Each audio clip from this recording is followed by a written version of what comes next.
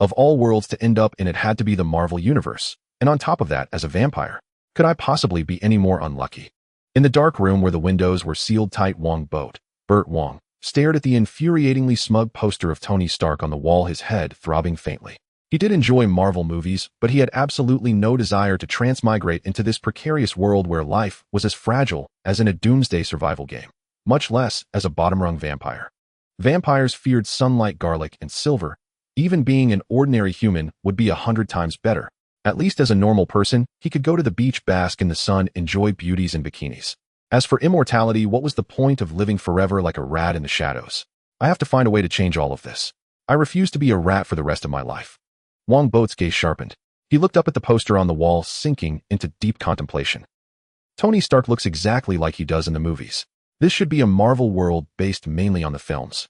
In the Marvel films, the only ones with vampires are the Blade movies. But it's 2008 now, and the Blade era seems to be earlier than this. After Marvel films became wildly popular, Wongbo had rewatched the Blade trilogy, so his memory of it was still faintly clear.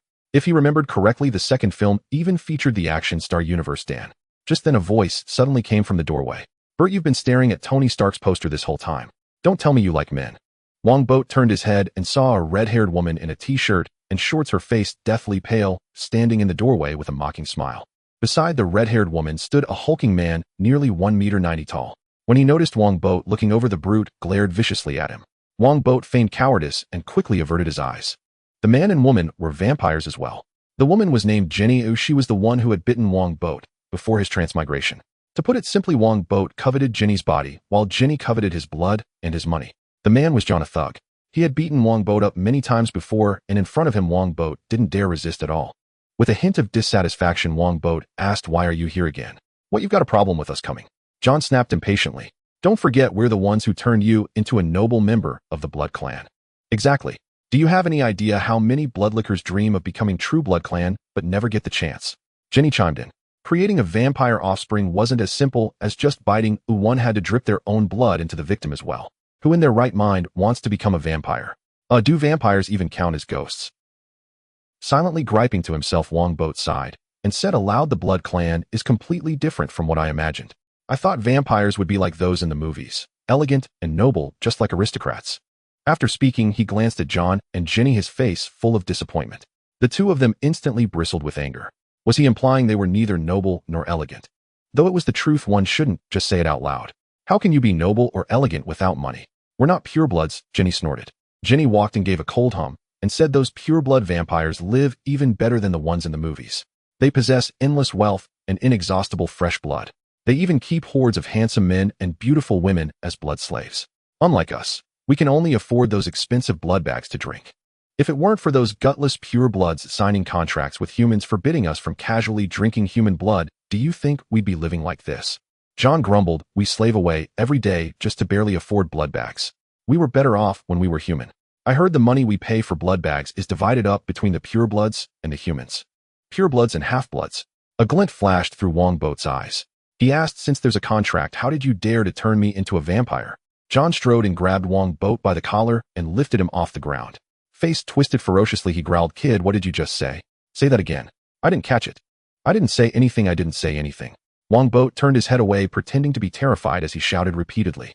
In truth, he just couldn't stand John's breath. It was foul beyond belief. John snorted, flung Wongbo to the floor, and said impatiently, "Cut the crap. Give me $20,000. 20,000.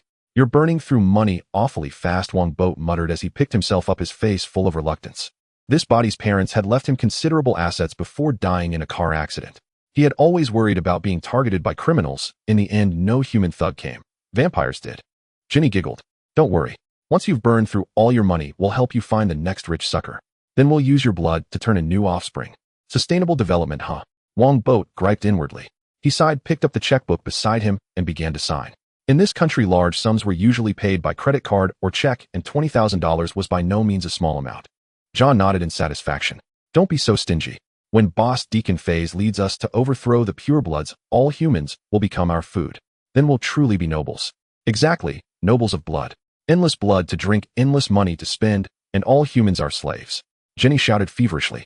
In the hearts of the mixed blood vampires, Deacon Phase was their savior. "Deacon Phase, huh?" Wongbo's heart stirred. If he remembered correctly, Deacon was the main villain in the Blade movies. In the film, he successfully led the mixed bloods in overthrowing the purebloods, then used the blood of the Daywalker Blade and 12 pureblood elders to turn himself into a blood god. The blood god was powerful, unafraid of sunlight, garlic, or silver. Even when cut in half, he could regenerate.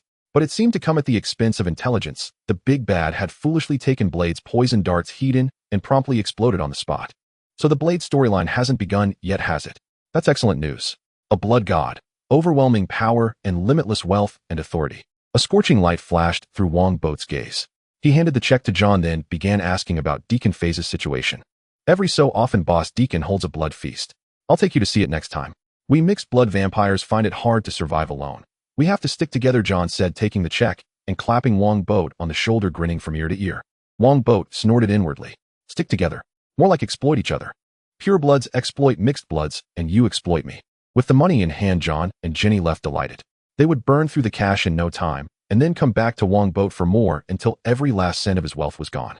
This was the get-rich scheme they had devised. I still need you to help me blend into the vampire community, so I'll let you live, for now, he thought. Standing by the window watching them leave, Wongbo sneered inwardly. They were just two vampires. If he wished, it wouldn't be hard to kill them. A strong ultraviolet lamp would do the job nicely. This is downright pitiful. Vampires in this world are really weak, he couldn't help complaining. After thinking for a moment, he grabbed his clothes and headed out to find the gun shop owner in Chinatown. If he wanted to carry out his plans, he had to strengthen himself first. The gun shop owner was a scar-faced man with a somewhat ferocious look. After listening to Wongbo's request, he said in surprise, "You want an instructor to train your combat skills. Are you in some kind of trouble? If you are, I suggest you call the police, or pay the problem to go away," he added. Wongbo shook his head. "No, I just suddenly want something more exciting." The scar-faced owner gave Wongbo a look and said, "Then go to a proper training company. I may have a shooting range here, but no instructors. It's just for test firing guns. That's too slow. I don't have that kind of time. You're well connected. You should know some private instructors, preferably ones who've seen real combat," Wongbo said. "I can pay you a referral fee, or buy more merchandise," he added. At the mention of money, the scar-faced owner smiled. "In this country, you can do anything if you've got cash. But private instructors don't come cheap. Good instructors are worth a good price," Wongbo replied with a smile. He had long heard that this boss was a retired soldier. Clearly the man had connections. As for money, if he couldn't resolve the vampire problem, no amount of wealth would matter. Besides, it wasn't truly his to begin with. Easy come, easy go. "All right," the scar-faced owner said. Without further nonsense, he locked the shop door, then took a notebook from a drawer and set it on the table. "These are the trainers I can contact. You'll have to negotiate the details yourselves. I only make the introductions. I'll take a look first." Wongbo picked up the notebook and flipped through it. The information was detailed names and resumes, though no photos. After a few pages, he came upon a name and froze. The scar-faced owner glanced over and said, "Now this one is the real deal. Awarded the Navy Cross and the Medal of Honor, currently a military trainer. Of course his fees are the highest." A real hard case indeed, Wongbo nodded while grumbling inwardly. How could he not be? This is Frank Castle, the Punisher. Who would have thought the thick-browed Punisher secretly takes private jobs? The Punisher, a vigilante antihero who fought violence with greater violence. Once he set his sights on a target, that target's entire circle was almost guaranteed to be wiped out. Exaggeratedly speaking, even the gang's cockroaches wouldn't survive. Of course, Frank's family had not yet been killed. He was still a retired instructor and had not fallen into darkness. "I'll take him. I want to talk to him," Wongbo said, closing the notebook. The scar-faced owner chuckled. "Then I hope you have enough proof to buy the guns you need." Buying guns here was easy, but you needed permits, and rifles were far easier to purchase than handguns. As for those documents, Wongbo didn't have a single one. "I can buy some collectibles. The expensive kind," Wongbo said with a smile. The next night in a cafe, Wongbo met Frank Castle, a tall, powerfully built man exuding a fierce, iron-blooded aura. Perhaps because he himself was now a vampire, Wongbo could faintly smell the stench of a mountain of corpses and a sea of blood on Frank. This man was unquestionably dangerous, a true wolf in human skin. Frank frowned slightly as he looked at the pale-faced Wongbo. To be honest, he didn't much like the man. Too skinny, with a chilling, gloomy aura that made people uncomfortable. But remembering the battle buddies who needed money, Frank still sat down, prepared to seriously discuss this private job. After some small talk, Wongbo smiled. "Mr. Castle, I have absolute confidence in your abilities, but I do have a few conditions."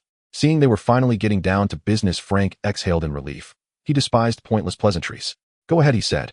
"First, training can only be at night. I'm not free during the day." "No problem. I'm not free during the day either." "Second, I want to gain real combat ability in the shortest possible time, both in hand-to-hand combat and firearms. You'll also need to help arrange a shooting range." "Of course I'll pay for everything," Wongbo said. Frank gave him a brief look and said with a hint of cruelty, "It's not impossible, but in that case the training will be brutal. You may very well end up in the hospital. My recovery is pretty good." "That won't be an issue," Wongbo replied with a smile. "You can train me however you see fit as long as it makes me stronger." Frank couldn't help glancing at him again. Did this kid have some special preferences? "My third request is a bit excessive," Wongbo added somewhat sheepishly. Frank's brows knit tighter. Before he could think too far, Wongbo continued, "I hope that during training you can protect me while I engage in actual combat." Frank looked puzzled. "What do you mean?" "I mean I'll go out on the streets to pick fights with violent types, and you'll protect me," Wongbo said. That Frank didn't actually mind. Back in the Middle East, he'd often made rookies do something similar. He pretended to hesitate, then said, "That'll cost extra." Wongbo laughed. "No problem, Instructor Castle. I'll be in your care from now on." "Not so fast. I have a condition too," Frank said, raising a hand. "You pay up front, and whether you quit later or not, there are no refunds." Agreed, Wongbo nodded. If it had been someone else, they might have deliberately tortured him into quitting. But the proud Punisher would not stoop to that, or so Wongbo thought. Within 24 hours, he realized just how naive he'd been. "Damn it, he's absolutely doing this just to torture me, and then run off with the money," Wongbo groaned, clutching his swollen cheek, feeling as if his teeth were about to be knocked out. "Didn't you say you wanted real combat ability as fast as possible? Then we start with real combat. If you want to fight, the most important thing is to learn how to take a beating, learn to endure pain, and stay calm in a fight," Frank barked. Wearing boxing gloves, he swung at Wongbo with the ferocity of a hunting tiger, each punch brimming with killing intent enough to make anyone's hair stand on end. Terrified, Wongbo kept backing away, trying to block with his arms, but after only a few blows his forearms hurt so much he could no longer lift them. Naturally, the next punch landed square on his face, sending him spinning, crashing to the floor with a resounding thud. "If I weren't worried about taking your money, I'd give you a full month of standard training instead. But you want a shortcut. So you'll have to endure this level of pain, or rather torment," Frank said coldly. "In fact, this isn't even as harsh as what I put new recruits through. At least I haven't started yelling at you yet. Who do you think you're looking down on? Keep going."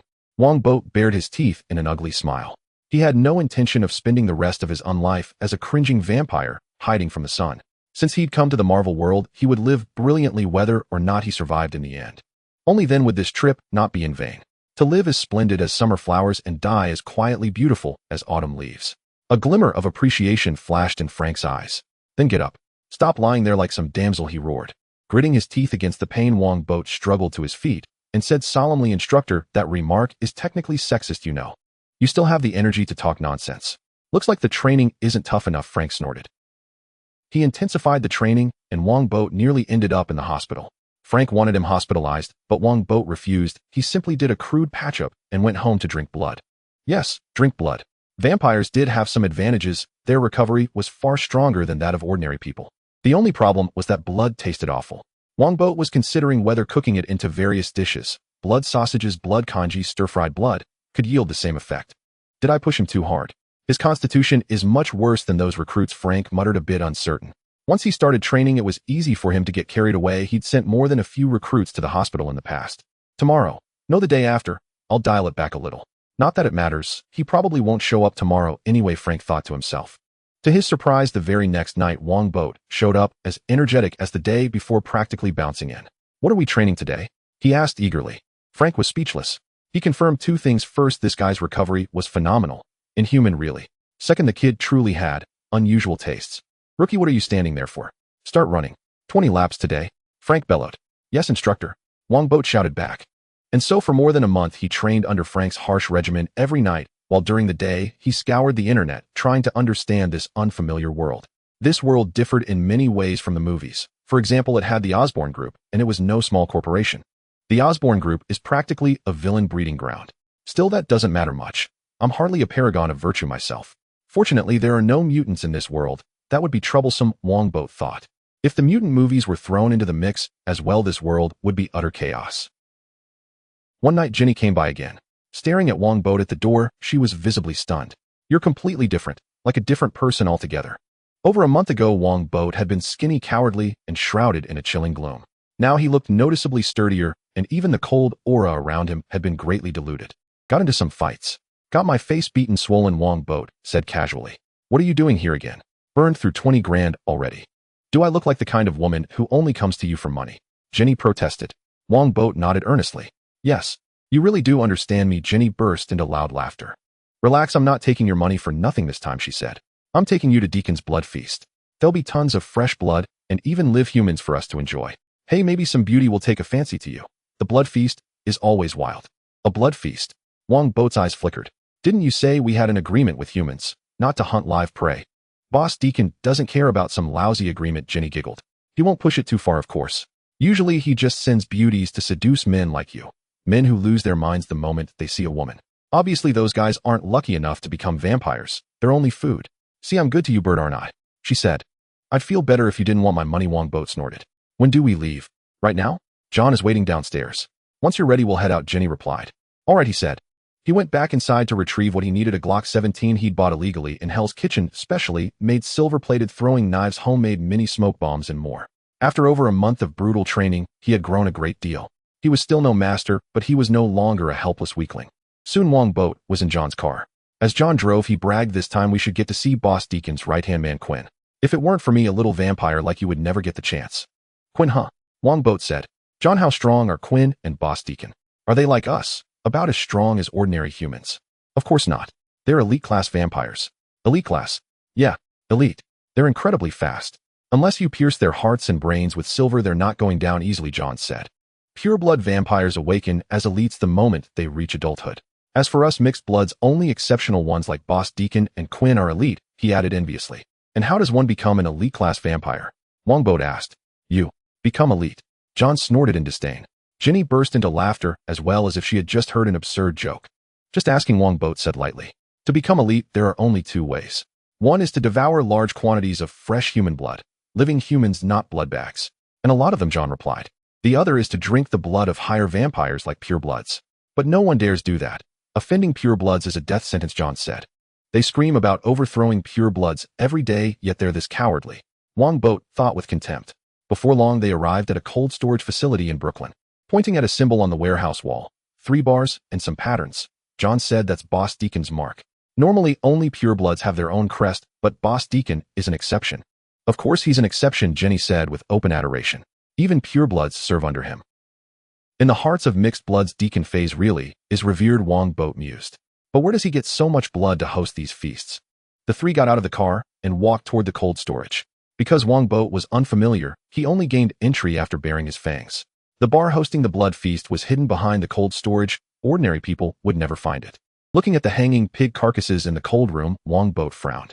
The opening of the Blade movie seemed to take place in a cold storage just like this. Could it really be such a coincidence? Better be cautious. If I just die inexplicably at Blade's hands, who am I supposed to cry to? Wongbo mused inwardly. Soon after, he followed John and the others into the bar. It was extremely dark inside with only a few scattered light sources. Hundreds of vampires were dancing wildly to the blaring music, indulging themselves, while various obscene scenes played out all around. How disgusting. Disliking noisy crowds and still worried about the matter of the Blade warrior, Wongbo found a quiet, yet safe corner and sat there silently playing the handsome bystander. As for John and Ginny, they had already rushed off to dance. Ginny had even hooked up with 2 burly men. After a while, 3 men were led into the bar by 3 beautiful women. Completely unaware of the looming danger, they threw themselves into the wild, dancing with the women, never noticing the vampires around them staring so hungrily that drool was practically dripping from their mouths. No, it was already dripping. Ever since the vampires and humans struck their agreement, most vampires survived on blood bags. The blood of the living was usually reserved for the pure-blooded lords alone.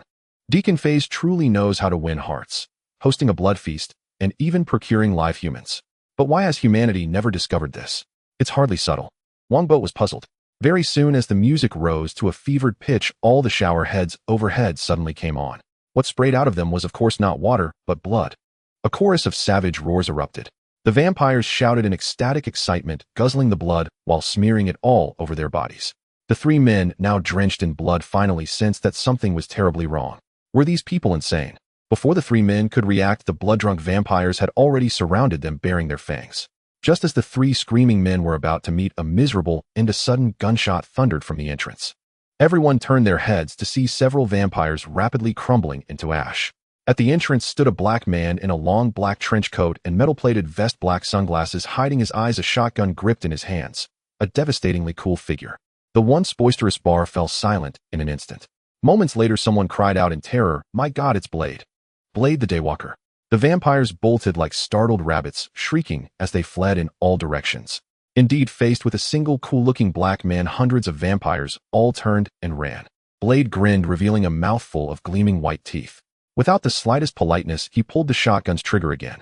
With a thunderous boom, several more vampires turned to ash.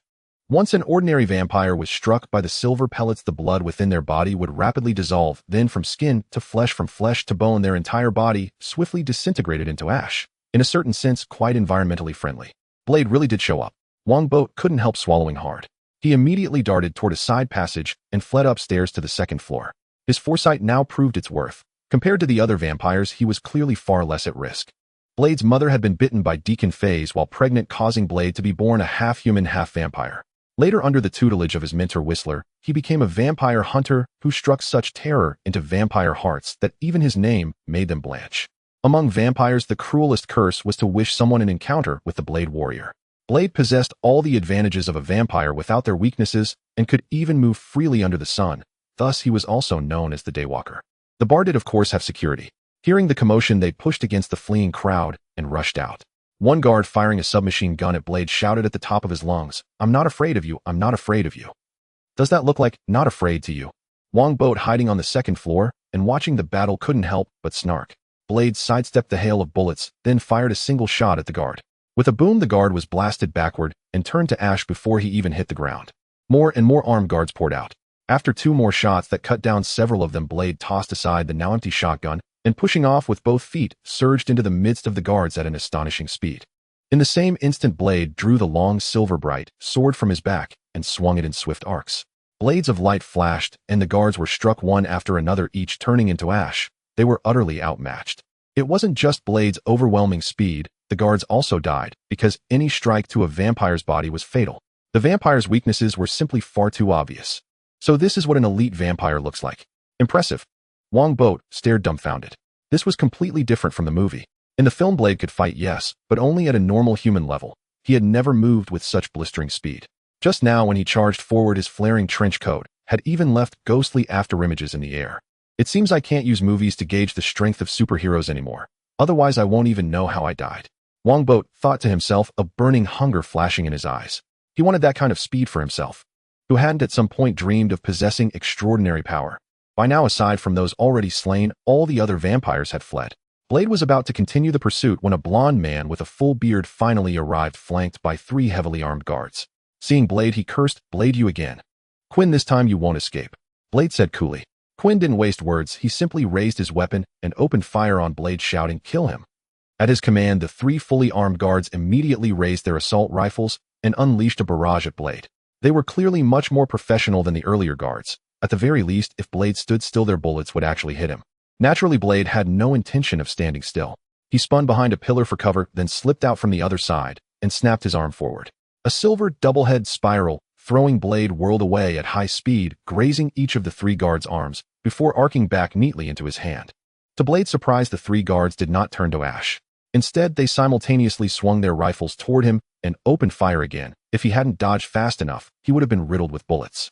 "Hablood clan," Blade cursed. Quinn roared with laughter, firing wildly and blasting chunks from the pillars as he shouted, "Blade, let's see how arrogant you are now." Blade sneered in disdain, pulled a flash grenade from his waist, and lobbed it out. Light exploded in a blinding flare. The 3 Habloods fared slightly better, suffering only searing pain in their eyes, but Quinn screamed miserably. Vampires feared light, even if there was no ultraviolet in this flash. In truth, Quinn was not the only one hurt. Wongbo's eyes also took a direct hit, tears streaming down his cheeks. He cursed inwardly. He was only here to play a background extra, yet still managed to get caught in the blast. The instant the flash ignited, Blade burst out from behind the pillar. His sword flashed once, and 1 guard's arm flew off, blood spurting wildly. The other 2 guards, hearing the commotion, hastily swung their guns around, but they were still too slow. Blade's blade reversed in his hand, sweeping across both their necks. They clutched at their throats, yet could not stop the blood gushing out as if it cost nothing. "Quinn, it's your turn." Flicking the blood from his blade, Blade addressed Quinn with cold flair. Quinn didn't bother replying. He simply hurled his gun at Blade and spun around to flee. Blade immediately gave chase. Both of them moved at incredible speed, as though someone had hit a fast-forward button. On the second floor, Wongbo, eyes still burning, forced himself to follow after them. In a large hall, Blade finally caught up with Quinn, and the 2 clashed.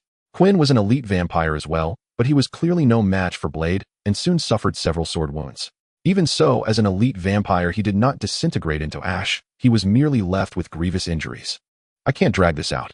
It has to end quickly." Seizing an opening blade splashed a vial of red solution onto Quinn. Whatever the concoction was, the moment it touched him, flames erupted wildly across Quinn's body.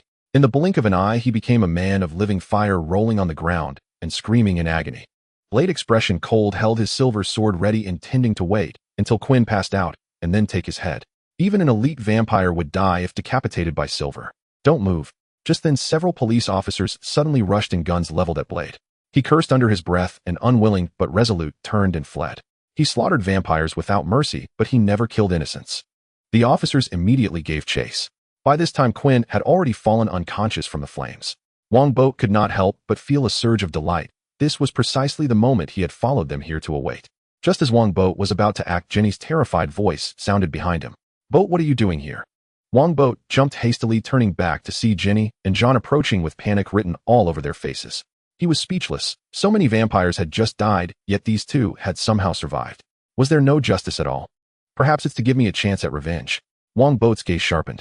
He lowered his voice and said to the two of them, "Our opportunity has come. Quinn's been burned into a charred corpse." "Quinn's burned into a charred corpse. What does that have to do with us?" John asked, baffled. "We should get out of here. Who knows if Blade will come back to kill again." Jenny chimed in. "Yeah, let's go quickly. And Boat, you owe us compensation. If you hadn't dragged us here, we wouldn't be scared out of our minds like this. Still clinging to money at a time like this." Wongbo was utterly exasperated. Because their intelligence was a bit lacking, he spelled it out in detail. In Quinn's current state, the police will definitely send him to a hospital. With Blade's ruthless temperament, he's bound to chase him there. When that happens, Quinn will likely not escape with his life. We quietly swap Quinn's body, and once he recovers, we can follow him to meet Boss Deacon. Then we'll be able to get anything we want. John and Jenny's breathing immediately grew rapid. Joining Deacon Faze's team was a dream they had always longed for. Without thinking about anything else, they nodded repeatedly. "Right, we have to rescue Boss Quinn." Wongbo secretly rolled his eyes. It seemed he could save himself a lot of extra explanations. He simply said, "Then let's get started." The task was neither exactly difficult nor truly easy. It was not hard because the police knew nothing about the existence of vampires and believed Quinn had already been burned to death, so they would not pay too much attention to a single corpse. It was difficult because it had to be done inside the building, not outside. Doing it outside would draw Blade's attention. Blade was almost certainly monitoring from outside right now. This was also why Wongbo intended to swap the corpses rather than simply steal one. If he stole it, Blade would notice something was wrong, and then Wongbo might end up in a real-life episode of A Date with Blade. Under Wongbo's direction, John hurried ahead of the police to find a man who had been lured here earlier as a blood bag. When Blade stormed in, the man had hidden in a restroom, trembling and too terrified to come out, until John found him. Following Wongbo's explicit instructions, John didn't kill him.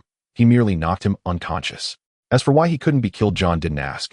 He was completely high on the idea of making contributions and joining Deacon Faze's ranks. Next, Wongbo sent Jenny running past two officers who were carrying a corpse, feigning panic. Jenny was covered in blood, so the two policemen naturally gave chase to check on her condition, abandoning the corpse for the moment. After all, it wouldn't get up and walk away. The corpse would not walk away on its own, but it would be swapped. Wongbo had John exchange the unlucky man with Quinn's charred body. To be honest, the charred corpse was truly revolting and reeked terribly. If not for the profit they sought, Wongbo and John would never have done such a filthy job. The two of them completed the swap as quickly as possible, zipped the body into a bag, and then quietly hauled it toward the underground parking garage. Not long after, Jenny managed to shake off the two officers and return. This did not cause any particular trouble. There were still quite a few vampires who had fled earlier, hiding somewhere in the building. Once everything was handled, the three of them drove away from the scene in secret. The building had several exits, so the police never noticed. All three were buzzing with excitement. Their good days, they believed, were just around the corner. "Boat, you're a genius." Jenny gushed, leaning in as though to kiss him, but Wongbo dodged. He had no interest in that sort of merchandise, and besides, they no longer had any use to him. Debts needed to be repaid. Wongbo did not care about money, but his money was not so easily taken. In a derelict high-rise in Hell's Kitchen, John set Quinn's body down and then turned to Wongbo. "Boat, go outside and keep watch. See if anyone's coming near." Wongbo felt speechless. They might be fools in most matters, but when it came to pushing people around, they were annoyingly adept. Obviously, they didn't want him sharing equally in any credit. "Fine." Wongbo agreed with a show of reluctant helplessness. At the same time, he slipped a hand into the pocket at his waist, gripping his throwing knife. Moving forward a few steps, he said softly, "Oh right, there's one thing I should mention." John noticed nothing amiss and asked casually, "What is it?" "The thing is," Wongbo replied, "it's time for you to be on your way." Wongbo whipped out the knife and thrust it forward smoothly, burying it in John's side. John stared at him in disbelief. Before he could say a word, his body began turning to ash from the waist down, disintegrating rapidly. Jenny screamed. Wongbo flicked his wrist, sending the knife spinning into her chest. She shrieked and likewise crumbled into ash, leaving only the knife to clatter to the ground. Too easy. Honestly, if vampires are this weak, why did humans ever bother making a pact with them? Wongbo nodded in satisfaction, feeling only excitement, with not a hint of guilt. They were merely vampires, hardly worthy of being called people at all.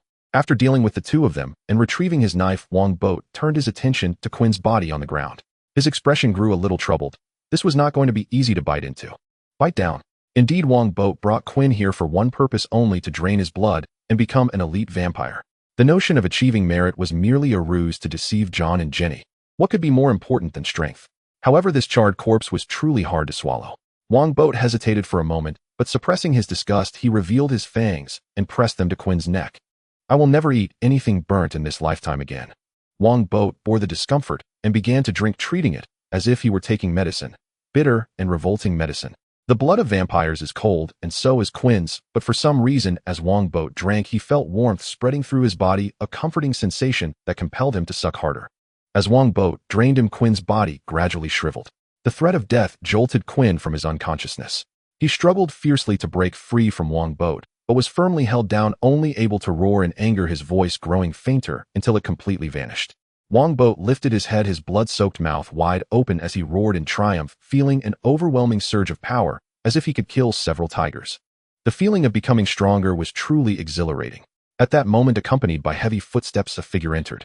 He looked at the withered Quinn on the ground and said, I didn't expect Quinn to die at your hands. Wongbo froze slowly, turning his head to see the cool guy Dao Feng staring at him with an expressionless face. Damn, I was just a bit arrogant. How did Dao Feng come to slap my face so quickly? Wongbo secretly complained, but felt no fear. He first plunged a throwing knife into Quinn's heart, reducing him to dust before standing up. Then, wiping the blood from his mouth, Wongbo said to Dao Feng, You should thank me, I have eliminated a great enemy for you. Dao Feng drew the battle knife from his back and said, No problem, it'll help you find peace right now.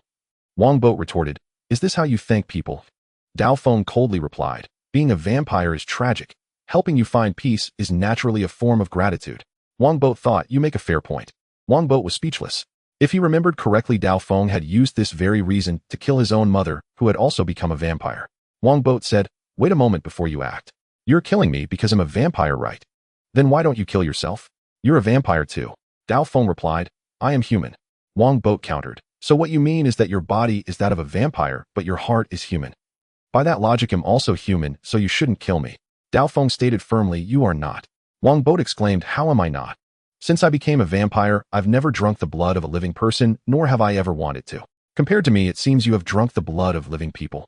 Wongbo sneered, Dao Feng, justice seems to be on my side. Dao Feng fell silent.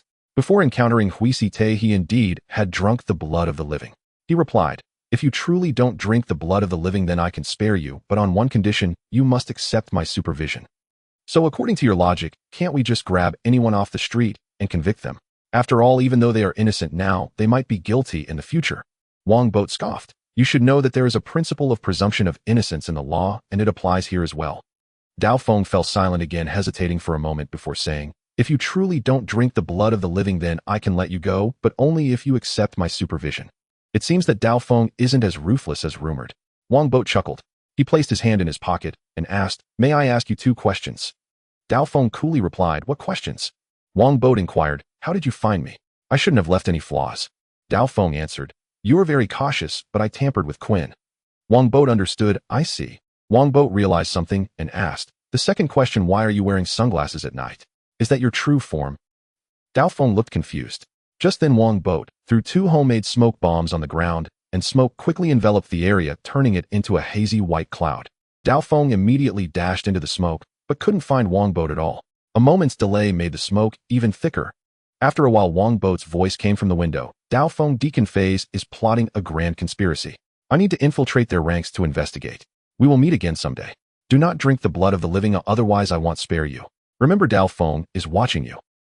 Dao Feng sheathed his knife and coolly said. Wongbo chuckled, but didn't respond, flipping over and jumping from the 2nd floor before quickly getting into John's car and leaving. Dao Feng is quite interesting. But speaking of which, if Dao Feng didn't go to the hospital, won't he miss the female lead? Wongbo blinked and then shrugged the matter off. It was none of his business.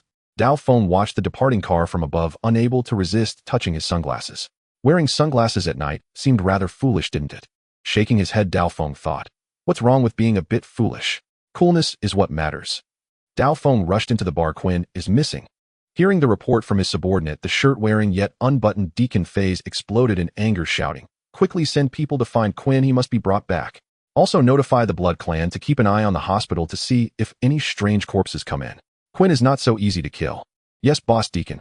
The vampires quickly left the building to carry out their orders. Deacon paced back and forth in anger. Quinn was a top general under him, and without him many things would be difficult to handle. At that moment, a blonde female vampire said, "Deacon, shall we set a trap to eliminate Dao Feng? He has already killed many of our people during this time." This female vampire was named Mercury. Though a pure-blood vampire, she served under Deacon. A fierce glint flashed in Deacon's eyes as he said, "The Daywalker cannot die. I have deciphered the Blood Clan's holy scripture. I need the Daywalker and the 12 pure-blood elders." Mercury's eyes lit up excitedly, asking, "Deacon, are you finally going to take action against those timid old-fashioned fools? It is time for them to sacrifice for the grand cause of the Blood Clan. I have a way to deal with Dao Feng. I hold a trump card, and capturing him will be as easy as pie. Mercury, go recruit some capable hands. We need a lot of manpower." "All right." Mercury readily agreed. To wage war against the purebloods, a large number of people were indeed needed. This world will ultimately belong to the Blood Clan, and the one who can lead them to victory is none other than Deacon Phase. Mercury firmly believed in this, as did the other vampires. Deacon Phase is the hope of the vampires. In the training ground, Wongbo wielded a wooden stick and attacked Frank like lightning. Even Frank was forced to defend continuously under his high-speed attacks. However, Wongbo struggled to control his speed. Frank seized an opportunity and landed a punch on his cheek, causing him to stagger back 2 steps, nearly falling. Wongbo grumbled, "Instructor, we agreed not to hit the face. What happened to your speed? Why have you suddenly become so much faster?" Frank was quite puzzled. If it weren't for the opponent's poor fighting ability and inability to control speed, even he would find it challenging to take down Wongbo. It wasn't impossible, just difficult. In a spar, the opponent could gain an advantage, but in a life-and-death battle, the one who would die would definitely be the opponent. "I ate something and evolved," Wongbo declared. "Instructor, let's go again. I want to master this new power in a short time." "All right, you come at me." Although Frank knew something was off with the opponent, he didn't press further. He called out to Wongbo as they clashed fists. Due to Wongbo's physical enhancement, both he and Frank were exhausted after training that day, with Frank panting heavily as he sat on the ground, removing his boxing gloves, saying, "I think I need a raise." "Then let's raise it." Wongbo laughed heartily. If his plan succeeded, money would be no problem. If he failed, he wouldn't have a chance to use the money anyway. Frank chuckled, "Just joking. The amount we agreed upon is the amount. If I don't show up for a long time, and you can't reach me by phone, remember to check my house. Oh, I have something for you." Wongbo thought of something and said, he planned to leave something in his legacy to prevent Frank from turning into a punisher. Frank glanced at Wongbo and reminded him, "If you have money, you can hire some special individuals to do work for you. In this country, there are very few things that money can't accomplish." Sighing inwardly, Frank thought even a military hero like him still took private jobs for money. To be honest, he felt a bit ashamed. "What I want to do is not something others can meddle in." Wongbo shook his head. Thinking of something, he asked Frank, "Instructor, if I want to get some special weapons modified, who should I approach?" Frank frowned and asked, "What kind of special weapons?" Wongbo replied, "For instance, ultraviolet grenades, or installing ultraviolet flashlights on guns, etc." "Ultraviolet? Are you planning to kill vampires?" Frank quipped, "Those modifications are completely useless, aren't they?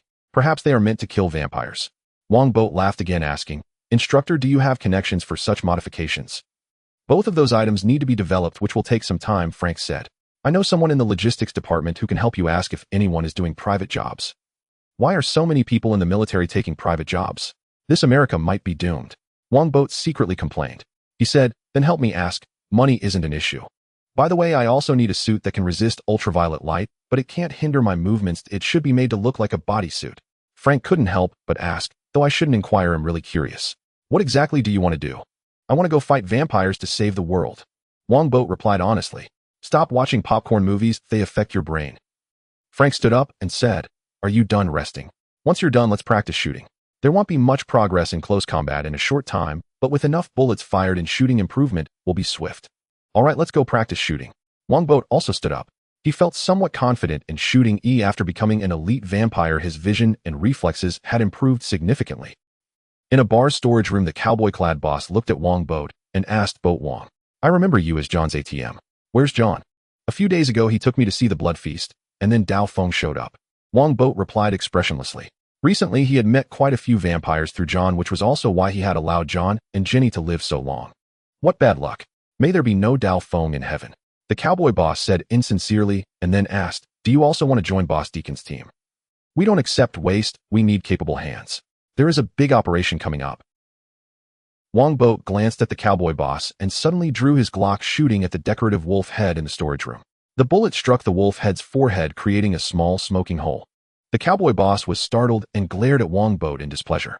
This young man was unreliable. Couldn't he announce his marksmanship without showing off? Doesn't he know that old folks can't be scared? Do you believe I can lie down and demand compensation for emotional distress? But to be fair, this kid's shooting is quite fast. He can be considered a quick shooter. Wongbo shrugged, holstering his gun like a cowboy, then said, I thought you were a real cowboy. 50 years ago, yes, now not anymore. The cowboy boss replied irritably, $1,000 for the wolf head, that's fine, right? In America, money is indeed the most important thing. Wongbo secretly complained and asked, can I join Boss Deacon's team? Money can buy you in. The cowboy boss said, then suddenly asked, with your level of marksmanship, why are you being bullied by John and Ginny, those worthless characters? Wongbo replied, without them, I wouldn't be able to integrate into vampire society. Clever indeed, the cowboy boss remarked. All right, you can stay in the bar for now. Once I recruit more people, it'll take you to meet Miss Mercury. Wongbo was puzzled. Miss Mercury? Isn't it Boss Deacon? The cowboy boss replied with admiration. Miss Mercury is in charge of recruitment. She is a pure-blood vampire. Only Boss Deacon can command pure-blood vampires to serve him. That's why we follow him. Wongbo laughed. Just like that, he infiltrated Deacon Feist's team, currently holding the position of a glorious foot soldier under Miss Mercury. Being a foot soldier is fine, but the key is to infiltrate the altar where the ceremony will take place. By the way, will Deacon's betrayal be as smooth as in the movies? In the movie Blade, Deacon Frost effortlessly captured the chairman of the Bloodline Council, Gao Tiannu, with a group of vampires, and then turned him to ashes using the traditional vampire method of sunbathing. Afterwards, Deacon Frost threatened the council with Gao Tiannu's two fangs, causing the previously arrogant 12 elders to immediately surrender, ultimately becoming sacrifices to Deacon Frost. The whole process was as simple as playing house. When watching the movie, Wongbo had once mocked that pure-blood vampires were too useless. Wongbo repeated this remark in reality, as the process mirrored exactly what had occurred in the film. In just a few days, Deacon Frost controlled the entire North American vampire community. However, the vampire society is divided into regions without any unification. Is it really that easy? Are pure-bloods this pathetic? Wongbo couldn't help but ask his captain, the cowboy boss, from before, since he had only been on the lookout during Gao Tiannu's capture and was unaware of what had happened inside. The cowboy boss James replied, youth is not the issue. Actually, everyone has long been fed up with the Vampire Council. We are vampires at the top of the food chain, but why should we follow human rules? Wongbo asked, are you saying that there are pure-bloods assisting Deacon Frost? James nodded affirmatively. Exactly. Even if they don't help, they will stand by and watch. This is the trend. The 12 elders are aware of this, which is why they surrendered. Wongbo echoed, looks like our time as vampires has come. However, he still had some doubts. Is it really that simple? Shouldn't the chairman and the 12 elders have some loyal followers? How could they completely lack the strength to resist? Is this what they call a paper tiger among reactionaries? Our good days are about to begin, James said with great anticipation. Not just him, but the other mixed bloods felt the same. It seemed they could see a bright future calling to them. Wongbo sneered, vampires die in sunlight, my friend. After successfully gaining control over the vampire clan, Deacon Frost set his sights on Blade, who had caused him considerable trouble recently. He first led an assault on Blade's lair, severely injuring and biting Blade's teacher and assistant Whittles, and then waited for Blade to come knocking at the vampire mansion. Blade unexpectedly arrived. The vampires prepared by Deacon Frost were no match for him, and he slaughtered over 100 vampires from the bottom of the building to the top. However, in the end, Blade was captured because Deacon Frost held a trump card, Blade's mother. Blade had always thought his mother was dead, unaware that she had been resurrected as a vampire and had become Deacon's woman. Overwhelmed with shock, he was captured. Next came the main event. Deacon Frost planned to summon the blood god using the blood of Blade and the 12 elders at the altar for a fusion. This way, he could become the blood god unafraid of sunlight, leading the vampires and humans into a fierce battle. This altar was left behind long ago, towering and magnificent, adorned with peculiar runes on the walls, giving it an air of mystery, while the floor was covered in white jade, exuding an aura of nobility. After deciphering the sacred texts, Deacon Frost spent considerable time refurbishing the altar and installed a light source, making it appear bright. However, being a vampire altar, it still retained an eerie ambience. As a proud minion, Wongbo originally did not qualify to enter the altar and could only guard outside. However, he employed an invincible method to easily infiltrate the altar by bribing James. James instructed, don't wander around. If you mess up Deacon's big plan, I can't guarantee your safety. Wongbo chuckled, don't worry, I'm just here to witness this. After all, it's the making of the blood god. That's good. James nodded, then hesitantly asked, speaking of which, if we succeed, will these dollar bills still be useful? Are you starting to daydream? Wongbo silently mocked, if you don't want them, just return them to me. Stop dreaming, hurry over there to patrol, don't just stand there. James immediately adopted a stern expression. Wongbo shrugged, patrolling with an automatic rifle in hand, trying to look the part. In just one day's time, Wongbo had thoroughly scouted the layout of the altar and quietly smuggled in his equipment. Now all that was left was to wait for the ceremony the next day. On the following night, just before midnight, Deacon Frost locked Blade in the iron torture device above the altar. The device was covered with sharp spikes, and as it closed, Blade's blood streamed down with his screams into the previously arranged channel, filling the runes on the walls. Let's get started. Deacon Frost exclaimed excitedly, and the vampires immediately brought in the 12 elders, tying them to 12 pillars engraved with special runes nearby. A black elder roared, Deacon the blood god is just a legend, you'll gain nothing. Only you fools think that's a legend. Deacon scoffed, his decades-long dream was finally about to be fulfilled. Soon no one would be able to restrain him, not even the Blood Clan, not even. Meanwhile, Wongbo arrived at the place where Blade was imprisoned, where 3 individuals were guarding him, 2 fully armed skilled vampires, and Blade's mother. Wasn't there no one when the female lead came to rescue someone in the movie? Why are there so many now? Dressed in a UV-proof bodysuit, carrying a bag, and wearing sunglasses, Wongbo complained while taking out a large ultraviolet lamp from his bag, which he had commissioned from Frank's colleague with an impressive effect. Unfortunately, Frank's colleague couldn't develop ultraviolet grenades, otherwise the odds of winning this war would have been even greater. Without wasting time, Wongbo aimed the ultraviolet lamp at one of the vampires at the door, switched it on, and the purple light illuminated the vampire's face, causing him to convulse violently, quickly turning to ash. The other vampire was startled, hurriedly looking towards the source of the light, only to collide head-on with the purple light, and without any surprise he too turned to ash. The female vampire inside was alarmed. As she was about to shout, Wongbo aimed the closed ultraviolet lamp at her, saying, Madam, don't scream, or you'll be dead. Vanessa, the female vampire, angrily asked, who are you to dare oppose Deacon? I am just a person. Wongbo smiled, now please release your son. I mean, aren't you being too ruthless, even harming your own child? I'm helping him, he's a vampire, not a human. Moreover, you're the same. Vanessa shouted, once Deacon becomes the blood god, I and Blade can reunite as a family. A family reunion. Oh, in a sense, Deacon could be considered Blade's stepfather. Wongbo didn't know how to respond. Marvel loved to play the family kill trope, as Star-Lord and Thor had done before. He said, stop talking nonsense, quickly unlock the device. Though unwilling, Vanessa had no choice but to comply. After all, Wongbo's ultraviolet lamp was too much of a threat, and even with her speed, she might not evade it. Under Wongbo's watchful eye, Vanessa turned the torture device, and then activated the mechanism. The battered Blade collapsed on the ground, gasping heavily, his crimson eyes filled with madness, resembling a bloodthirsty beast. Blade was suffering from bloodlust. Wongbo had anticipated this and tossed several blood bags from his bag, shouting, Blade, hurry and drink. There's a tough battle ahead. Seeing the blood, Blade immediately lunged at it, biting open the packaging and drinking greedily like a beast. Vanessa, witnessing this, said, you can't defeat Deacon. There's still a chance to surrender and live. That's our business. You don't need to worry about it. Wongbo grinned. Soon Blade finished drinking 6 blood bags, an astonishing amount, and his wounds visibly healed at a remarkable speed, clearly indicating that his healing ability surpassed even that of elite vampires. With his bloodlust satisfied, the madness in Blade's eyes gradually receded. He wiped the blood from his lips and stood up to ask Wongbo, who are you? I told you I'd meet. Wongbo smiled slightly, taking out a submachine gun and a short knife from his bag, saying, I made these myself. The bullets and knife are silver-plated. It's you. Blade recognized Wongbo, catching the submachine gun and short knife, but his gaze was fixed on Wongbo's sunglasses. Wongbo quipped, so the sunglasses are your true form. I can't do without them, otherwise I can't block ultraviolet rays. Blade expressed some disappointment, placing the submachine gun at his waist and swinging the short knife, saying, this knife is average. I need to reclaim my own knife. Wongbo rolled his eyes, saying, why haven't you been killed yet with such a lack of conversation skills? Because the only one who can talk to me is an even worse old man. Recalling the bitten whittles, a glimmer of sadness flashed in Blade's eyes, but it quickly turned to determination. He held the knife, turned to Vanessa, and said solemnly, Mother. Vanessa was somewhat panicked, pleading, I am your mother, you won't kill me, will you? I want to relieve your pain. Blade said sadly, genuinely believing and intending to do so. No, you can't do this. Vanessa turned to flee, and Blade immediately chased after her, and they quickly began to fight.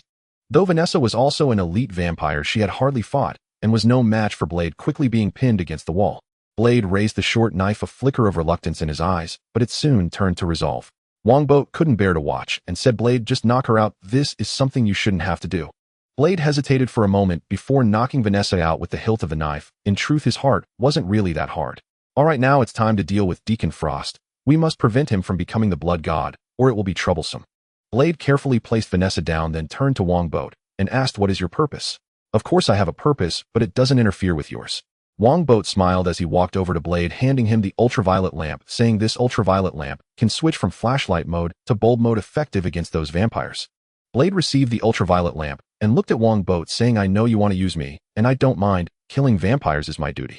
But if you become a vampire, I will kill you too." Wongbo solemnly promised, "I am human and will never be a vampire." "Good." Without further ado, Blade coolly nodded, taking the ultraviolet lamp to the window.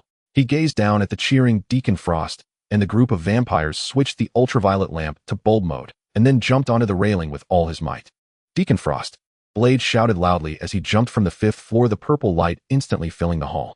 More than a dozen ordinary vampires let out piercing screams, their bodies melting away as if splashed with sulfuric acid, emitting smoke and rapidly disintegrating. Even the elite vampires and the 12 elders showed signs of melting on their faces, looking utterly tragic. "Blade, kill him!" Smash the lamp!" Deacon shouted angrily, and the 4 remaining elite vampires immediately drew their guns, enduring the pain to fire upwards. As for the ordinary vampires, they couldn't even shoot by this time. They were on the verge of death. Though the 4 vampires fired due to the presence of the purple light, they couldn't aim at all. Blade landed unscathed, rolling over to stop. Then Blade tossed the ultraviolet lamp upwards, raised the submachine gun, and began firing at Deacon. Deacon and his companions immediately ducked for cover, caught in a dire situation. One was shot in the calf, creating a gaping hole. Meanwhile, the ordinary vampires had turned to ash under the purple light, their rifles clattering to the ground. 2 elite vampires rolled over to the rifle's position, picked them up, and began shooting at Blade. Blade rolled to evade, targeting one of the armed elite vampires, shooting him in the heart, and he let out a tragic scream before turning to ash. "Damn it, put out the lamp first." Deacon shouted from behind a pillar, while the pureblood vampire Mercury, beside him, immediately raised his hand and shot the falling ultraviolet lamp, shattering it. Without the lamp, the vampires breathed a sigh of relief, no longer suffering damage. "Deacon, the 12 elders have been injured. We can't fight here, or they might be killed by stray bullets." Mercury shot at Blade twice, then turned back to shout at Deacon. Deacon gritted his teeth and said, "Get out of here, gather more people to come in, and eliminate Blade together." Yes. The few remaining vampires immediately protected Deacon as they fled, and naturally Blade pursued them. This time the altar was left empty, with only 12 injured vampire elders remaining. Easier than I imagined. Wongbo jumped down from the 5th floor level by level. When the 12 injured elders saw someone coming, they hastily said, "Save us. We'll give you whatever you want." Wongbo completely ignored these elders who were to be sacrificed, standing in the center of the altar looking up at the ceiling. Next, there seems to be lightning coming down. While Wongbo was reminiscing, several vampires suddenly charged in from the side. Deacon's prediction was not wrong. Besides the Blade, others have infiltrated as well. Who are you to dare disrupt Deacon's plans? The vampire who burst in was led by a somewhat disfigured pureblood vampire named Mercury. Upon seeing the masked Wongbert, she immediately shouted in anger. Wongbert took off his sunglasses, placed them in his pocket, then pulled down his mask and sighed, saying, "Miss Mercury, you truly have saddened me. I am but your subordinate's subordinate, and you do not recognize me." "Bert!" James behind Mercury exclaimed in disbelief. Mercury turned her head and frowned, asking, "You know him?" I. James stammered. If he admitted to knowing him, he was as good as dead. "What are you waiting for, James? It was you who brought me into Deacon's fold, allowing me, who could only guard the outside, to enter the altar. Do you think they will spare you? Move quickly." As Wongbert spoke, he drew a submachine gun from behind and began shooting at the group. 2 vampires were hit by bullets, turning to ash on the spot. Mercury swung her long sword, blocking a bullet with a clang. Then, like a wraith, she suddenly appeared in front of Wongbert, swinging her sword down toward his neck in a swift arc. Truly worthy of a pure blood so fast. Wongbert did not dodge. He pulled the trigger of the submachine gun, appearing ready to perish together. This was taught by Frank on the battlefield: the more afraid you are of death, the quicker you die. Mercury had to sidestep to evade Wongbert's bullet, causing her blade to veer off course, slicing past him and leaving a long gash on her clothes and chest. This injury was not serious for Wongbert, as Mercury was wielding a normal blade, not a silver one. This was perfectly normal. Which vampire would carry a weapon that restrains them? Well, except for Wongbert and the blade. Although the injury was minor, it was painful. Fortunately, Wongbert, having undergone rigorous training, endured the pain and forcefully flung his left hand towards Mercury, scattering silver powder all over her. Mercury let out a piercing scream as her skin began to dissolve rapidly. This was silver powder which Wongbo had quietly gathered when he placed his sunglasses in his pocket. Who told you to wear so little? Wongbo did not hesitate to pull the trigger, the bullets striking Mercury, who screamed and was knocked back. However, since it did not hit a vital spot, she did not die, but merely fell unconscious on the ground. While Wongbo dealt with Mercury, the former cowboy James drew his gun and shot down the other two vampires, breaking their arms. However, neither vampire died, and they cursed loudly amidst the blood. "Hurry and help me finish them off," James shouted. Wongbo swiftly shot them both dead. Just as he was about to speak, blood suddenly dripped onto his forehead from above, while dark clouds shrouded the sky outside, signaling that the ritual was about to commence. Wongbo removed his hood and shouted, "James, guard the area. Once I become the blood god, I will not treat you poorly. There will be plenty of rewards. Do I have any choice?" James forced a smile. He had let Bert in, a Deacon would never spare him, so he could only follow Bert to survive, not seeking success, just hoping to stay alive. Wongbo could no longer pay attention to James. As the ritual began, the altar became enveloped in a chilling wind, making one shiver. At that moment, a massive bolt of lightning struck the altar, illuminating the runes on the walls one by one. Simultaneously, the bulbs arranged around began to shatter, making a cracking sound. Quickly, the lightning reached the 12 pillars, and the runes above the pillars lit up simultaneously, mixing with the lightning to strike the 12 elders bound there. The 12 elders let out a terrible scream, their bodies turning to ashes amidst the lightning and runes, leaving only 12 blood-red bats, which shrieked wildly and flew around the hall, continuously passing through Wongbo's body, appearing extremely bizarre and evil. "Come, I want to become the blood god. I want to live splendidly, bask in the sunlight, and go to the beach to see bikinis." Wongbo spread his arms wide, shouting loudly. James beside him was speechless. "Is that all you aspire to? Did I follow the wrong person? No, that's Dickens." Mercury awoke at this moment, looking at Wongbo in the center and roaring in unwillingness, yet she could do nothing to prevent all this. "No, it is mine," Wongbo shouted, and the 12 blood-red bats flew into his body, merging with him. He let out a painful roar as his body swelled wildly, but did not explode. Instead, he transformed into a swirling mass of blood, appearing incredibly magical. In a corner of the altar, Deacon sensed the initiation of the ritual, and feeling anxious, shouted at the blade, "Blade, the ritual has begun. We must hurry over, otherwise someone is about to become the blood god." "So that kid's goal is to become the blood god," the blade suddenly realized, but did not leave, still swinging his short knife at Deacon, stating, "That has nothing to do with me. Ooh, I only want to kill you now."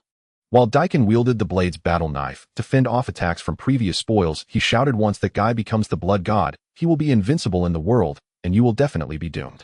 He will not spare you." The blade stubbornly replied, "And what of it? I will kill you first, and then go over. Why are you so stubborn?" Deacon was almost spitting blood from anger. He gritted his teeth and shouted, "Blade, I am actually an undercover agent of S.H.I.E.L.D. My mission is to become the blood god and find out whether the Blood Clan is hiding nuclear bombs. If we do not go over, humanity is doomed." Deacon's words surprised the blade, yet he still did not cease his attack. "I don't know what you're talking about, and I have never heard of S.H.I.E.L.D. S.H.I.E.L.D.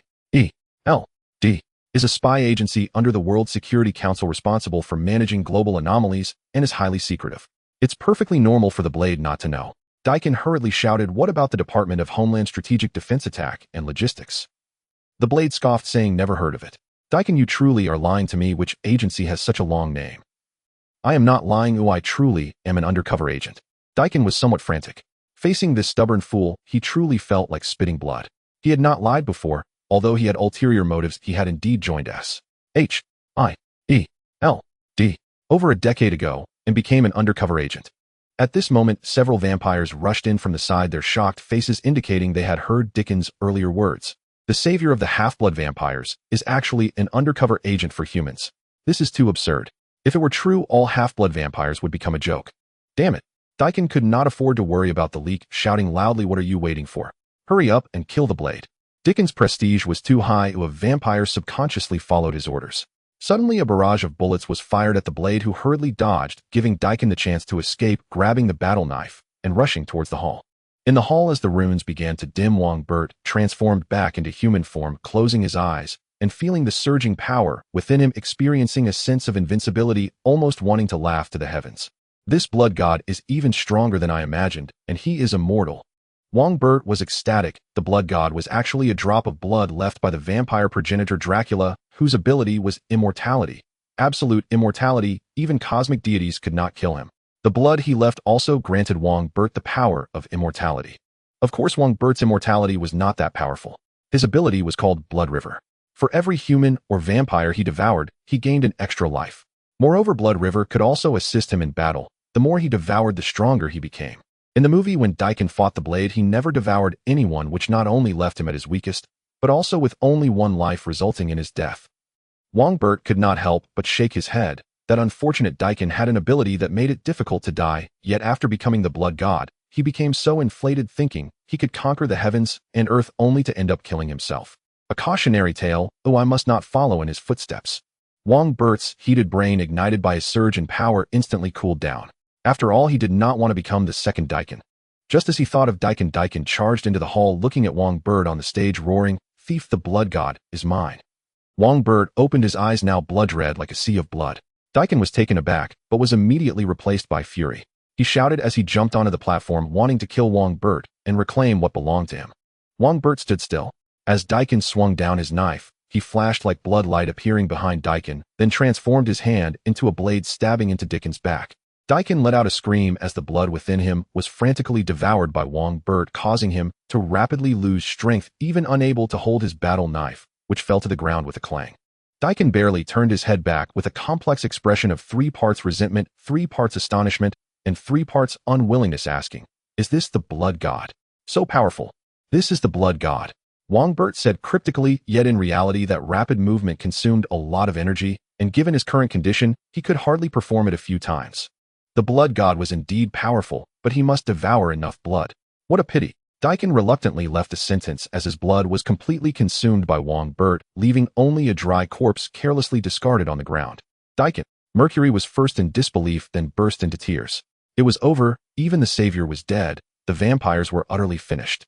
James, shocked, felt a wild joy inside. Did he seem to have gambled correctly? After devouring Deacon, Wongbert's mind was filled with some memories of Deacon from before his death, such as Deacon Faze joining S.H.I.E.L.D.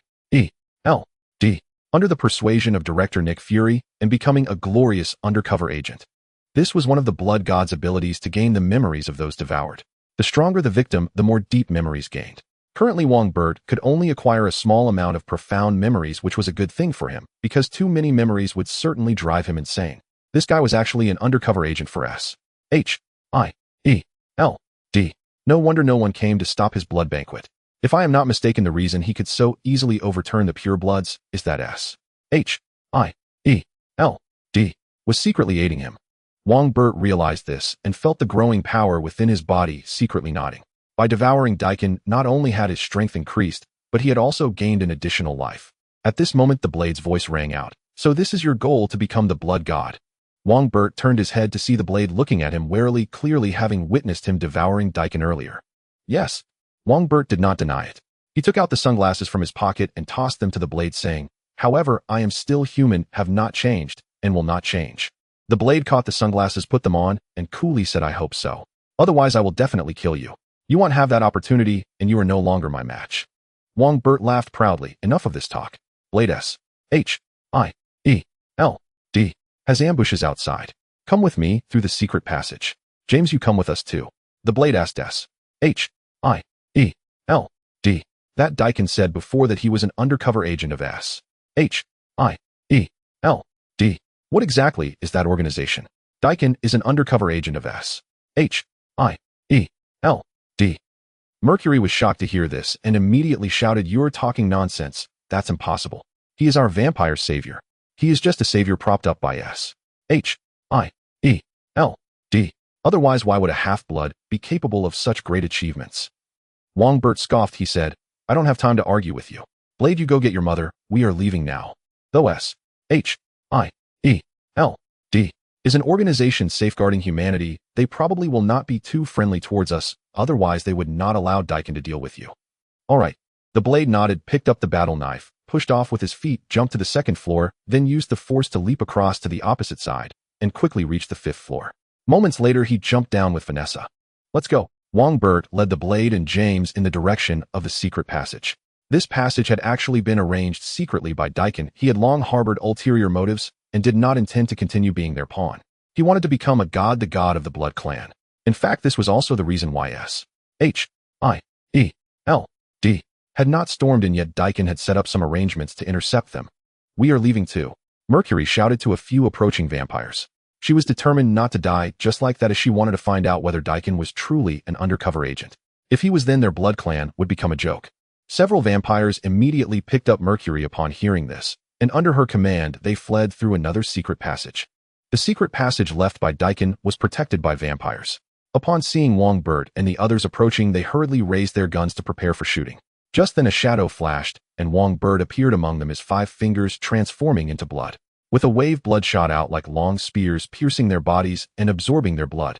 Seeing this scene, the blade's gaze sharpened, and he said to Wongbo, "You are very strong now.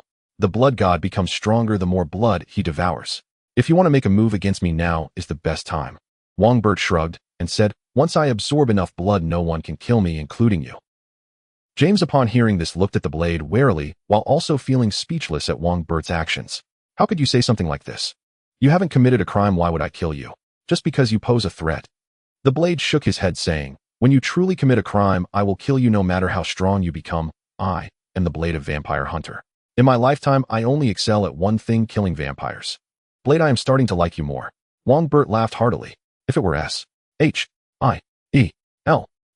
they would definitely kill a threatening target, but the blade was not S-H-I-E-L-D. He was the blade with his own sense of justice. The blade coolly replied, "I don't like men." "As if I liked you." Wongbo retracted his 5 fingers, ignoring the 5 vampires who had turned into dry corpses, leading the blade and the others away from the altar, where he had undergone a tremendous transformation. Before coming here, he was a vampire. When leaving, he was a blood god. Not long after the vampires left, a fully armed squad of over 50 cautiously entered the altar, led by their captain. Seeing no one in the hall, he raised his hand to signal his subordinates to check the surroundings, yet there was still no trace of the vampires. "Damn it, Deacon." S-H-I-E-L-D. Level 8 Agent John Garrett picked up the walkie-talkie to report the situation to the director of S-H-I-E-L-D, a Nick Fury who was orchestrating from behind the scenes. He said, "Director, your people have betrayed us. I need a helicopter to hunt them down. There's no need to apprehend them. Deacon thinks he can betray us, but he's only dreaming." Fury's cold voice came through, "Search thoroughly and bring back anything useful. As for Deacon, I have ways to deal with him, otherwise I wouldn't have let him become the blood god." "You're hiding your trump card again. Oh, why am I not surprised?" John Garrett chuckled as he put down the walkie-talkie. He looked at the peculiar runes around him, and his hand unconsciously touched his cold, hard abdomen. Could the power of the vampires help him survive? At this moment, Wongbo and the others had escaped into the woods behind the altar. Wongbo paused, turned to look back, and said, "No movement behind us. It seems S-H-I-E-L-D does not intend to pursue us." "They won't catch us." Blade asked Wongbo, "What do you plan to do next?" "Devour vampires to enhance my power. With Deacon Fizz dead, the Blood Clan would surely fall into chaos. It was the perfect time for me to take action." Wongbo confessed, "What about you?" "I'll return to the safe house, deal with Vanessa, and research how to kill you out. It might come in handy later." James was speechless. No wonder these two could become friends. They were cut from the same cloth. "You better think it through." "All right, Blade, we part ways here." Wongbo laughed heartily. "But we'll meet again soon. I still need you for something big. I prefer hunting vampires alone." Blade misunderstood slightly and coolly replied to Wongbo, then hesitated and asked, "Deacon said that vampires have nuclear bombs. Is that true?" "Whether it's true or not doesn't matter. If they use a nuclear bomb, vampires will die even faster. That thing is just meant to scare people."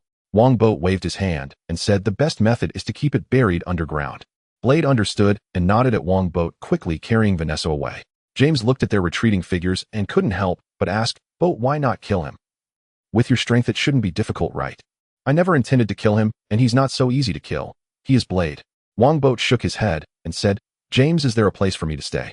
I need to familiarize myself with my power and at least cure my red-eye disease." James glanced at Wongbo's eyes and chuckled. He said, "I have a safe house, but Boat, you're the blood god now, and there's no need to hide, right? You're thinking too much. To the blood clan, I'm just a stranger. Even with the identity of the blood god, they won't easily recognize me. I lack the imposing aura of a king. To make them submit, there's only one way." James eagerly asked, "What way?" "Defeat them and make them kneel begging me to be their king."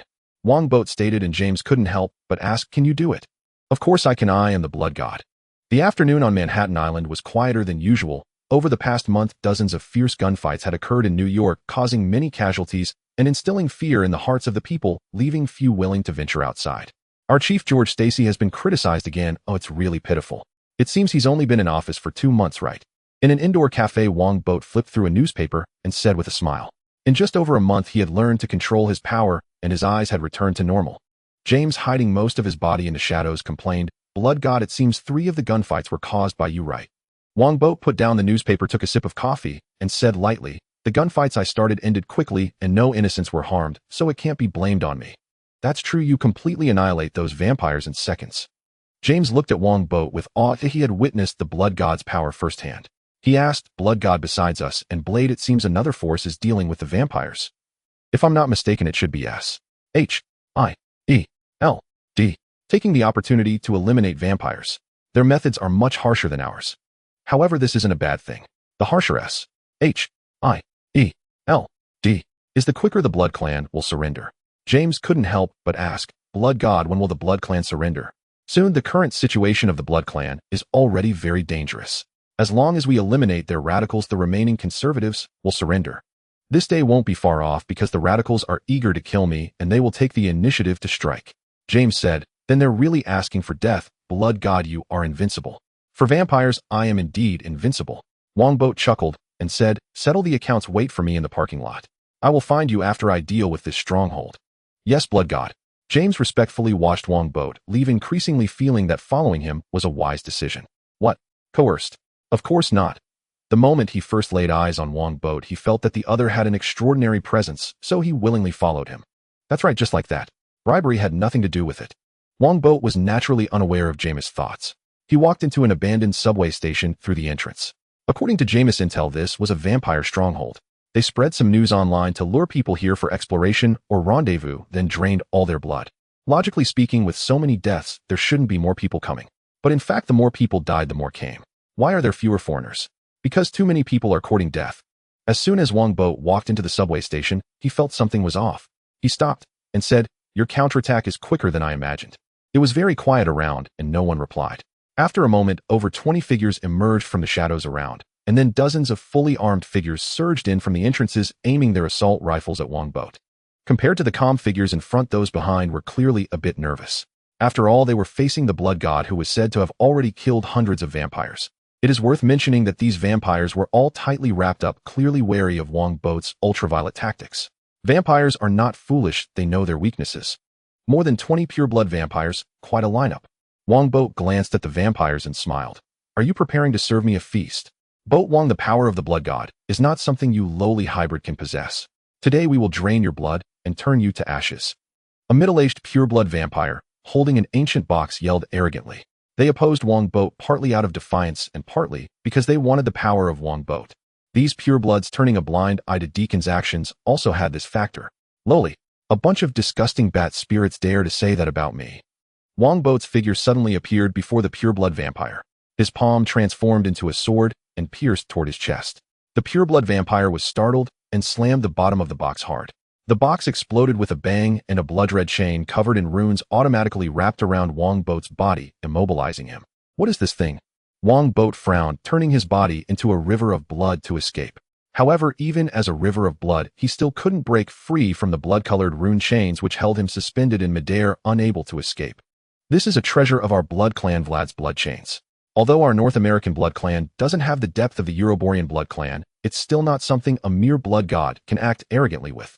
The middle-aged vampire laughed heartily, then cut his wrist to provide blood to the blood chains.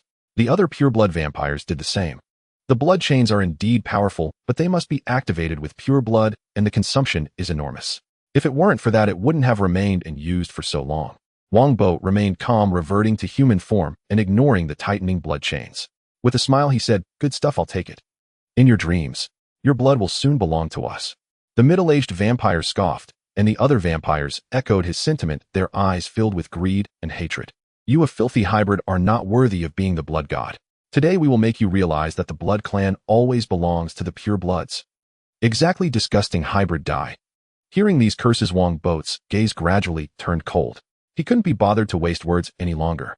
With a thought, a mass of blood suddenly fell from the ceiling, transforming into a spear in midair, instantly piercing through the arrogant middle-aged vampire, then frantically absorbing his blood. "No, don't kill me, I surrender." The middle-aged vampire lost his previous arrogance and immediately begged for mercy. He had lived for hundreds of years and did not want to die here. Such disgusting higher beings. Wongbo looked on with disdain, directly controlling the blood to drain the opponent into a mummified corpse. Then the blood shot like lightning toward another pureblood vampire. Stop him! The purebloods panicked, shouting loudly. The hybrids immediately opened fire at the mass of blood, which suddenly sank and evaded most of the bullets, then dropped 9 silver-white metallic spheres onto the ground.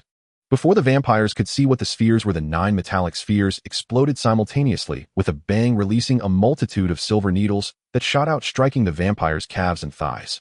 The vampires were indeed fully armed, even wearing bulletproof vests, but the vests only protected their chests and backs. Their legs were unprotected, so they were all hit by the dense silver needles. These silver needles didn't have much power. After all, this was just a temporary product designed by Frank's colleague based on Wongbo's idea. If it were an ordinary person, it would only cause minor injuries. However, these were vampires, and those needles were all silver-coated. Thus, the vampires let out a chorus of screams as their bodies began to rapidly dissolve from the points where they were struck by the silver needles. In just a moment, those hybrid vampires turned to ashes, leaving only their clothes and firearms clattering to the ground. The pureblood vampires were also severely injured, their legs riddled with wounds, and in a pitiful state. Wongbo took the opportunity to split his blood into 3, transforming into 3 long arrows that pierced through the bodies of 3 pureblood vampires. The purebloods were thoroughly panicked. Some fled in all directions while others shouted and fired at the blood arrows. With the pureblood vampires in disarray, the blood chains could no longer hold Wongbo. He let out a loud shout, broke free from the blood chains, and transformed into a continuously expanding river of blood that flowed chaotically, completely enveloping the pureblood vampires. No, spare us. We surrender. The pureblood vampires were terrified, fleeing while begging for mercy. Unfortunately, Wongbo paid them no heed. The river of blood morphed into countless blood-red spears that rained down, piercing all the pureblood vampires and quickly absorbing their blood. In just a few seconds, all these vampires were drained dry. After dealing with the enemies, the river of blood gathered together and transformed back into Wongbo. He looked at the pile of clothes and firearms on the ground and smiled disdainfully, truly like an ant trying to stop a chariot. Now Wongbo was immensely powerful. The so-called purebloods were nothing in his presence. Then Wongbo took out a small ultraviolet lamp from his pocket, turned it on, and shone it down. All the dry corpses on the ground disintegrated into ashes, quite environmentally friendly, as they had wounds that could not withstand UV light. After erasing the evidence, Wongbo walked over to pick up the blood chains from the ground. He recalled the middle-aged vampire's memories and smeared blood on the chains, which greedily absorbed his blood and gradually shrank, resembling a belt. The drawback of this thing is that it consumes a lot, but for me it's not a problem. I have a river of blood. Wongbo fastened the chains around his waist like a belt, then used a knife to carve the following words on the wall, straightened his clothes, and turned to leave the subway station. Those who offend the blood god shall die. The day the blood clan submits is not far off. 7 days later, pureblood vampire Mercury knelt before Wongbo with a group of vampires, saying, "We implore the blood god to save our blood clan. From today onwards, I am your clan leader." Wongbo laughed heartily. The first step in the Marvel world was officially complete. Next, he would participate in this apocalyptic survival game as the blood god. Wongbo squinted. Next, I should use the power of the blood clan to find that lady in England. She is an important piece. I wonder if I can persuade her to work for me. And I also need to check if someone has returned. On the bustling road, Blade sighed, feeling a bit frustrated. After leaving the altar, he hadn't had a good day. First, he found out that the bitten whistler was missing when he returned to the lair, and then he argued with his mother Vanessa every day. Vanessa always blamed Blade for Deacon's death and insisted that she was noble, needing to drink fresh blood. Blade really wished he could drag Deacon up from hell and kill him again. Now the only thing that could make Blade happy was killing vampires. During this time of chaos among vampires, he had been killing with great satisfaction, and now he was on his way to hunt vampires. Just then a police car suddenly stopped in front of Blade, and a police officer got out and walked towards him. Blade frowned. His relationship with the police wasn't very good. Well, he was a wanted criminal, a top-level one. The officer stood in front of Blade, slightly fearful, and handed him a phone, saying, "Mr. Blade, the blood god is looking for you. Are you from the Ha blood clan?" Blade was taken aback. The blood god teaming up with the Ha blood clan was not good news. The officer said flatteringly, "Yes, I have always aspired to become a noble bloodsucker. When you become a vampire, I will come find you." After Blade finished speaking, he ignored the officer's stiff face and picked up the phone. There was only one number in it. Blade dialed, and soon the phone connected, and Wongbo's deep voice came through. "Blade, I'm sorry, they offered too much." "I'm sorry, Daofeng, they offered too much." Wongbo's words made Daofeng's heart sink. Just as he was about to say something, Wongbo burst into laughter. "Just kidding, Daofeng. Come visit my estate. I have a surprise for you." Daofeng was speechless. After a moment of silence, he asked, Are you human or a vampire now? Wongbo replied. I am a human, a man revered as king by vampires and possibly the richest man in the world. I'm on my way now. Daofeng put down his phone and coolly said to the police officer, take me there. All right. The officer nodded eagerly and then drove Daofeng to a grand estate in the suburbs. The officer glanced enviously at the multi-million-dollar estate and said to Daofeng, Mr. Daofeng, I can't go in, I can only bring you this far. Ignoring the vampire clan, Daofeng got out of the police car. At the entrance, a familiar figure with an umbrella was waiting for him. It was James. Daofeng, the blood god, is waiting for you. By the way, why can't you come at night? It's so uncomfortable during the day. James laughed, clearly in high spirits, his smile never fading. Daofeng's eyes hidden behind sunglasses scrutinized James, and he said, nice outfit. Not just nice. This is a custom-made top-tier suit that cost me over $100,000 complete, with high-tech UV protection. James boasted something he had never hoped to own before. Daofeng was somewhat speechless. Over $100,000. A trivial matter. After the speaker and the 12 pureblood elders died, most of their wealth, except for what was taken by S.H.I.E.L.D., belongs to the blood god. James gestured for Daofeng to get into the patrol car, continuing, on the first day the blood god moved in here, he bought over a dozen luxury cars, and even invited a group of car models for a party. Hey Daofeng, I heard the blood god can control any part of his body freely. Any part. Daofeng looked at James, speechlessly wondering if it was really wise to label the boss like that. However, that ability is indeed enviable. Daofeng sighed inwardly. No wonder he said they offered too much. The wealth of North American purebloods must have fallen into his hands. He is probably richer than Tony Stark now. The patrol car drove for over 10 minutes before arriving at the villa entrance. To Daofeng's surprise, Wongbo was actually waiting there. He stepped forward, hugged Daofeng, and said with a smile, Daofeng, long time no see. Not too long, I haven't figured out a way to kill you yet. Daofeng replied. The butler and maid nearby were utterly astonished that someone would dare speak to the blood god like that. Was he not afraid of dying? Take your time thinking, there's no rush. Come, let's go inside and chat. Wongbo laughed heartily, saying, James, we have another wave of guests. Work hard and welcome them outside. Understood, blood god. James replied respectfully, though he was a bit surprised about who was coming. As Wongbo's trusted aide, the guests he welcomed were definitely not ordinary people. Wongbo led Daofeng into the villa, saying, let me show you a surprise first, and then we can discuss other things. It wouldn't be a group of vampires lying in ambush around, would it? Daofeng asked, and Wongbo chuckled in disbelief, saying, to deal with you, one of me is enough. Ooh, I don't need an ambush. Enough of this, let's see the surprise. You'll be very pleased. As he spoke, Wongbo pushed open the large front door, revealing an old man gulping down red wine with much of it spilling onto his clothes. A normal person seeing this would certainly guess it was cheap wine. However, the wine the old man was drinking was worth thousands of dollars. Huisight. Upon seeing the old man, Daofeng exclaimed. Huisight turned around and laughed heartily at Daofeng. Daofeng, you finally arrived. I knew they would definitely come looking for you. Daofeng's expression was somewhat complex. If Huisight was alive, he must have turned into a vampire, right? Don't worry, he is still human.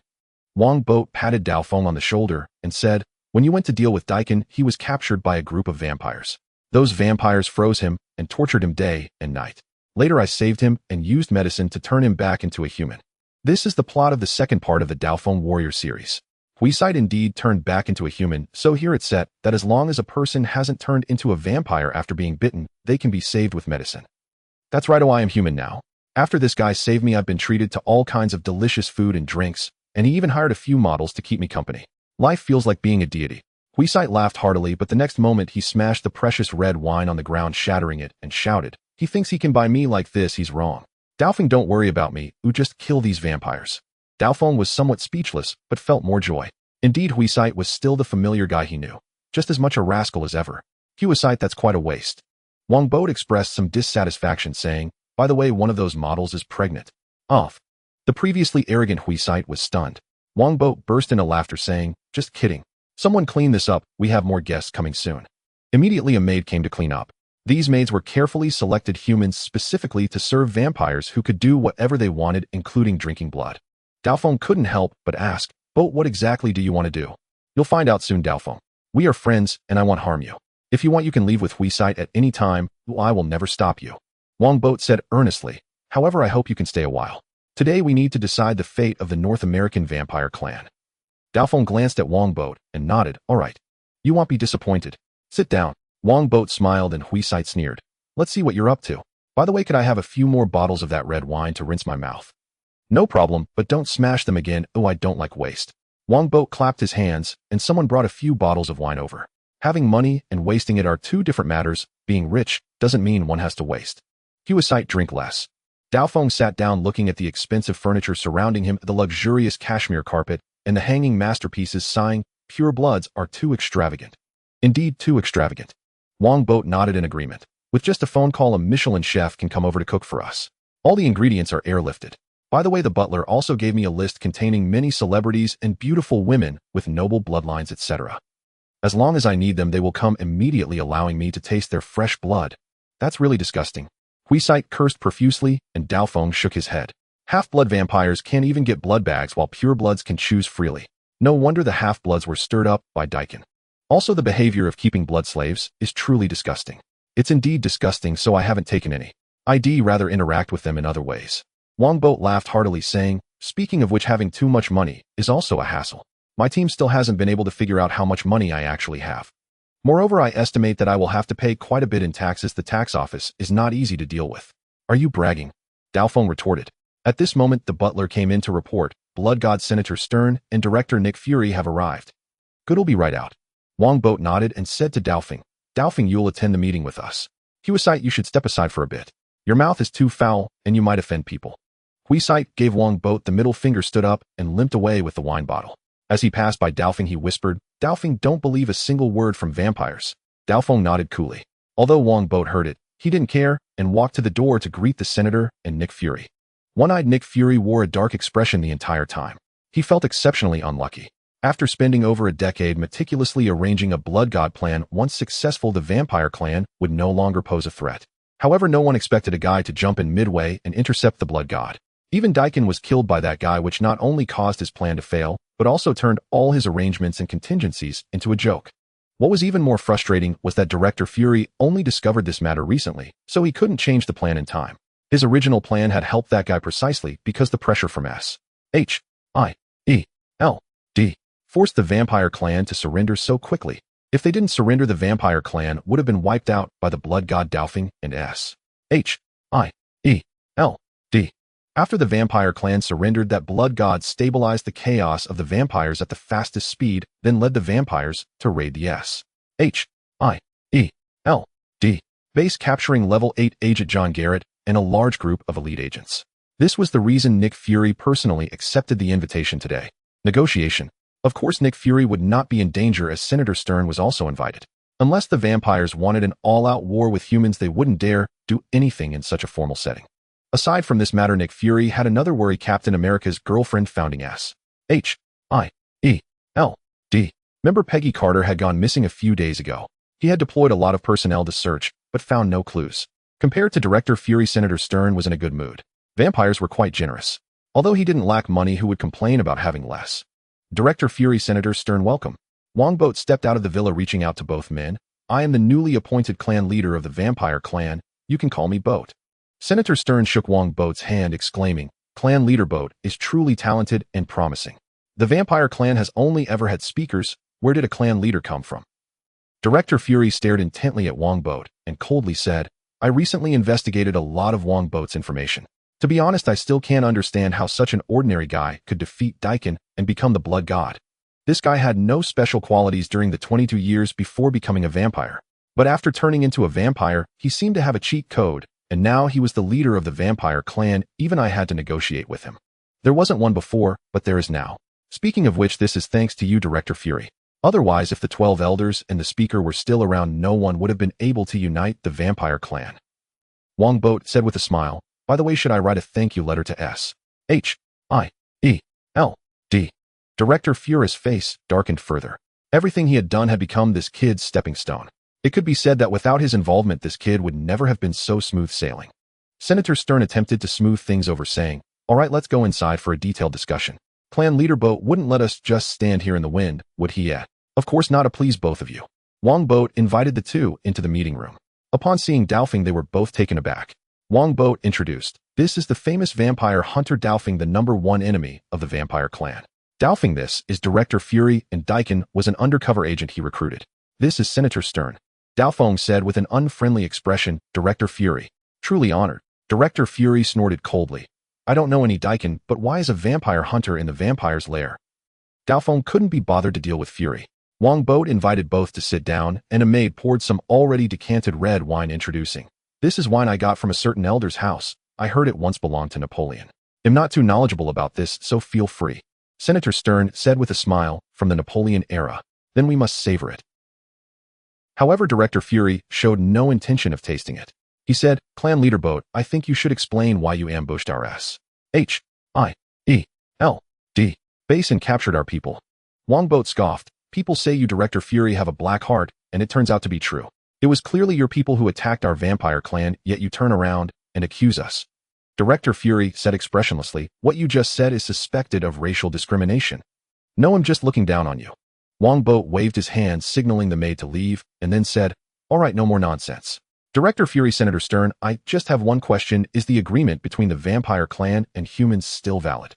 Before Director Fury could answer, Senator Stern placed down his wine glass and said with certainty, "It's valid.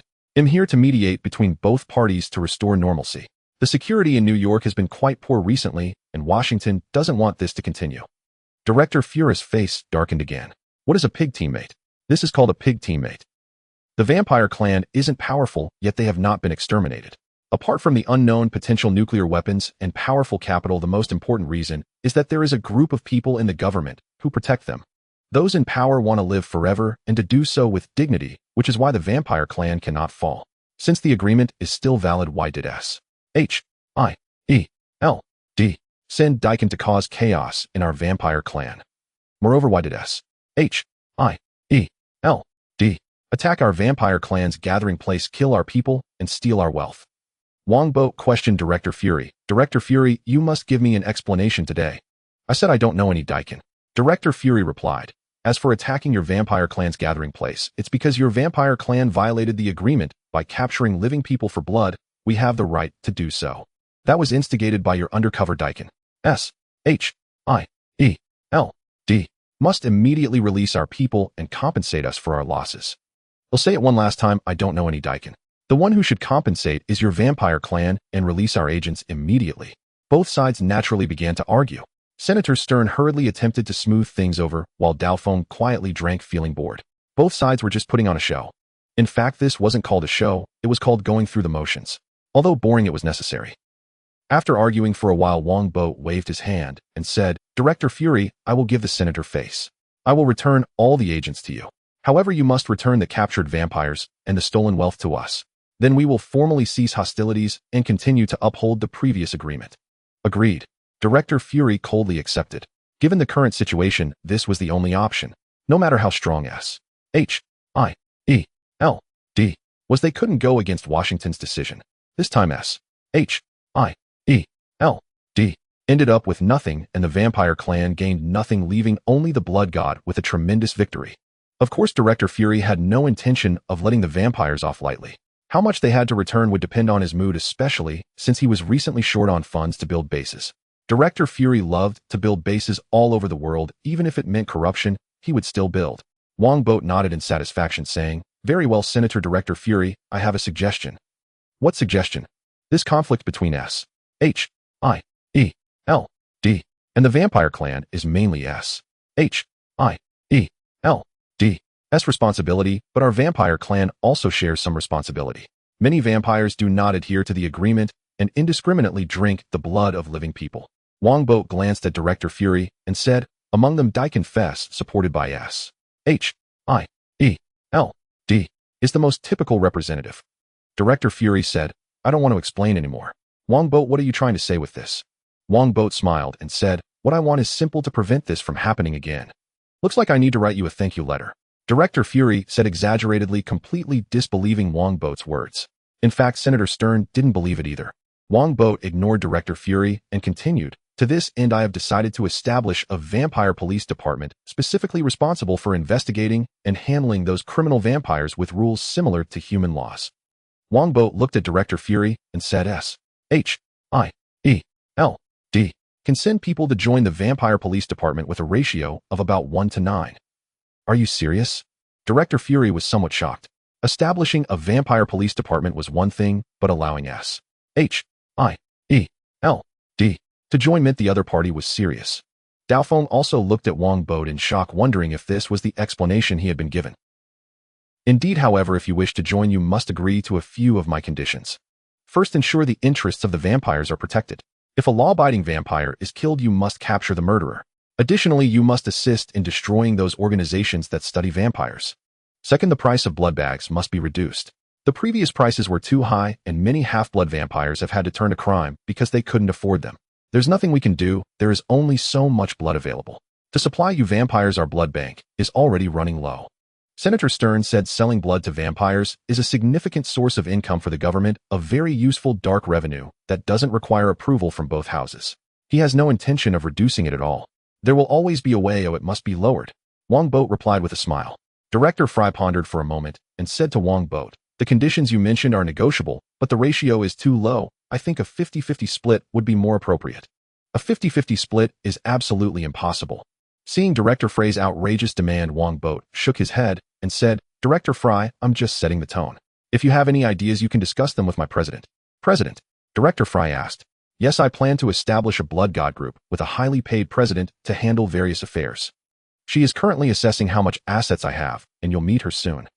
Wongbo smiled and said, Director Fry, my president will surely astonish you. Director Fry smiled, without speaking, thinking you want to surprise me. Do you know who I am? I am the director of S.H.I.E.L.D. Oh, I've seen it all. Wongbo continued, additionally, for the Blood Clan police, I want to invite the vampire hunter Blade to take the position. Me? Blade replied, startled. Wongbo nodded and said, yes, it will be the same as your previous job, it's still about hunting vampires. The only difference is that before you killed all of them. Now you'll only kill the lawbreakers. Not all vampires are evil, I believe you agree with this. Blade said coolly, I didn't kill everyone before, at least I didn't kill you. That's true. Wongbo laughed heartily while Director Fry couldn't help but glance at Blade, remembering how he almost killed him and now creating so much trouble. Blade said to Wongbo, once the Blood Clan police is established, many vampires will die. There are countless vampires who drink human blood. Past offenses will be forgiven, future killings will be indiscriminate, no matter how many there are, they will all be killed. Wongbo said cruelly, showing he had no qualms about devouring a little more blood. Thinking of something, Wongbo took out a badge from his pocket and tossed it to Blade, saying, Blade, this is for you. Which family's badge is this? A blood red dragon. I've never seen one. Blade glanced at the blood dragon on the badge and asked in confusion. Wongbo smiled and said, this is my badge, you are holding the first one. It contains my power. To see the badge is to see me. Aside from me, you can kill any vampire first and report back later. Of course, there will be a strict investigation afterwards. The others looked at Wongbo in shock. How could he trust Blade so much and give him such great power? An imperial sword from the east. Decapitate first and report later. Director Fry squinted slightly. This blood god style of action was completely different from those decayed vampire elders. He was young, impulsive, and decisive. Blade felt the badge was a bit heavy and asked, you trust me this much? Wongbo smiled and said, because you and I are of the same kind. Aside from the Blood Clan police, I will also spend money to hire people to research artificial blood that vampires can drink. Once successful, vampires can integrate into human society and no longer have to hide like they do now. This statement left the three of them stunned, and then they all secretly shook their heads. This idea is completely unrealistic. Vampires can never integrate into human society. The differences in their life forms are too vast. There are numerous problems, even with the integration of groups of different skin colors, let alone cross-species integration. These new clan leaders are a bit naive, but law-abiding blood clans indeed meet human requirements. Senators Stern and Director Fry exchanged glances and nodded secretly. Dreams are still necessary. What if they come true? Wongbo noticed the thoughts of the three and smiled. Blade, what do you think? I think being a director can achieve more than acting alone. He'll think about it. Blade replied, and from the way he held the badge, it was clear he was quite tempted. Take your time to consider him, not in a hurry. Wongbo smiled and said, the general framework has been discussed. I will send someone to negotiate about prisoner exchanges and the Blood Clan police. Clan leader Boat, I hope what you just said is true. At least more truthful than you. Wongbo said as Stern nodded in satisfaction. Under his mediation, everything went smoothly and harmoniously. At that moment, the side door of the conference room opened and a young and beautiful yet mature and graceful British woman entered. Behind her was the pureblood vampire Mercury, looking displeased while holding a stack of documents. Seeing this British beauty, Director Fry was taken aback, then suddenly stood up and shouted in disbelief, Miss Carter. Although the other party had become younger, Director Fry would not mistake her. The reason was simple, he grew up watching Miss Carter's documentaries with Captain America. Stern was also shocked, but he was not surprised by why Miss Carter was here. Rather, he was astonished that she had become so young. Becoming a vampire had this benefit. Why hadn't he heard of it before? If these two pieces of news spread, it would definitely cause a sensation. Whether it was about Ms. Carter becoming a vampire or her becoming younger, both would create a stir. Peggy Carter smiled and greeted Director Fry. Director Fry, we meet again. Director Fry slammed the table and glared at Wongbo with one eye, saying, Blood Clan, you have such a boldness to dare turn Ms. Carter into a vampire. Do you want to die? Wongbo sneered. Is that a threat? Carter waved her hand and said, I wasn't coerced. He talked to me for 3 hours and successfully persuaded me. I will take the position of president of the Blood God Group and lead the Blood Clan to integrate with humans, and the payment he offered was eternal life and youth. Director Fry did not believe that other women would agree to this condition, but a remarkable woman like Ms. Carter certainly wouldn't. He took a deep breath and said, I want to talk to you privately. Go ahead. Wongbo waved his hand and Carter nodded, taking Director Fry aside for a private talk. As soon as they left, Stern eagerly asked Clan Leader Boat, can your Blood Clan restore youth? This used a special treasure of extremely high cost. Getting Ms. Carter was not easy. Wongbo smiled. Actually, having used no treasure, his blood had the ability to restore youth. That's right, Ms. Carter is his descendant. Extremely high cost. I believe most women would be willing to pay this price. Senator Stern stood up and said, Clan Leader Boat, I need to go back and report to the Vice President about the truce and the Blood Clan police. They'll see you off. Wongbo stood up to escort Stern out. On the way, he said, Senator, what kind of yacht do you prefer? I plan to host a swimsuit beauty party and need a yacht. By the way, if you're interested, you can join us. That sounds good. He'll go back and check magazines to see which yacht is suitable. Stern laughed, knowing that the other party wanted to gift him a yacht. Then it's settled. Wongbo smiled and shook hands with Stern, watching him leave.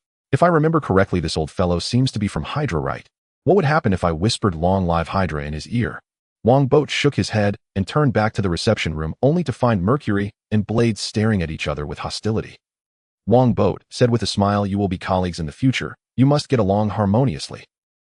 Mercury turned to him and said, dissatisfied, why did you invite Ms. Carter to be the president? Don't you know she is the founder of S.H.I.E.L.D.? I know, but she is now also a vampire and will protect the interests of the Blood Clan.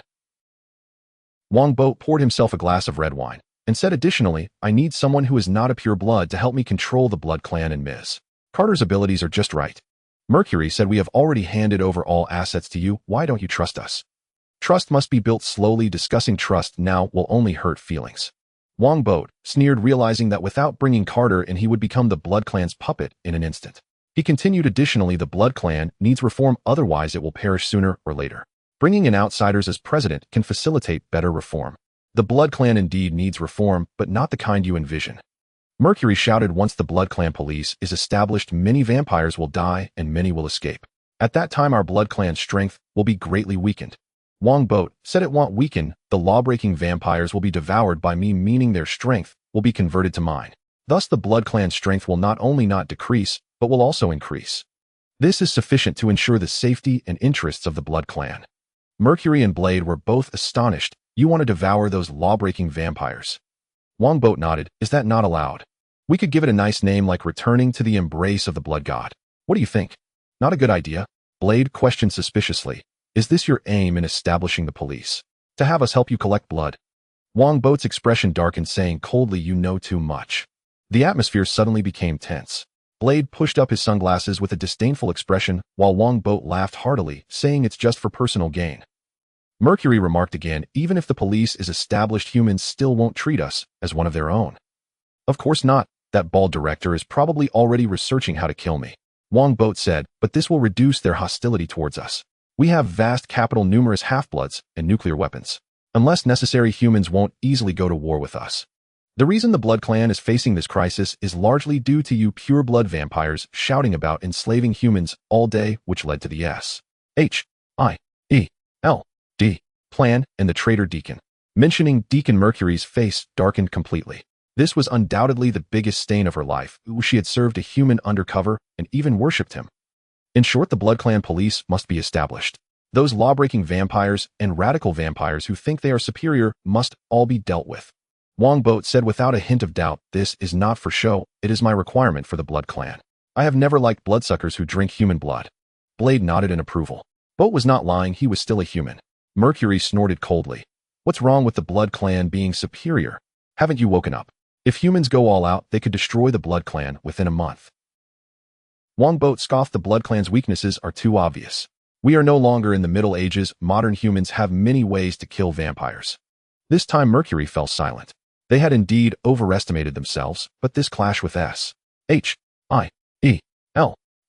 made them realize that humans had become stronger than them, and they hadn't won a single battle against S.H.I.E.L.D. They were completely slaughtered. If it were not for the Blood God taking down S.H.I.E.L.D.'s stronghold, they wouldn't even have qualified to negotiate. The compromise strategy of the Speaker and the 12 Elders was not wrong. The mistake was the half-bloods and radicals that Deacon manipulated. Wongbo said, Mercury, times have changed. Mercury gritted her teeth and said, I will support you in establishing the Blood Clan police, but I hope you remember that you are the Blood God of the Blood Clan. I am indeed the Blood God of the Blood Clan. Wongbo laughed. At this moment, Director Fry walked in with a dark face through the side door and said to Wongbo, I will send someone to discuss the previous matters. Boat Wong, remember, I will always keep an eye on you. After saying this, Director Fry left without looking back, clearly indicating that his conversation with Ms. Carter had not gone smoothly, or it could be an act. Should I act very scared? Wongbo shrugged and asked Ms. Carter, President Carter, have you finished calculating how many assets I have? I have only counted roughly. You are now richer than the Stark family. To calculate everything, I need a professional team to assist me. Carter smiled and said, speaking of which, I really didn't expect your Blood Clan to be so wealthy and have investments in so many fields, even controlling one of the 6 major studios in Hollywood. Universal Pictures. Without our Blood Clan's investment, Universal Pictures would have gone bankrupt long ago. Mercury said disdainfully, the Blood Clan had investments in many fields and even had its own financial company on Wall Street, truly a vampire corporation. I didn't expect this either. It seems we can film movies ourselves in the future. Wongbo stroked his chin and turned to Blade. Blade, shall we make a promotional film about you for the Blood Clan? You can be the star. Carter and Mercury were speechless. Could a movie starring Blade really promote the Blood Clan? After all, he was a vampire hunter. Blade coolly said, not interested, I won't act. Wongbo laughed, you don't need to act. The sunglasses are your true essence. Having sunglasses is enough. Blade directly gave Wongbo the middle finger. Wongbo didn't mind and said, while everyone is here, let me discuss the upcoming arrangements, mainly the framework. The specific implementation will be up to you. Good, I was just thinking about your strategy. Integrating the Blood Clan into human society won't be easy. Upon hearing Wongbo's words, Carter nodded and sat down beside him. Mercury glanced at Daofeng, signaling him to leave, but Daofeng remained unmoved. First, there's the plan for the Blood Clan Police Department. This must be implemented, and we need to assign capable individuals to it. Wongbo said additionally, to ensure the Blood Clan abides by the law, the police department must register all Blood Clan members' information. In simple terms, it's a ghost population survey registration. That's unrealistic. Mercury immediately protested. The Blood Clan has always valued freedom. No one wants to register, and after registering, the information will be in the hands of the Shield Bureau.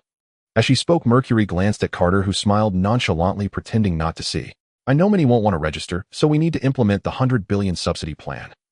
Wongbo said all registered Blood Clan members can get a 10% discount on blood bags, or even 20%. 100 billion subsidy plan. Everyone was stunned. Carter thought for a moment and said doing this could indeed increase the registration rate, but the cost is considerable. We might really need to subsidize 100 billion. No problem, I have more money than I can spend. Besides, the price of blood bags is already somewhat inflated. The purebloods have always profited in this area, and now they will lose some of that profit at most. Wongbo said nonchalantly. Mercury gritted her teeth in silence. Of course, he didn't care. That was our pure blood money. Daofeng expressed his agreement. This method is good. It not only allows vampires to register, but if there is enough fresh blood, vampire crime will definitely decrease significantly. Exactly, that's what I mean. Wongbo nodded and continued. Additionally, we need to establish several factories to employ those vampires who are unemployed. The location will be in Hell's Kitchen, close to Manhattan, for better management. The headquarters of the Blood God Group will also be located there. Mercury said the problem is Hell's Kitchen is very chaotic. There are gunfights every day. Wongbo sneered, are we vampires afraid of chaos? If they dare to cause us trouble, it will just contribute to public safety. Hell's Kitchen is good, the land price is low, and it's also on Manhattan Island. Carter glanced at Wongbo. He probably chose this location to make humans hesitant to throw missiles at Manhattan Island. Wongbo ignored Carter's gaze. He thought of something and said, by the way, remember to buy insurance for alien invasion and monster attack. The three looked at Wongbo in shock. What use is such insurance? Could there really be an alien invasion? Just buy it. Wongbo shrugged, saying no more. He directly changed the topic. Ms. Carter, next, the group must establish a blood research department as quickly as possible to develop artificial blood. This is of utmost importance. Carter first nodded, and then asked no problem. I'll establish the blood research department as quickly as possible. But speaking of which, why must vampires drink human blood? Can't they drink animal blood? How would I know? I've only been a vampire for just over 2 months. Wongbo spread his hands and turned to Mercury, who shook her head and said, I don't know either. Animal blood is useless to us. We can only drink human fresh blood to satiate our hunger. Let's study it together when the time comes. The artificial blood must be completed, or else the blood clan will never integrate into humanity. Wongbo said, this is the rough framework. Once we consolidate the blood clan's resources, we will start filling in the details step by step. We need to integrate resources first. With the speaker and the 12 elders all dead, there are too many scattered resources that will take quite some time to consolidate everything. Carter nodded, seeing that Wongbo had said enough. She signaled with her eyes. Wongbo turned to Mercury and said, Mercury, go tell the other blood clan members that we have reached a truce with the Shield Bureau. Also leak our plan a little, but don't go into too much detail. Mercury asked, if we leak it in advance, are we afraid that someone might escape? Wongbo replied, if someone wants to escape, let them. It doesn't matter. For everyone that leaves, there will be one that comes. I believe that there won't be a shortage of vampires willing to abide by the law, but if anyone wants to resist, they must be eliminated completely. All right. Mercury nodded, stood up, and left. Her position as Wongbo's assistant and captain of the guard was significant, representing the interests of purebloods after all. Wongbo turned to Daofeng and said, Daofeng, you should also discuss with Wits. As for staying or leaving, you can decide for yourselves. I look forward to your joining us. He'll consider it. Daofeng nodded and left. Wongbo smiled when he saw that he had taken the badge. It seemed the director was set. After everyone left, Carter eagerly asked, you once said you would provide me with evidence. Well, where is it? Which one are you referring to? The one where Captain America reappears and kisses your niece like crazy after your funeral. Wongbo asked knowingly. He once told Carter about this in a joking manner to test whether the captain had returned. It seems that the future has indeed changed. That's a good thing. If travelers don't change the future, what's the point of time travel? I told you I don't like people making jokes about Steve, and besides, he's not the kind of person you say he is. Carter said somewhat displeasedly. Then she thought of something and sighed, if he really can come back, I wouldn't care even if he did something with Sharon. You are indeed open-minded. Wongbo chuckled. Once the captain returned, there would certainly be excitement to watch. He stood up and took a document from the cabinet, placing it on the table, saying, this is the evidence you wanted. Carter eagerly opened it, and inside was a personal file, the personal file of Daniel Whitehall. Seeing the photo of this person, Carter was taken aback. She asked, who is this person? Why do I feel so familiar? Wongbo asked, you don't recognize this name, but how about Werner Reinhardt? Werner Reinhardt. This is impossible. He is already dead, and even if he weren't, he couldn't possibly be this young. Carter said in shock. Werner Reinhardt was a Hydra scientist who had been imprisoned before she left the Shield Bureau and had later been reported dead. This person is indeed Werner Reinhardt. As for why he is still alive and so young, you can investigate for yourself. He is the chairman of a company, so it's not hard to find. Wongbo said, I still maintain that the Shield Bureau is no longer trustworthy. Speaking of which, you accepted to help me so easily, you must have sensed something, right? Carter fell silent, as she had indeed sensed something. The deaths of Howard Stark and his wife were full of doubts. She had just thought to investigate when she was retired. But Carter never expected that all of this was due to Hydra until Wongbo came to her and used this as a condition for her to become the president of the Blood God Group. Carter didn't care about life and death, but she could never accept that Hydra was not dead and was still lurking within the Shield Bureau. Her greatest achievement in life had been defeating Hydra, and now you tell me Hydra is still alive. How can I tolerate this? Carter put away the document and said, I will investigate, but I want to know how you know all this. Fury has investigated you. You were just an ordinary person before becoming a vampire. I am the Blood God. When I consume blood, I can gain certain memories from the other person. Wongbo said, among the Blood Clan elders, some have worked with Whitehall. In fact, many organizations have long known about Hydra's existence. The only ones kept in the dark from beginning to end are the Shield Bureau. Carter's eyes narrowed slightly. If that's the case, then the problem is serious. It indicates that Hydra has already occupied a high position within the Shield Bureau. Carter said, I hope you're not lying to me. Otherwise, even if you are the Blood God, I will make you pay the price. Wongbo laughed. Don't worry. I never lie. Even if I do, no one will know. Carter retorted, can that be reassuring? Wongbo smiled and remembered something, advising, be careful while you investigate and don't let Hydra find out. I know I won't raise any alarms.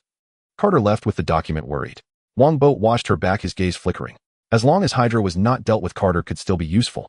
Once Hydra was resolved, it would be time for her and Captain America to live together. Additionally, Wongbo appointing Carter as president was not about handing everything over to her. She was merely a pawn in the power struggle against purebloods and to influence Captain America. After thinking for a moment, Wongbo instructed a maid to notify James to come in. While possessing the wealth and power of the Blood Clan, I am also bound by them. However, with this much money, let it bind me. What matters most in life is to be exciting. If I really can't take it in the future, I can always abandon the Blood Clan and run away. Oh, after all, I want die. Wongbo held a glass of red wine, smiling slightly. If it weren't for excitement, why would he root himself in Manhattan? The first alien invasion will occur right here. James arrived soon after, respectfully asking Blood God, "What do you need me for?" Wongbo said, "I need you to help me with something. This matter must be kept secret and not let anyone know, including Dauphin Carter and Mercury."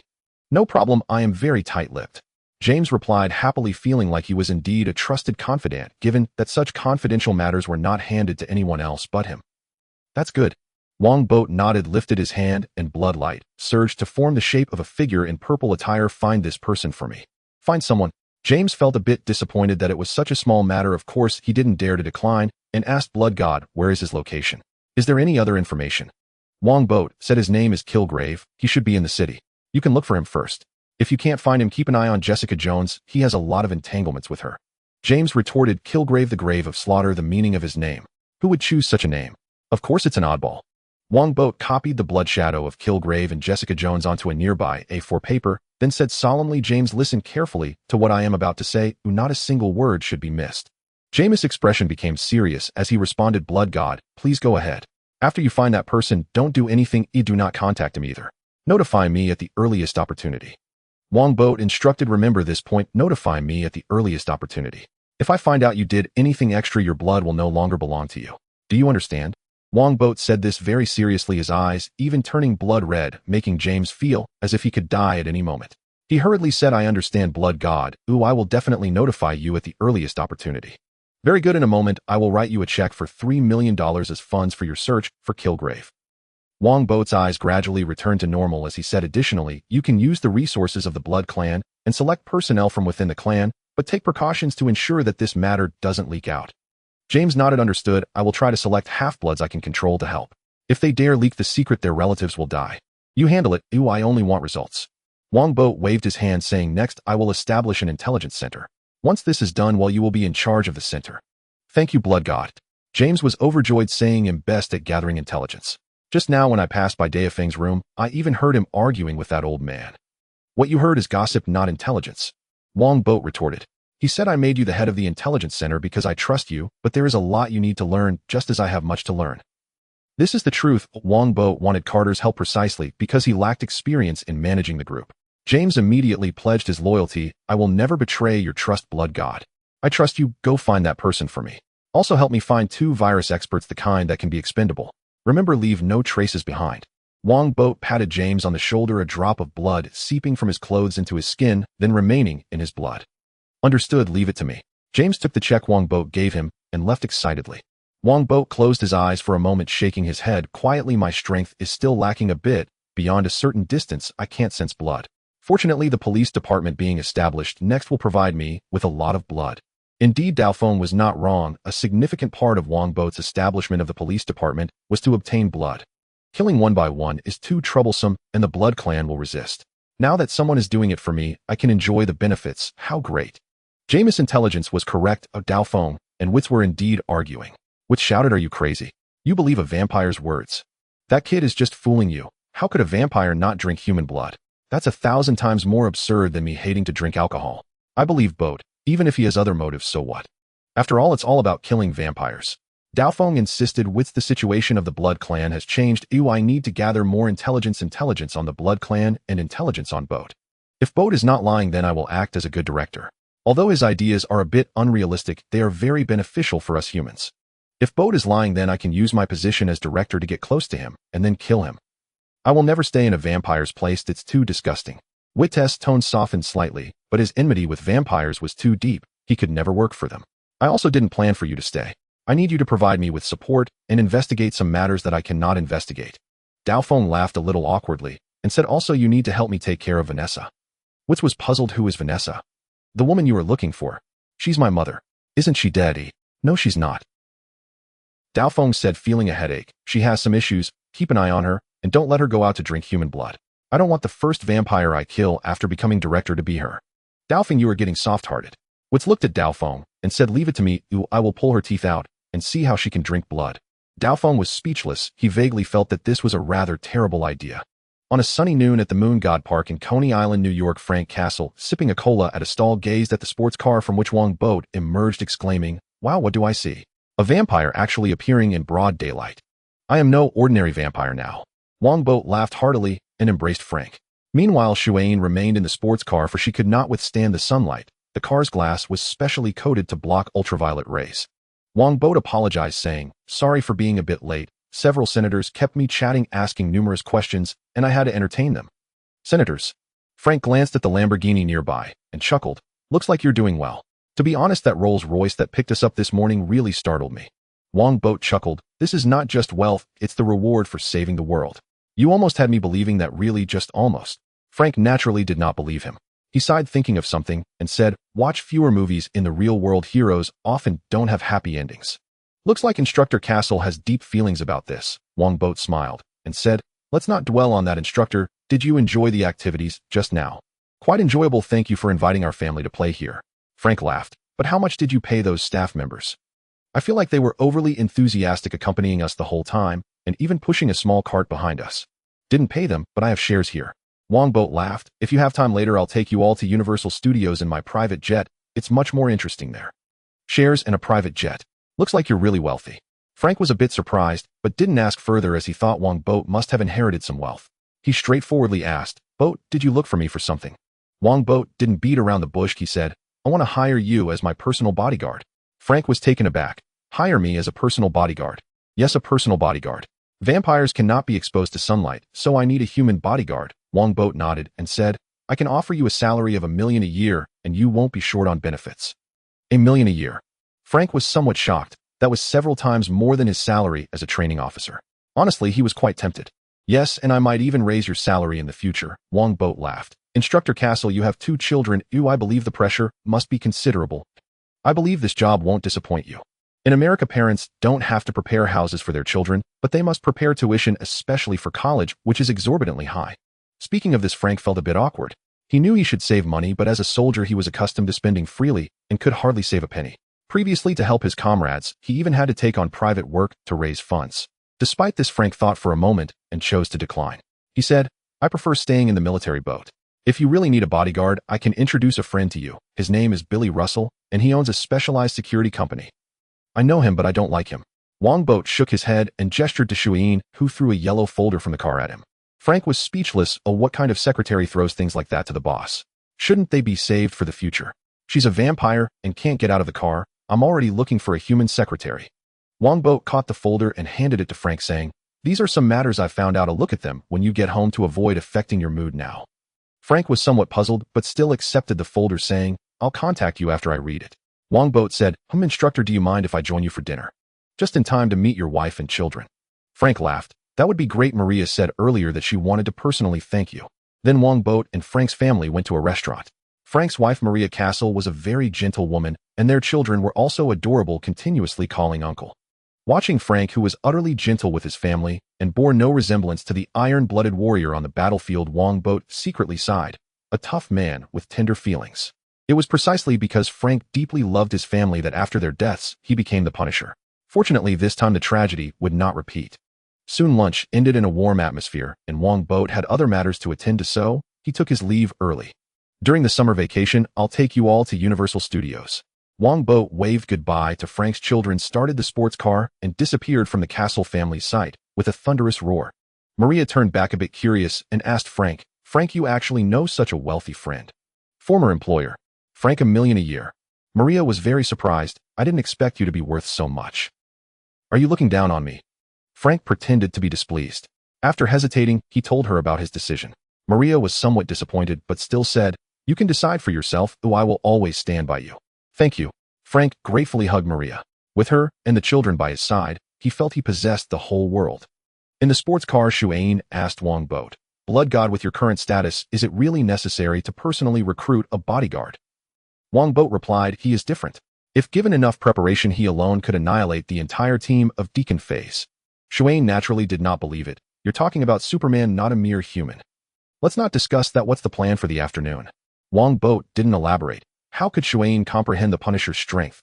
That was the pinnacle of ordinary human combat power. And beyond his fighting prowess, what made the Punisher even more formidable was his command ability, which was also why Wongbo wanted to hire him. He wanted not just a bodyguard, but a commander. We've already discussed things with S. H. I. E. L. D. To a great extent, they will come in the afternoon to exchange prisoners. Additionally, they have returned part of the company and funds they took from us. According to estimates, we should be able to reclaim around 70%. Wongbo stated 70%. That's not bad. It seems Director Fury isn't as black-hearted as I imagined. I originally thought we would only get back around 30%. It should be due to Ms. Carter's influence. Of course, it's also possible that the two are just putting on a show. Shuane said, filled with animosity towards Carter. No, it should be said that her hostility had increased. During this period, their pure-blood power and interests had been continuously stripped away by the other party. This woman's abilities are quite formidable. Wongbo said lightly, Carter has done well. Shuane didn't say much. The purebloods' plan to make Wongbo a puppet could already be declared bankrupt. Whether it was Wongbo or Carter, neither was easy to deal with. The location for the prisoner exchange was in the underground parking lot of an abandoned factory in Hell's Kitchen, Clinton District, Manhattan. The leader of S. H. I. E. L. D. was a cold-faced Asian woman who introduced herself. I'm Melinda May, responsible for this exchange. Additionally, I will join the Blood Clan Police Department as the deputy director. Welcome. Wongbo and Melinda shook hands, then had someone open the door at the stairway to let the S. H. I. E. L. D. agents out. These agents looked in good spirits and had evidently not suffered any abuse. Seeing this, Melinda gestured and an agent opened the bus door, allowing the Blood Clan prisoners to step down. The Level 8 agent John Garrett stepped forward, speaking unfavorably. Blood God, we will meet again, but not here. It will be at S. H. I. E. L. D. And I will treat you well then. Wongbo smiled. I will be going to S. H. I. E. L. D. Oh, remember to prepare some good tea. I don't drink anything below $10,000.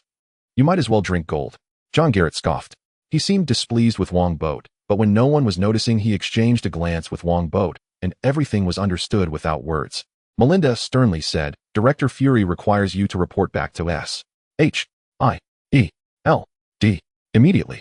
Understood. I wonder how many reports I'll have to write this time. John Garrett grumbled, leading a group of prisoners toward the S. H. I. E. L. D. bus while the Blood Clan prisoners walked toward Wongbo and the others with a mix of confusion and surprise. Shuane immediately went to welcome them both, to reassure them and to explain the current situation so that they wouldn't show disrespect towards the Blood God. This Blood God is not someone to be trifled with. U.S. H. I. E. L. D. have gone too far. A look at them, all pale-faced and unsteady on their feet. It's clear they've been mistreated by you. Wongbo accused with dissatisfaction. I treat your S. H. I. E. L. D. people quite well. They have no worries about food and drink, and Garrett has even gained weight. John Garrett stumbled and almost fell, turning back to give Wongbo a rude gesture. Melinda was also speechless. Wasn't it natural for vampires to be pale? Shouldn't a rosy complexion be the problem? She coldly said, if you are dissatisfied, you can go complain to Director Fury. Wongbo nodded. Good suggestion. Shuane, remember to write me a complaint letter. Melinda, uninterested in Wongbo, asked, the prisoner exchange is complete. Next, who should I approach to learn about the Blood Clan Police Department? Blade is on the 3rd underground level. You can take your people to find him. Recently, many Blood Clan members have been causing trouble, and we need your help. Wongbo said, Melinda, though our positions differ, we both wish for peace in this world, and I hope you won't disappoint me. Since I've taken this position, I will naturally fulfill the corresponding responsibilities. Melinda replied coldly, and then asked, is this the headquarters of your Blood Clan Police Department? Yes, this is the place. The Blood Clan Police Department will be built underground, ensuring both safety and convenience. Additionally, a factory will be rebuilt above ground to gather the Blood Clan for work. By the way, does your S. H. I. E. L. D. have any tax exemption channels? The taxes for opening a factory in the city are quite heavy. It would be best if you could get me some subsidies as well. Why are you looking at me like that? At worst, I can give your S. H. I. E. L. D. a kickback. We are now cooperative partners. Kickback. Melinda was increasingly speechless, not knowing how to retort. She simply turned around and left to report to Blade on the 3rd underground level. Such matters should indeed be discussed with Nick Fury. That guy is probably very interested in kickbacks. Wongbo shrugged. At this time, Shuane brought a group of prisoners over. Although these prisoners had complex expressions, none dared to rebel, and they respectfully said, thank you, Blood God, for saving us. You're welcome. Shuane will inform you of the changes during this period. You must remember that times have changed. It is now my era. The vampires looked at each other and finally, under Shuyan's signal, they shouted in unison, "Yes, blood god. Go back and rest." Wongbo waved to signal them to leave while he himself took Shuyan to a cafe at the edge of Hell's Kitchen, which was also one of his properties. Wongbo looked through the glass at the long-term rental apartment across the street and asked, "Has that long-term rental apartment been purchased?" "We've already signed a contract with the owner, but there are many tenants inside, making it difficult to handle."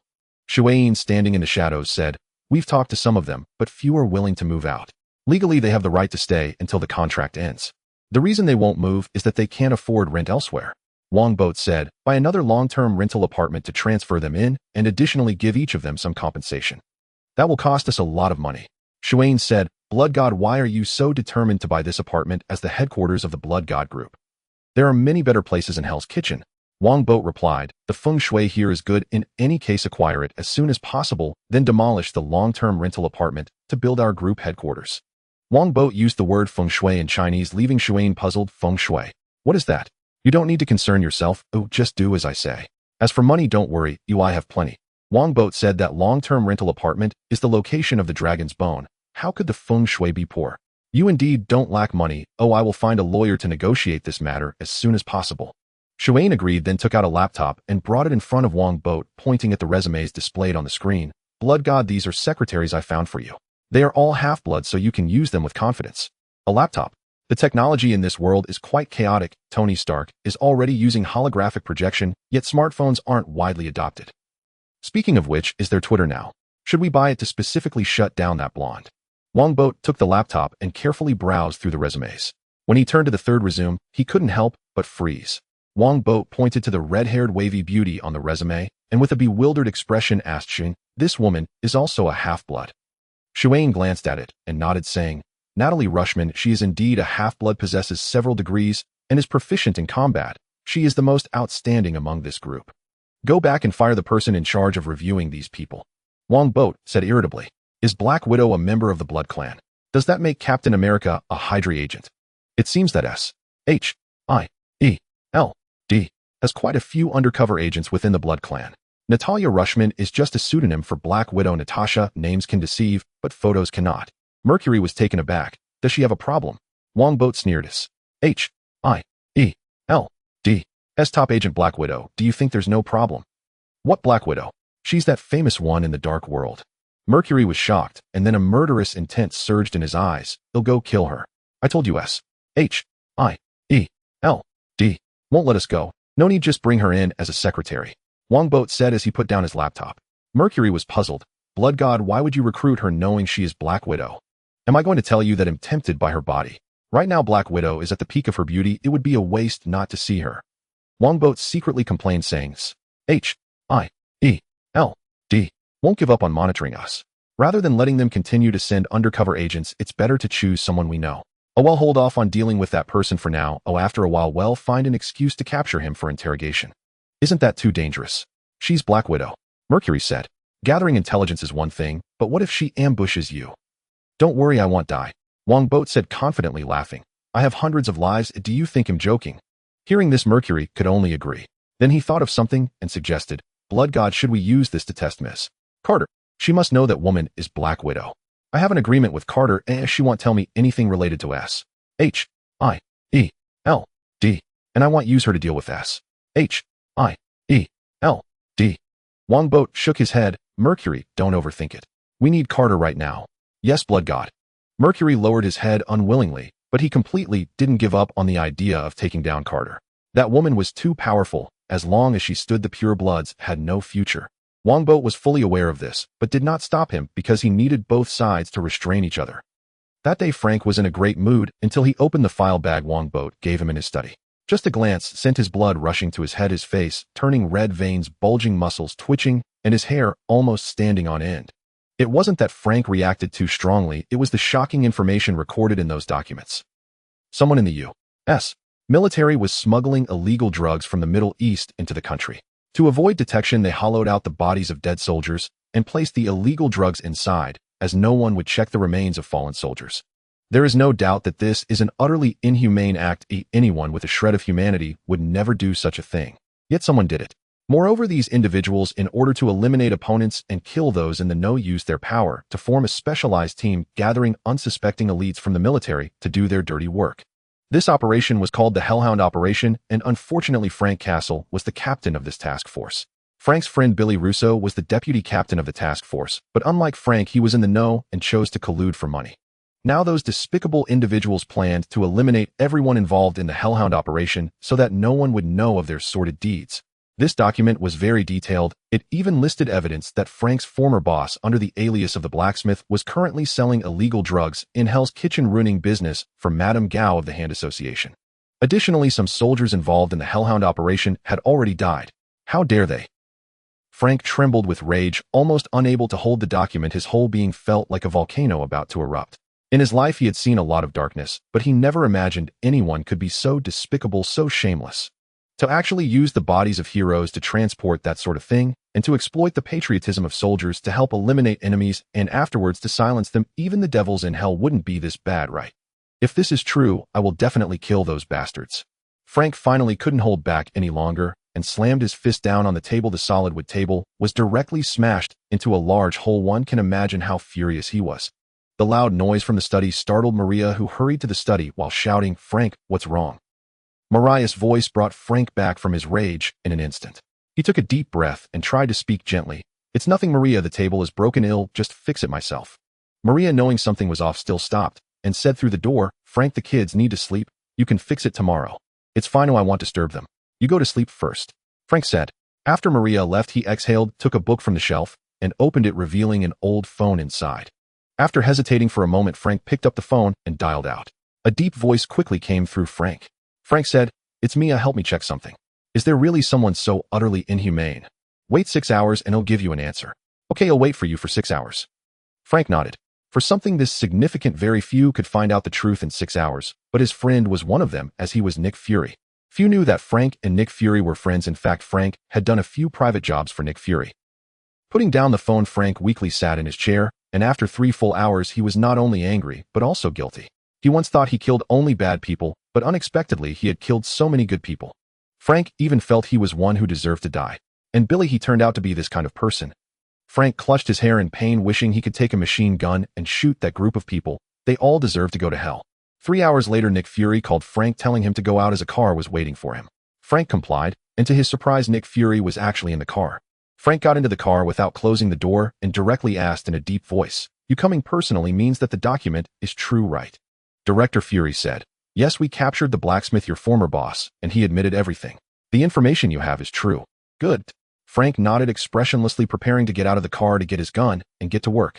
"Those people must die." "Frank." Director Fury hurriedly pressed the button and the car door closed automatically. He shouted, "Don't you care about Maria and the 2 kids? If you really kill them, you'll become a wanted criminal, a murderer." Frank, who was about to get out of the car, suddenly froze. If Nick Fury had said anything else, he wouldn't care at all, but family was always his Achilles heel. Frank turned around, gritting his teeth and asking, "No wonder you want to let them go." "Of course not. I'm going to talk to the military and the director of the CIA shortly. They'll give you an explanation. No one on that list will be allowed to live. However, this matter will not be made public. I believe you can understand that once it is public, it will turn into a massive scandal." Frank angrily asked aloud, "If I forcefully want to make it public, will you kill me too?" Director Fury patted Frank on the shoulder and said, "There are many shameless people in this world, but there are also many with beliefs. Frank, don't think of the world as too dark." Frank stared at Nick Fury for a while, took a deep breath, and said, "They'll keep an eye on you. They all must die." "They will all die," Director Fury guaranteed confidently. Frank nodded, wanting to leave, but Director Fury grabbed him again. Facing Frank's puzzled gaze, Director Fury said, "Frank, I want to ask you for a favor." Frank said, "No wonder you came to find me personally. What favor? Speak." Director Fury said, "I want you to agree to the request of the new leader of the Blood Clan, Blood God Bo Wong, to become his personal bodyguard." "What?" Frank's eyes widened in shock. "The new leader of the Blood Clan, Blood God? What is this nonsense?" Director Fury took out a document from a nearby box and handed it to Frank. Frank said with a face of disdain, "I really don't want to take this document right now. The last one almost made me want to commit suicide." Can you turn the lights up? Why do you like to stay in the dark so much?" Director Fury said while turning on the light. "This creates a sense of mystery. How it can scare people. Your appearance is already scary enough, huh? That kid really is a vampire." Frank looked at the document in a daze. What happened to this world? Vampires are coming out. and they want him to learn practical combat. Director Fury said, "He really is, and now he has become the head of vampires.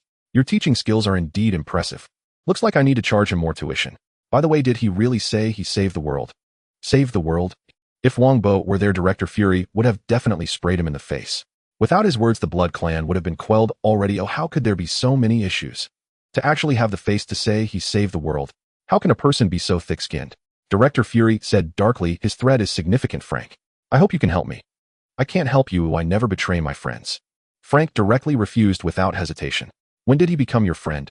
"Since he gave me the document, he became my friend. I owe him a truth of life." Director Fury, seeing that he couldn't persuade Frank, had to throw out the trump card. "Frank, he's very dangerous, you know. He has a nuclear bomb." Frank was startled. "A nuclear bomb? Isn't that too exaggerated?" Director Fury said very seriously, "Not exaggerated, Frank. I need you to help me save the world. This world is indeed fragile, needing saving every day."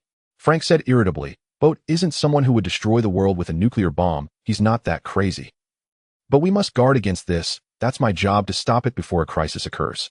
Director Fury said, "Moreover, vampires have always wanted to turn humans back into slaves. Although Bo Wong currently shows no signs of this, we must be prepared for the worst."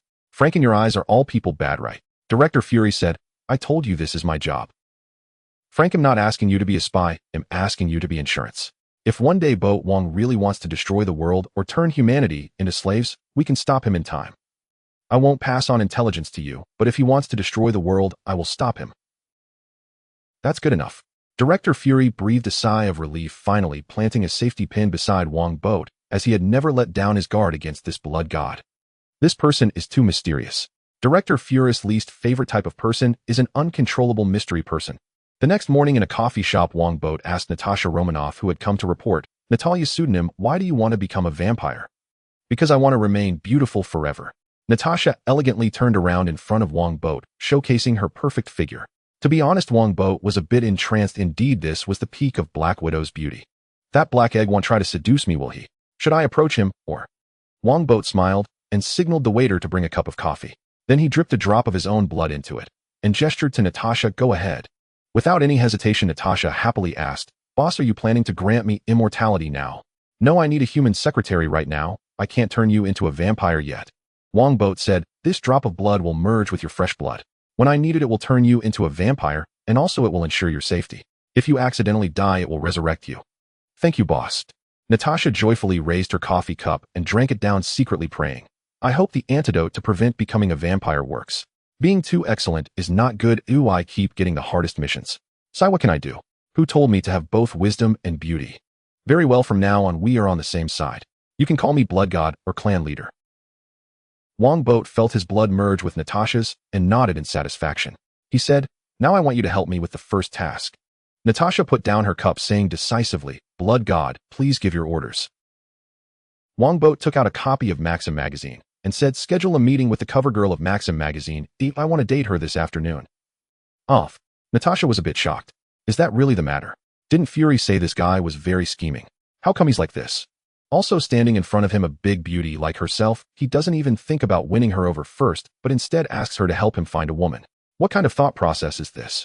Shouldn't he at least take care of himself first? Just as Natasha was about to speak, a man walked in, accompanied by Mercury, smiling. "I didn't expect you to have the same taste as Tony Stark, both liking the cover girl of Maxim magazine." The newcomer was none other than Frank Castle. "Tony Stark is the wealthy person I know best, so I want to learn his lifestyle and see if it suits me." Wongbo stood up and shook hands with Frank, smiling. "Instructor Castle, you mustn't tell me you're about to agree to me. He'll be overjoyed." "Vampires shouldn't die so easily," Frank said with some emotion. "But I never dreamed that what you told me was all true. Now you finally know, ha ha ha, too bad. You didn't see your expression back then. Oh, I was waiting for it all along." Wongbo laughed heartily, saying, "Instructor Castle, let me formally introduce myself. I am the new leader of the Blood Clan, Blood God Bo Wong." Frank said, "Someone has told me about a big shot who would help me deal with those bastards." Wongbo was somewhat surprised. "Big shot? I was going to help you deal with those guys. No need, they won't have a good ending." Mentioning those bastards, Frank's expression darkened. Then he shook his head and said, "Bo, you told me the truth and saved my life. I can be your bodyguard, but I want to ask you first, do you have any thoughts of destroying the world? And do you want to turn all humanity into slaves?" Natasha listened attentively as Wongbo laughed and said, "Frank, do you know which kind of people least want the world to be destroyed?" "What kind of people, eh?" Rich people, the kind that can have whatever they want. Wongbo boasted. I am one of those rich people ranking among the top in the world. With a phone call, more than half of Hollywood's actresses would come to me obediently. With a word, I can decide the jobs of tens of thousands, even hundreds of thousands of people. If my leather shoes get dirty, countless people would want to help me clean them.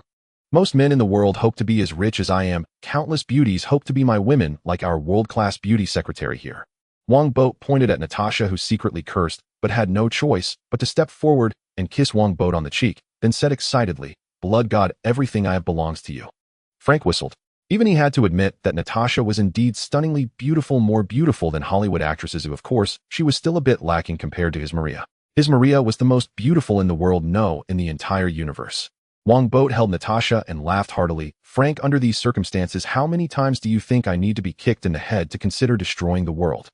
Probably only if my head gets smashed to pieces, right? Of course not. Wongbo laughed, letting go of Natasha, sitting down, and saying, In fact, I would actively maintain this world. If the world is destroyed, where would I enjoy myself? That's true. Frank nodded in agreement, and Natasha also nodded secretly. If she had as much money as him, she wouldn't want to destroy the world either. She wanted to gather all the NBA hunks to sweat in front of her.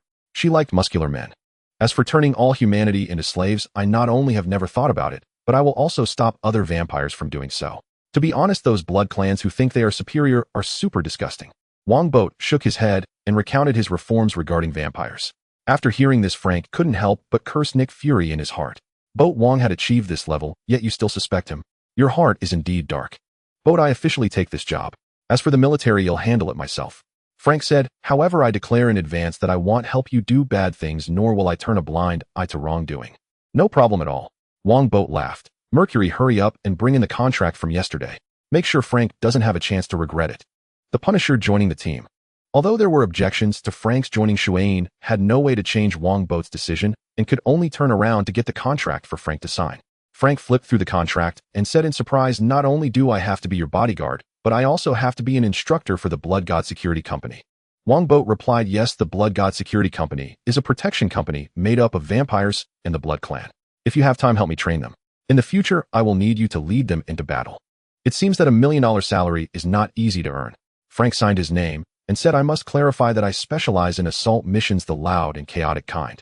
If I lead the team, you need to think carefully about how to wrap things up. Don't worry, under normal circumstances, I won't need you to take action. Wongbo smiled and said, Xuan, go call the snowman and let him take Frank to visit the security company and meet the team. Natalie, hand the contract to the legal department. Yes, Blood God. Natasha and Xuan replied at the same time. Then Xuan called someone while Natasha took the contract to the temporary legal department upstairs. After delivering the contract, Natasha went to the restroom and took a syringe from her makeup box. Don't misunderstand, she just drew a little of her own blood. Wongbo, you can't imagine it, Nick Fury has wanted your blood for a long time. Natasha smiled slightly, then put the syringe back in the makeup box, flushed the toilet, and left the restroom. She was unaware that Wongbo had seen everything that had just happened. To clarify, Wongbo was not so filthy as to spy in the restroom. He was able to see because within a certain distance he could sense the surrounding situation through his own blood. Oh, it seems even more filthy. Want my blood? In your dreams. My blood is alive, it doesn't want to be drawn out, and no one can take it. Wongbo secretly sneered, and soon after Xuan entered with the snowman dressed in leather. This snowman looked exactly like the Cosmic Dan, or in fact he was played by Cosmic Dan in Blade 2 as the subordinate of the main antagonist Duke Marquinos. At this point in time, he was still mingling with the North American vampires, not yet having gone to align with Duke Marquinos of Europa. Wongbo recognized him as a familiar face, and since he had decent power, he promoted him to head of the security company. Wongbo introduced them, Snowman. This is Frank. Frank, this is Snowman. From now on, you two will be colleagues, so get to know each other. Snowman shook hands with Frank and provocatively said, we are looking forward to Instructor Cass teaching us. I am also looking forward to teaching you. Frank grinned. He loved tough guys the most. The tougher they were, the more interesting the training. Wongbo smiled and said, all right, I won't keep you for dinner since the beautiful lady has an appointment. Frank, get familiar with the security company for a few days, then come help me. As for benefits, Natasha will arrange them for you. You won't be disappointed. Good. Frank nodded and left the cafe with Snowman to head to the security company. After they left, Xuan said, Blood God Jean Bing called me this morning saying he wants to buy the long-term rental apartment we acquired and the price can go up by 30%. Do we have dealings with Jean Bing? Wongbo was surprised. Jean Bing was the underground emperor of New York, the #1 enemy of Daredevil, and 40% of crime in America was related to him. Jean Bing is not his real name, but a title meaning emperor. Jean Bing will help us deliver some food. Shuain said vampire food is naturally live humans. Human trafficking, huh? Wongbo sneered. He thought for a moment and said the one who really wants the long-term rental apartment shouldn't be that fat guy, but the Shahewi. Shahewi. Those ninjas said to be able to resurrect indefinitely. Wongbo asked they won't have business dealings with us, will they? They have delivered food before, and many vampires are junkies. So depraved, no wonder their combat power is so weak. Wongbo snorted and said refuse Jean Bing. That is our future headquarters, and we won't sell it for any price. Okay. Shuain nodded. It seems that the feng shui of that place is indeed good, otherwise so many people wouldn't be fighting for it. She specifically checked the meaning of the feng shui last night, and ended up more confused. After thinking for a moment, Wongbo said, tell that fat guy we are not interested in Hell's Kitchen, and he should not interfere with our dealings with the Shahewi. Shuain said proudly Jean Bing wouldn't dare to provoke us. We are the kings of the dark world. Purebloods still haven't been beaten enough. Wongbo had long been accustomed to the superiority of the blood clan. He waved his hand, signaling Shuain to leave. Wongbo turned his chair to look at the long-term rental apartment outside, squinting his eyes. It seems I will have to confront the Shahewi. They won't give up the dragon bone, and I certainly won't either. That's fine. I am very interested in Lady Gao's chi technique. The bone marrow is hematopoietic tissue, and the dragon bone can greatly enhance Wongbo's strength. He certainly won't give it up. After all, underneath the long-term rental apartment lies a complete dragon bone. There is a very famous Michelin restaurant next to Times Square, usually packed with people, but today there were only 2 guests because Wongbo had booked the entire place. Sitting opposite Wongbo was Becky, the cover girl of this issue of Maxim magazine. The atmosphere between them was initially a bit stiff, but due to Becky's enthusiasm, Wongbo gradually relaxed, and now the atmosphere was quite harmonious. The only problem was that Becky liked to ask questions, constantly asking Wongbo what he did, what his relationship was with Universal Pictures, why their director would help him arrange for her, what kind of car he drove, and so on. Is this a blind date? This girl is too enthusiastic. There's no need to chase her. She feels no different from those models from a while ago, just a bit higher class, and not as imagined. Wongbo felt somewhat disappointed. It seemed that being too wealthy wasn't good either, as it took away the joy of pursuit. In the afternoon, he'll take you to Universal Studios to meet director Catherine. Wongbo shared some of his information, and Becky immediately became even more enthusiastic. At this moment, the door of the restaurant creaked open, and a rather arrogant-looking little mustache walked in, looking quite annoying. The little mustache glanced around and said to a nearby waiter, why are there only 2 people? Young man, is your restaurant going to close down? I'm sorry, Mr.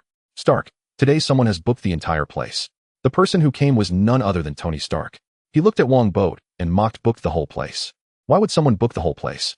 If you don't want to be disturbed, wouldn't it be better to eat at home? Is this guy looking for trouble? Wongbo raised an eyebrow, just about to speak when the manager hurriedly came out and said, Mr. Stark, I apologize if our boss is dining today and is not receiving guests. Boss. Tony Stark was taken aback. Wongbo stood up and raised his hand, saying to me, this is no different from home. Mr. Stark, feel free to join us. Then he'll sit for a while, get me a glass of red wine. Tony was somewhat displeased, but still walked over and sat down.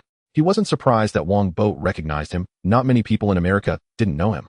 Tony Stark is the most charming billionaire and super genius in America. After sitting down, Tony looked at Becky, whose eyes were shining, and pretended to say, I feel like I know you. Mr. Stark, hello, I'm Becky, the cover girl of this issue of Maxim magazine. Becky excitedly introduced herself. Every cover girl wanted to date Tony Stark, not only because he was charming, but also because it could bring a lot of exposure. Oh, I remember now. Tony shook hands with Becky, and then turned to Wongbo and asked, Sir, I really find it strange that you bring a cover girl, yet book the whole restaurant. How is that different from buying $1 million luxury watch, but not letting anyone see it? Becky nodded in agreement. A cover girl should live in the spotlight. Wongbo smiled while signaling the waiter to pour wine for Tony, and said, you came here specifically to ask me this question. Did I come here specifically? I wasn't aware. I was just passing by. Tony naturally denied it, but in fact he did come specifically. Who didn't know he liked to find Maxim magazine's cover girls? How could someone dare to steal from him without coming to see what was going on? Tony Stark, if he had time, allowed others to steal the cover girl, but as long as he had time, the cover girl would definitely be his, because he was Tony Stark. Maybe. Wongbo did not expose Tony. He said, I wanted to find her mainly to try out your lifestyle. However, I'm a low-key person and don't like being watched, so I reserved the whole place. Tony mocked, are you imitating me? There are many people in this world who imitate me, but clearly you are the worst one, not even realizing that I love lively atmospheres. At this moment, Tony Stark was indeed annoying. The phrase nose in the air was prepared specifically for him. Wongbo secretly scoffed and said, you like to show off, right? Tony proudly said, no, it's the spotlight that seeks me out. I, Tony Stark, never need to show off. That's right, wherever you are, Mr. Stark, that's where the news is. Becky said adoringly, and Tony cast a smug glance at Wongbo and began chatting enthusiastically with Becky. I must say, although Tony Stark's tone was quite annoying, he was indeed humorous and very good at charming girls. In just a short time, his quick-witted remarks made Becky laugh several times. Wongbo quietly watched Tony Stark's performance, not doing much because there was no need. Seeing that the spotlight had completely been taken by the other party, Tony Stark felt very pleased. Competing with him for a cover girl was truly foolish. Becky, are you free this afternoon? I know a few directors who will go play golf with me. Tony made an invitation, knowing what cover girls liked the most. Clearly, Tony wanted to pry Becky away from Wongbo. In his view, he was already on the verge of success, and he even provocatively glanced at Wongbo. However, contrary to Tony's expectations, Becky hesitated. She glanced at Wongbo and apologetically said to Tony, "Sorry, Mr. Stark, Mr. Boat has already invited me to meet Director Catherine." Director Catherine? Which one? A female director. I plan to have her direct the Twilight film that I bought at a high price. Wongbo said slowly, a youth romance film about werewolves and vampires. Tony made a face of disdain. Werewolves and vampires. Is there anyone who would watch such a movie? The script is quite good and the director's ability is strong. As long as some handsome men and beautiful women are found, the box office won't be bad. Wongbo continued. Becky is very suitable for one of the roles in it. I believe Director Catherine will give me this face after all I invested in this movie. And Mr. Boat is also a shareholder of Universal Pictures. Becky introduced. Wongbo shrugged. Actually, I'm a major shareholder, but most people don't believe it. Tony's expression turned somewhat grim. He knew he had failed. Although he was handsome, charming, witty, he couldn't let Becky take on an important female role. For a cover girl like Becky, this was irresistible. Even if he was Tony Stark, it wouldn't work. After all, he changed women faster than he changed clothes. Wongbo looked at Tony with a smile, and Tony clearly sensed the ridicule. This guy dares to compete with me for women with such skills. Kid, you are finished. Tony instantly became angry. How could he, Tony Stark, lose to a country bumpkin? Tony said, meeting the director can wait until tomorrow. Bert, didn't you say you admired me? He'll take you to Atlantic City to see how it's done. There you'll see how I have fun. Wongbo thought for a moment and said, although I don't admire you, I really want to see how you enjoy yourself. I just became rich and am not familiar with how to live the life of a rich person. It seems you are the lucky one who inherited a huge fortune. Tony exaggeratedly said. Wongbo replied, aren't you the same? Stark Industries is also something you inherited. No, I developed it. Tony stood up eagerly and said, what are we waiting for? Let's take a sports car. Hurry, my sports car doesn't wait for anyone. Wongbo said, don't worry, my sports car will wait, in the type that likes to give the old folks face. Old folks. Tony's eyes widened, staring at Wongbo, who dared to say that he, a super genius adored by countless beauties, was an old man. Isn't that looking for death? Isn't this looking for death? If he doesn't do something to make the other party bleed, Tony would look down on himself. When we get to the casino, this kid will be in for it. With Jarvis helping at the casino, I'm invincible. Tony secretly sneered. What? He cheats. No, cheating that hasn't been discovered isn't cheating. This guy is really petty, but does he want to seek abuse by going to the casino with me? Wongbo chuckled. It's well known throughout America that Tony Stark is petty. Before becoming Iron Man, he was petty, and after becoming Iron Man, he was still petty. Speaking of which, he should soon become Iron Man, which means the era of superheroes is about to arrive. It seems I need to speed up a bit. Wongbo's eyes flashed, and with a gentle flick of his finger under the table, a drop of blood flew from between his fingers and landed in Tony Stark's palm, quickly seeping in. Tony was completely unaware. He stood up and said, let's go to Atlantic City. Who am I, where am I, and what am I doing? In the bright casino hall, Tony Stark stared blankly at the poker cards on the table, his mind a blank slate. He shook his head and looked around in confusion, realizing that the people around him were excitedly shouting something at him in perfect unison. Tony shook his head again, finally hearing what the crowd was shouting. Take off your clothes, take off your clothes. Why do they want me to take off my clothes? Tony blinked in confusion, and after a moment, he suddenly recalled everything. He looked up sharply at the smug Burt Wong across from him, gritting his teeth, realizing he had been set up by this kid. The process was simple. Tony Stark brought Burt Wong and Becky to a casino in Atlantic City. At first, they didn't gamble, just placed some bets and played a bit of dice and pai gow. As a regular at the casino, Tony immediately recognized that Burt Wong was a novice lacking experience. So he seized an opportunity to play a game of poker with Burt Wong alone. In the first 3 rounds, Tony Stark easily won, but starting from the 4th round, he began to lose continuously, never winning again. Even using Jarvis's analysis features to analyze his opponent's facial expressions and predict their cards did not help. Generally speaking, Tony would not cheat at the casino. He didn't need the money, but occasionally using a little trick wouldn't hurt. He just didn't expect that even cheating, he still couldn't win against someone who was clearly just a beginner. How could Tony accept that? Like a gambler who had gone reedied from losing, he kept raising the stakes and betting, determined to outdo his opponent. This wasn't about money, it was about face. He could lose anything but not his dignity, because he was Tony Stark. Then, like those gamblers who refused to accept defeat and ended up with nothing, Tony lost completely. Of course, he wasn't losing his fortune, but a condition that was absolutely unacceptable. Take off his clothes and run a lap around the casino. If he really did that, Tony would probably never be able to show his face again, and tomorrow all the newspapers in America would feature his charming physique. There were countless people in America interested in his physique like the gamblers around him, which was why they were shouting so loudly. "You're not a novice." Tony gritted his teeth and said, realizing now that he had been tricked by that kid across from him. Tony felt embarrassed to have been so easily outsmarted. "I really am just a novice who I've played poker online, but not much in real life." Burt Wong replied, nonchalantly, not lying. He really was a novice. But it didn't matter. He could see Tony's cards at any time, even knowing what the next card would be. If he could lose, he would swallow all the cards. Tony asked again, "You cheated, didn't you?" Being familiar doesn't mean you can say whatever you want to, otherwise it'll sue you for defamation. Burt Wong laughed. "Cheating doesn't count unless you get caught. Isn't that my line?" Tony was increasingly furious, itching to punch the smug face of his opponent. The smugness of Burt, along with Becky's admiration, made him extremely uncomfortable. Tony closed his cards and said, "Today, whatever I lost, I will double it. Just let this condition slide. What you lost today, I'll return it all to you, plus 5 million if you take off your clothes." Burt Wong sneered, thinking he could compare money with him. "You wish." The gamblers went wild, shouting loudly, "Take it off, take it off." Tony felt a mix of shame and anger. He glanced around, and before he could react, Burt Wong said, "Tony, if you try to run, I'll have the people here strip you of your clothes. I believe they would be more than happy to do so." "More than happy," shouted Becky, and the other gamblers cheered loudly, clearly eager to try stripping a billionaire. Tony's face turned beet red. He couldn't even stand the thought of being stripped. What if a bunch of men took the opportunity to take advantage of him? No, he was wrong. There would definitely be someone taking advantage of him, and they might even take something as a souvenir. Thinking of that terrifying outcome, Tony chose to speak from the heart. He gritted his teeth and said, "Change the condition. I can agree to help you with one thing." In this world, there are very few things that Tony Stark cannot do. Though he was conceding, his tone remained proud. This is Tony Stark. If Burt Wong didn't agree, he could just call the police and say someone was kidnapping him. In this country, no one could force him to do something he didn't want to do. Burt Wong studied Tony and nodded as Tony began to feel a bit anxious, saying, "All right." Tony let out a sigh of relief, but the gamblers booed, thinking they were in for a show, only to be disappointed.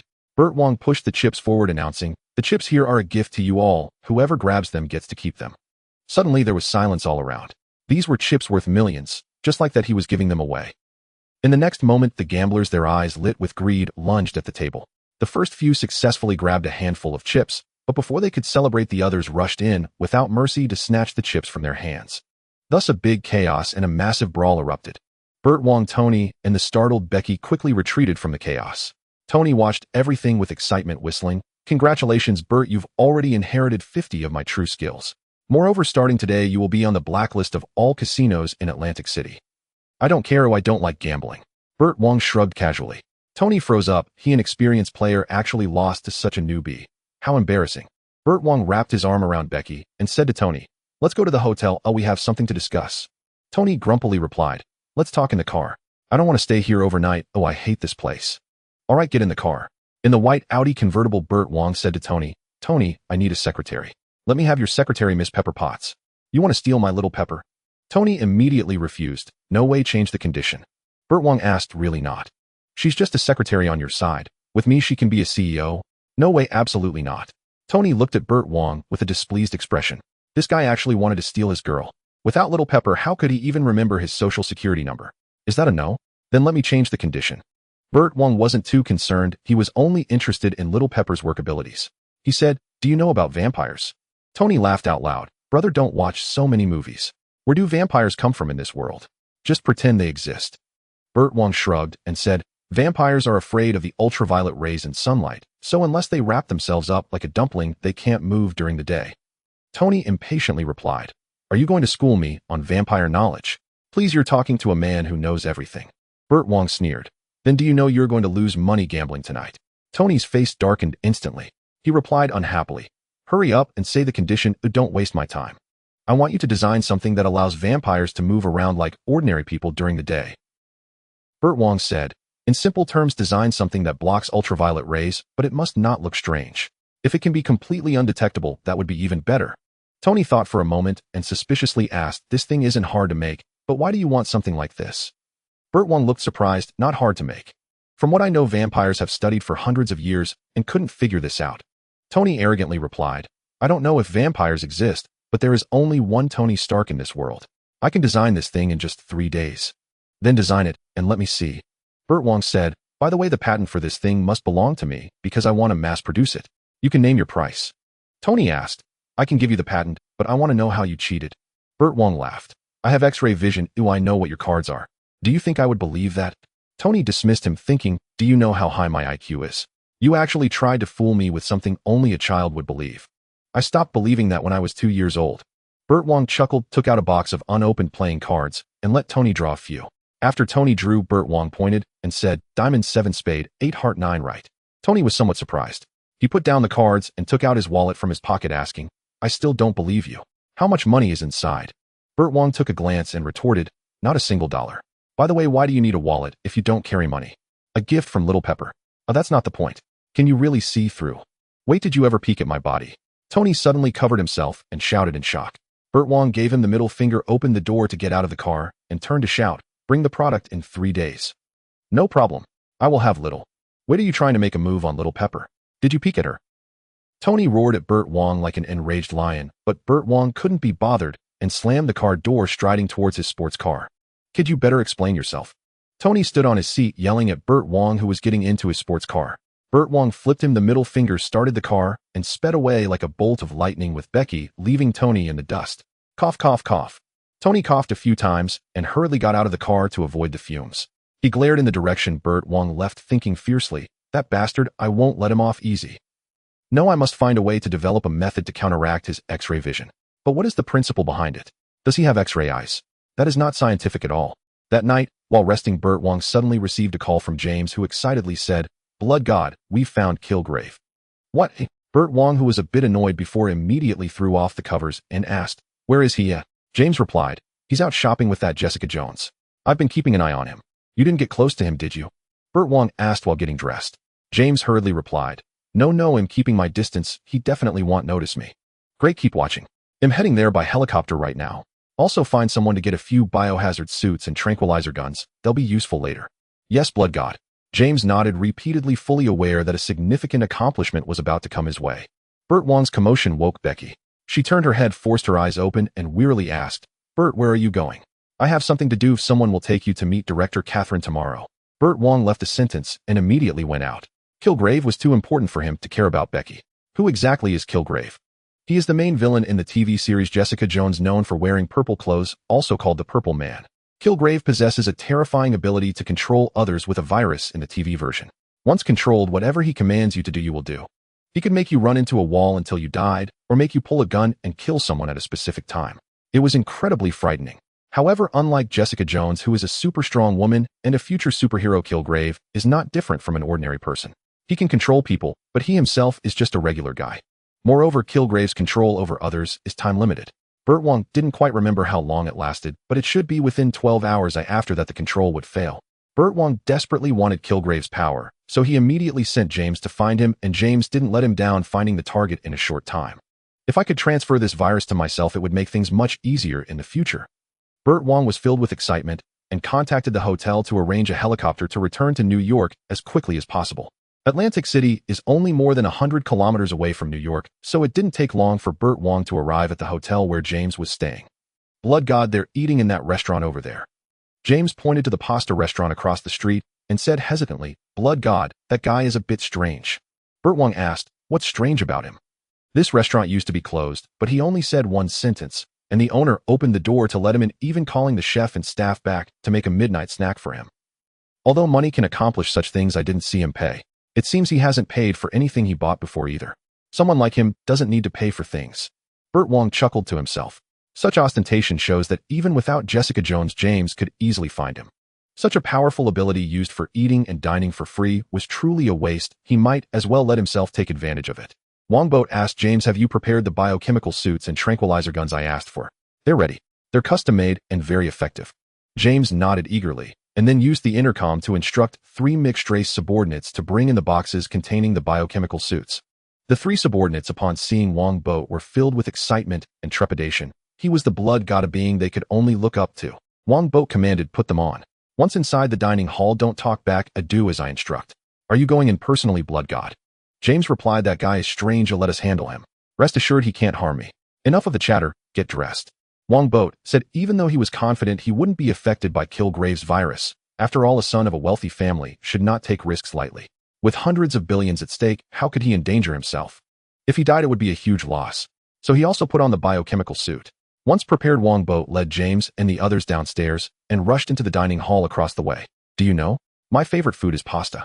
Kilgrave was completely unaware that someone was plotting against him. He was excitedly having dinner with Jessica and was actively sharing his hobbies. Kilgrave hadn't felt such excitement in a long time, as women were far too easy for him to attract.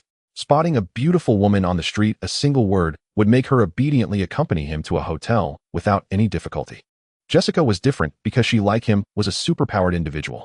It was the first time Kilgrave encountered someone like him, and he was thrilled. In stark contrast to Kilgrave's excitement, Jessica Jones was filled with despair. How could such terrifying powers exist in this world? She was compelled to obey whatever he commanded, completely unable to resist. Indeed, one should never be a superhero. Every time I try, something bad happens. Jessica harbored deep resentment. She had seen someone being robbed on the street and had thrown the robber away over 10 meters only to be spotted by Kilgrave, leading her to fall into hell. Who will save me? Jessica prayed in her heart. She wanted to cry, but without Kilgrave's permission, she couldn't even shed a tear. At that moment, Jessica was shocked to see several people in yellow biochemical suits entering the dining hall, directly raising their tranquilizer guns at Kilgrave's back. Kilgrave sensed the commotion but didn't have time to turn around before being shot in the back by 3 tranquilizer guns. The bullets were specially made, and as his head grew heavy, he collapsed directly into the pasta. Very good. Wongbo nodded with satisfaction just as he was about to send James to capture Kilgrave, when suddenly everyone else in the dining hall rushed toward them with weapons drawn. They were trying to rescue Kilgrave. This was an order he had given them before. Kilgrave was quite afraid of death and always set up various contingencies. Shoot them down. Wongbo commanded coldly, and James and the others immediately opened fire on the approaching people. These were just ordinary folks with no combat skills, and they were quickly taken down, lying unconscious on the ground. The only one with combat ability was Jessica Jones. She picked up a nearby iron table and swung it forcefully at Wongbo's head. If it were anyone else, they would likely be incapacitated by the table, but Wongbo merely smiled lightly, appearing as if he teleported behind Jessica, then struck her neck with a knife-hand blow. Jessica's vision faded to black as she softly collapsed. James, carry Kilgrave and follow me. Wongbo instructed while picking up Jessica. Everyone else, seal off this area. Tie up everyone on the ground. If they wake up, shoot them again. Release them after 12 hours. I will find a few police officers to help you, but regarding this incident, you must not say a word. Also, when these people recover, warn them to keep quiet. Do you understand? Understood. The 3 subordinates nodded repeatedly, their expressions filled with excitement. With the blood god personally giving orders, completing this would ensure they would never have to worry again in their lives. Great. Wongbo wasted no time and immediately left with James, who was carrying Kilgrave. Outside, a small car was already waiting, and Wongbo placed both of them in the back seat and drove home at top speed. Upon returning home, Wongbo tossed Jessica to the maid and instructed the butler lock her up for 12 hours. After 12 hours, if she wants to leave, let her go, if she doesn't, treat her as a guest. Yes, blood god. The elderly butler did not inquire further. As compared to the previous generation of masters, this kind of imprisonment was completely trivial. Vampires have many tricks, and then they end up dead. After dealing with Jessica, Wongbo and James supported Kilgrave into the secret room behind the study. There was a small elevator there, and the 3 of them took the elevator down to the 2nd underground floor. Upon opening the door, they found a small virus laboratory that had long been prepared. Inside the virus laboratory were 2 virus experts hired by James at a high price. Upon seeing the 3 descend, they immediately came over to greet them. Wongbo nodded at them, saying nothing further. These 2 had low moral character and deserved to die. Wongbo had no intention of letting them leave. Wongbo said, James, go back and take care of the matters I just instructed you about, then find Mercury. She will pass on the information center's affairs to you. Yes, blood god. Although James was very curious about what Wongbo was going to do next, he didn't want to die. After putting Kilgrave down, he immediately turned to leave, filled with excitement in his heart. He was finally climbing to a higher position, and good days lay ahead. He never expected that as a mere mixed blood, he could rise to prominence, and all of this was because he followed a good master. After James left, Wongbo half-truthfully informed the 2 virus experts of Kilgrave's abilities. In simple terms, when he speaks, he can release a virus that renders people completely weak. The 2 virus experts shook their heads repeatedly after hearing this. Boss, it's not that we don't believe you, but it's impossible for a human to have such abilities. Wongbo said unequivocally, this ability indeed exists. Stop talking nonsense. You both start checking immediately and analyze which organ produces the virus. Although the 2 virus experts were skeptical, the one with the money was the boss. They could only comply. The equipment here was quite complete. The two conducted scans, extracted bodily fluids, and performed some experiments using petri dishes. After several hours, they finally clarified the situation. The previously skeptical bald virus expert excitedly reported to Wongbo, "Boss, his body really can produce a virus. This is incredible. If we clarify the research, I estimate we could win a Nobel Prize." Wongbo, who had been waiting for several hours without leaving, impatiently asked which organ produces the virus. The other short-haired virus expert held up a scanned image of the brain and said to Wongbo, "Boss, there's a mutated tissue in his brain and the virus comes from here." Wongbo excitedly asked, "Can this mutated tissue be completely extracted? Also, once extracted, can it continue to produce the virus?" "Extraction is possible, but if forcibly extracted, this person will die." The short-haired virus expert continued, "Once extracted, as long as it's alive, it can continue to produce the virus, but it will die quickly. This virus has low vitality and cannot even reproduce within his body. Boss, I don't recommend extracting it. That would be too wasteful, like killing a hen that lays eggs. We should let it remain in that person's brain and extract some each time for experiments. Only then can we completely replicate this virus and find out how it is produced." "Boss, I agree with that too." The short-haired virus expert nodded repeatedly. "Give me some time, I can." Wongbo abruptly interrupted the two experts, saying, "Extract the mutated tissue completely right now. Completely and alive." "Boss." The two experts wanted to object, but Wongbo shouted, "Do as I say." "That's too wasteful," the bald virus expert muttered discontentedly. But again, the one with the money was the boss. They could only follow Wongbo's orders. Although these two virus experts had questionable characters, their professional skills were quite solid. They first administered general anesthesia to Kilgrave, then opened his head to extract the mutated tissue inside. Wongbo silently observed all of this. He felt no guilt about Kilgrave's impending death, because this man deserved to die. In fact, dying like this without knowing was already quite merciful. If it weren't for the special circumstances, this type of person should be subject to 1,000 cuts for the evil deeds he committed, which could be summarized in 4 words: beyond redemption. Since he didn't have to care about Kilgrave's life or death, the surgery proceeded quickly. Before long, the bald virus expert extracted a small clump of mutated tissue and placed it in a petri dish. Wasteful, too wasteful. This could have won a Nobel Prize. The bald virus expert sighed and glanced at Wongbo with dissatisfaction. Truly a fool who understood nothing and wasted good resources. Wongbo didn't care what the virus expert thought. He gazed at the mutated tissue excitedly, saying, "Step back." Though the two didn't understand why they obediently stepped back. Then they witnessed an incredibly terrifying scene. Wongbo's right hand suddenly transformed into a mass of continuously writhing blood. The two were so frightened they stepped back, repeatedly wondering what the hell was happening. Wongbo ignored them. He first controlled the blood to completely absorb all of Kilgrave's blood, then let the blood envelop the mutated tissue in the petri dish, providing it with nourishment. Normally, implanting this mass of mutated tissue would be extremely troublesome, requiring years of experimentation to achieve, but Wongbo was no ordinary person. He was the blood god, capable of completing this process in an extraordinary manner. This extraordinary method involved swallowing Kilgrave's blood, then merging the mutated tissue using the blood god's power, which contained Kilgrave's life essence. As long as there was no rejection, the implantation could be completed easily. As time passed, the mutated tissue wrapped in blood not only did not weaken, but instead gradually grew stronger. Wongbo laughed heartily, realizing his idea was correct. This ability now belonged to him. Wongbo retracted the blood, reformed his right hand, then transferred the mutated tissue to the position of his head. The entire process went very smoothly as the mutated tissue perceived itself as Kilgrave. After completing all of this, Wongbo looked up at the two virus experts, who were terrified. They were frantically pressing buttons next to the elevator, but unfortunately the buttons didn't respond. Only Wongbo could open the elevator door. Wongbo said, "Slap yourselves until I say stop." Upon hearing Wongbo's command, the two virus experts immediately lifted their right hands uncontrollably and began to slap themselves hard regardless of their inner resistance. They could not stop this action. "Very good, the virus is mine now." Wongbo laughed heartily. Suddenly an idea struck him, and he flicked his fingers. 2 droplets of blood flew out and merged into the bodies of the two virus experts, nourishing the viruses inside them.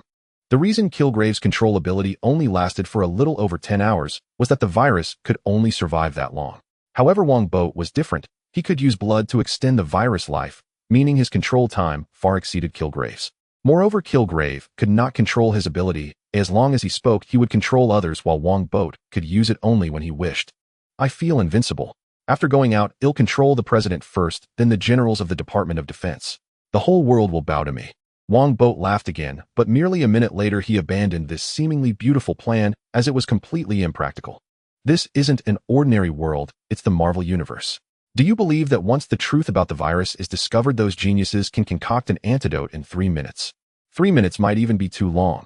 Moreover, this virus isn't something just anyone can control. In the original plot, Jessica Jones eventually became immune to this virus, and there are countless superheroes stronger than her. Wongbo didn't want to become one of those foolish villains if this ability could be used, but it had to be done quietly, without raising any suspicions. Let it be the Blood God's unique ability. The Blood God can control others with blood. That's very reasonable. Wongbo chuckled. Speaking of which, the vampires in this Marvel world are quite lacking. They don't even have magic, and can't even transform into bats. Anyway, there definitely isn't any around North America. I'm not so sure about Europe. They'll have to take a chance to explore it someday. Wongbo said to the two virus experts who were still slapping themselves, "Stop now. From now on you will stay here and diligently research the virus for me, enhancing its power." The two virus experts naturally were unwilling, but they had no choice. To prevent any accidents with the virus, Wongbo did not leave immediately, but stayed behind to conduct some tests. Being cautious was necessary, as this was a god-level ability. If something went wrong, it would be a huge loss. The night in Big Apple City is never truly peaceful, for there are always those seeking to stir trouble. In the underground of a church in the Queen's district, a group of vampires roared loudly, denouncing a certain false god. Burt Wong is just a damned half-blood. What gives him the right to be the blood god? Only the noble purebloods are worthy of that title. Burt Wong actually forbids the Blood Clan from drinking human blood. It's simply laughable. We vampires are at the top of the food chain, and humans are merely our food. Burt Wong has become a lackey for the Shield. He claims that Deacon Fess is an undercover agent for the Shield, but in truth, he is the one who is. The vampires cursed loudly. Among them were purebloods, but more were half-bloods who desired to drink human blood, thinking themselves superior to humans. We must eliminate Burt Wong. Drain every drop of blood from him. A pureblood vampire shouted, and the other vampires echoed loudly. Just then the door suddenly burst open with a bang, and 2 rows of fully armed police officers wearing goggles filed in, aiming their tranquilizer guns at them. The cold and ruthless Blade entered wearing sunglasses, declaring, "VPD Vampire American Police Department, you are suspected of treason and drinking human blood. Surrender immediately or face lethal force as per the Blood God's orders." It's Blade. It's the Vampire Police Department. The vampires panicked, and the previously shouting pureblood yelled, "Don't be afraid of these lackeys of Burt Wong. Kill them. Attack." Before the vampire finished speaking, Blade had already issued the order, clearly having wanted to act for some time. The previous actions were merely procedural. After all, he was also one who ate from the public trough and needed to follow protocol. As soon as Blade shouted to attack, the 2 leading police officers turned on their ultraviolet lights, causing the vampires to scream in terror and frantically retreat. However, no vampires died, as this was a weakened version. Next, the police pulled the triggers, and tranquilizer bullets flew towards the vampires. Once hit, the vampires immediately collapsed, falling unconscious. The tranquilizer had a bit of garlic essence added, which was particularly effective against vampires. Under the ultraviolet light, only the pureblood vampires retained the ability to resist. One pureblood roared as he charged towards Blade, swinging his knife down at Blade's neck. Blade grinned wickedly, raising his hand to grasp the pureblood's arm and twisting it violently. With a crack, the pureblood screamed, and the knife dropped feebly to the ground. Taking advantage of his position, Blade seized the pureblood's neck and twisted it forcefully. The pureblood slumped down limp. He was not dead, just unconscious. Blade. The vampire hunter Blade. The remaining 2 purebloods finally remembered Blade's infamous reputation and were frightened. They attempted to flee through the back passage, but Blade immediately pursued one, while the other was blocked by the ambush led by Melinda May. Fire. Melinda ordered the police to shoot without hesitation, and a barrage of silver bullets whistled through the air. Though the pureblood was fast, the passage was too narrow for him to evade, and he quickly fell down with a body full of bullet holes. With the pureblood down, it was needless to say for the half-bloods. Before long, the battle was declared over, and the police began tossing the unconscious vampires into police cars one by one. Melinda approached puzzled and asked Blade, "I don't understand why use tranquilizers. Isn't that too troublesome?" Blade coolly replied, "These vampires are to return to the embrace of the Blood God." Melinda was puzzled. Blade simplified, saying, "The Blood God is going to devour their blood." "What?" Melinda was taken aback, frowning as she asked, "Blade, are you not afraid of the Blood God becoming stronger and being unable to subdue him?" Blade glanced at Melinda and countered, "Why subdue him? What crime has he committed, or what has he done to wrong humanity?" Melinda replied, "What if? There's an old saying in the East, it's not the fear of 10,000, but the fear of what if. As police, we only look at the present, and everything Burt is doing now benefits humanity." Blade stated, "Presumption of innocence is the principle we should follow, Deputy Director Melinda." Melinda retorted, "The Shield operates on presumption of guilt, Director Blade. Burt says that strict enforcement is necessary, so everything must be dealt with severely. Only in this way can we cut through the chaos and establish a new order." strict enforcement, and labor reform.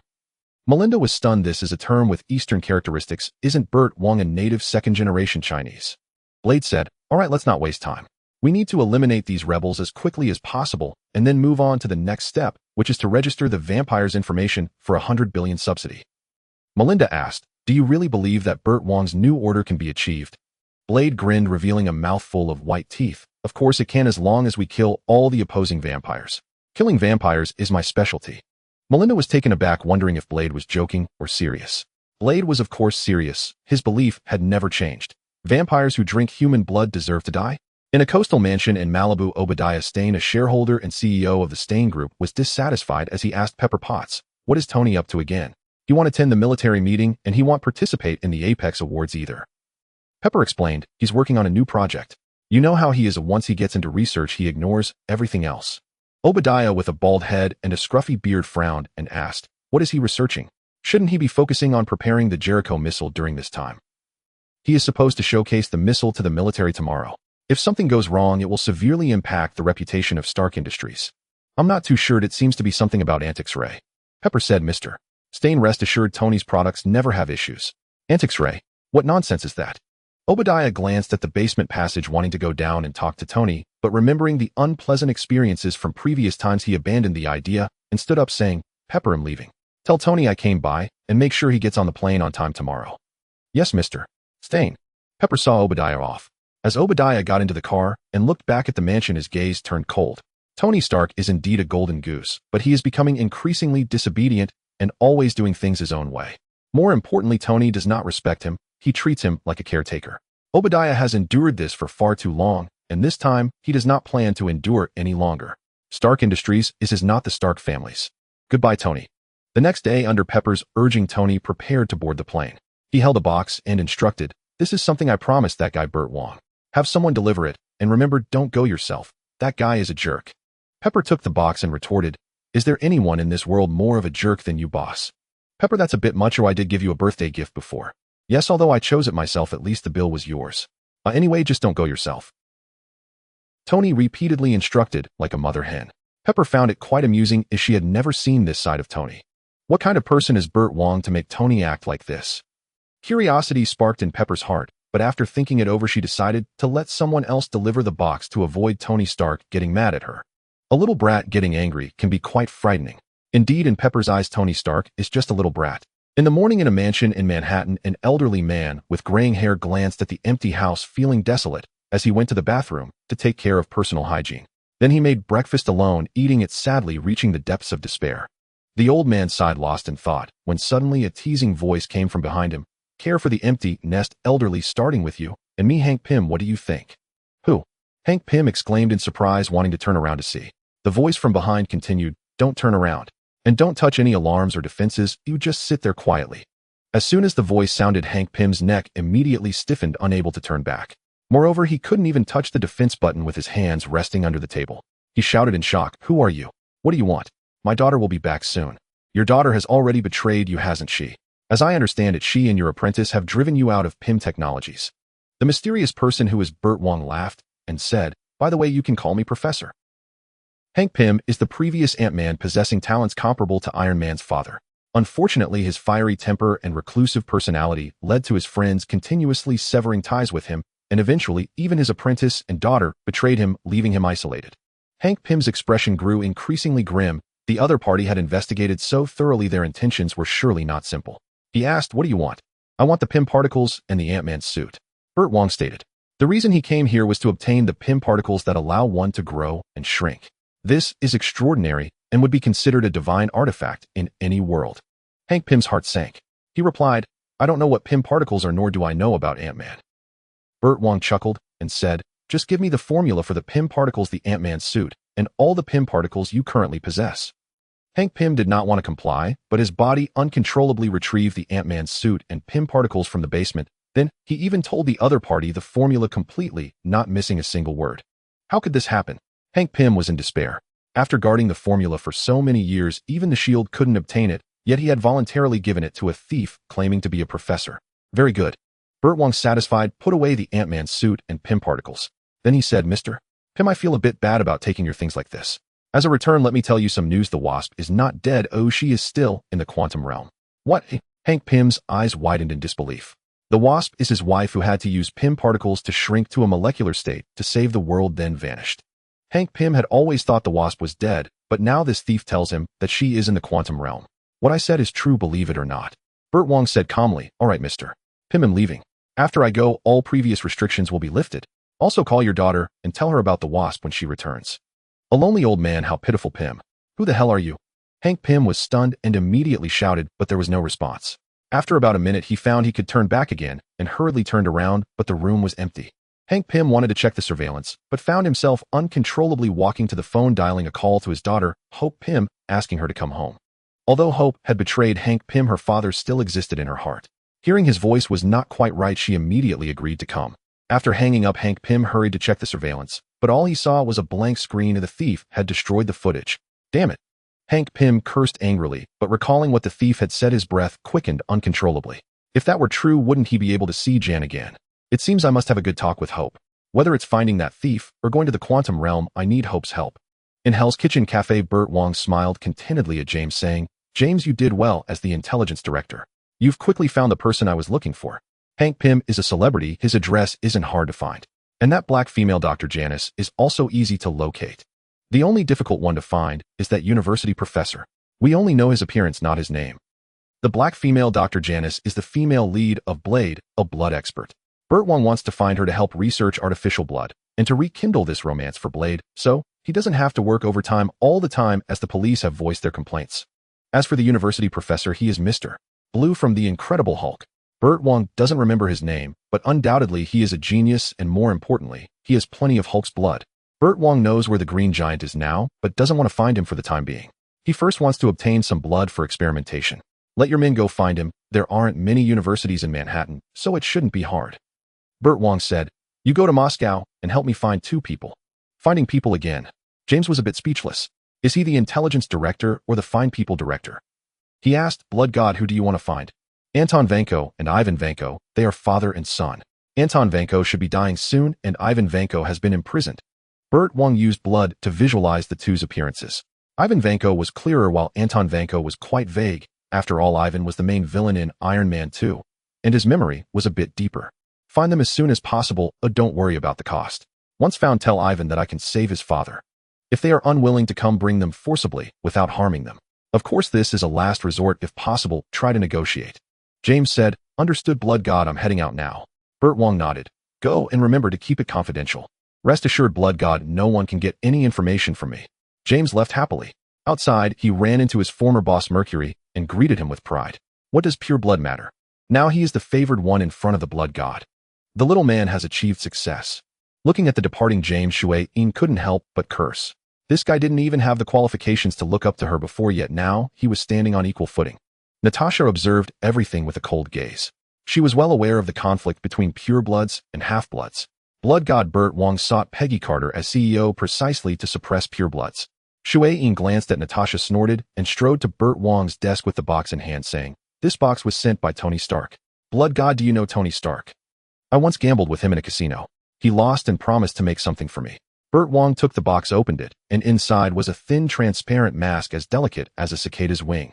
The mask was slightly larger than a normal one, covering the neck and ears. Additionally, its eye, nose, mouth, and ear areas had no openings. Everything was sealed with a switch resembling a controller on the edge. Burt Wong picked up the mask and touched it. Its texture was very similar to human skin. Then he set the mask down and began looking through the instruction manual inside the box, his eyes lighting up instantly. Burt Wong said to Shui-In, This mask is designed to fit your facial shape. Once you put it on and activate the power, it will automatically conform to your skin, making it completely unnoticeable. Unnoticeable? Shui-In was a bit surprised. She put on the mask and then activated the switch. The mask shrank and perfectly adhered to her face and neck. After looking in the mirror, Shui-In realized that aside from the controller, there was truly no sign of a mask. Even more astonishing, although the mask was completely sealed, her vision, breathing, and speech were all unaffected. Shui-In lowered the mirror and asked in confusion, This mask is quite interesting, but Blood God, what is its use? Burt Wong replied, Put on your UV blocking hat and go over there to bask in the sun. Bask in the sun. Shui-In thought of something, her eyes brightening. She hurried to put on the hat and, filled with excitement and trepidation, walked into the sunlight. Nothing happened. Shui-Yin's skin showed no signs of dissolving, and her clothes could block UV rays. Excited, she asked, Blood God, can this mask block UV rays? Yes, as long as you cover the controller with your hair, no one will notice you are wearing a mask, Burt Wong chuckled. This way, even if our blood clan does not completely cover up, we can move freely during the day. This is a great item. Tony Stark truly lives up to his reputation as a legendary genius coming up with such an invention. Shui-Yin was overjoyed. With this mask, she could follow the blood god anytime without worrying about sunlight. Natasha frowned slightly as she looked at Shui-Yin in the sunlight. This item could greatly enhance the blood clan's power. Burt Wong thought of something and glanced at Natasha. This mask bore some resemblance to the disguise mask the Black Widow used in Captain America 2. Could it be the same technology? If this item continues to be developed, it might really become a disguise mask. A genius is indeed a genius. In just a few days, he has invented something that others might not achieve in a lifetime. Burt Wong sighed inwardly as he picked up the authorization letter in the box and called out to Natasha, Natalie, check the authorization letter. If everything is fine, we need to find a way to mass produce it. All right, Blood God. Natasha skillfully picked up the authorization letter to review it. After a while, she said, Blood God, something is off. Although we have the patent for this item to produce this mask, we need to use Stark Group's unique new silicone and micro batteries. Tony Stark is really petty. Burt Wong couldn't help but laugh. This was clearly Tony's way of not wanting to give and setting up an obstacle for him. He said, check if Stark Group is selling this new silicone and micro batteries. Okay. Natasha immediately used her laptop to search. After a moment, she said, they are selling it, but the price is very high. I've calculated that each mask will require silicone and batteries worth about 8,000. In that case, it can't be popularized for now. Burt Wong shook his head and said, place an order with Stark Group to buy more. Also, Shui-Yin, take the design book and find someone to set up a factory to speed up production.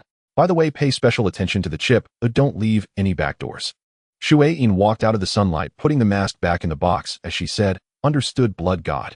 I will complete the production of this mask as quickly as possible. Burt Wong said, once we can produce it, we will first provide it to the higher-ups and security company guards as a benefit. Then we will sell it for 2,000, but only to registered Blood Clan members. No sales to unregistered individuals. Yes, Blood God. Shui-Yin nodded. Natasha couldn't help but glance at Burt Wong. This guy was really cunning, making a double profit at a turn. The price is still too high. We need to find a way to get the technology for this silicone and batteries. Burt Wong rubbed his chin, thinking of something. He asked Shui-Yin, by the way, have the offshore companies I asked you to set up been established? Yes, Blood God. Are you planning to enter the stock market? Shui-Yin replied. Burt Wong said, yes, let our financial companies start shorting Stark Group. Invest as much money as we have. What? Shorting Stark Group? Shui-Yin and Natasha were both taken aback. Natasha reminded Blood God, Stark Group's stock price has been rising due to the Jericho missile. If we short it now, we will lose a lot of money. Shorting, simply put, means you lose money when the stock price rises and make money when it falls. I saw Tony a few days ago and noticed he had a dark aura indicating he might be in trouble. Burt Wong said calmly, Tony Stark is the core of Stark Group. If something happens to him, Stark Group's stock will definitely plummet and we will make a lot of money then. A dark aura indicating trouble. The two women were puzzled, not understanding what it meant and asking for a translation. In any case, just do as I say, Burt Wong said, and Shui-Yin hesitated for a moment, saying, Blood God, Stark Group is the most powerful military industry group in the world. If we short them, S.H.I.E.L.D. might have objections. What if they have objections? We are not breaking any laws. Burt Wong snorted coldly. We are not doing anything illegal and no one can stop us. Shorting Stark Group is just the beginning of my grand plan. You just need to follow my orders. After a pause, Burt Wong added, you don't need to worry too much. I have a good relationship with Director Fury.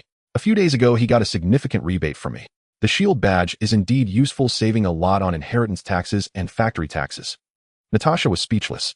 What was her director doing secretly trading with the Blood Clan? Should she report it or not? Yes, Blood God. I will immediately instruct the financial company to do so. Shui-Yin said, no longer opposing, and went to the next room to place the call. A grand plan. Natasha's eyes flickered as she leaned closer to Burt Wong, bending slightly, and asked, Blood God, do you need me to do anything for your grand plan? Burt Wong's gaze was unyielding, yet his tone was serious. You will know in time. Then I will wait. Natasha straightened up and gracefully returned to her seat. Without intel, she certainly wouldn't give Burt Wong any advantage. This matter must be reported to the director. Tony Stark is crucial for the world's safety, and Burt Wong must have received some information. At this moment, the phone rang. Natasha picked it up and after a moment said to Burt Wong, Blood God lawyers Matt Murdock and Foggy Nelson, who are in charge of the long-term rental apartments, want to see you. The timeline of this world is truly chaotic. Daredevil has debuted so soon. Burt Wong narrowed his eyes slightly and said, please invite them in. Soon the two lawyers walked in with the receptionist. To Natasha's surprise, Matt Murdock was actually blind. How can a blind person really be a lawyer? Burt Wong's eyes narrowed slightly. Matt was no ordinary blind man. He was the recently famous superhero Daredevil from Hell's Kitchen. Matt Murdock became blind as a child due to a chemical accident while saving someone. However, he gained heightened senses of hearing, smell, and touch as a result. These powerful senses made Matt no different from normal people, which is why he could become a lawyer. Later, Matt discovered that studying law could not save Americans, so he worked as a lawyer by day and donned a red suit to become Daredevil at night fighting crime. Seeing this Daredevil, Burt Wong couldn't help but recall the street hero Jessica Jones. This woman was quite inconsiderate. After coming to her senses, she flew away from his castle without saying thanks and even broke a window. Next time they meet, he would definitely make her pay.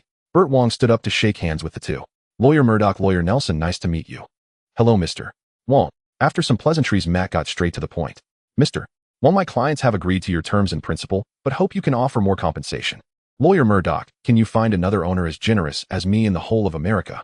Burt Wong replied, I specifically found an apartment building for them to move into. Matt said, Mr. Wong, you are indeed generous, but my clients are economically disadvantaged, and relocating will be quite troublesome, so they need more compensation. So they're just taking advantage. Burt Wong laughed and said, how about this? Those who can move within 3 days will receive a 50 increase in compensation. Those who can move within 7 days will receive a 20 increase, and those who move after 7 days will not see an increase in compensation. How does that sound? Matt seemed a bit surprised. Mr. Wong, are you in such a hurry to acquire that building? I want to establish my corporate headquarters there as soon as possible. Burt Wong laughed. Matt and Foggy discussed for a moment and said, Mr. Wong, I will inform my clients of your terms. If there are no issues, we can officially sign the contract tomorrow. Very well, thank you. Natalie, please see them off. Burt Wong stood up and shook hands with the two again. As Matt and Foggy were about to leave, Shui-In walked out from the adjacent room. Upon hearing the footsteps, Matt's expression changed, slightly shocked to see Shui-In walking out. What's going on? Why is this woman heartbeatless? Matt was quite puzzled. He could hear heartbeats and usually relied on this ability to determine who was around him. However, he had never expected to encounter someone who could move yet had no heartbeat. Vampires lack heartbeats, but Burt Wong does have one. Shui-In, of course, had no idea what Matt was thinking. She stood beside Burt Wong waiting for the outsiders to leave. Matt had now regained his composure and with Natasha's assistance was leaving with his cane, but his ears perked up, eavesdropping on the conversation between Burt Wong and Shui-In. Shui-In said, Blood God Lady Gao called me. She wants to visit us. Burt Wong asked when. Right now? She is almost here. The visitor is not kind. Shui-In, take out your katana. Let's wait for them in the underground martial arts arena. Burt Wong said with a cold smile. The underground martial arts arena was transformed from the coffee shop's basement. After becoming the Blood God, he had not stopped practical combat training. This world is indeed very dangerous. Shui-In excitedly said, Great. I can finally witness those ninjas. Lady Gao. Matt frowned upon hearing that name. Lady Gao was no easy character. She monopolized the illegal drugs business in Hell's Kitchen and had many people configure drugs for her before entering the factory. Those people's eyes could be blinded by her. This Blood God group seems to be quite formidable as well. Matt thought to himself as he reached the door, just in time to see an elderly lady with a cane and an Asian man in a suit get out of a car. He was taken aback. Why was Lady Gao with Nobu? Nobu was the leader of the Yakuza, and Matt had fought him before with neither side being superior. Matt was unaware that Lady Gao and Nobu were both part of the hand, with Lady Gao being one of the 5 fingers of the hand, while Yoshioka Nobu was a trusted upper ninja of the hand from Murakami. Natasha said to Matt, Lawyer Murdock, I won't see you off. Take care. Matt snapped back to reality and smiled. Yes, let's grab coffee together next time. Is this a date? Natasha smiled. Just as Matt was about to respond, he heard a conflict arise between Nobu and the guards. The guards sternly said, We must search you to ensure you are not carrying dangerous weapons. Nobu was about to say something, but Lady Gao waved her hand. Just when everyone thought she was going to compromise, she pushed the guard from afar. The guard was knocked back as if hit by a hammer, crashing into the wall before falling down. Let's go. Lady Gao leaned on her cane, unsteadily walking in. If no one had witnessed that scene, no one would have guessed that such a frail old lady could be a master. Trouble is coming. Natasha, not bothering with Matt, hurried inside. Matt stuffed his briefcase into Foggy's hands as he was about to say something, saying, Foggy, you go back first. I'm going to take a walk nearby. Matthew, you just missed that old lady. Foggy wanted to say more, but found that Matt had already run into the back alley, leaving him to return alone in frustration. In fact, not only Matt and Foggy witnessed that scene, but 2 women, Tracy Walker and Jessica Jones, who were out shopping, also saw it. They were a pair of sisters without blood relation. Tracy Walker shouted excitedly at Jessica Jones, Jessica, did you see that? That old lady just used Qigong. I want to take her as my master. I told you Kung Fu is real. You must have seen it wrong. That old lady is no match for you. With dark circles under her eyes, Jessica showed no interest at all and weakly replied, there's a bar up ahead. Oh, let's go have a drink. It's not even noon and you're already drinking. She asked, puzzled and dissatisfied. Jessica, what happened a few days ago? You disappeared for a whole night and came back as a drunkard. Jessica suddenly recalled what had happened a few days ago, a deep fear flashing in her eyes. Whether it was the purple person who could control others or the yellow person who easily knocked her out and kept her locked up for over 10 hours, they both instilled genuine dread in her. Jessica angrily walked away. If you're not going, I'm going myself. Jessica, she hurriedly chased after her. On the way, she glanced back at the cafe, memorizing its name. She planned to come back later to find that old lady and learn from her. She loved Kung Fu the most. Not to mention what was happening outside. After Lady Gao and Yoshioka Nobu forcibly entered the cafe, they found Mercury waiting for them with a katana. Mercury coldly said, Blood God is waiting for you in the underground dojo. It seems the Blood God is quite interested. Lady Gao smiled and led Yoshioka Nobu towards the underground dojo, while Mercury blocked Natasha, who wanted to follow. She whispered in Natasha's ear, Natalie, the Blood God said that Lawyer Matt is lost in the alley. You need to take him away from this street. Natasha was taken aback, wanting to ask for clarification, but Mercury had already joined Lady Gao and the others. Are they trying to get rid of me, or is there something truly wrong with Lawyer Matt? Natasha frowned and turned to find Lawyer Matt, only to discover him eavesdropping sneakily in the alley. It was clear he was indeed up to something. Natasha chuckled, looks like I have a date with him. In the underground dojo, Wongbo scrutinized Lady Gao, saying coldly, Lady Gao, have you come to provoke me by injuring my people? Blood God. Lady Gao sidestepped and saluted, then continued, I didn't injure your people, I merely pushed them aside. Is that so? Wongbo snorted, signaling Mercury to close the door, and then said, Lady Gao, what brings you to me? I am willing to pay twice the price for the building acquired by your Blood God organization. Lady Gao said, moreover, we can also offer you 100 living people for free. One must admit that Lady Gao was quite sincere. Mercury couldn't help but glance at her, wondering what was so special about that building that attracted so many people. Wongbo remained noncommittal. He slowly said, Lady Gao, as a person of Chinese descent, I am very interested in your Qigong. I wonder if you could introduce it to me. This is Kunlun Qigong, and only those from Kunlun can practice it. I'm afraid I cannot say more. If a Kunlun trader can practice it, why can't I? Wongbo sneered. The fingers of the Hand Association were all Kunlun traders who stole dragon bones to escape Kunlun for the sake of longevity. What do you know? Lady Gao's expression darkened as she scolded, knowing that few people were aware of her identity as a Kunlun trader. It seems we must fight first and talk later. Wongbo shook his head and said, Lady Gao, if you defeat me, that building will be yours. But if you lose, your fate will be quite miserable. I'm not particularly keen on fighting you, but if the Blood God is interested, I can play along. Then let's play. Mercury, take care of that ninja over there. Wongbo raised his hand, and Mercury nodded, walking over with the katana alongside Yoshioka Nobu. Mercury asked Yoshioka Nobu, I heard you ninjas are very fast. Yoshioka Nobu proudly replied, faster than your blood clan. Then let's see. At the moment she spoke the first word, Mercury was still over 10 meters away, but by the time she finished the last word, she had already reached Yoshioka Nobu, performing a swift draw that gleamed like a flash of light horizontally, striking at Yoshioka Nobu's waist. Indeed, Mercury had mastered the swordsmanship of the island nation. Although Yoshioka Nobu was slightly surprised, he reacted swiftly, using the golden cicada shell technique to appear behind her, leaving only a piece of outerwear that was cut by the blade. Dressed as a red-clad ninja, Yoshioka Nobu threw 3 shurikens at Mercury. As Mercury defended, he mysteriously appeared behind her, swinging a chainsicle short gun towards her back. Mercury turned and raised her sword to block Yoshioka Nobu's short gun, then twisted her katana, deflecting his weapon and slicing towards his wrist. Yoshioka Nobu used the chain to block Mercury's katana, then swiftly retreated to create distance. Mercury immediately pursued her blade, striking incessantly at Yoshioka Nobu. As Yoshioka Nobu retreated, he defended himself. Suddenly, he unexpectedly flung the chainsicle short gun, startling Mercury, who hurriedly sidestepped to avoid it. The short gun narrowly grazed her waist before Yoshioka Nobu retracted it. Both of them halted, cautiously eyeing each other. It was evident that the other's strength was formidable. After a brief moment, both charged at each other, simultaneously engaging in a fierce and rapid clash. Their speeds far exceeded that of ordinary people, appearing as if they had accelerated. Your hand association is stronger than I imagined. Wongbo straightforwardly told Lady Gao. This ninja is merely one of your 5 fingers, yet he can match my head guard. It seems I must re-evaluate your strength. Nobu is the best fighter under Murakami. Your head guard holding his own against him is quite impressive. Lady Gao stated, clearly believing she was on the same level as the blood god, which was also why she dared to come alone. Hearing the conversation between Wongbo and Lady Gao, Mercury and Yoshioka Nobu became increasingly furious, their battle intensifying as they sought to prove their superiority. Let me witness your qigong, Lady Gao. Wongbo raised his hand, his 5 fingers transforming into blood, then shot forth like a spear at high speed. Lady Gao seemed frail, but her speed was astonishing. As soon as Wongbo's blood spear was launched, she had already stepped right, effortlessly dodging his attack. Wongbo coldly smiled as the blood spear curved in midair, attacking Lady Gao from behind. Instead of dodging again, she swiftly clapped backward, causing the 5 blood spears to explode simultaneously at their bending points, with the shattered spears transforming into a spray of blood raining down. What a powerful technique!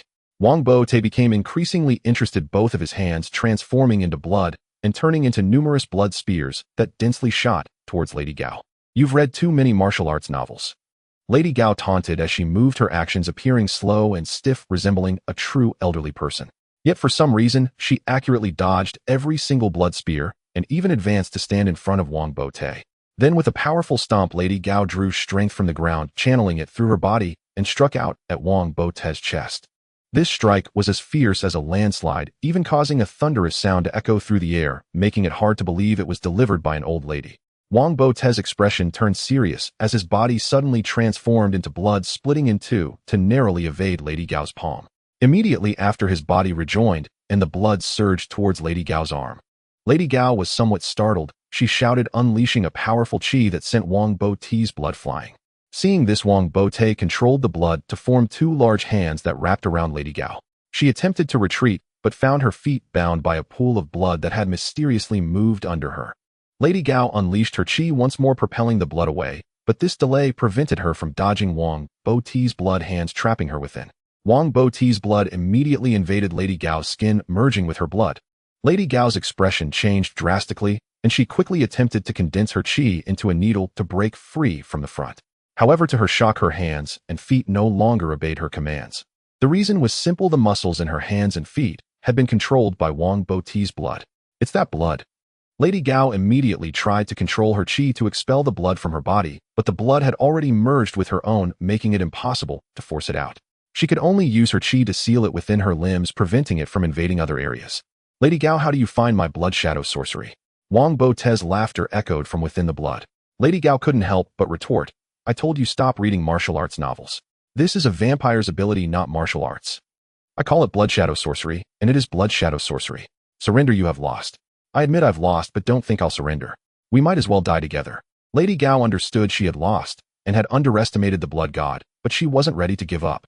You should know, even if we die, members of the Hand Association can be resurrected. In that case, don't blame me for being ruthless.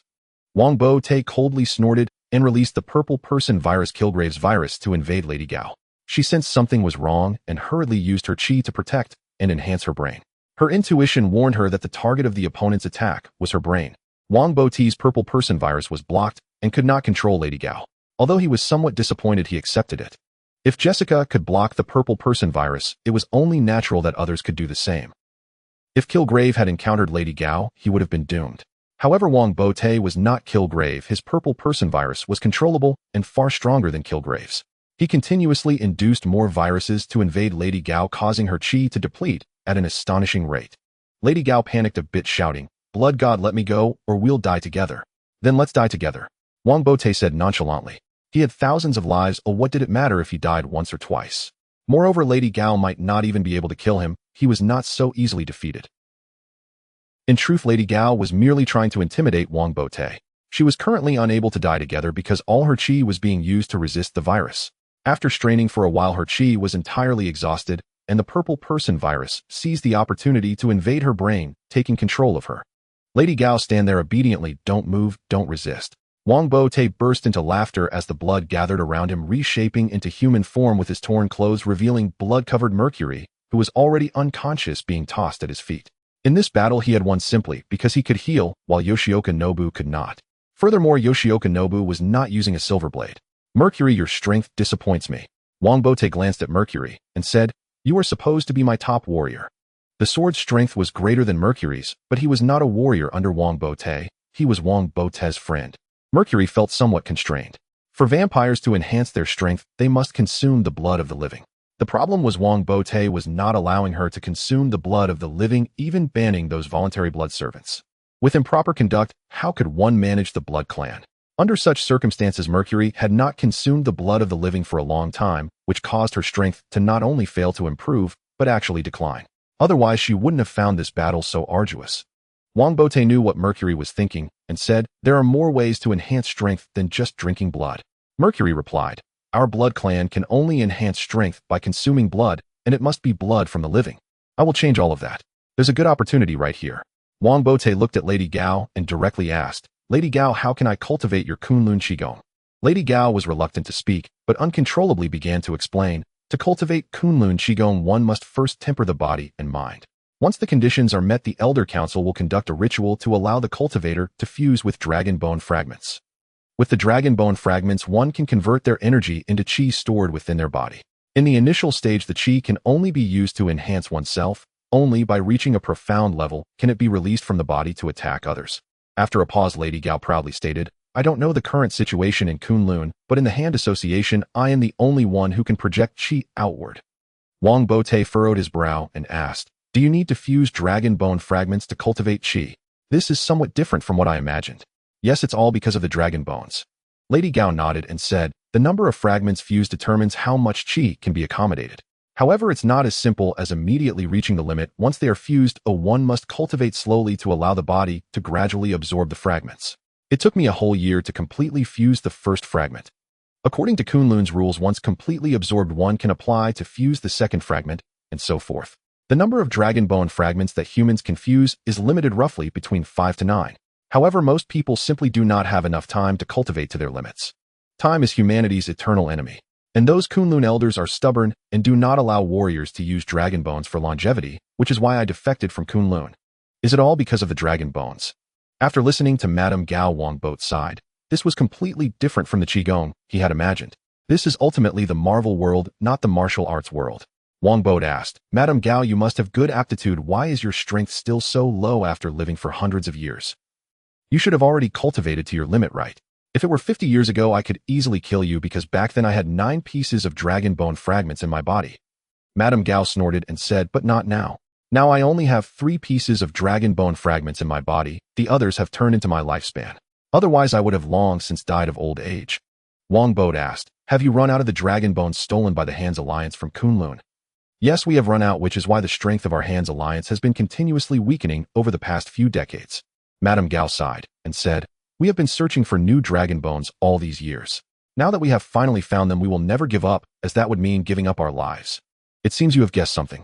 I indeed know that the dragon bones are under that building," Wongbo said with a smile. Mercury beside him blinked. Although there were still many things she didn't understand, she knew one thing: the Blood God and the Hands Alliance were vying for the dragon bones, which could grant immortality. What does the Blood God want with this useless thing?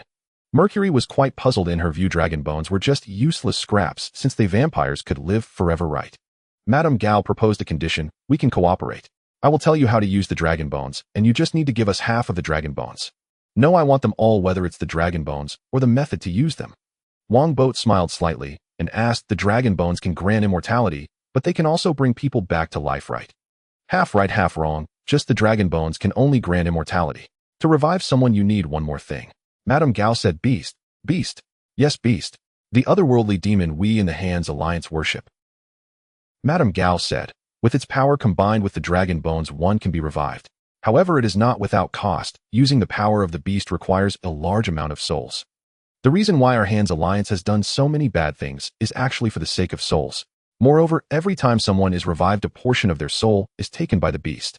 The more people revive, the less complete one becomes. In the end, one will become a puppet of the beast."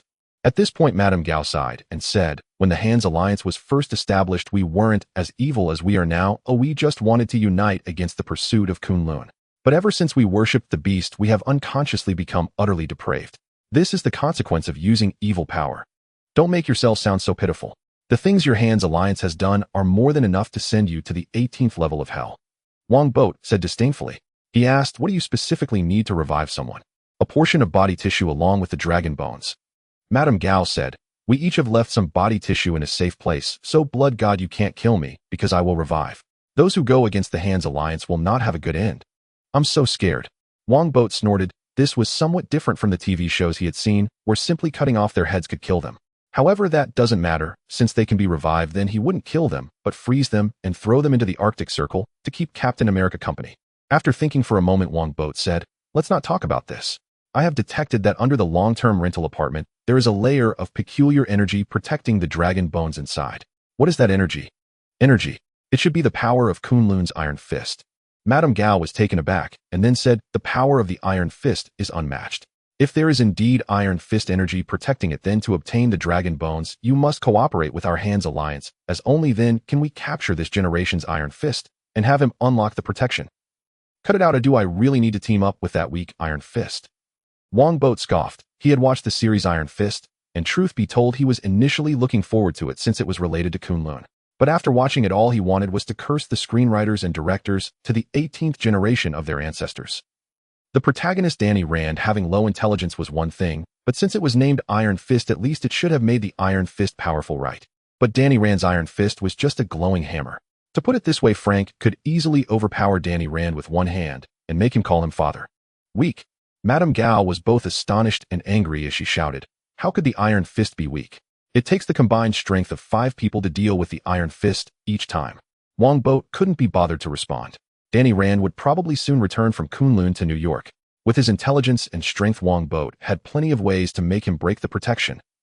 Seeing that Wongbo was silent, Madame Gao took a deep breath and said, "The difference between the Iron Fist and us martial artists is that he possesses a dragon soul, which allows him to accumulate chi beyond human limits, and the power of the dragon soul greatly enhances the power of chi."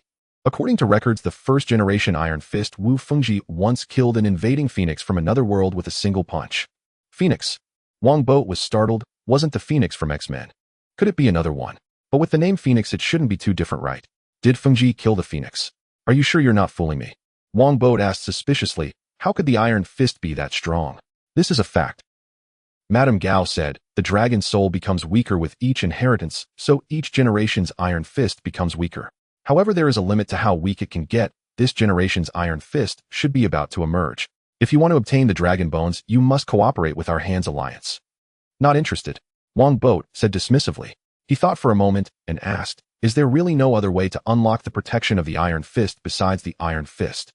"There is dragon bones." Madame Gao surprisingly nodded. Dragon bones can counteract the power of the Iron Fist.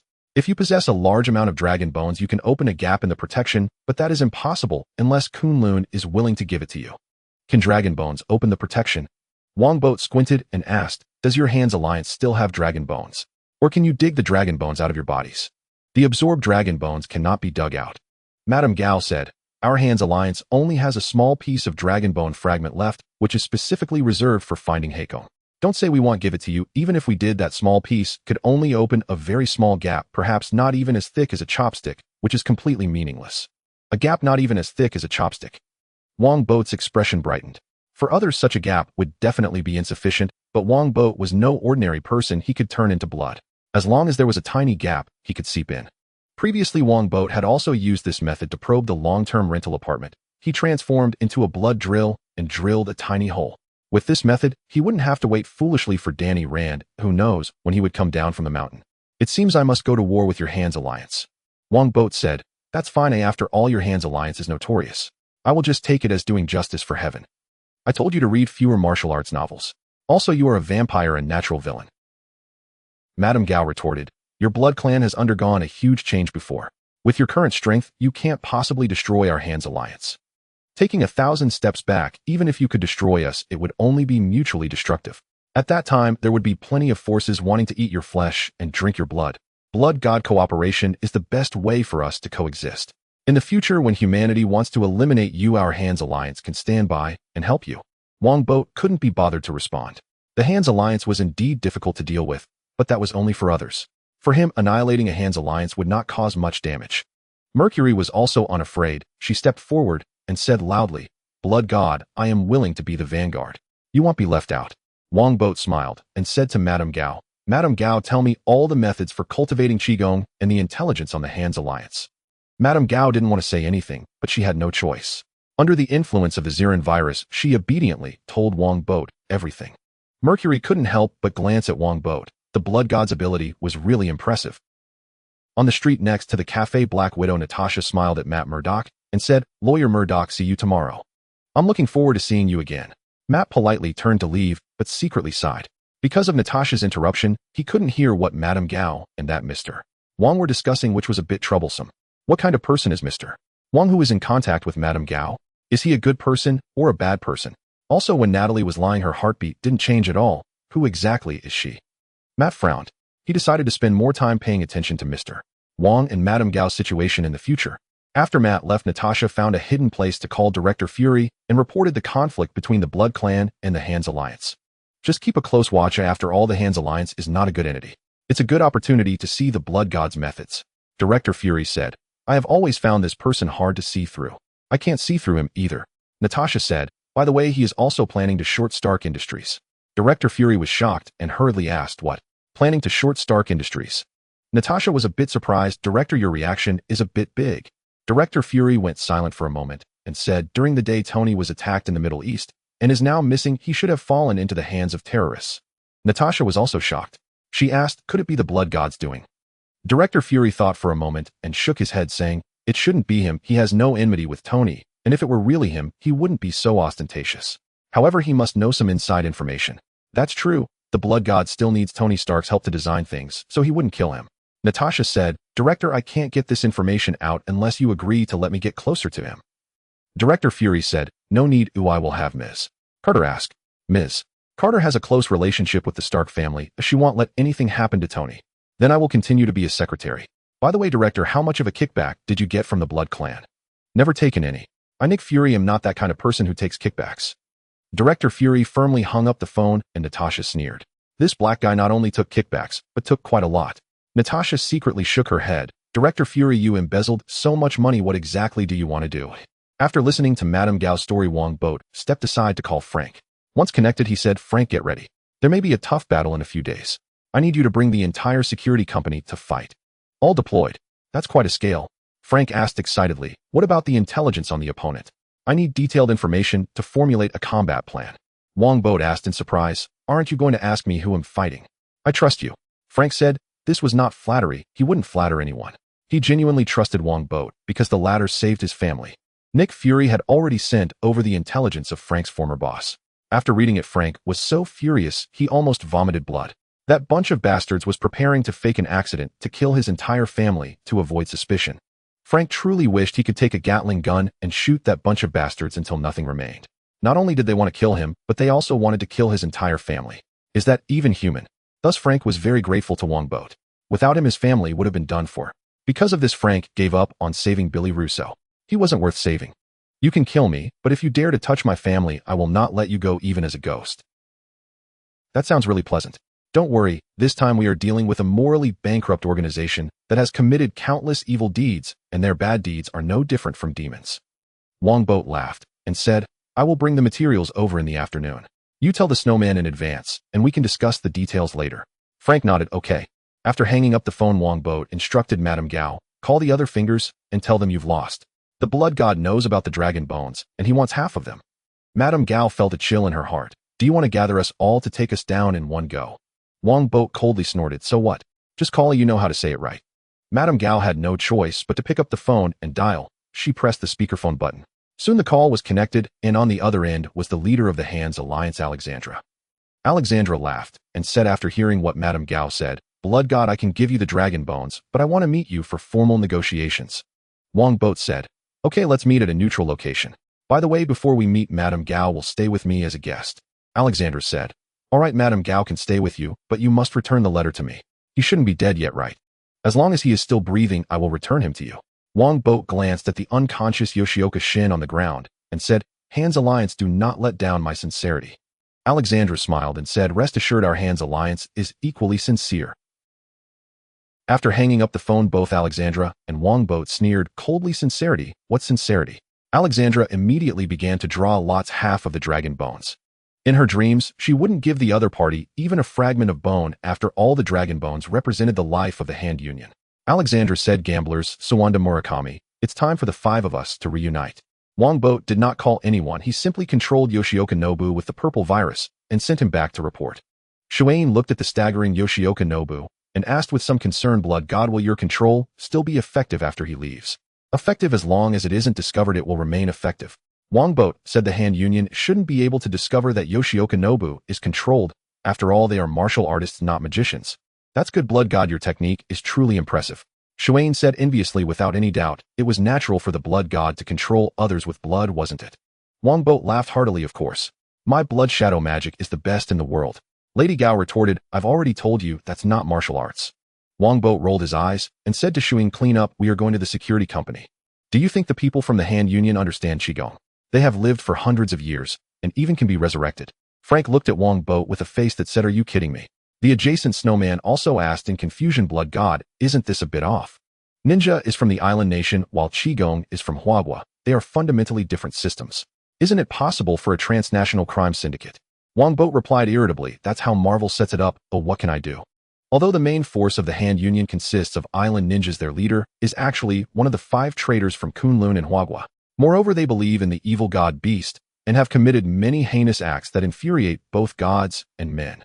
Wongbo briefly introduced, then continued, and our goal is to eliminate the Hand Union. Frank said awkwardly, Boat, the most important thing in war is to know the strength of both sides. In your Eastern military terminology, it's called knowing yourself and knowing your enemy, winning every battle. But Qigong and ninjas are too beyond my imagination. Oh, I can't accurately judge the strength of the Hand Union. That's simple, Lady Gao. You and Snowman should have a match. Wongbo laughed. Snowman, be careful. Your strength is roughly equivalent to that of a high-ranking ninja in the Hand Union, while Lady Gao is one of the 5 fingers. Snowman looked at Lady Gao, who seemed as fragile as a gust of wind could blow her down, and skeptically said, Blood God, are you sure I can't beat her? In fact, Frank had the same doubts. Oh, Westerners have a deeply rooted belief that the more muscles one has, the stronger one is. Thus, their beauties always prefer muscular men. The bigger the muscles, the better. You'll find out after fighting. Wongbo said nothing more, leading Shuain and Frank away, leaving the battleground to Snowman and the expressionless Lady Gao. Lady Gao turned to Wongbo and asked, can I go all out? I really want to hit someone right now. Wongbo laughed, feel free. After all, vampires can't be killed. That's good. Lady Gao nodded. Her anger had already subsided, but she was still under Wongbo's control as the virus had already invaded her brain. Old lady, be careful not to bite your tongue. Lady Gao's words made Snowman a bit angry. He practiced free fighting and jumped in front of Lady Gao, throwing a fast and fierce punch at her face. The seemingly fragile Lady Gao immediately bent down after Snowman's attack and pushed out a palm like thunder, sending Snowman flying out like a kite, with a broken string crashing heavily against the wall and causing it to dent. That wasn't the end. Lady Gao, filled with rage, and having finally found an opportunity to vent, immediately shot another palm at Snowman against the wall. Another loud crash, and Snowman directly broke through the wall, flying outside. Moments later, a loud thud was heard from outside. Wongbo, speechless, asked Shuain, what floor is this? Shuain replied expressionlessly, the 7th floor. Go send someone to rescue him. If he doesn't believe what I say, he deserves to be unlucky. Wongbo said irritably. Shuain immediately went out to call for help. This was a high-level conference room, and there were only a few of them here. Wongbo thought to himself, he's really weak. By the way, should I let Snowman learn Wing Chun? The cosmic pill feels somewhat lacking without it. The scene he just witnessed almost made Frank's eyes pop out. An old lady, seemingly weak, actually sent a strong man flying through a wall. If he hadn't seen it with his own eyes, he would never have believed it. This is an elite martial artist from Kunlun who has lived for hundreds of years. In fact, this isn't even her strongest ability. If it were decades ago, she could have shattered a tank with a single palm. Wongbo said with a smile to Frank, who bitterly smiled, and said, I believe what you say now is the Hand Union at this level. No, only the 5 fingers are at this level. The remaining ninjas are divided into high-ranking, mid-ranking, and low-ranking ninjas. The high-ranking ones possess chi roughly equivalent to Snowman's level. As for the mid-ranking and low-ranking ones, although they lack chi, they won't be too weak. After all, they have lived for so many years. Wongbo said additionally, they can be resurrected, so they are fearless and often take bombs to perish together with their enemies. Frank frowned as he assessed this battle won't be easy to fight. It's not that hard. I can handle the 5 fingers of the Hand Union. Wongbo laughed, and we have Lady Gao. The Hand Union doesn't know she's under my control. If that's the case, then the situation will be completely different. Frank happily said, but this requires careful arrangements. Since the Hand Union has committed so many evil deeds and hasn't been eliminated, they definitely aren't easy to deal with. Wongbo laughed heartily, then we'll have to trouble our instructor caster. $1 million annual salary is indeed not easy to earn. Frank said this, but his expression was quite excited. A tough guy like him loved nothing more than the battlefield.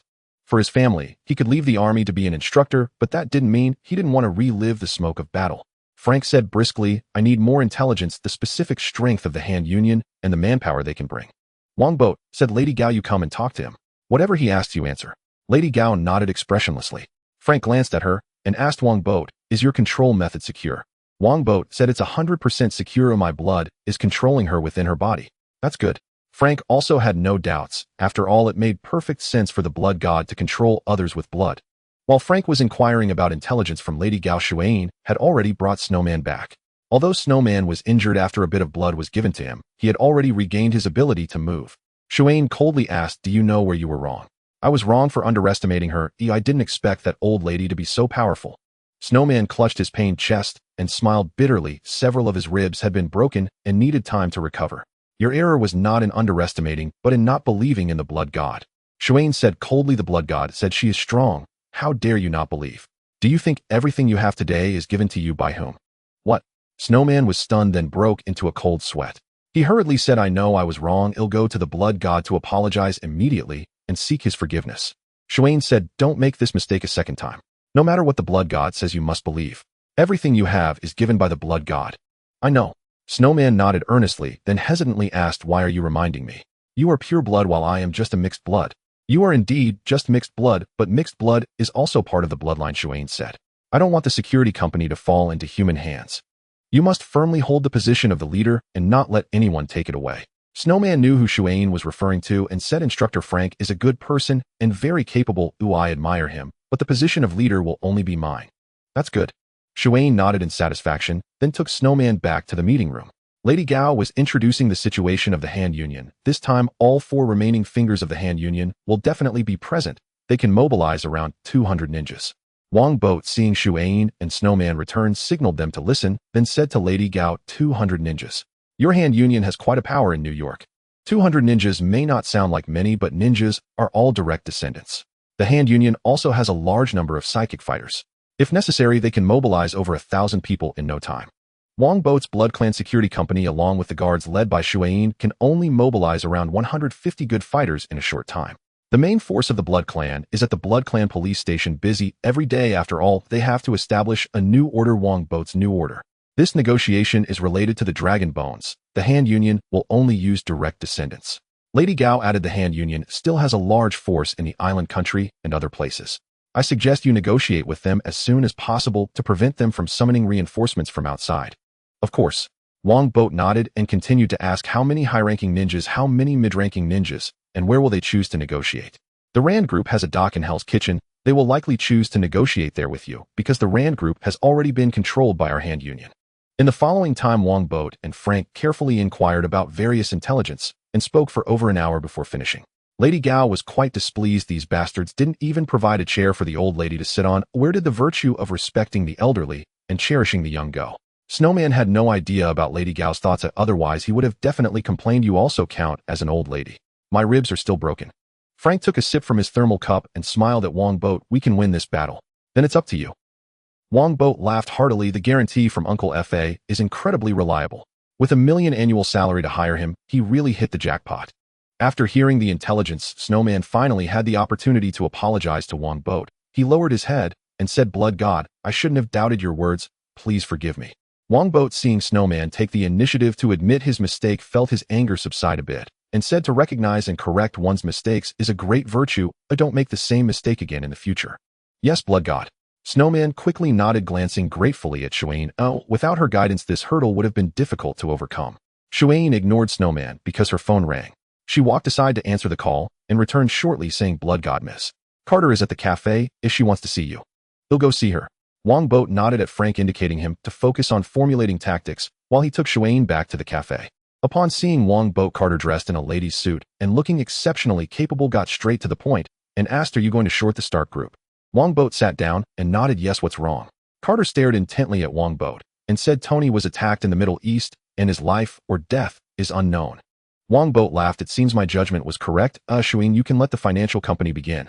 Yes, Blood God. Xuan immediately went out to make the call.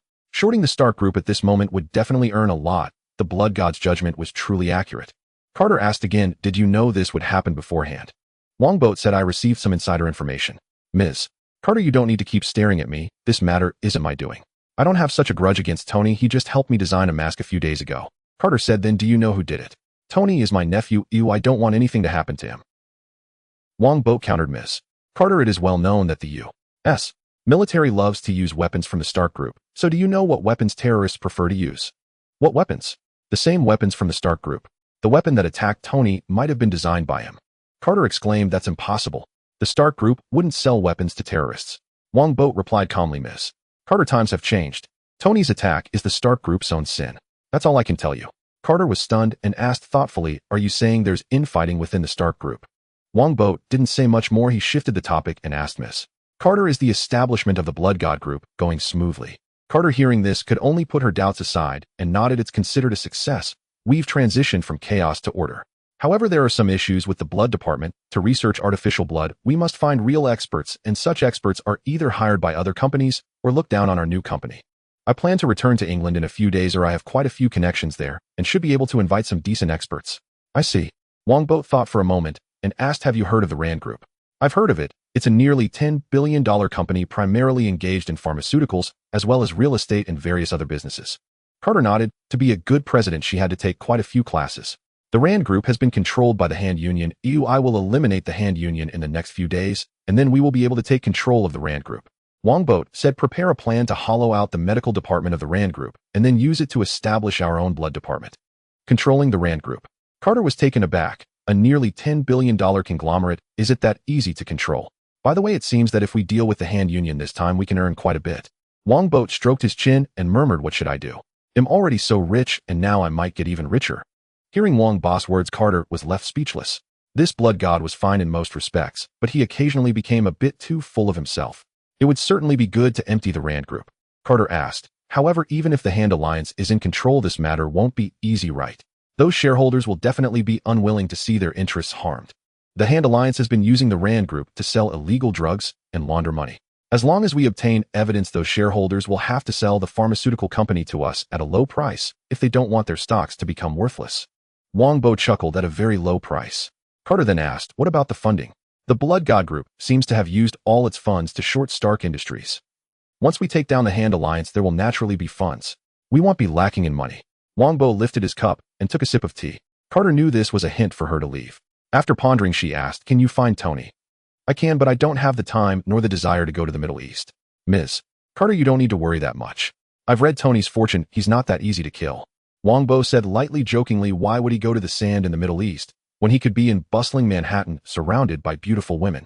Moreover, this was necessary training for Tony Stark. Only through this could he truly become Iron Man. All right, then he'll go back and prepare the plan to empty the Rand Group. Carter said, no more standing up to leave. She had already obtained the information she needed. As for asking Wongbo to find Tony, that was something for S.H.I.E.L.D. to consider. Wongbo sent Natasha to escort Carter, while he himself looked up at the television ahead, which was broadcasting news about the Osborne Group. The Osborne Group's renovation of the city's power grid has been officially completed. Starting tomorrow, the Osborne Group will provide electricity to the entire city using bioelectric technology, which is not only inexpensive, but also very environmentally friendly. Wongbo shook his head, watching Norman Osborn smile like a blooming flower on the screen. Once Iron Man returns, the good days for the Osborne Group will come to an end. Wongbo muttered to himself, Osborne. 2 nights later, under the bright moon and sparse stars at the dock of the Rand Group in Hell's Kitchen, 2 groups of people were carefully inspecting everything at the dock to avoid ambush. On the side of the Blood Clan, the inspection was conducted by the Snowman, who brought 50 fully armed elites, while the Hand Alliance was inspected by the bandaged Jonin Yoshioka Shin, who also brought 50 ninjas, all fully armed and looking quite odd. After a while, both groups finished their inspections. Then, while facing each other, they notified their bosses via radio that everything was safe. Soon 2 cars drove into the dock from different directions. The car on the left was an old-fashioned Rolls-Royce. After parking, Wongbo stepped out with Mercury and Lady Gao. The car on the right was a black Toyota, from which emerged the 4 fingers of the Hand Alliance: Alexandra, the gambler Sawanda, and Murakami. More than 100 people stood off against each other at the dock, as this was the agreed time, place, and number of people. Welcome everyone from the Hand Alliance. Wongbo laughed heartily as he approached with Mercury and Lady Gao. Alexandra and the others greeted him with smiles. Blood God, we finally meet. This Blood God is still too young. Does he really think we would negotiate with him? Alexandra, who looked like a wealthy lady on the outside, secretly sneered. This dock appeared to be neutral territory, but in reality, it belonged to their Hand Alliance. To receive illegal drugs, they had secretly built some basements at the dock. At this moment, more than 100 ninjas were lurking in those basements. At her command, they would rush out and use ultraviolet light and silver bullets to take the lives of the Blood Clan, dreaming of dividing the dragon bones. Meanwhile, a figure quietly arrived at the dock, carefully hiding behind a container. It was Daredevil who had followed those ninjas. Seeing the tense situation, he couldn't help but swallow hard. Out tonight, there would be a great battle. At the dock, the two parties moved to the center and shook hands. Alexandra said to Wongbo, "Blood God, please take care of Lady Gao. You're being polite." Wongbo understood Alexandra's meaning and nodded. Lady Gao, leaning on her cane, shakily walked toward Alexandra, who inquired with her eyes, and Lady Gao nodded. Alexandra was instantly relieved. The only variable in this battle was the Blood God's strength. Yoshioka Shin had been knocked out by Mercury and was unaware of how strong the Blood God really was. Now that Lady Gao agreed with her plan, it indicated that the Blood God wouldn't be able to withstand them. Soon Lady Gao walked behind Alexandra.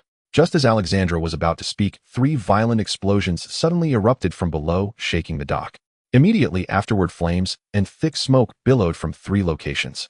"What is that?" Seeing the smoking area, Alexandra was startled because that was where the ninjas were hiding. Before she could react, she suddenly sensed danger and hurriedly sidestepped, but it was still a moment too late as a blood-red dagger was viciously stabbed into her back. At the same time Alexandra was backstabbed, 2 things occurred simultaneously. The first was a sniper bullet that came from the left, hitting Sawanda's left thigh, instantly shattering it and causing a spray of blood. Sawanda's attention was drawn by the explosion. The other event was 5 individuals surfacing from the sea beneath the dock, each shouldering a rocket launcher.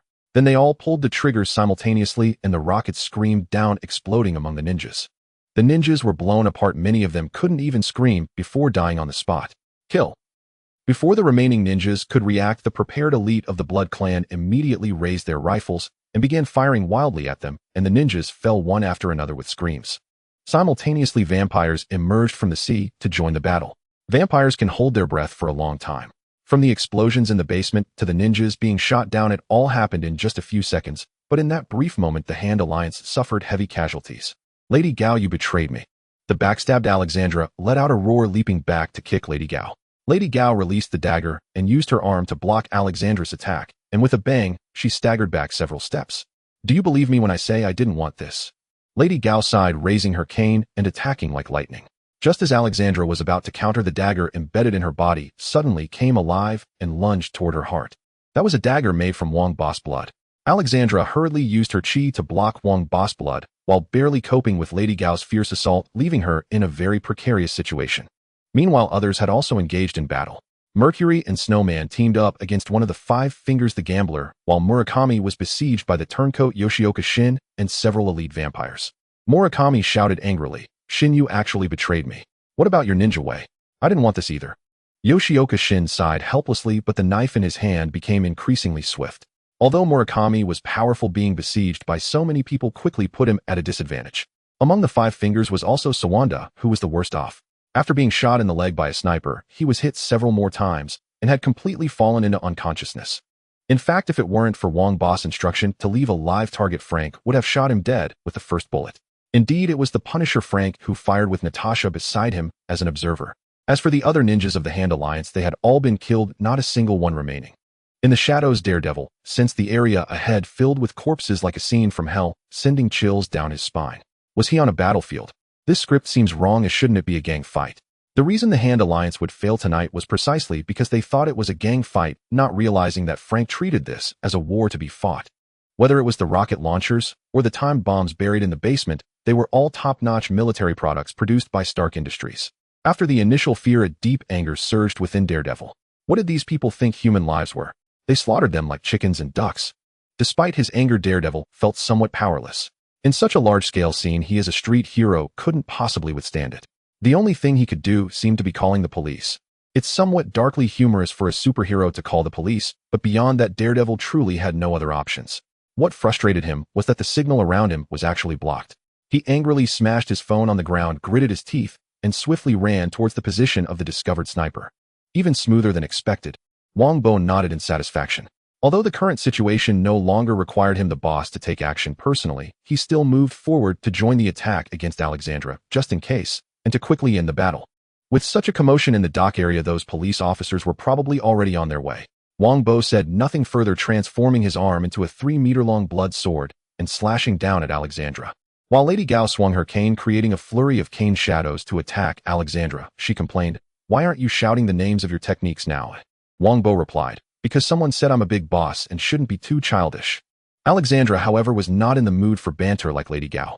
She had already been in a precarious position, and now with the addition of the stronger Wongbo, she soon found herself in dire straits, nearly being struck by Wongbo's ferocious blood swords several times. In fact, it was thanks to Wongbo's lack of combat skills that she hadn't already lost. Just as Alexandra was desperately resisting Wongbo's blood sword suddenly exploded, turning into countless blood arrows that shot out instantly, turning Alexandra into a porcupine. What was even more terrifying was that these blood arrows, after hitting Alexandra, began to burrow into her wounds like blood serpents, causing her to scream in agony. Lady Gao smashed Alexandra's kneecap with her cane, causing her to scream and fall to the ground. Then she sighed, "Your ability is much stronger than martial arts. One is fantasy, and the other is martial arts. Of course they are different." Wongbo spread his fingers, and 3 fingers shot out, transforming into 3 short guns that pierced Alexandra's hands and right leg, nailing her firmly to the ground. Alexandra screamed, losing her previous elegance as a wealthy lady. While desperately fighting against Wongbo's blood within her, she roared, "Blood God, Lady Gao, you will pay the price." Wongbo said solemnly, "Indeed, we will pay the price. When I receive the inheritance from your Hand Alliance, I expect to be very busy and may even have to work overtime." The others laughed heartily. At this point, the battle had already concluded. Murakami followed Sawanda's fate, heavily injured and unconscious. Although he was quite powerful, Yoshioka Shin fought recklessly and ended up with both of them gravely wounded, with Yoshioka Shin dead and Murakami heavily injured. The gambler had fallen to Mercury and Snowman, bleeding profusely from his chest wound. Although Mercury and Snowman had sustained some injuries, they appeared very excited, having proven their worth. As for the other ninjas, they had all been killed, not a single one remaining. One could say everything went very smoothly, much like Frank's previous tactical simulations, but it wasn't without surprises. The Daredevil unexpectedly confronted Frank, and the two began to fight. Daredevil shouted, "What do you think human lives are? They are people, you butchers. This is war, Little Red." Frank looked disdainful, engaging in combat with Daredevil, one having sharp hearing and exceptional prediction skills, while the other possessed battle skills honed through countless experiences. They were indeed evenly matched, and the fight grew increasingly intense. Black Widow quietly played the role of a beautiful woman nearby, but she was quite astonished by the Blood Clan's audacity to use landmines and rocket launchers in the heart of Manhattan, America. Did they really not fear the government coming after them? What was there to fear? At most, they would have to spend more money. After all, it was the Hand Alliance dying, not American citizens. It seems there's been an unexpected development over there. Snowman, take a few people over to check it out. Wongbo glanced at Frank's direction and said to Snowman, who nodded and took a few subordinates to help out. Wongbo turned his attention back to Alexandra, desperately urging the purple virus, aiming to control her as quickly as possible. Alexandra, with a twisted face, shouted, "Do you think you've won?" Wongbo shrugged. "Could it be that we've lost?" "You have definitely lost. The Hand Alliance will not be defeated. Beast, please accept my sacrifice." Alexandra shouted to the sky, her body glowing brilliantly with a blood-red light. Immediately after, she rapidly turned red and swelled, crushing the blood weapons on the ground and reverting them back into blood. Moreover, the blood Wongbo had placed within Alexandra was slowly being forced out. "What is happening? Lady Gao, you didn't say it would be like this." Wongbo asked in shock, quickly controlling his blood to hide within Alexandra's organs to prevent it from being forced out. "I've never seen this move before." Lady Gao was also quite shocked. She realized something and shouted, "I understand. Alexandra has sacrificed the souls of all the fallen ninjas to the beast in exchange for power. How could she dare to do this? It would prevent those ninjas from ever being resurrected, and she herself would suffer terrible side effects." The gambler on the ground laughed menacingly, with the Hand Union on the brink of collapse. "Who still cares about that? You are doomed, you are doomed, ha ha ha." This was the first time the Hand Union had suffered such a severe blow, yet no one could defeat them because they had beasts. "No one who can make me die has been born yet." Wongbo scoffed dismissively, raising his hand and pointing at Alexandra as he shouted, "Attack." His subordinates immediately opened fire at Alexandra on the ground, but shockingly, all the bullets were deflected by a red light. "Useless Blood Clan, today is the day of your extinction." Alexandra climbed up from the ground, shouting fiercely. At this moment, the red light surrounding her had vanished, and everyone clearly saw her current appearance. The previous Alexandra was a noblewoman, but now she was a demon, nearly 3 meters tall, covered in crimson scales, with eyes full of evil rage and cruelty. "I will kill you all." The beast's power was incredibly violent. Alexandra completely lost control of her emotions. With a forceful push of her legs, she shattered the concrete ground and leaped high into the air, charging at Wongbo like a gorilla. "Is this a knockoff Red Giant?" Wongbo, appearing as if he had teleported over 10 meters away, watched as Alexandra crashed down, creating two massive depressions in the ground. Seeing that she missed Wongbo, Alexandra became even more enraged, charging wildly towards him, leaving destruction in her wake. Fire, stop her from getting close to the blood god. Shuain shouted urgently, and his subordinates fired again, but it was no different from before. All the bullets were deflected, causing no harm to Alexandra, but only fueling her rage as she attacked Wongbo with her fists like hammers. Frank noticed the change below, and without caring about his fight with Night Demon, hurriedly picked up the nearby Barrett M82A1 sniper rifle, preparing to take aim. Night Demon sensed the monster and hesitated. Oh, everything tonight felt so strange, completely defying logic. Relying on his speed, Wongbo continually dodged Alexandra's attacks. Alexandra grew even more violent. Seeing she couldn't hit him, she turned to deal with others, for only blood could quell her fury. That won't do, my subordinates are too precious. Seeing Alexandra change targets, Wongbo shook his head and said, Alexandra, please die. Just you. Alexandra roared in anger, but the next moment she fell to the ground in pain, then exploded with a loud bang, her flesh raining down like a downpour amidst the fire and smoke. In this situation, Alexandra was undoubtedly dead beyond revival. Everyone stared in shock. What was happening? How could such a terrifying monster suddenly explode? Madame Gao turned shocked and asked, Blood God, what have you done? Wongbo casually replied, nothing much, or perhaps she went berserk. Madame Gao retorted, this isn't a martial arts novel, and there's no concept of going berserk in cultivation. Wongbo shrugged, not elaborating. In reality, the dagger he gave Madame Gao contained not only blood, but also a special C4 explosive produced by Stark Industries. What? An explosive that size? How could it fit in a dagger? Don't you know there are things in this world called PIM particles? Just now Wongbo only did two things. One was to deactivate the PIM particles, and the other was to detonate the explosives at the cost of losing a bit of his own blood. No. Seeing Alexandra turn into a monster and die tragically, the gambler realized the Hand Union was utterly defeated today and fainted in despair. Just as Wongbo was about to scoff, suddenly a pitch-black rift tore open in the sky, and an aura of anger, brutality, and evil surged from the crack. Everyone at the dock felt a chill run through them, unable to help but shiver like a rabbit facing a fierce tiger. Moreover, all sorts of insane thoughts flooded everyone's minds, thoughts they usually had, but dared not act upon, like taking a beautiful woman home, causing many to turn red and their expressions to twist in near madness. And this was merely a hint of an aura. Wongbo was in a much better situation than the others. He suppressed the evil thoughts of dominating the world and looked up at the rift, seeing an indescribable creature beyond it that exuded madness, brutality, and evil. At this moment, the unknown creature was filled with rage. It wanted to force its way into this world and kill everyone. Wongbo couldn't help but swallow hard. Before he could think of a countermeasure, a golden ornate magic array composed of many patterns appeared out of thin air at the rift, firmly blocking the evil aura and even generating golden threads to mend the rift. The previously menacing unknown creature instantly withdrew like a mouse encountering a cat, retreating while using its mental power to shout, Ancient One, I was just passing through. Although he knew he shouldn't laugh, Wongbo couldn't help but chuckle. This guy was too cowardly, right? Sorry, passing through this world requires a toll. With that voice, a dazzling multicolored sword light filled the world, crossing space and striking the unknown creature with a heavy impact, causing it to let out a piercing scream. Then it disappeared because the spatial rift healed under the golden magic array's repair. Once the rift closed, many people collapsed to the ground, drenched in sweat. Everything that just occurred was too stimulating for them. Wongbo ignored the others. He looked up at the sky, filled with longing, and said, a sword's light chills the 19 continents. Its sword energy spans 30,000 miles. Master Ancient One is truly incredible. Don't think of it in terms of martial arts. That's supreme magic known as the Holy Sword of Visanti. Madame Gao, equally astonished, thought of something and asked in surprise, you actually know the name of the supreme mage? Wongbo snorted, don't you know? Kamartaj and Kunlun are allies. I once hosted a mage from Kamartaj. Madame Gao thought of something and said, by the way, the vampire progenitor Dracula once had conflicts with Kamartaj. It's normal for you to know about them. Oh, is that so? Was Dracula not killed by Master Ancient One? Wongbo asked, curiously surprised, while Madame Gao was speechless. Oh, which side are you really on? Shuain caught his breath and couldn't help but ask Wongbo, Blood God, what was that just now?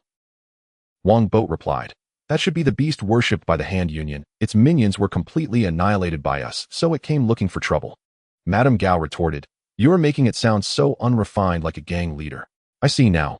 Everyone suddenly realized at that moment Frank's voice came from afar. Then who stopped the beast? That golden magic array looks man-made, right? Wongbo turned and saw Frank, Natasha, and the snowman rushing over with Night Demon trailing behind. The one who stopped the beast is the Earth's guardian supreme, mage, ancient one. Wongbo said respectfully. With her here, no demon or god can enter Earth with their true form. This is also why Earth has remained stable for so many years. Earth's guardian supreme, mage, ancient one. Everyone was astonished. Clearly, besides Madame Gao, the others had never heard of this somewhat strange name. And this is what makes Ancient One so great. Wongbo said with longing. That's right, the Earth's guardian, and also the strongest person on Earth. If that sword had struck the dock, it would probably have been obliterated. The others hadn't seen that sword light and looked confused. Natasha couldn't help but ask, Blood God, just how strong is Ancient One? Please refer to her as the Supreme Mage, as she has guarded the Earth for hundreds of years. Wongbo said, slightly annoyed. If I weren't a vampire, I would definitely go and apprentice under her to learn a magic. Madame Gao secretly complained, did you mean martial arts? Wongbo continued, all right, enough of this, the police are coming soon. Ushin, quickly bring over the truck I prepared, and Snowman, get ready to set the bodies on fire. These ninjas have all been resurrected, and leaving them behind will be very troublesome. Yes, Blood God. Everyone wanted to hear more about Ancient One, but Wongbo had no intention of saying more, so they could only execute the orders. Burning the bodies, Night Demon frowned deeply upon hearing this term, and couldn't help but step forward to ask, who exactly are you? Snowman angrily shouted, who allowed you to speak to the Blood God like that? No worries. Wongbo raised his hand and said to Night Demon, we are a cooperative unit of S-H-I-E-L-D. Natasha looked at Wongbo, unable to help but wonder what he was trying to achieve by using S-H-I-E-L-D. S named it felt like he had ulterior motives. Night Demon looked confused. S-H-I-E-L-D. Wongbo laughed. S-H-I-E-L-D is a special agency under the World Security Council responsible for managing global anomalies. Its predecessor was the Strategic Scientific Reserve, which is the organization Captain America belongs to. So it's the organization Captain America belongs to. Night Demon looked at him with newfound respect. In this world, American kids grew up watching Captain America's documentaries, and many respected him a lot. The Hand Union is an evil organization that worships dark gods. Our mission this time is to completely eradicate it. Wongbo continued, you might not believe it, but these ninjas have actually died and come back to life, so we must burn them, otherwise a plague may break out. They are no longer human. Died and came back to life. Night Demon was taken aback. After thinking for a moment, he said, although hard to believe since even dark gods have appeared tonight, it seems not impossible. I hope you won't spread the events of tonight. Such things must not be known to the public. Wongbo added, by the way, Night Demon, would you like to join S-H-I-E-L-D? Director Nick Fury loves strong men like you. Night Demon felt a chill run down his spine upon hearing this, and quickly shook his head. I don't want to join any organization. I made a mistake this time. I'm leaving now. After saying that, Night Demon turned and left directly. Too much had happened tonight, and he needed to go back and think carefully. Night Demon, if you need help, feel free to find us. Wongbo called out behind Night Demon. The reason he said so much was partly for fun and partly to establish a relationship in advance, since Night Demon was the defender of the Defender Alliance, which was a smaller version of the Avengers. Night Demon said nothing and quickly vanished. Frank asked nearby, aren't you afraid of S-H-I-E-L-D coming after you for misusing their name? How is it misuse? We really are cooperating with S-H-I-E-L-D. Wongbo shrugged and continued, besides, I doubt Director Fury would care. He would seize the opportunity to gain some credit and then apply for funding from the council to guard against dark gods. Frank and Natasha were speechless, knowing full well that Nick Fury would absolutely do such a thing. In fact, Nick Fury did exactly that afterward. Upon learning that there were dark gods in this world, the World Security Council allocated a large sum of funds to S-H-I-E-L-D to strengthen their defenses against it. Then Nick Fury directly took 1/3 of it to build his bases. In his view, the more bases he had, the safer this world would be. By the way, Hydra, which was lurking within S-H-I-E-L-D, also quietly siphoned off 1/3 of the funding, meaning the total funds that could actually be implemented for this project would only be 1/3. S-H-I-E-L-D is bound to be doomed. Not to mention such distant matters. At this moment, Shuain drove the large truck over, and the Snowman led people to open the back door, revealing 5 objects that looked like sleep chambers inside. Frank took a glance and asked, what is this? Wongbo replied, cryogenic chambers. Placing people inside freezes them, and they can be thawed decades later, living just fine. Frank was astonished. Isn't this something only seen in sci-fi movies? Can current technology actually do this? And how do you have this? This world is full of black tech. Wongbo smiled. As for how I have this, it's simple. Oh, I bought them for $50 million on the black market. In this country, there are very few things that money can't accomplish. In fact, Wongbo deeply suspected that this was Hydra's product, as the Soviet-style design was very evident. Hydra is also human and needs money. Frank asked in astonishment, $50 million. Why would you spend so much money on this? Wongbo replied, the Hand Union's 5 fingers can be resurrected after death. I plan to freeze them all and bury them somewhere, so no matter who they worship, they won't be able to come back to life. Because they never actually died. If you play threats with me, I'll crush you with money until you despair.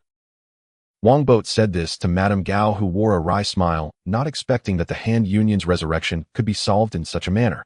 No wonder you didn't let us kill them. Everyone realized, and Frank reminded, both their leader seems to have died. That's unavoidable. Luckily, there's only one, and it takes a considerable time to resurrect them. Wongbo said, during this time the Hand Union will be headless. If we spread the news, many will surely want to find them for trouble. The Hand Union has made countless enemies. This time they are indeed doomed. Madame Gao sighed.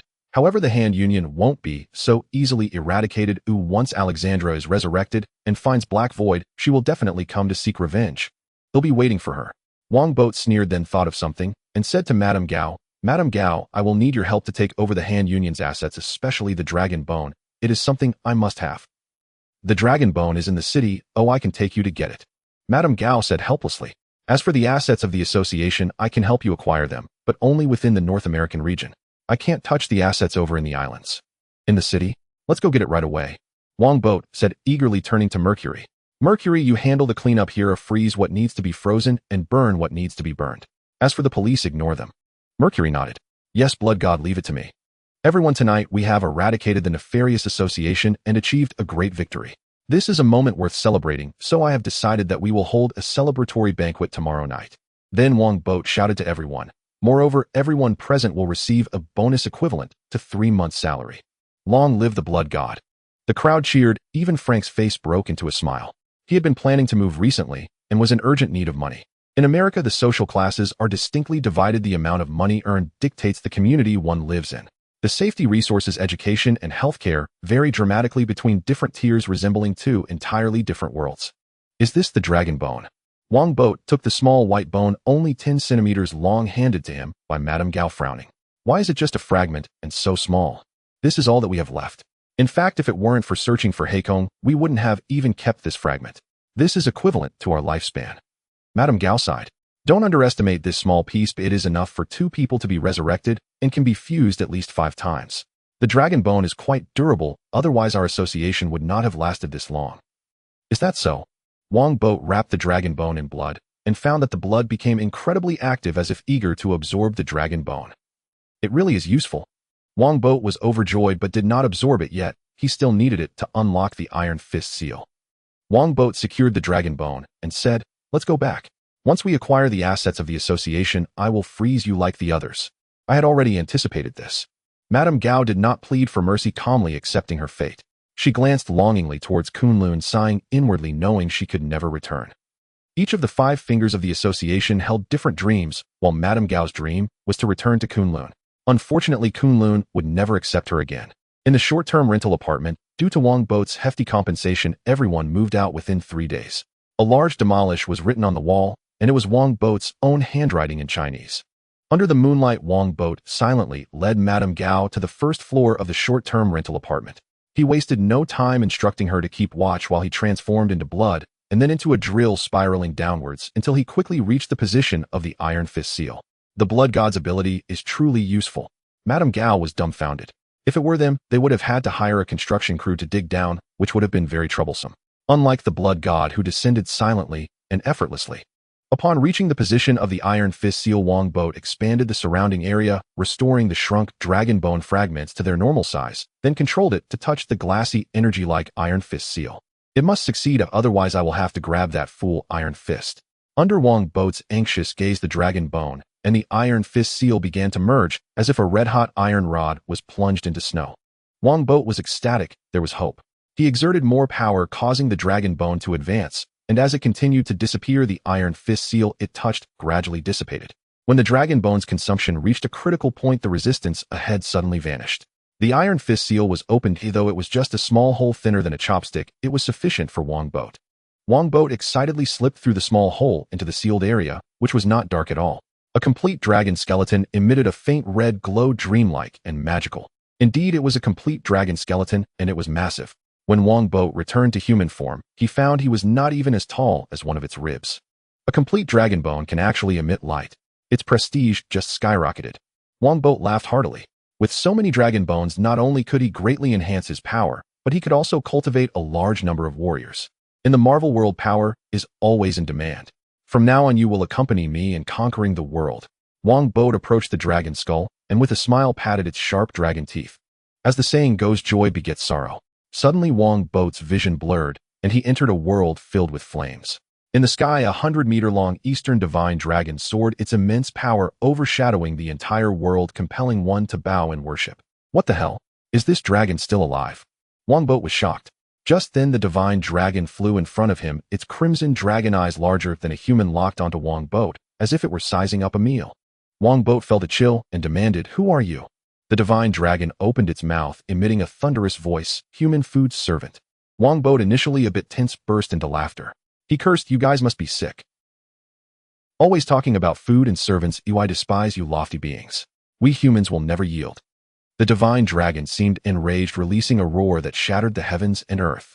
Wongbo was struck by a tempest, flying 100 meters across the ground before coming to a stop. A loud voice, "Doesn't mean much, you were still killed, weren't you? Humans are the strongest." Wongbo was not afraid, instead he cursed back. At the same time, he recalled the magnificent sword light that filled the world, wondering if this mere divine dragon had ever consulted with the great ancient one about its claims of superiority over humans. Just as Wongbo thought of that sword light, a giant 7-colored sword light suddenly appeared in the heavens, wielding terrifying power capable of splitting the world, descending toward the divine dragon. The divine dragon looked at the sword light in disbelief, exclaiming, "This is impossible. How can humans possess such power?" In the next moment, the divine dragon and the entire world were cleaved in two by the 7-colored sword light, leading to the collapse and disappearance of the world. Wongbo's consciousness suddenly blurred. He felt as if he had transformed into a dragon, being born, playing, hunting, and invading.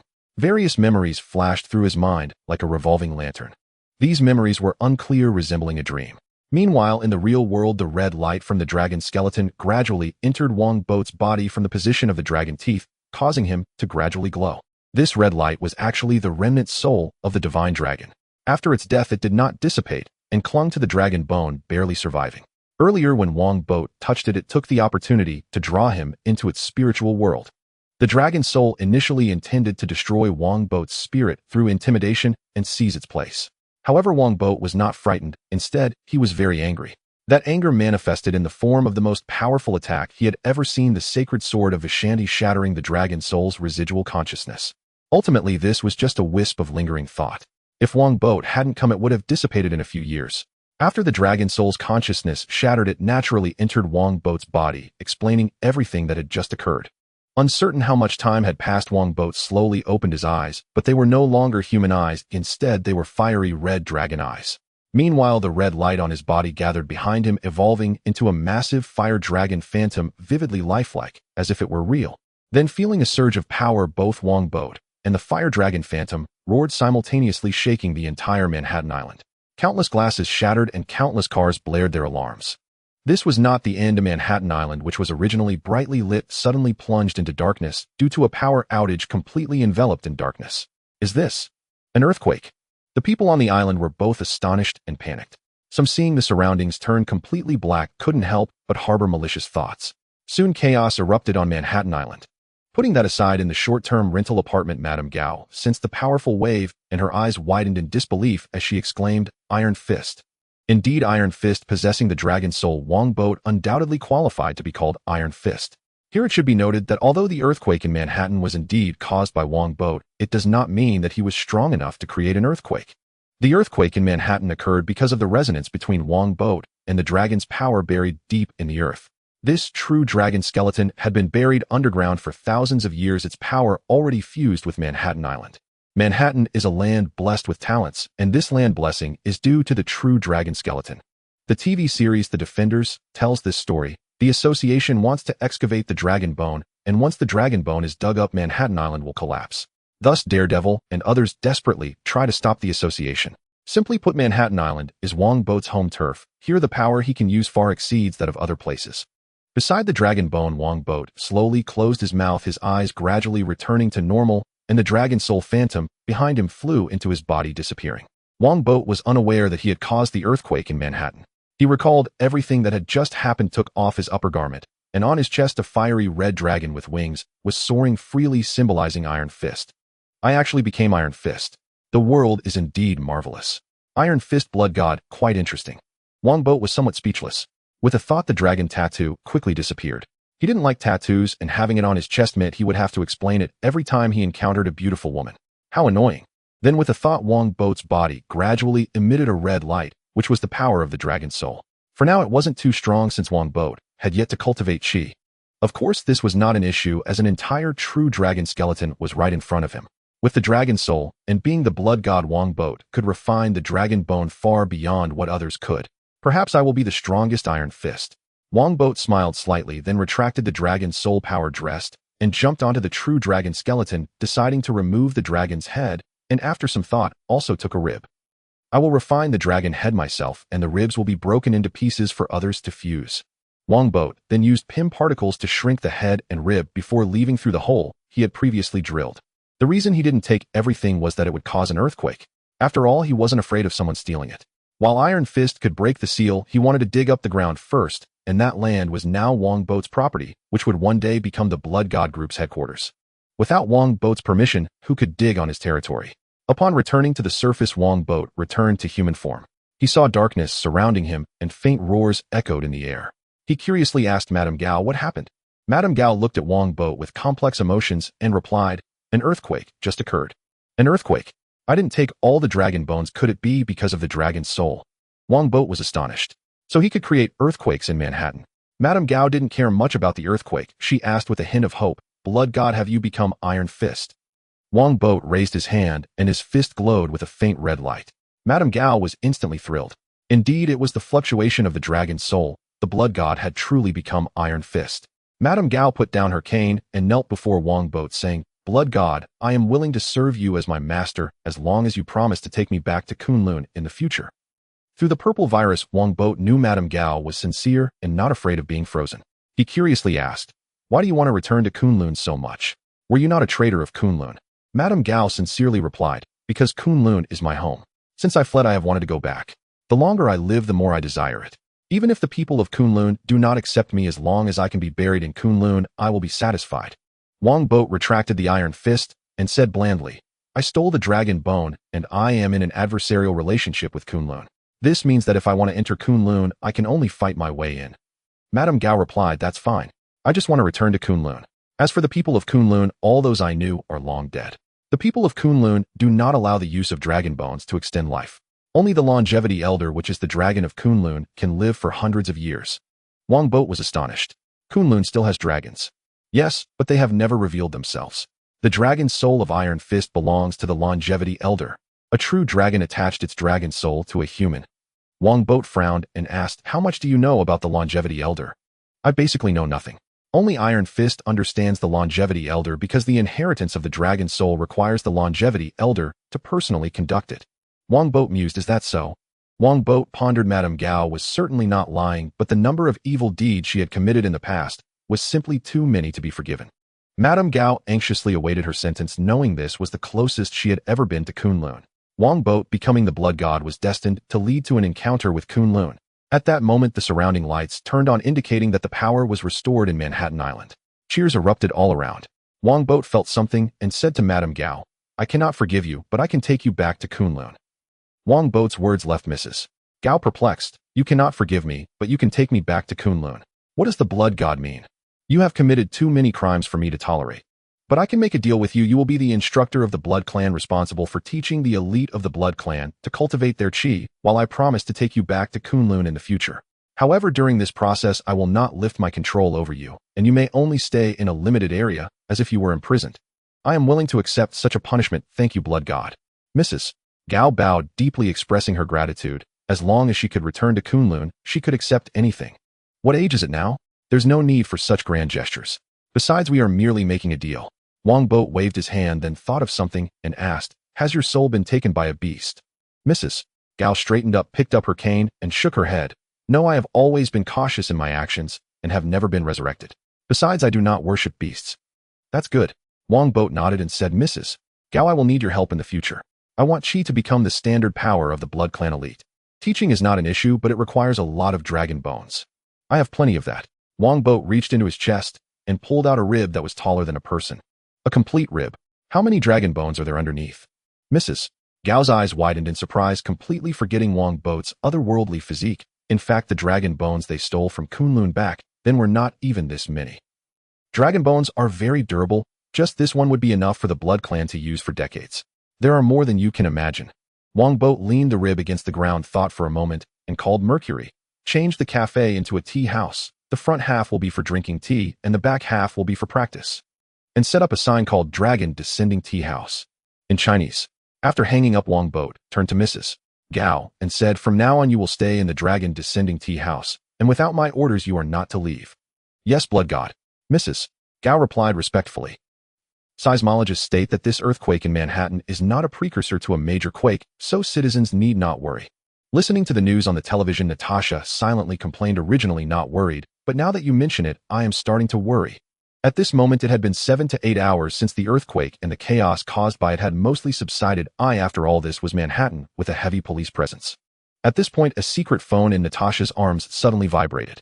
She cautiously looked around, confirmed there was no problem, and then took out the phone to answer. Natasha, we have located the epicenter of the earthquake. It's right in Hell's Kitchen.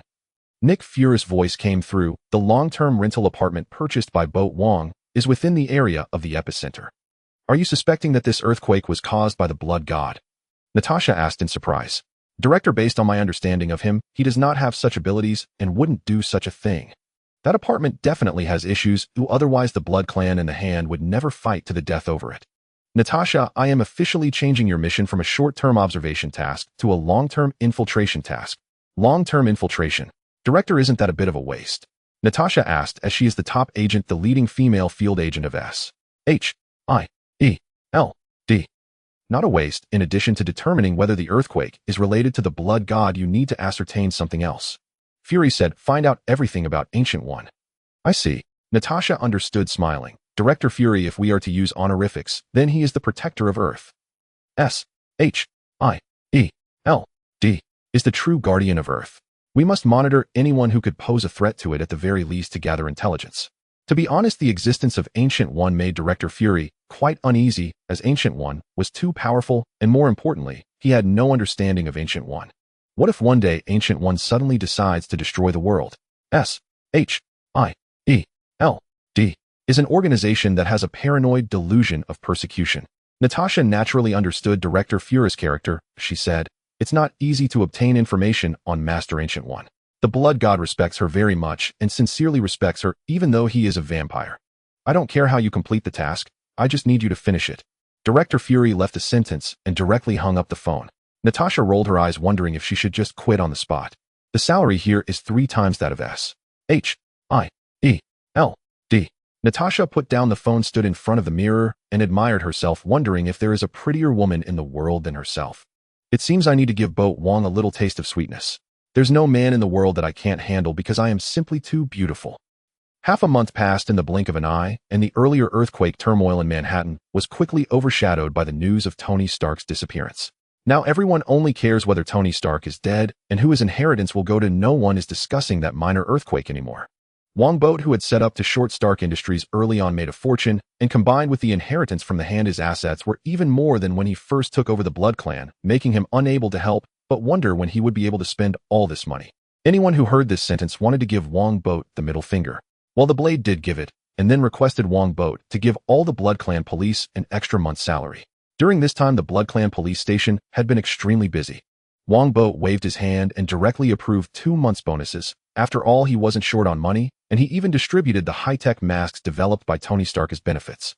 The Blood Clan police station erupted in cheers, working even harder to eliminate traitors, and everything was developing in a positive direction.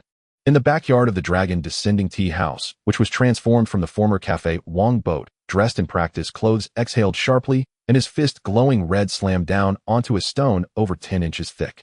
With a loud bang, the stone shattered, breaking into several pieces that fell to the ground, kicking up a cloud of dust. With this punch, Wongbo only used 20 of his iron fist power, not the Blood God's own strength. Blood God, you are cultivating very quickly. The chi you currently possess is already comparable to that of a third-stage fusion practitioner. Mrs. Gao exclaimed beside him, marveling at how fast the Blood God was merging with the dragon bones. This was not only because he possessed a dragon soul, but also due to the Blood God's innate ability. Bones and blood are inherently one. What takes others years to fully merge with dragon bones, the Blood God completed in a month. Wongbo was not entirely satisfied, he said. There's still a bit of a problem with control. The force I just exerted was too great. I only wanted to break the stone, not send it flying everywhere. Your thinking is correct. The West pursues greater power, while we in the East emphasize control. A portion of controllable power is far more important than 10 portions of uncontrollable power. But this cannot be rushed. It requires daily diligent practice. Even if the Blood God has great talent, this kind of painstaking effort must be gradually honed. Then let's take it slow. Once I can use my iron fist to hit an egg without breaking it, that will be success. Where is this content from? Is it from some martial arts novel? Mrs. Gao was speechless. She said, Blood God, aside from control, you also need to continue honing your ability to use chi, striving to reach the realm of thoughts manifesting chi. This is fundamental. Naturally, the basics must be practiced. A solid foundation is necessary to reach a higher realm. Wongbo nodded in agreement. At this moment, he thought of something and asked, by the way, can Mercury cultivate chi now?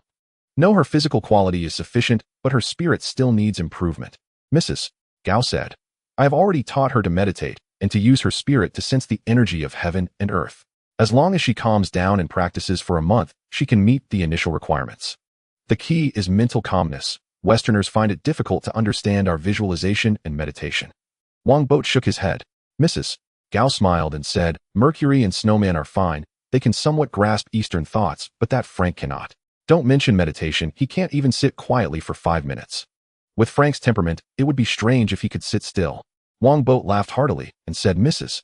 Gao, thank you for your hard work.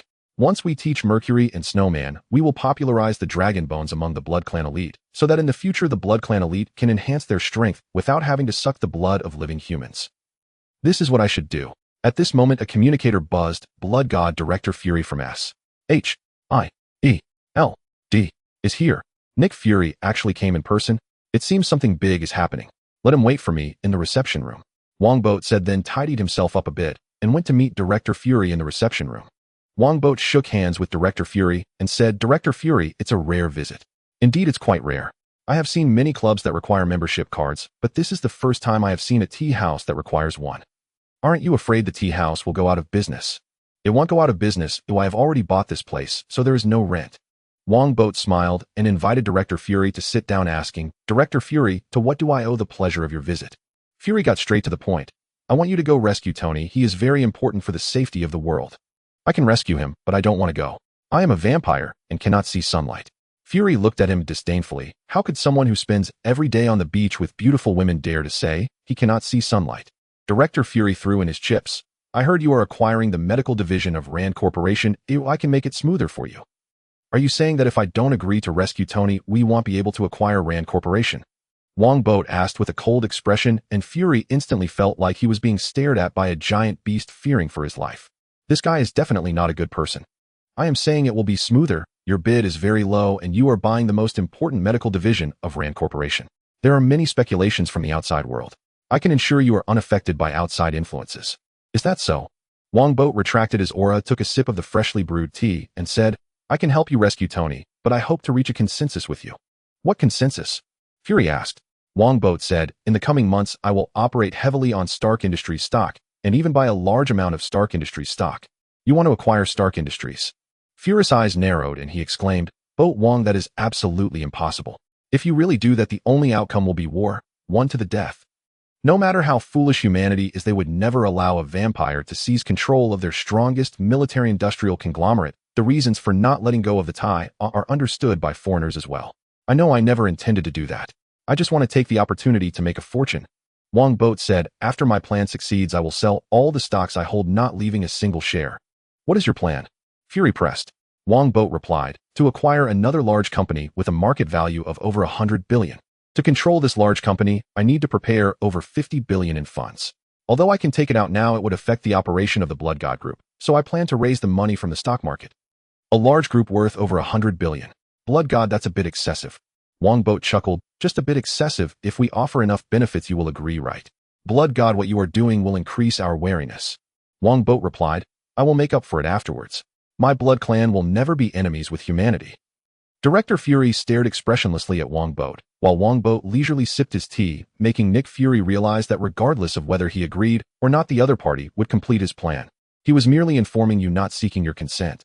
After a moment, Director Fury said, acquisition is fine, but it must be done legally, and you cannot use excessive means such as assassinating the chairman or turning the senior management into vampires.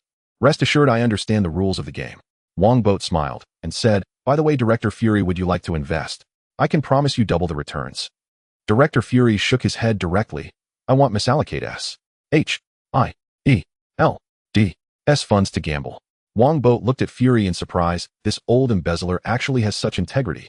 Director Fury did not explain or bother to explain his embezzlement was not for himself, but to build bases to protect the world, which is completely different from misallocating S funds to gamble. To an old-school figure like Director Fury, the stock market is gambling. Fury said, this consensus can be agreed upon by but I want 1% of your profits. In your dreams. At most 1%, don't forget you still need my help to rescue Tony. Wongbo resolutely refused. This Nick Fury was much more normal. The previous one was simply as if he had been possessed. 1% is too little, at least 9%. You're dreaming, 1%. Is this how you negotiate? You want 5%. Dream on. Do you know that every percentage point is calculated in billions? If you want it, then it's 1%. Don't think I don't know. This money will definitely end up in your own pocket. You're slandering me. Director Fury snorted and said, 1% is 1%, but you must go rescue Tony immediately. All right, you have the U.S. military prepare an armed helicopter for me at the base in the Middle East, and I will fly over on a private jet. Wongbo said, oh, and help me apply for a flight route. It's quite troublesome. Sure. Director Fury stood up and said, you must ensure Tony is safely rescued. Wongbo said with no sincerity, I will try my best. After sending off the sullen Nick Fury, Wongbo called Frank, can you fly a helicopter? Yes, I can. Great. I'm heading to the Middle East for a vacation. Get ready to come with me. After hanging up, Wongbo summoned Mercury and ordered, take all our remaining funds and short the Stark group. Mercury was puzzled. Blood God, aren't you going to rescue Tony Stark? Just do it. Wongbo said, by the way, have you found out about the matter I asked you to check? It's all sorted. Mercury replied, Obadiah Stane has 2 sons, and if he dies unexpectedly, his shares in the Stark group will be inherited by those 2 sons. Both of Obadiah Stane's sons are worthless, indulging only in pleasure and luxury. Obadiah looks down on them, and their father-son relationship is quite poor. Set a trap to catch them by their faults and make sure they accumulate a massive debt. Wongbo said, we must ensure that after Obadiah Stane's death, they will transfer his shares to us. Mercury was astonished. This is a minor issue, but Blood God, will Obadiah Stane die? Isn't Tony Stark the one in danger? I've gone, what danger could he possibly face? Wongbo smiled, getting up to prepare for his trip to the Middle East. If it weren't for the awkwardness of his vampire identity, he could have truly bought the Stark group. Of course, expecting Tony to work for him was out of the question. Tony Stark would never work for anyone. That was impossible for him in this lifetime. In a dim cave in the Middle East, the disheveled and ragged Tony Stark gazed at the glowing arc reactor embedded in his chest, feeling a bit dazed. How could the American dreamboat find himself in such a destitute situation? About a month ago, after reaching an agreement worth $1 billion for the Jericho missile with the military, Tony had returned to base in a happy Jeep. On the way, he chatted and joked with a few soldiers, relishing their admiration. However, a missile came crashing down, injuring him severely. To make matters worse, that missile turned out to be produced by the Stark group. When Tony awoke, he found himself captured by a group of terrorists with a large hole in his chest containing a makeshift electromagnet powered by car batteries. It couldn't get any more low-end than this. The problem was he couldn't refuse it. Without this electromagnet, the missile fragments in his bloodstream would flow into his heart, taking his life. Later, the terrorists demanded Tony to make the Jericho missile. Naturally, Tony was unwilling, but after being dunked in water, he had no choice but to temporarily comply. It was only a temporary compromise. Tony Stark was not the kind of person to back down. With the help of Dr. Ethan, who was also a captive, Tony used the materials provided by the terrorists to create a small arc reactor, replacing the electromagnet and battery, significantly improving its quality.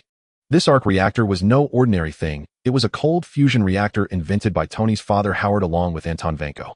However, their product was a massive reactor which wasn't particularly useful. Stark Industries had spent decades trying to miniaturize the arc reactor, but had never succeeded.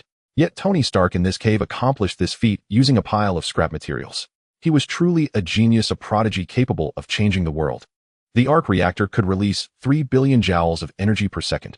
Tony didn't just create it to replace the electromagnet. He had a grand plan. In 2 days it will be complete. By then you will understand that an unparalleled genius deserves respect, especially since I am also a heartthrob with countless beauties and billions in assets. Tony gritted his teeth secretly. At that moment, he noticed the water pool next to him shaking. He turned to look and was stunned. What the hell was this? To his surprise, the water had formed a line of English words. Tony, I am Boat Wong, more charming and wealthier than you. Tony couldn't help but rub his eyes, realizing that the line of text was still there, completely astonished. What the hell was going on? Why did the water suddenly turn into words? And what did it mean to be more charming and wealthier than him? Did such a person even exist in this world? Boat Wong, that annoying guy who can see through things. Tony peeked at the monitor and realized it couldn't see the water pool because he was blocking it. He sighed in relief, thought for a moment, and asked in a barely audible voice, cheating little brat. The water surface vibrated and reformed into a line of text. The one cheating is you. And you actually tried to set me up with that mask while selling silicone and batteries at such high prices. I only mentioned giving you the mask's patent. Tony felt a bit proud, now basically certain that the water surface was indeed being controlled by that kid. Speaking of which, that kid could see through things and control water. How was that even scientifically feasible? The water surface changed again. Enough with the nonsense. Someone sent me to rescue you. Tomorrow I can bring an army over, so make sure to protect yourself. Rescue me? Tony was taken aback. If someone had said they were coming to rescue him a few days prior, he would have been overjoyed. However, his plan was nearly complete now, and he didn't need rescuing. Tony did not want to owe anyone a favor, nor did he want to wait like a pitiful refugee for someone he disliked to come to his rescue. No need, I can escape on my own. Tony directly refused, for he was a proud little brat. The water surface changed again. Just wait outside for me. After thinking it over, Tony left himself a bit of leeway. The symbols on the water surface disappeared, and he instantly understood the other's meaning. I can't be bothered with you. This guy is indeed annoying. Tony gritted his teeth. Dr. Ethan, who was nearby, couldn't help but turn and ask, Tony, what's wrong? It's nothing, Ethan. If nothing goes wrong, we should be able to get out soon. I hope so, Ethan said. However, an unexpected event was about to occur. The components they were making did not resemble the Jericho missile at all. The terrorist leader Raza noticed this and barged in, threatening them and giving them an ultimatum to produce the missile by tomorrow or they would be sent to hell. Tony looked miserable but couldn't bring himself to ask Wongbo for help. He and Ethan could only work overtime to try to complete the armor by tomorrow. That's right, the armor, which was the first Iron Man suit Mark I. On a hill near the base, Wongbo sat in an armed helicopter, smirking coldly. Enjoy your time, this will be fun. That Raza is wearing a 10 rings gang ring, which means that the Mandarin really exists in this world. Wongbo squinted. In the movies, the Mandarin is an actor, but in the comics, he is a real character, and Iron Man's arch nemesis, wielding 10 powerful rings and commanding most terrorists in the Middle East. Forget it, I probably won't run into the Mandarin. Once I rescue Tony, he'll make a quick exit. I'm not interested in helping Tony deal with his archenemy. Wongbo thought to himself. The pilot Frank asked, what's the situation? Did you find that billionaire? Yes, it seems he has his escape plan and doesn't want my help. Wongbo said, as the blood god, he could control blood, and since most of blood is water, he could control a bit of water too, but it wasn't very powerful. At most, he could form a few words like before. He was able to hear Tony's voice because Tony had his blood inside him. Once in this place, they immediately connected, and Wongbo knew everything that had happened to Tony during this time. What a stubborn guy. So what do we do? Frank said disdainfully. He clearly had no good feelings for Tony Stark, although Stark Industries products were indeed useful. Whether he wants us to rescue him is none of our business. Wongbo said, contact Colonel Rhodes and have him bring people over. Well, act tomorrow and try to get back as soon as possible. I hate it here, but it's too sunny and there are no beauties. I've served here for 10 years and still hate it. Frank laughed. He then picked up the phone to contact Colonel Rhodes, who was quite surprised that they had actually made contact. I was just hoping for a miracle. Rhodes hurriedly said, they'll bring people over immediately. You mustn't alert the enemy. While I was out there killing terrorists, you were back in logistics hammering nails. Frank hung up the phone looking disdainful, while Rhodes, speechless, could only put down the phone and go out to organize a rescue team, hoping to get there as quickly as possible. The next day, after staying up all night, Tony Stark finally completed his armor. He then put on leather and had Dr. Ethan help him assemble the armor piece by piece. It went smoothly at first, but soon the terrorists realized they couldn't see the two on the monitor. They were hiding behind a wooden board and immediately sent someone to investigate. Looking at the anxious Ethan, Tony said with a smile, don't worry, it's fine. We just need to activate the power system now. A sweating Ethan asked, how do we activate it? First press F11. Ethan followed Tony's instructions on the computer, and soon a progress bar appeared. He sighed in relief and turned back to help Tony tighten screws. Just then the door was smashed open, and the bomb tied to it exploded, killing several terrorists instantly. It's too late, it's too late. Ethan glanced at the door, put down the wrench, and said to Tony, "Tony, I'm going out to buy you some time." "No need, we can make it. Stick to the plan." Tony shouted anxiously, but Ethan didn't listen. He picked up a gun dropped by a terrorist and rushed out, shooting wildly. Although he didn't know how to shoot, the narrow terrain scared the terrorists into retreating. "Ethan," Tony shouted anxiously, feeling a sense of regret for the first time. If he had known they would wait for someone to rescue them, he would feel guilty for life if Ethan died. Would Ethan die? Under normal circumstances, of course. In fact, it wasn't long before he ran out of bullets and was shot to pieces by the terrorists. Am I finally going to die, eh? Ethan fell to the ground, but there was no fear, only relief, for his family had long been killed by terrorists. As Ethan gradually sank into darkness, a voice suddenly echoed in his mind. "Do you want to know the meaning of life?" Sorry, I misspoke. A good person like you shouldn't die." Before Ethan could hear clearly, he passed out. No one knew that the bullets he had taken were all lodged in his muscles. Wongbo in the helicopter smiled slightly. He had transferred some of his blood to Ethan early on, who a good person like him shouldn't die. As the terrorists killed Ethan, they immediately rushed in to find Tony. At that moment, the lights suddenly went out as all the power was used to activate Mark I. Next came Tony's showtime. Infuriated, he burst out of the cave in the crude and simplistic Mark I, and the terrorists were utterly helpless against him, falling like flowers in a storm, leaving bodies strewn everywhere. "Ethan!" Tony looked at the blood-soaked Ethan on the ground, filled with both anger and guilt. He roared as he charged out of the cave, where a hail of bullets awaited him, clanging against the armor. Tony was unafraid, for the bullets could not penetrate his armor, all bouncing off. He raised his arms, activating the flamethrowers, unleashing blazing fire to the sides. The terrorists were instantly burned, crying out for help. Their leader, Raza, panicked. Although losing some terrorists wasn't significant, they could always recruit more, but their munitions piled outside would be a disaster if set ablaze. By the way, this batch of arms was all produced by the Stark Group. Seeing that firearms were ineffective against Tony, Raza gritted his teeth and pulled out a red potion from his pocket, downing it in one go. As soon as the potion hit his stomach, Raza's muscles swelled slightly. Feeling powerful, he drew his curved blade and dashed to Mark, his front slicing down, severing its right gas pipe. So fast. Tony was a bit surprised, hurriedly aiming the left flame at Raza, but Raza skillfully maneuvered from behind to the left and struck again, causing Tony's flamethrower to be rendered useless. At this moment, Tony had not undergone combat training. Foolishly, he controlled the armor to charge at Raza, who easily dodged. Then Raza crouched down and stabbed the curved blade into the gap of Tony's left leg connector, causing Tony to kneel on one knee with a clatter. Mark I was too rudimentary, and the connection points lacked armor protection, making it easy for Raza to strike. Seeing Raza succeed, the terrorists cheered. Raza, emboldened, picked up the blade from the ground and targeted the gaps in Tony's armor. Tony hurriedly fought back, but the heavy armor could not block Raza's agility, and he was slashed several times. Fortunately, the leather protection prevented any serious injuries. Damn it, the materials are too poor. Realizing the situation was dire, Tony planned to blow up the armory and escape. Mark I could fly. Just then a helicopter suddenly flew out from behind the mountain. Following that, a figure jumped down from the sky, landing on one knee with a thud, kicking up a cloud of dust. A perfect superhero landing, though it might take a toll on the knees. Naturally, it was Wongbo who landed. He stood up and scoffed at the disheveled Tony, saying, "Tony, is this your means of self-rescue?" Tony, both frustrated and angry, retorted, "Why didn't you come earlier?" "Because someone wouldn't let me." "So you make a mistake and want to blame others?" Wongbo mocked. Tony was left speechless while Lazo Alert looked at him and shouted, "Who are you?" Wongbo replied, "I am here to save Tony Stark. Dream on. If you want to save him, kill him." Lazo directly issued the order as the terrorists prepared to open fire.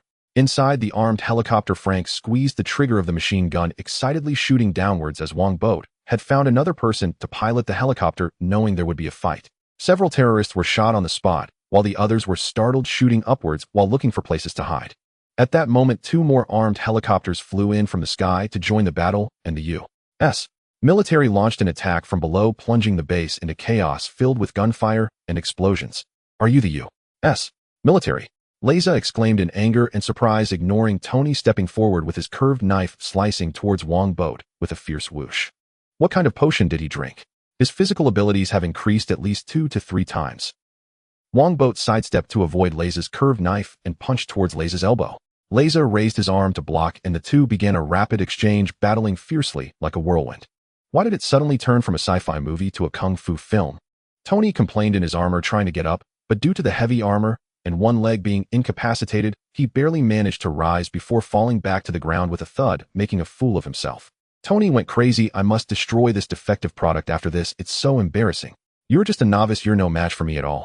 After exchanging a few moves with Wongbo, Leza quickly understood his situation, sneering, and launched a lightning-fast series of attacks with his curved knife. Wongbo blocked a few strikes, but his openings were wide, and Leza seized the opportunity to slash fiercely at his chest. Just then Wongbo's right fist glowed with a dazzling red light, followed by a punch that struck like a thunderbolt, directly sending Leza's curved knife back against his chest. Leza screamed in pain, spitting blood as he was blasted back, crashing into the mountainside, causing a shower of dirt to fall. I still can't control it, otherwise I could have driven the knife into his body. Wongbo shook his head as Leza fell to the ground, pulling the curved knife from his chest. Ignoring the bleeding wound, he angrily shouted at Wongbo, "Who are you exactly?" "Iron Fist. By the way, I only used 20 of the Iron Fist's power just now." Wongbo stood with his hands behind his back, appearing as a master. He wasn't lying, he truly was an Iron Fist. As for whether the other party would associate him with Kunlun Iron Fist, that wasn't his problem. Iron Fist. Kunlun Iron Fist. Leza evidently made the connection, angrily shouting, "Are you Kunlun, trying to oppose our 10 Commandments gang?" As if Kunlun is afraid of the 10 Commandments gang. Wongbo sneered. He wasn't lying, Kunlun indeed wasn't afraid of Mandarin. Leza gritted his teeth, turning to see the terrorists retreating under the onslaught of the helicopter and the U.S. military.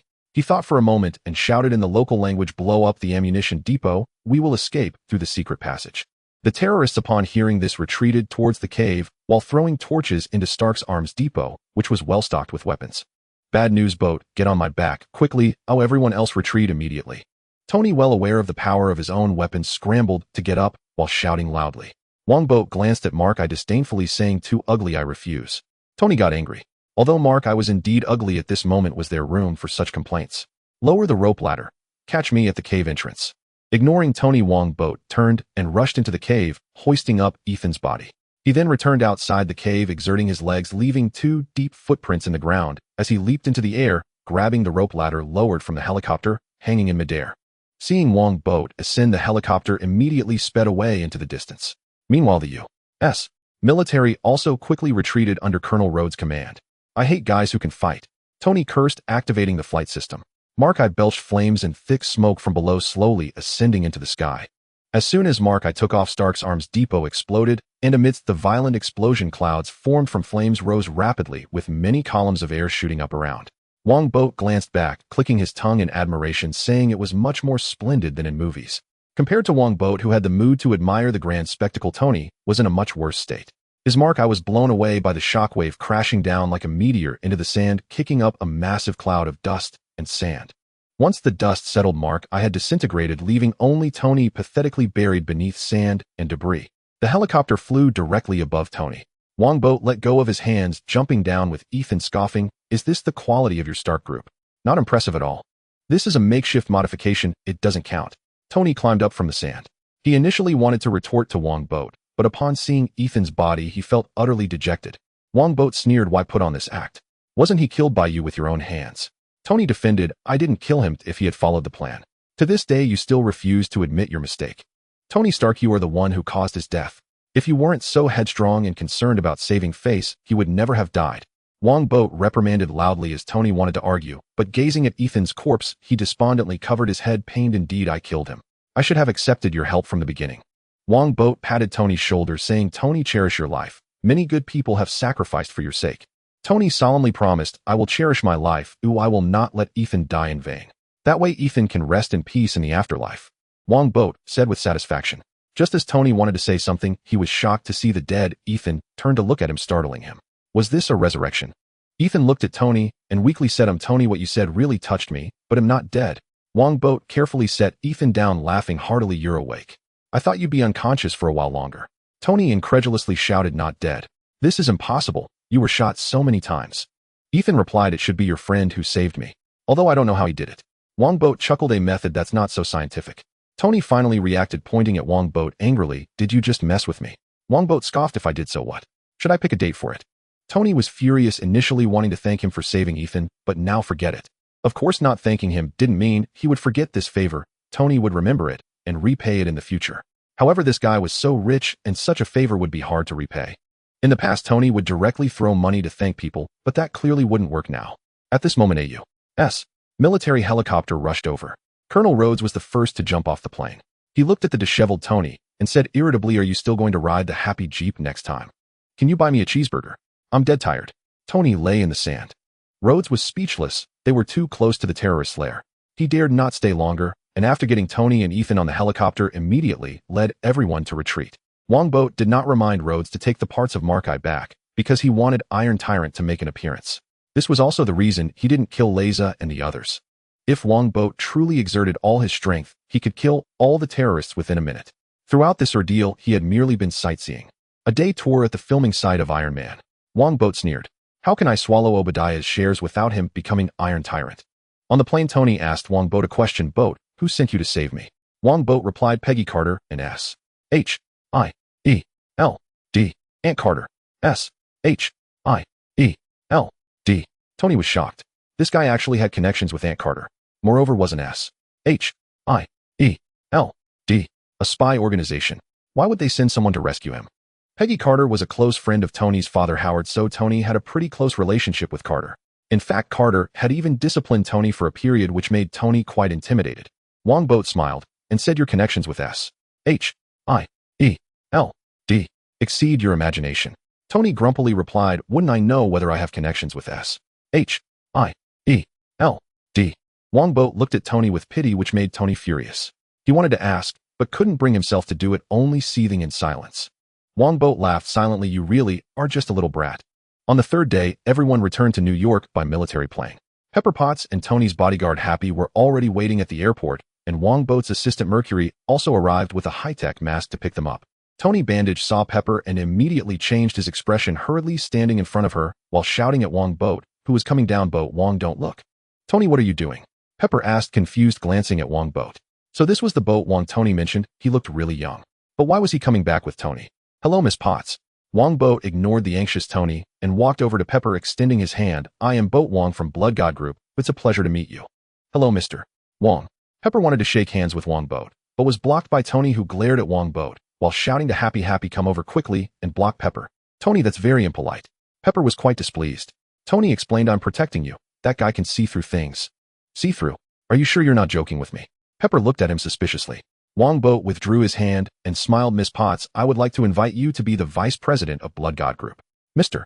Stark knows about this and is worried I might steal you, so he made up a lie that even a 3-year-old wouldn't believe." "Vice president?" Pepper was taken aback, then turned to Tony in dissatisfaction, saying, "Tony, that's too much. Whether I accept or not should be decided by me." Tony hurriedly explained, "That guy said it himself. He can see through things." "I didn't. It wasn't me. Stop talking nonsense." Wongbo categorically denied it, then turned to Pepper, saying, "Miss Potts, if you're interested, we can arrange a time to have tea and chat slowly." "Thank you for your kindness, Mr. Wong, but I'm not planning to change jobs for the time being." Pepper pushed Tony aside and took the initiative to shake Wongbo's hand, saying, "Also, please forgive Tony. He sometimes likes to throw little tantrums." Tony was enraged. Pepper completely believed that guy, but didn't believe him. He turned and saw Mercury. His heart stirred and stepped forward to ask, "Are you an employee of Blood God Group?" Mercury glanced at Tony and replied expressionlessly, "I am Mr. Wong's assistant. Come help me. The salary is negotiable." Tony said, but Mercury disdainfully glanced at him, too lazy to respond, and strode toward Wongbo. Tony blinked. Did she just look at him like some disgusting bug? He, Tony Stark, the dream lover of countless beauties, was actually viewed as a disgusting bug by a woman. Tony was feeling a bit frantic. "Tony!" Pepper shouted in dissatisfaction, then turned to Wongbo apologetically, saying, "Mr. Wong, please excuse him. Tony has encountered some things and is a bit unstable mentally." "No need to be polite. I understand him well. Miss Potts, I will take my leave now." Wongbo smiled, leaving with Mercury and Frank. Before leaving, he provocatively glanced at Tony, nearly driving him mad. This guy was indeed very annoying. Mercury asked, "Blood God Tony Stark is back. Should we stop shorting stocks?" "No need, or in fact, this is just the beginning of making big money." Wongbo laughed. "Our Mr. Stark will announce something shocking to the world at the press conference." Frank chuckled, "So exaggerated. Does he want to shut down Stark Industries?" Wongbo turned around with a surprised expression. "How did you know?" "Your expression was so spot on that I almost believed it." Frank scoffed. Even if Tony Stark's brain was kicked by a donkey, he wouldn't shut down Stark Industries. Wongbo shook his head. "What he wants to shut down isn't Stark Industries, but the weapons manufacturing division. What's the difference between that and shutting down Stark Industries?" Frank, of course, didn't believe it, nor did Mercury, but soon they saw on television Tony Stark publicly announced to the world, "From today onwards, I officially closed the weapons department of Stark Industries." Frank was speechless, saying, I now suspect that Tony Stark hit his head when he escaped earlier. Mercury, on the other hand, was excited. Blood God, we hit the jackpot. Wongbo indeed hit the jackpot. Within just one day, Stark Industries' stock price plummeted by 40 points, evaporating thousands of billions in market value. Having shorted the stocks in advance, Wongbo made a fortune and his wealth skyrocketed. Wongbo commanded wait until Stark Industries stock drops another 10 points, buy back the stocks to settle the short position, and then use the name of Blood God Group to acquire Stark Industries stocks. No need for more than 4 anymore would require an announcement and could trigger an investigation, which is too troublesome. Blood God, you don't mean to acquire Stark Industries, do you? The human government won't allow it. Mercury was startled and hurriedly shouted. Even she knew what Stark Industries represented. Wongbo chuckled, don't worry, I just want to make money. Stark Industries holds no value for me. Mercury sighed in relief, nodded, and went out to instruct the financial company to proceed. At this moment, Wongbo's phone rang. James excitedly said, Blood God, I've found Anton Vank and Ivan Vank. They agreed to come to New York to meet you, but there are some issues with their identities, so they can't enter America. James, good job. I will have someone bring temporary passes to you. Bring them back as quickly as possible. Wongbo excitedly said, truly good things come in pairs. The mural candle holders and chandelier adorned the perfect noble dining hall, yet the old butler sighed inwardly as he watched the bear man devouring his food. Why did the new master entertain such a barbarian? The bear man, as referred to by the old butler, was a robust Russian with long hair and scars on his face. He wielded his knife and fork, shoving the steak directly into his mouth, and even blew into the bottle of red wine, exhibiting wildness that knew no bounds. The limited Kobe beef air freight in along with a bottle of red wine worth over $10,000 is such a waste. The old butler's blood pressure was slightly elevated. In contrast, the other two at the table, while not exactly elegant, were at least somewhat presentable. The other two included Blade, who aside from his slightly fast-eating pace was otherwise fine, and Wongbo, the clan leader of the Bloodkin, whose steak was unique, covered in chili peppers. Though it's a bit odd, it's certainly better than that barbarian. The old butler thought to himself, wishing to cultivate Wongbo into a noble like the old master, but unfortunately Wongbo had no interest in that. I'm so wealthy, can I live freely? At that moment, the Russian Ivan Vanko shouted loudly to the butler, bring me more, this beef is delicious. I want it medium rare. The butler helplessly instructed the maid to clear the plates, and then brought him a new steak. Wongbo laughed, if it's not enough, just order more.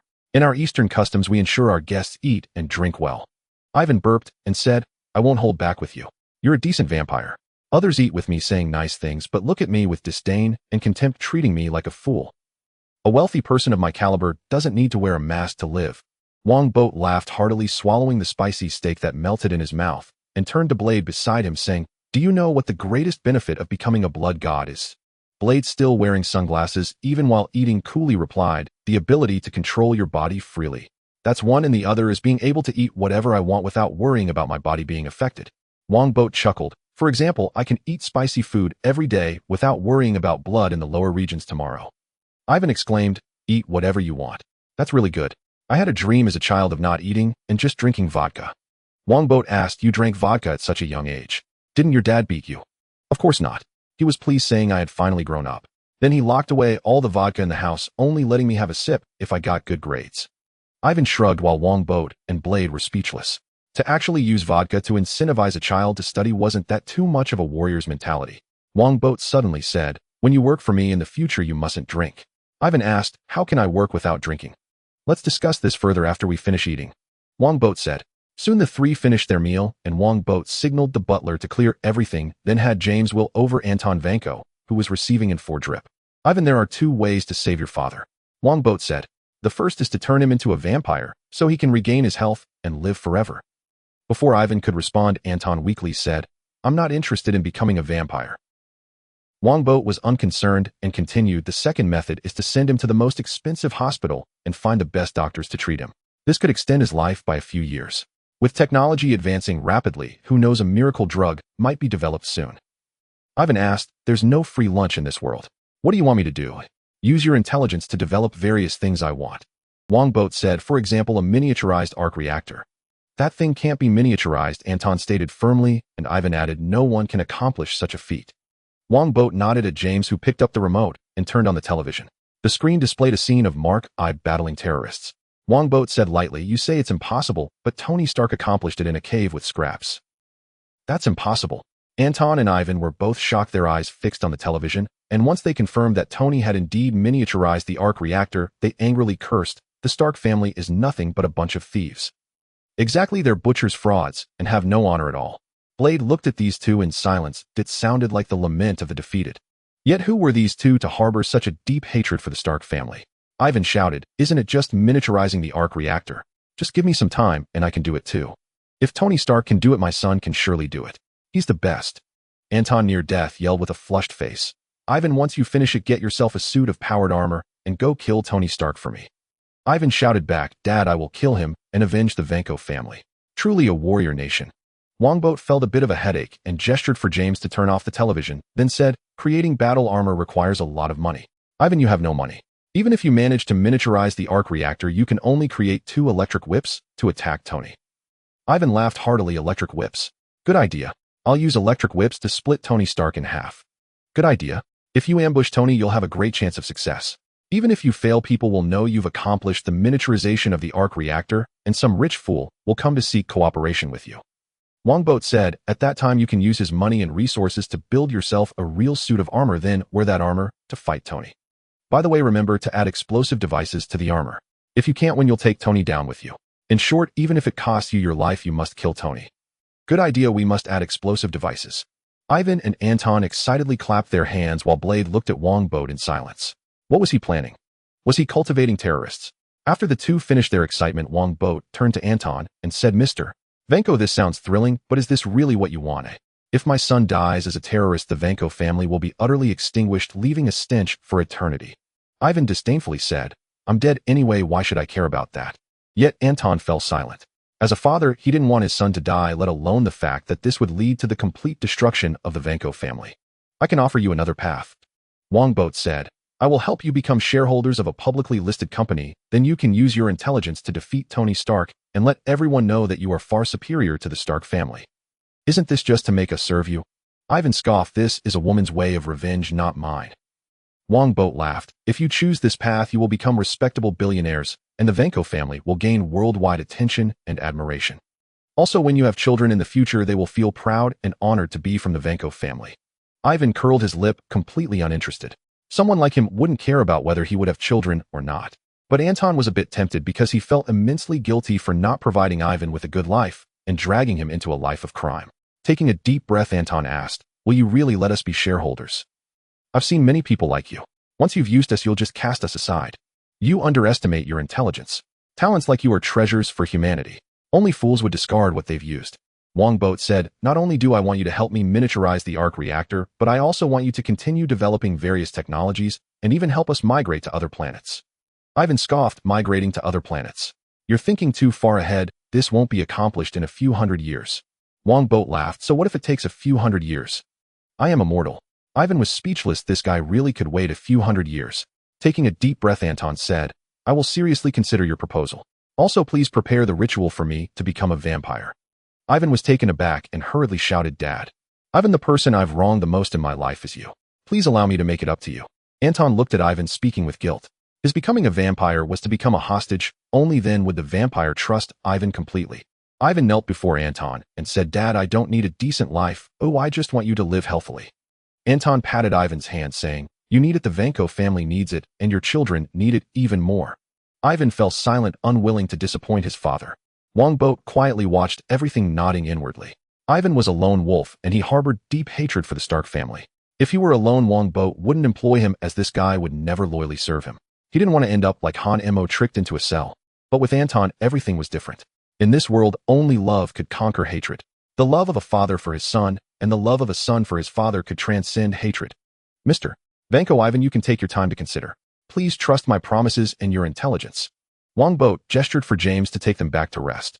Once they left, Blade, who had watched the entire scene, asked, "Do these two really deserve your effort to win them over?" "A genius, only second to Tony, certainly worth the effort." Wongbo said, "In fact, Ivan's intelligence may not be inferior to Tony's, but his education is not as good as Tony's, and his understanding of advanced technology is not as profound as Tony's, making him overall a level lower than Tony." "Family disparity." Blade asked, "Do you plan to lead the Bloodkin to migrate to outer space?" "It depends. If humanity can accommodate the Bloodkin, I will naturally stay. If not, I will take all the Bloodkin to outer space. This will benefit both humanity and the Bloodkin." Wongbo said, "However, the prerequisite is to develop artificial blood. If this problem isn't solved, the bloodkin will never escape humanity and will always remain in the evil camp. You have a good heart. For both the bloodkin and humanity. Wongbo and Blade clinked glasses, then he asked, "Why haven't you been home lately, working overtime at the police station every day? Many people have already complained about your exploitation." Blade sighed, looking dejected. "Whistler is now with my mom." Wongbo nearly spat out his wine, shocked, as he asked, "How is that possible? Didn't you complain about them arguing every day just a while ago? And that old man Whistler hated vampires the most, right?" "How would I know? They just ended up together while arguing, and it's driving me mad." Blade grumbled, feeling disgruntled. "I take you as a friend, and you want to be my dad. I didn't expect that old man Whistler still had it in him." Wongbo chuckled a few times, then before Blade could explode, he said, "How about this? Take a day off for yourself and help me with something." Blade asked, "What is it?" "I've invited a blood expert named Jane Kalin. Go help me receive her and talk to her about vampires." Wongbo said with a smile, "Blade, she's a stunning beauty. Don't miss this opportunity." Blade sneered. He was not the kind of vulgar man who would be moved by a woman. The next day, Blade met Jane Kalin, and his heart raced like never before, leaving only 2 words in his mind: so beautiful. Tony Stark Industries has dropped over 50 points. "Are you sure you still want to stay in the basement without going out?" Pepper asked helplessly while Tony ate pizza, saying, "It's not a big deal, it will rise again. I'm Tony Stark." Tony was indeed confident. Once he unveiled the arc reactor, the stock would surely soar. But now was not the time. He was currently designing Mark II with Ethan. The previous Mark I was too ugly. He had to create a perfect suit of armor. At this moment, Obadiah arrived, bringing bad news. "Since your incident, someone has been short-selling Stark Industries on a massive scale." "Who?" Tony and Pepper immediately became alert. This sounded like the machinations of a puppet master. Obadiah said, "According to my investigation, it's the Blood God Group. By the way, it seems they are also heavily acquiring Stark Industries stock." The Blood God Group. Tony and Pepper were both taken aback, astonished that it was Wongbo. How could this be? Tony and Ethan could escape largely thanks to his help. Right, the Blood God Group. Obadiah misunderstood Tony and Pepper's shock, saying, "It's normal that you haven't heard of it. This is a group recently formed by vampires. A while ago, they acquired the medical department of Rand Group at an extremely low price, directly having Rand Group's market value." Tony asked in astonishment, "Vampires? Obi, is that an adjective?" "No, the owner of the Blood God Group is a vampire." Obadiah said, "Vampires do exist. Many high-ranking officials know about them. They used to be quite low-key, but ever since that mysterious blood god came to power, their actions have increased." "Are there really vampires in this world?" Little Pepper asked incredulously. That Burt Wong was actually a vampire. He didn't look like one at all. His face wasn't pale, and his demeanor wasn't gloomy, but he was quite handsome. Tony frowned and said, "It must be true. No wonder that guy has superpowers, and no wonder he asked me to help him design something to protect against ultraviolet rays." "Who are you talking about?" Obadiah asked in surprise. Tony simply replied, "The blood god you mentioned. I've met him before, and we've even gone to the casino together. It seems he's had his eyes on you for a long time. The vampire might want to swallow our Stark Group." Obadiah said, displeased. He had considered the Stark Group to be in his pocket, and now someone had appeared to snatch it away. Tony scoffed, "Just that kid." Obadiah warned, "Don't underestimate the bloodline. The wealth accumulated by the Blood Clan over hundreds of years definitely exceeds ours. That kid is just a nouveau riche." Tony snorted. After thinking for a moment, he shook his head. "However, it shouldn't be that kid scheming against me. He knows Aunt Carter. Aunt Carter would never scheme against me." "Peggy Carter." Obadiah hesitated for a moment and said, "There's a rumor going around that Ms. Carter has joined the vampires to gain eternal life and youth. The president of the Blood God Group is her." "That's impossible. Aunt Carter isn't that kind of person." Tony shook his head repeatedly. How could someone whom even his father couldn't woo become a vampire for the sake of eternal life? Little Pepper, however, had a different thought. She asked in astonishment, "Can you really achieve eternal youth?" "It's just a rumor. I'm not too sure either." Obadiah stood up and said, "Tony, regardless of the Blood God Group's intentions, we are in danger right now. I need you to present something to the board to boost their confidence in you so they don't kick you out." "The Stark Group is mine. Who can kick me out? Don't worry about them," Tony insisted. Obadiah tried to persuade him a few times, but couldn't change his mind, so he left in anger. He had decided to propose a motion at the board to oust Tony. The Stark Group would only belong to him, Obadiah. After Obadiah left, Little Pepper suggested, "Tony, you and Bert are friends. Why don't you give him a call and find out what's really going on?" "Who said I'm friends with him?" Tony directly denied it. After thinking for a moment, he said, "However, I could invite him and Aunt Carter over for a visit. I want to see Aunt Carter and ask about her situation." "Okay, I'll call him." "Great, Miss Carter, and I will be there on time." Burt Wong hung up the phone and said to Carter across from him, "Tony invited us to his house for a visit. It seems our actions have been detected." "It's your action," Carter said. "Many people have called me asking what our Blood Clan plans to do." Burt shrugged. Haven't I already reached a consensus with S? H. I. E. L. D. Thanks to that consensus, we can be this comfortable now. Carter said, however, those people left warnings reminding our blood clan to know our place. Don't worry, I won't buy any Stark Group stocks anymore. Wongbo laughed. Although I'm looking forward to Tony working for me, that's clearly impossible. He won't work for anyone. Tony is prouder than anyone. Carter said, Blood God, you should be able to tell me which company your target is now, right? That company. Wongbo pointed to the television above. Carter turned around and saw the news about Osborne Group playing on the screen. Since Tony Stark closed the weapons department, all stocks related to military industry have skyrocketed, with Osborne Group being the leader among them. Osborne Group's chairman Norman Osborn recently stated that the high-tech weapons developed by Osborne Group have gained preliminary approval from the Department of Defense. Are you planning to acquire Osborne Group? That's impossible. Carter was very surprised. Osborne Group is a large conglomerate focused on military industry, genetic engineering, and energy, with a market value exceeding $200 billion. Although it can't compare to Stark Group, it is still a top-tier conglomerate in the United States. Yes, Osborne Group. Wongbo nodded. Osborne Group has many good things he won't miss out. Besides, the military and genetic departments of Osborne Group are exactly what he needs.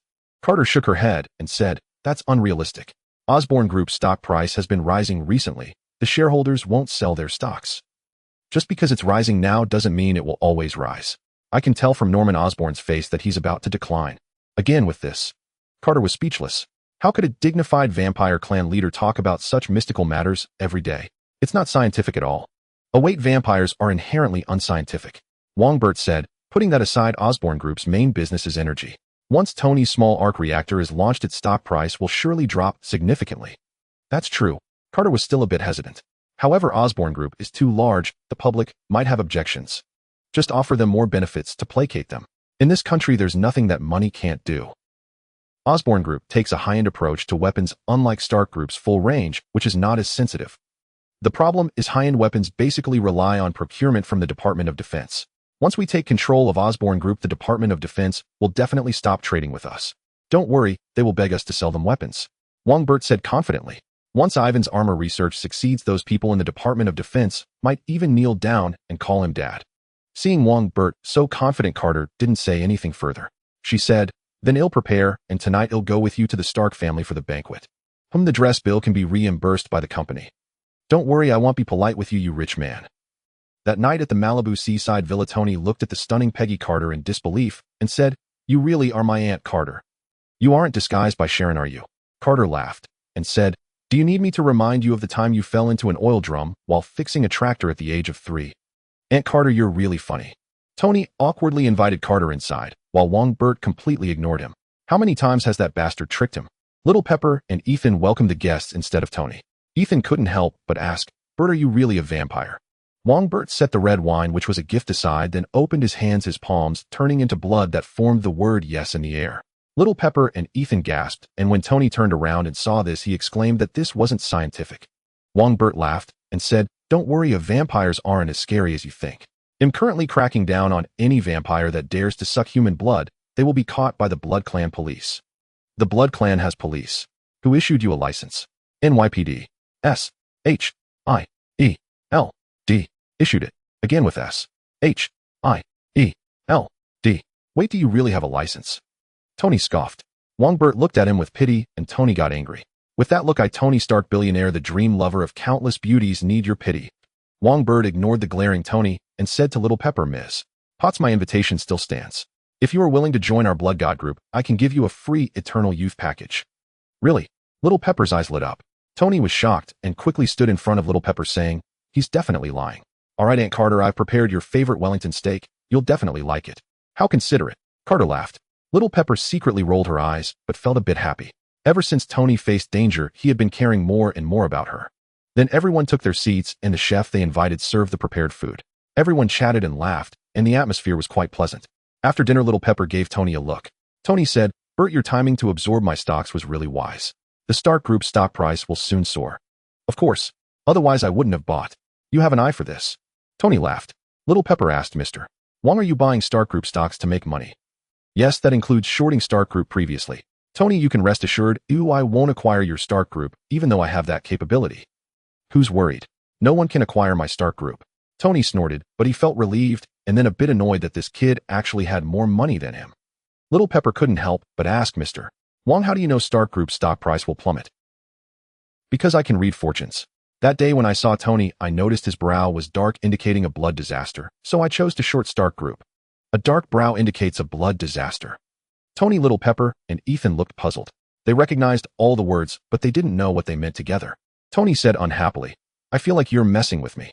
Wongbo ignored Tony and said to Little Pepper, Ms. Potts, do you mind if I help you read your fortune? Is that okay? Then let's see, is it like tarot cards? Pretty much. Wongbo looked at Little Pepper and said, Ms. Potts, you are a lucky person. Your long-held dream will come true. That man will marry you, and he will treat his wife with the same dedication as his father. Little Pepper exclaimed in surprise, really? Wait, what dream? Little Pepper, who is that man? I didn't know you had someone in mind to marry. No, I won't allow it. Tony exclaimed, a bit out of control, shouting. In fact, he had always liked Little Pepper, but there were too many women around him, so he didn't even realize this feeling himself. It wasn't until he was trapped in a cave thinking day and night about Little Pepper that he realized how important she was to him. That's why he was so agitated now. He even wanted a duel with Little Pepper's dream lover. What nonsense are you talking about? Little Pepper said shyly. Carter sighed and said, Tony, in this regard you are much slower than your father. He devoted himself to pursuing Maria the moment he saw her disregarding all other women. What? Tony was confused. Even Ethan couldn't take it anymore and said, Tony, over the years who has Little Pepper always been beside? Who? Of course it's me. Oh, that man is me. Yes, that scoundrel is you. Wongbo laughed heartily, and everyone joined in except for Little Pepper, whose face was flushed. But after all, she was Little Pepper, and she said to Tony, if you want to pursue me, there can't be any other women around you in the future. Compared to Little Pepper, the womanizer Tony was a bit overly excited. He nodded repeatedly and said, no problem, I definitely won't have any other women around me in the future. Jarvis, from now on I want answer calls from other women. Recording. The voice of the advanced AI Jarvis rang out. Tony was taken aback and felt a bit regretful, but seeing Little Pepper's happy face, he thought it wasn't a bad thing. Little Pepper remembered something and continued to ask Wongbo, Mr. Wong, what happens after that? Wongbo said, later you will become the president of Stark Group. That's impossible. I don't have that capability, and the president of Stark Group is either Tony or Mr. Stan. It won't be anyone else. Little Pepper shook her head repeatedly, not believing it. Wongbo said, Tony will engage in a very great profession in the future, and he won't have time to manage Stark Group, so it can only be you. However, this is not a good thing, as you will have to sleep with him and earn money for him to spend, which is a loss. Tony said unhappily, Bert Wong, do you take me for someone who would let a woman earn money for me to spend? This is clearly slandering me. Wongbo ignored Tony and continued to say to Little Pepper, then you will have a conflict with him because of his great profession. At that time your fate will have 2 branches. Fate has branches. Wait, how can you see branches? Are you monitoring the future with drones? Little Pepper asked curiously, what branches? Wongbo said, the first branch, you can't stand the profession he engages in, so you run away with his driver. His driver? Happy. Little Pepper was stunned and Tony was equally surprised. He shouted, that guy Happy actually seduced you. I want to fire him. Little Pepper was speechless. Tony. Carter asked, what is the second branch? Wongbo said, the second branch, you accepted his profession, married him, and gave birth to a daughter, a very cute daughter, who will shout, I love you 3,000 times every day. Wow.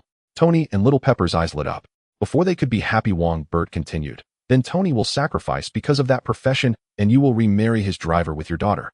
Speaking of which, his driver seems pretty good. In the future, he can spend his money and have fun with his daughter. What?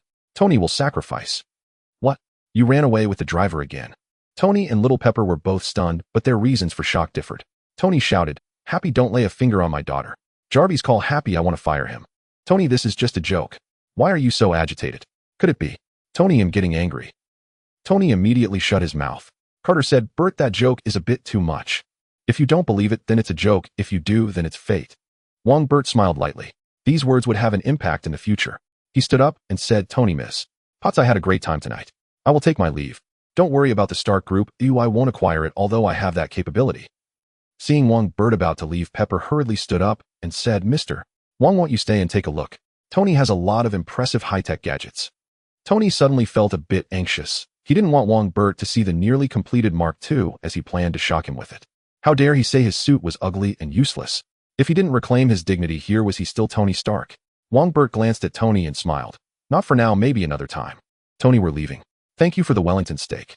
Carter also stood up, and Tony hurriedly got up to hug Carter, who whispered in his ear, be careful of Obadiah. What? Tony was shaken. What did Aunt Carter mean by being careful of Obadiah? Did Obadiah plan to harm him?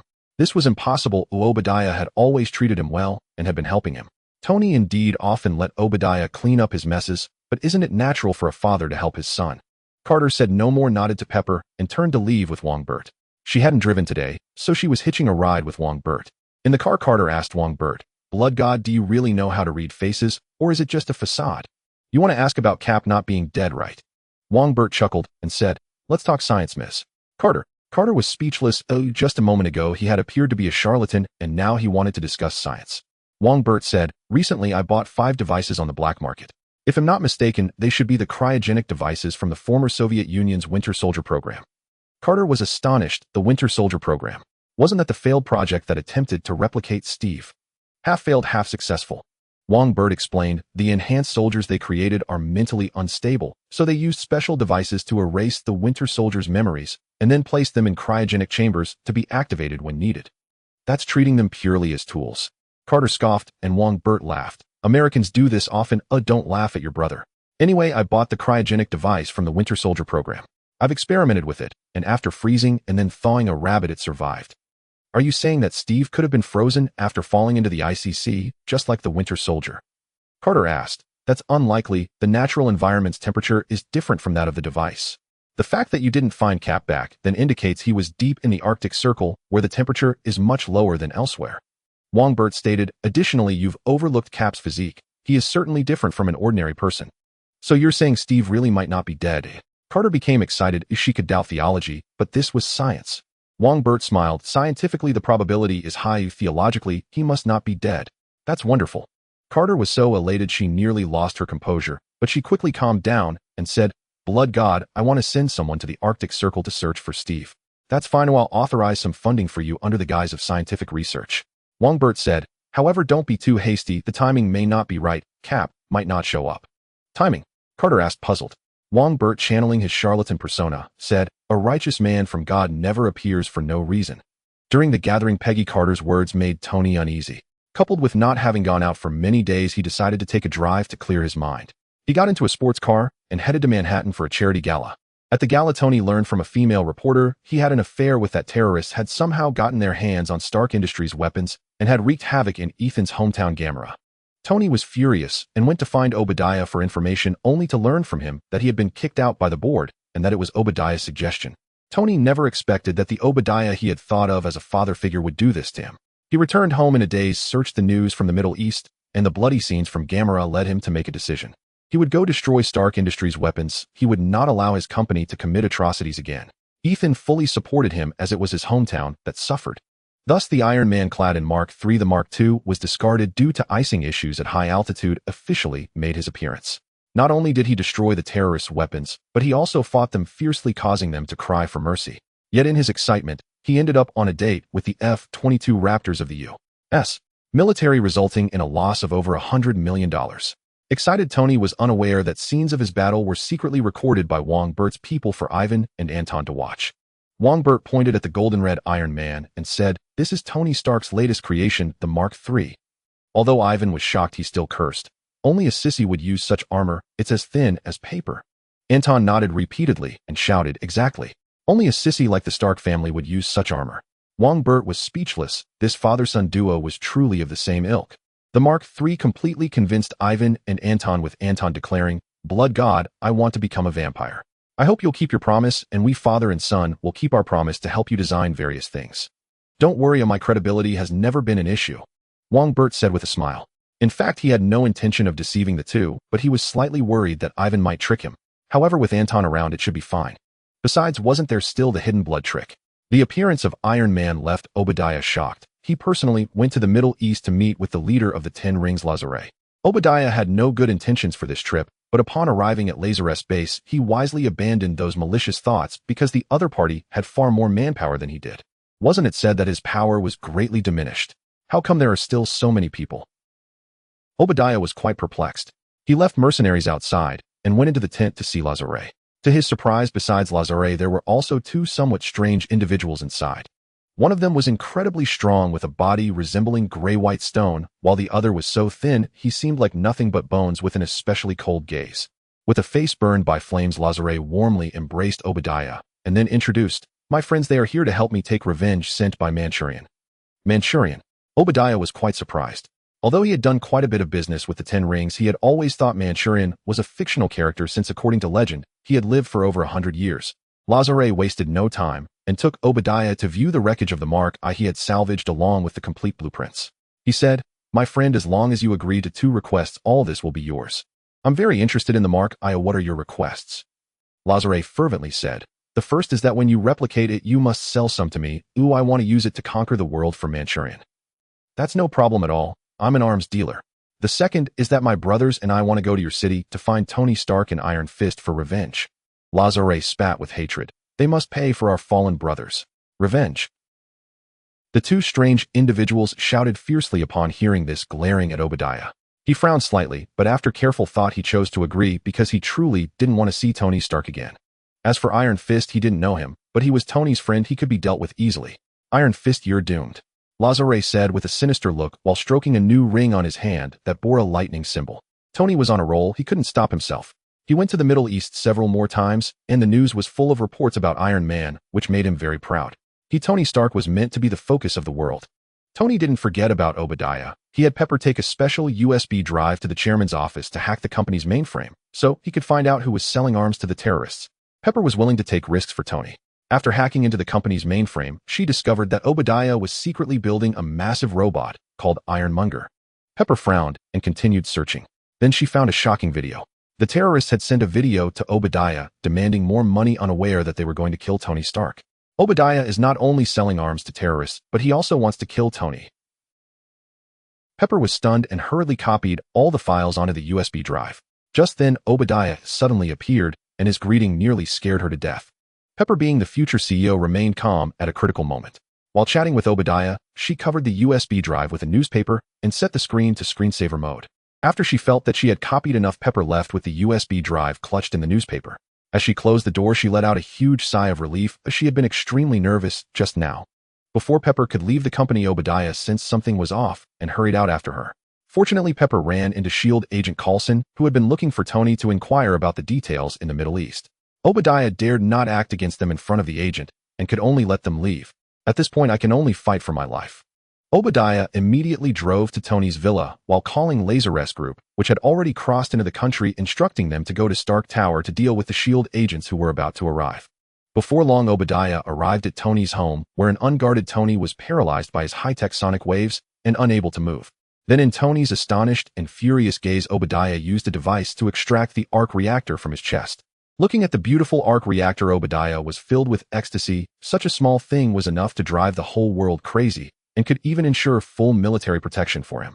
The military was not completely unaware of Obadiah's dealings with terrorists. They were not that incompetent. It was all just about interests. "Tony, thank you for laying the last golden egg for me.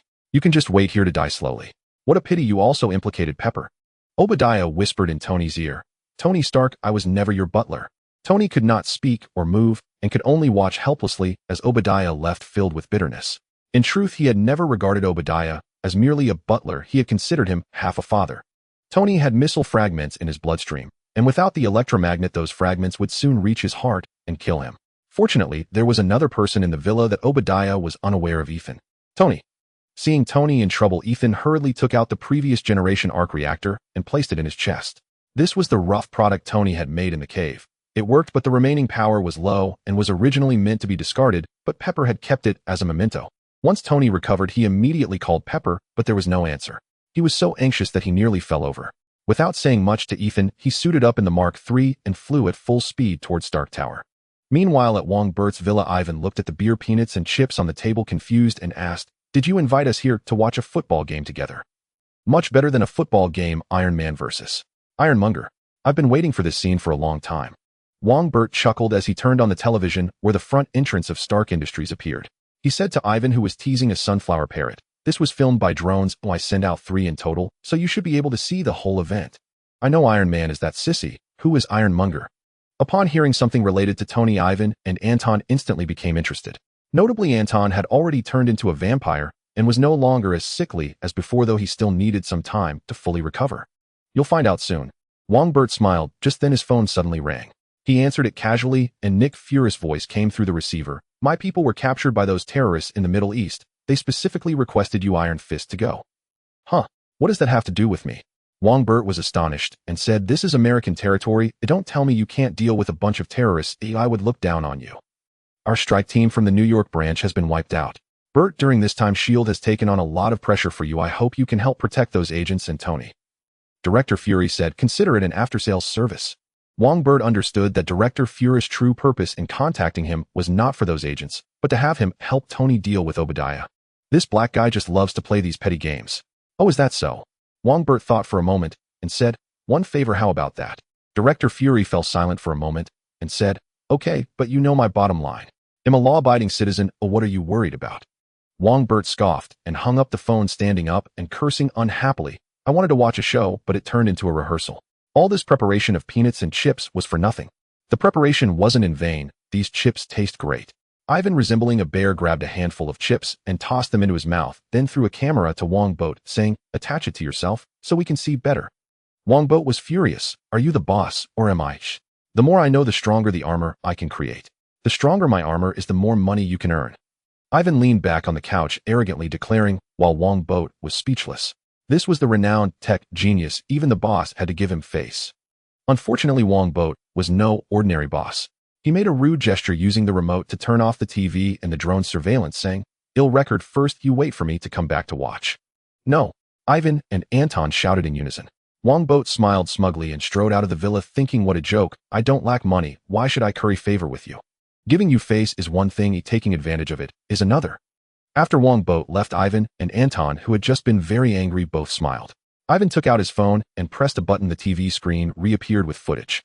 Ivan pressed again, and the view shifted from the drone's perspective to the camera that Wongbo had placed on his chest. For a genius like Ivan, controlling a surveillance camera was a piece of cake.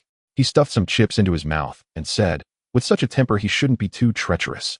"I heard he is only 21. It's normal to have a bad temper with so much money." Anton said, "Ivan, remember the Vank family's principle is to repay kindness and vendetta alike." "I know, Dad. I will surpass Tony Stark and let everyone know that the Stark family members are just thieves, frauds, and butchers. I will help you. Our Vank family will not lose to the Stark family. Ivan, I will compensate you for what you owe." "Dad, you know I don't care. But I do.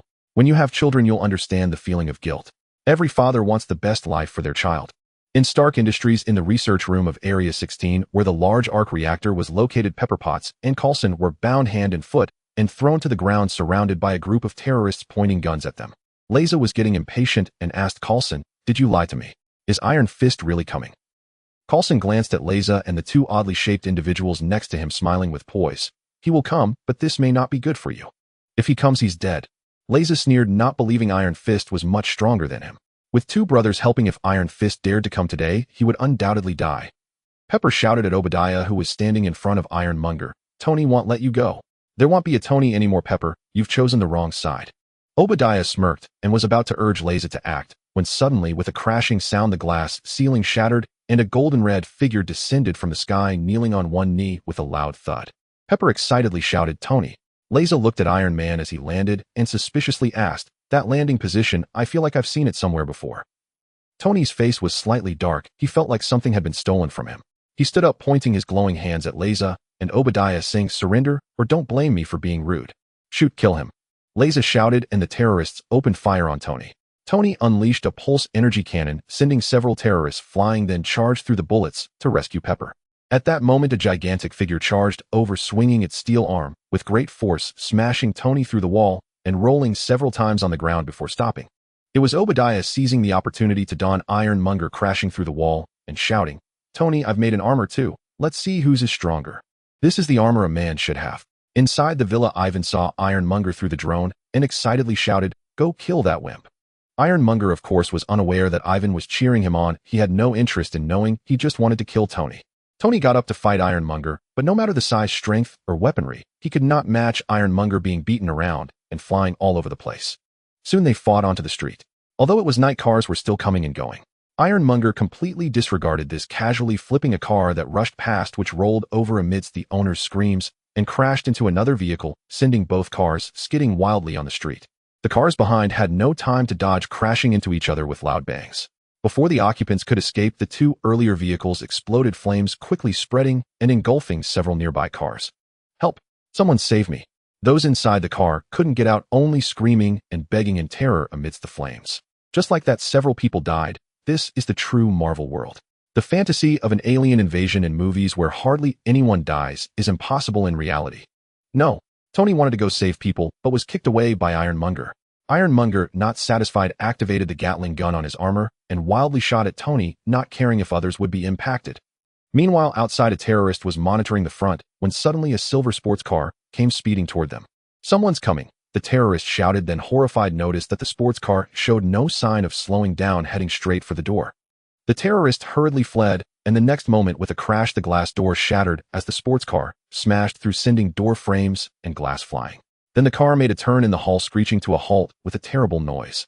Wongbo stepped out of the sports car with an unhappy expression, facing the angry Laser across from him, saying, "You called me. Have you thought about what price you're willing to pay?"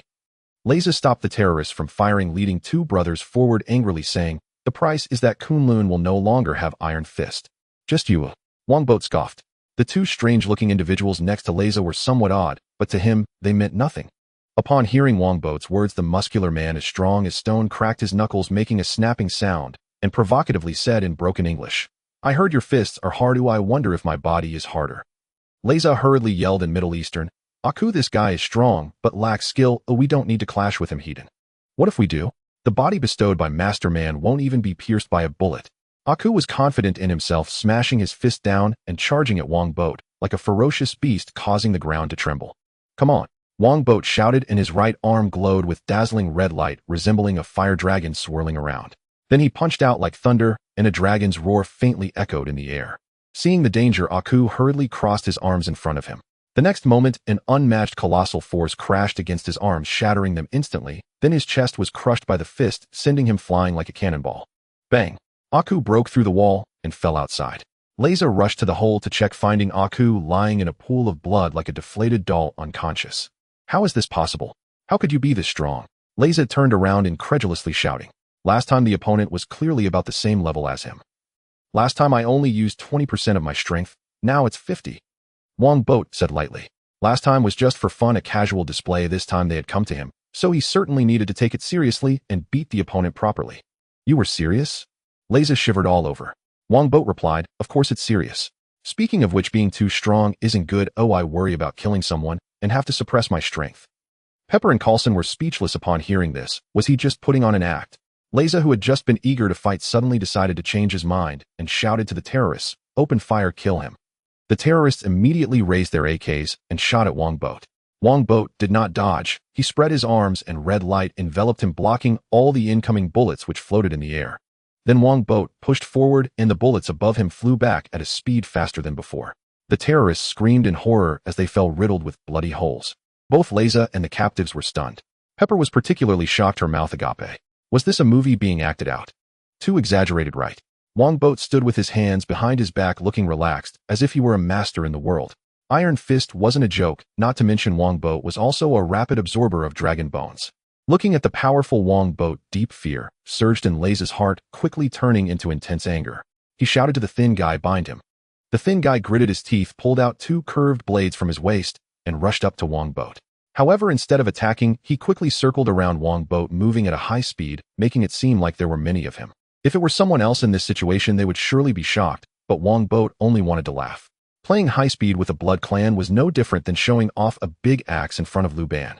"A mere trick, and you dare to show off." Wongbo scoffed, stepping hard with his right foot. Glowing red light burst forth, and the ground trembled like waves, causing the thin guy to stagger and reveal his form, almost falling.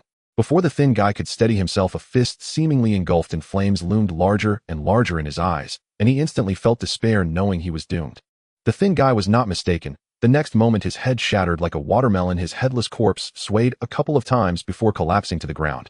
"That's a bit disgusting. I'll try not to hit heads in the future." Wongbo expressed disdain, and just then dazzling electric light suddenly illuminated Laser's side. He turned his head and saw a large green lightning bolt crackling toward him. "Die, Iron Fist." Laser's face was twisted with rage. The sacrifice of the thin guy had not been in vain, as he finally activated the ring bestowed by Master Man. "Do young people today still abide by martial ethics? You said we duel, yet you're using lightning." Wongbo cursed in displeasure, and his body suddenly split into blood and dispersed, allowing the lightning to pass through the middle and hit the wall behind, creating a large hole. Wongbo's blood reassembled. Both Leza and the captives stared in disbelief. Oh, what kind of operation was this? No matter what kind of monster you are, I will kill you. Leza aimed the ring at Wongbo, ready to attack again, but Wongbo appeared in front of him, as if teleporting, and with a flash of blood light his arm fell off. As the arm fell to the ground, Leza realized what had happened and let out a piercing scream. Wongbo grabbed his neck, tightening, and with a crunch Leza's head tilted to the side, indicating he was dead. Overestimating yourself. Wongbo tossed Leza's corpse aside. No one noticed as he quietly took a vial of red potion from Leza. This was worth studying. Then Wongbo bent down to pick up Leza's hand, which bore 2 rings. One was the identity ring of the 10 Rings gang, and the other was the green lightning ring. The previous lightning must have been emitted from it. Just as Wongbo wanted to remove the lightning ring, it suddenly transformed into light spots and vanished. Was it just a force? It seems Master Man is even more formidable than imagined.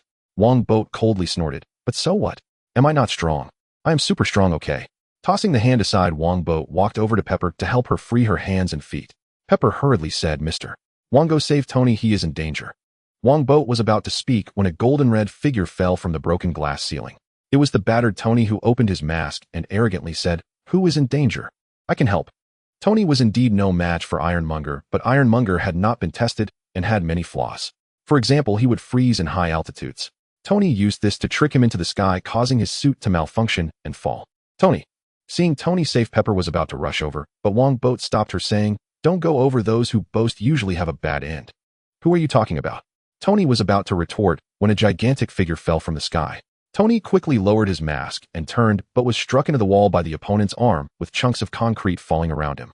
Wongbo laughed and said, Did I not say it right? One must be honest. Pepper urgently said, Mr. Wong, stop gloating, hurry, and save Tony. No problem. You go help others unbind themselves. Wongbo smiled and strode toward Ironmonger. Ironmonger intended to continue attacking Tony when he saw Wongbo approaching. He aimed the Gatling gun at him. If an ant wanted to die, he would gladly oblige. Just as the Gatling gun was about to fire, Wongbo's figure suddenly disappeared. When he reappeared, he was already behind Ironmonger. Obadiah's Ironmonger was only a half-finished product and incomplete, so he didn't notice Wongbo had arrived behind him and was looking around. Wongbo took a deep breath, his entire body glowing with radiant red light like a fire dragon dancing. Then all the red light converged into his fists, and he exhaled, striking Ironmonger's back with both fists like twin dragons emerging from the sea. Bang!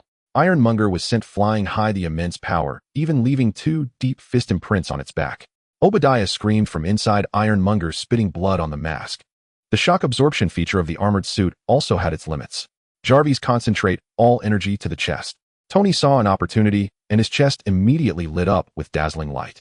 Then a large pulse energy cannon was fired from his chest, hitting Ironmonger in midair, causing it to fly backward and crash through the glass into the large arc reactor. Due to external interference, the energy inside the arc reactor fluctuated violently, with countless lightning bolts wildly dancing around like silver snakes. It's going to explode, hurry and get out. Wongbo shouted, immediately running to start his sports car. Pepper Carlson and the others hurriedly escaped outside, but Tony didn't move. He opened his mask and shouted in panic, Help me, ooh, I'm out of power. You didn't save any energy. You charging doll, how embarrassing. Wongbo abandoned the car, directly pulling the bumper of the sports car to run over next to Iron Man, then carried Iron Man over his shoulder while dragging the sports car out. What kind of pose is this? Pepper and the others turned to see this scene, utterly speechless. It was their first time seeing someone running while dragging a car. Wongbo had barely left the research room with Iron Man and the sports car when the arc reactor exploded with a roar. A massive fireball and shockwaves surged out, shattering all the glass, knocking everyone to the ground except for Wongbo. Wongbo set Iron Man down and turned to look at the research room filled with flames and black smoke, smiling and saying, Hope you bought insurance. Tony lay on the ground angrily saying, Don't worry, you, I bought it. Also, I'm not a charging doll. You're a powerless charging doll. Wongbo disdainfully said, Tony, your endurance is seriously lacking. Tony was furious. What do you mean I lack endurance? Go ask my girlfriends of what am I lacking? I meant your suit, not you. Why are you so sensitive? Tony became even angrier. Who is sensitive? At this moment, Pepper got up from the ground and anxiously ran to Tony's side, asking, Tony, are you okay? Wongbo casually said, He's fine, he's still planning to find his ex-girlfriends to verify his endurance. Tony. Pepper was furious. It was one thing before, but now that she was with him, he still wanted to find his ex-girlfriends. Tony hurriedly explained, I didn't, Pepper, he's slandering me. My endurance doesn't need verification. You didn't deny wanting to find your ex-girlfriends. Pepper sneered, causing Tony to freeze. Wongbo laughed heartily while Tony glared at him, thinking it was all you're doing. At this moment, a hair-thin Coulson walked over, reaching out to Wongbo and saying, "Mr. Wong, thank you for saving us. I am Phil Coulson from S.H.I.E.L.D."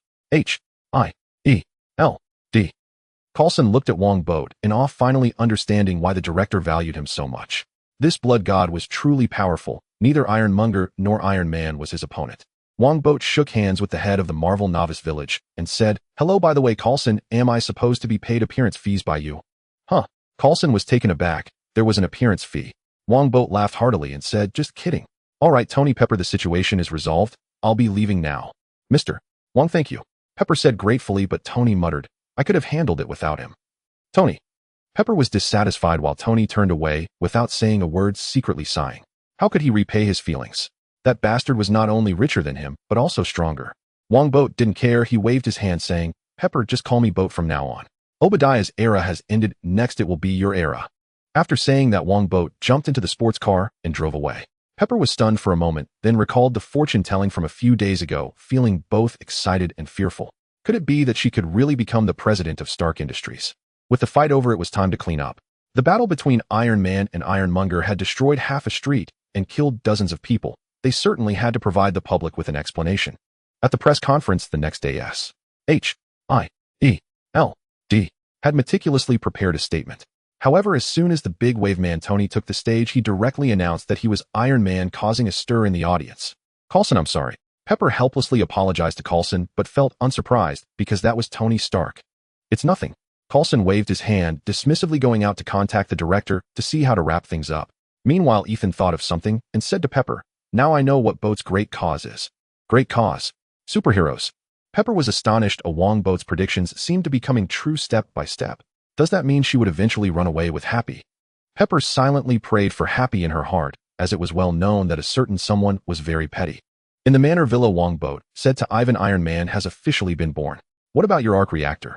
Ivan cursed unpleasantly and thought of something, asking, "Building the battle armor requires the top weapons companies. Do you have any?" Wongbo replied with a smile, "Not at the moment, but it will be soon. You will be the weapons manufacturing director and a shareholder of that company. Then I'm looking forward to it." Ivan stood up, eager to study the arc reactor. He didn't want to be outdone by Tony Stark. The Wong family was the most formidable. "Ivan, get me a mini camera that a large group can't discover. I want to capture some people's criminal evidence." Wongbo thought of something and shouted to Ivan, "If it's remote, that's best. If not, it's fine. I can go retrieve the footage myself." Ivan casually replied, "No difficulty at all. He'll get it for you shortly. I've been busy lately. Otherwise I could set up a virus to control their surveillance for more convenience. Having a camera is enough with stealth as the primary consideration." Wongbo chuckled, realizing these geniuses were not something ordinary people could compare to. However, even geniuses had to work for this tycoon. Ivan waved his hand and strode away. He could design 800 of these little gadgets in a day. The Iron Man plot has ended. Next, it's time to acquire the Osborn Group. Wongbo pondered, then summoned Mercury, handing her a red potion, saying, "Take this to the blood department and have them study it thoroughly. I want a detailed report." "Yes, Blood God." Mercury nodded.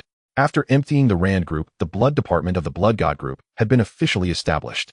They would focus on researching artificial blood, which would have significant implications for both vampires and humans if successful. Wongbo continued, also notify James to infiltrate the Osborn Group with full force, whether by sending spies or bribing them. "In any case, I want detailed intelligence about the Osborn Group, including shareholder information, departmental structure, research projects, and more. The more detailed, the better." Mercury replied, "He's already working on it since he returned. They'll have him speed up the progress." "Very well."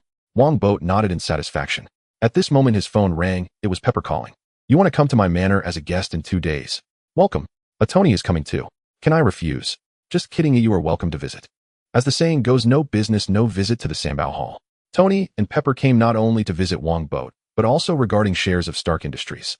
"I spoke to Obadiah's 2 sons, and they told me they promised to sell Stark Industries shares to you." Tony put down his knife and fork, wiped his mouth, and asked Boat, "Did you know Obadiah would die long ago?"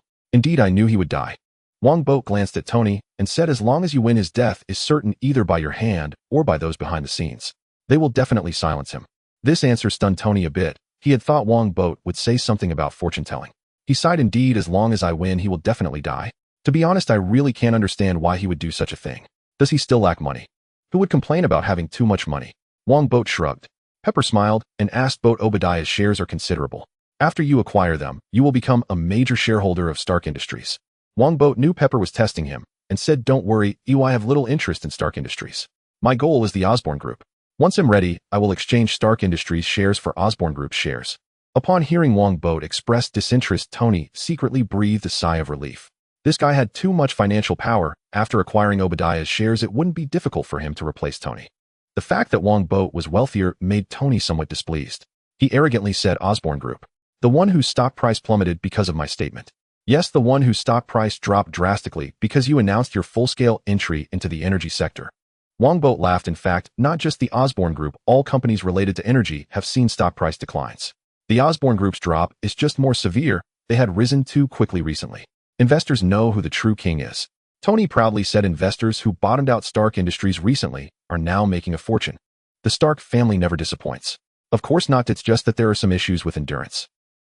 Wongbo laughed. Tony got angry. If it weren't for Pepper's advice, he would definitely argue with Wongbo to see who truly lacked endurance. I want to acquire the Osborne Group, so I can't short it. If you're interested, you could make some money on this. Wongbo thought of something and said the Osborne Group's stock price will decline significantly in the near future. Pepper said that shouldn't be the case. Given the scale of Osborne, it shouldn't be hard to pull back the stock price. Wongbo laughed. General Lally, who is responsible for procurement at the Department of Defense, has just retired, and his successor has a poor relationship with the Osborne Group. I see. Tony and Pepper suddenly realized. The Osborne Group's weapons are cutting-edge and heavily rely on funding from the Department of Defense. If there's a problem there, their stock price will certainly drop significantly. They'll think about it. If I really make money, they'll give you 20% of the profits. Tony nodded and then signaled to Pepper. She took out 2 documents from her briefcase and handed them to Wongbo. Wongbo took the documents, glanced through them, and smiled. Special silicone and microbattery technology and patents. Tony, are you finally going to pay me back for what you owe? I don't owe you anything. Tony replied, thank you for saving Pepper last time. He'll sell you these 2 technologies at cost price. All right, I need these. He'll take them. Wongbo nodded and said, as for the stocks I have after the exchange, if there are any left, he'll sell them to you at market price. Good. Tony nodded, hesitating for a moment before asking Boat, what kind of relationship do I have with S? H. I. E. L. D. I feel their attitude towards me is a bit too enthusiastic. A few days ago, their director even came to my house in the middle of the night, which startled me greatly. Perhaps they are lusting after your body. Wongbo chuckled and said, your father once worked for the Strategic Scientific Reserve, you know, right? Of course I know. It's his proudest experience. He loves to educate me about Captain America. Not much, just over 1,000 times. Tony said with deep resentment. To him, Captain America was like that kid from someone else's family. Wongbo said, S. H. I. E. L. D. Developed from the Strategic Scientific Reserve. Your father, Howard, and Agent Carter are all founders of S. H. I. E. L. D. And Carter was even a former director. Tony was astonished. My dad is a founder of S. H. I. E. L. D. How come I didn't know? There are many things you don't know. Wongbo laughed. Your father has quite a few relics stored at S. H. I. E. L. D. But they haven't returned them to you. It's funny how a well-trained spy chief could die in a car accident. It's almost like a joke. The speaker had the intention and the listener had the thought. Tony frowned. If his father were an ordinary person, dying in a car accident would be normal, but now his father was a spy chief and a genius inventor. How could he possibly die in a mere car accident? A spy chief wouldn't modify his own car. Even if there was an accident, he should be injured, not dead alongside his wife. This definitely had issues. Wongbo stopped at that and raised his glass, saying to Iron Man. Tony absent-mindedly clinked glasses with Wongbo, then stood up to take his leave. He needed to go back and investigate the details of his parents' incident and also look into S. H. I. E. L. D. Wongbo saw Tony and Pepper off. He watched the departing sports car, narrowing his eyes slightly. The era of superheroes had officially begun. And with the emergence of superheroes, supervillains, and world-ending crises would follow closely behind. The Marvel world, a paradise for heroes and a hell for commoners. Of course, wherever the wealthy are, it's always a paradise. The headquarters of the Osborne Group is also located on Manhattan Island. In the chairman's office, Norman Osborn, with a sinister face, looked at the group's stock that had been plummeting for several days and couldn't help but curse. Damn Tony, damn Iron Man. Tony Stark is recognized as a super genius and has now become Iron Man. As soon as he announced that Stark Industries would fully develop the energy business, the stock prices of all energy companies plummeted while Stark Industries soared. What troubled Norman was not only this matter, but also the newly appointed General Slocum at the Department of Defense, who had a poor relationship with his predecessor and was suppressing projects led by the former. Unfortunately, the Osborne Group's Human Enhancement Program was one of them. General Slocum had issued an ultimatum to see the finished human enhancement serum in a short time, otherwise funds would be diverted to support the humanoid armor project of Stark Industries. Since Iron Man appeared, battle armor has become quite popular. Norman exhaled and called in Dr. Strom, who was responsible for the human enhancement program, asking, "When can we start human trials?" Norman, no. The last experiment on the mice showed that one of them exhibited severe violent tendencies and was extremely aggressive. Dr. Strom shook his head repeatedly. "I think we should rework the formulas. Only one was like that, the others are fine. Don't worry too much about it." Norman, said Dr. Strom, "Start human trials immediately. I need to stabilize the stock price with this project, otherwise the board will have objections." Although the Osborne Group was founded by Norman, he didn't hold many shares. This is a common problem for many large companies. To develop quickly, they must continuously raise funds, which naturally dilutes their shares. Even the chairpersons of the internet companies from Wongbo's previous life didn't hold many shares. Dr. Strom continued to shake his head. "Norman, the procedures for human trials haven't been completed, yet it will take some time. Moreover, we haven't even started recruiting test subjects. There's no time." Norman paced back and forth, saying, "You go out first and complete the procedures as quickly as possible." Dr. Strom breathed a sigh of relief and left. Norman looked at the closed door, snorted, and called in his confidant Nels Van Adder, the head of the Indian department. Norman instructed, "Find a shell pharmaceutical factory that we can't trace and conduct experiments secretly. As for the test subjects, go out and grab some homeless people. No one cares about them. Their lives have no value." Nels had no doubts and nodded directly. "I know what to do." Norman thought of something and asked, "By the way, how is Dr. Connor's lizard serum research progressing?" He said, "He's still a little short. Still a little short. It's been over a decade, and he's always a little short. How much funding has he used from me over the past decade?" Norman was furious. The reason he was so eager to research the human enhancement serum and lizard serum was not only due to the stock price impact, but also because the Osborne family had a genetic disease and he needed a genetic drug to cure himself. Norman shouted, "Tell him I don't have that much time. If he doesn't produce the lizard serum within 3 months, he can take his research and roll out of Osborne." "Yes, Mr. Osborne." Nels nodded and turned to leave. Norman slammed his fist on the table in anger, but suddenly felt short of breath. He hurriedly took out a vial from his pocket, twisted off the cap, and swallowed a pill. Norman calmed down. He knew he didn't have much time left and must spare no effort to develop a suitable serum as fast as possible. Clenching his fist, Norman resolutely thought, "I don't care if I die, but I can't let Harry follow in my footsteps. I must develop the perfect serum to give Harry a complete life." Norman was unaware that everything happening in his office was being quietly recorded by a camera that was later replaced 3 days later with a new one. Although the Osborne Tower was heavily guarded, no one discovered this matter because it was done by just a drop of blood. Even though Ivan produced a remote camera for safety, Sake, "I'll do the replacement myself." Wongbo placed the camera's storage device into the computer, and soon the footage appeared. After watching, he smiled slightly. Old Green Goblin indeed didn't conduct human experiments himself. Of course, as a billionaire, he wouldn't easily take risks. It was all just for the sake of plot compactness in the movies. Old Green Goblin, your position as chairman will soon be replaced. As time passed, June arrived. By this time, the streets were already filled with beautiful women in short sleeves and skirts, quite a sight to behold. And this month, the hottest topic remained superheroes. However, it wasn't Tony Stark, but Spider-Man, who flew between skyscrapers with countless newspapers and television programs discussing matters related to him, making a huge splash. The Daily Bugle is really annoying, criticizing Spider-Man again, saying that all those bad guys he caught were hired by him. At an outdoor cafe in Hell's Kitchen, Tracy Walker, the host of the talk show Tracy Talks, looked at the report in the newspaper, cursing angrily. The Daily Bugle has been criticizing Spider-Man for a long time. If you buy it to read every day, you're actually funding it to continue criticizing Spider-Man. Jessica Jones leaned weakly against her seat. She hated going out during the day, even more than sitting outside drinking coffee, as she wanted to go to a bar for a drink. "This newspaper is from the station. I wouldn't spend money to buy the Daily Bugle. It would be better if it went bankrupt." Tracy huffed, then looked at Jessica excitedly, saying, "Jessica, do you want to become a superhero too? You have the ability." "No, absolutely not." Jessica shook her head vigorously, as if it were a rattle drum. What a joke. Last time she helped someone, she bumped into a purple guy and a yellow guy. If she hadn't escaped quickly, she didn't know what would have happened to her. Tracy was very disappointed. She felt a lot of regret. If she had Jessica's abilities, she would definitely become a superhero adored by the whole city, just like Tony Stark and Spider-Man. Tracy, being a superhero is not as good as you think. Jessica said, "You should give up on that thought soon. Also, don't bring me here to drink coffee again. No matter how long you stare at that tea house across the street, they won't let you in. They're a members-only establishment and only serve members." Tracy couldn't help but glance at the Dragon Tea House across the street, exclaiming in frustration, "Why is a tea house a members-only establishment? Don't they fear going bankrupt?" Jessica replied, "You ask me, who should I ask? Tracy, kung fu and all that are fake. Besides, that old lady the other day might not even be from the tea house, as she might just be passing by." Just as Jessica was halfway through her words, Tracy suddenly stood up excitedly, saying that old lady appeared. "I knew it. She's from the tea house. I must go learn kung fu from her. After saying that, Tracy grabbed her bag and sprinted to the entrance of the tea house, shouting in broken Chinese through the door, "Master, master." Madame Gao was a bit surprised. She walked over, shakily opened the door, and asked, "Who are you, and why are you calling me master?" Tracy excitedly replied, "I am Tracy, and I want to be your disciple to learn kung fu." "I see, but I'm sorry. I don't take disciples." Madame Gao understood and waved her hand, turning to walk away. Tracy panicked, wanting to go in, but was stopped by the suited security guard at the door, as this woman was a habitual offender who had tried to sneak in several times. Unable to enter, Tracy could only shout at the door, "Master, I really want to learn kung fu. I am willing to pay a high price." Madame Gao shook her head, wondering how one could learn kung fu with money.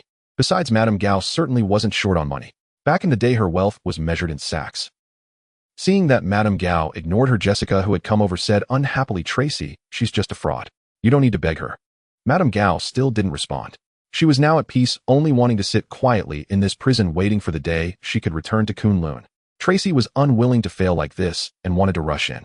The suited security guard pushed her angrily, almost knocking her down. Jessica became furious and forcefully pushed the guard's shoulder. The guard flew backward as if hit by a motorcycle, crashing hard to the ground. Madame Gao turned to see this scene and couldn't help but glance at Jessica, saying, "So you are also a martial artist?" "What martial artist?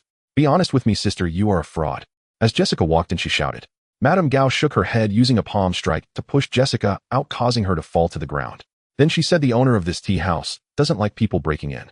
If I were you, I wouldn't be so foolish." Jessica sat on the ground, somewhat dazed.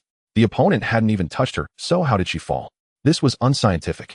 Tracy's eyes lit up as she shouted, "Master, I want to learn kung fu from you." Madame Gao, unwilling to take disciples and not wanting them to disturb her any further, deliberately posed a challenge. "If you want to learn, then kneel here for a day, and I will accept you as my disciple." Kneel here? Tracy was stunned. After all, she was somewhat of a star, and if she really knelt here, it would become big news.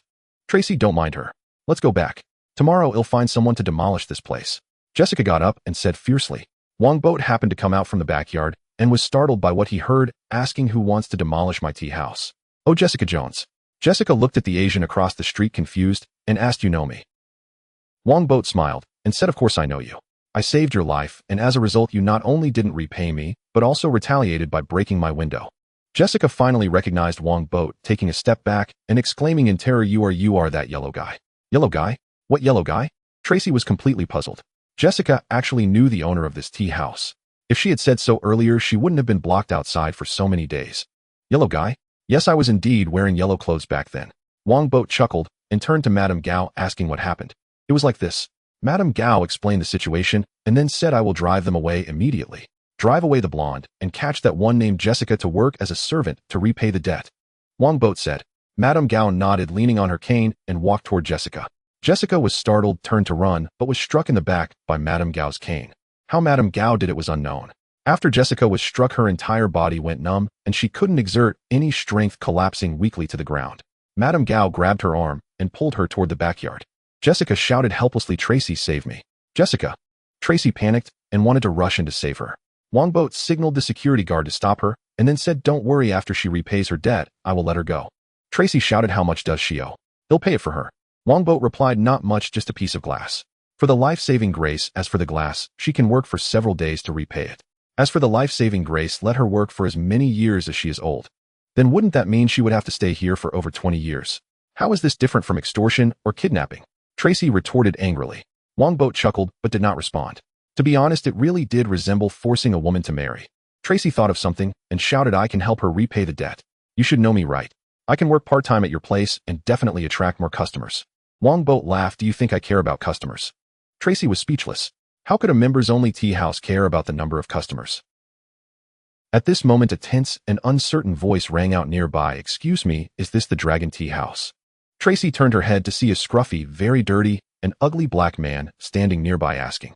She frowned and was about to speak when Wongbo came over, extending his hand. "Mr. Max, I've been waiting for you for a long time."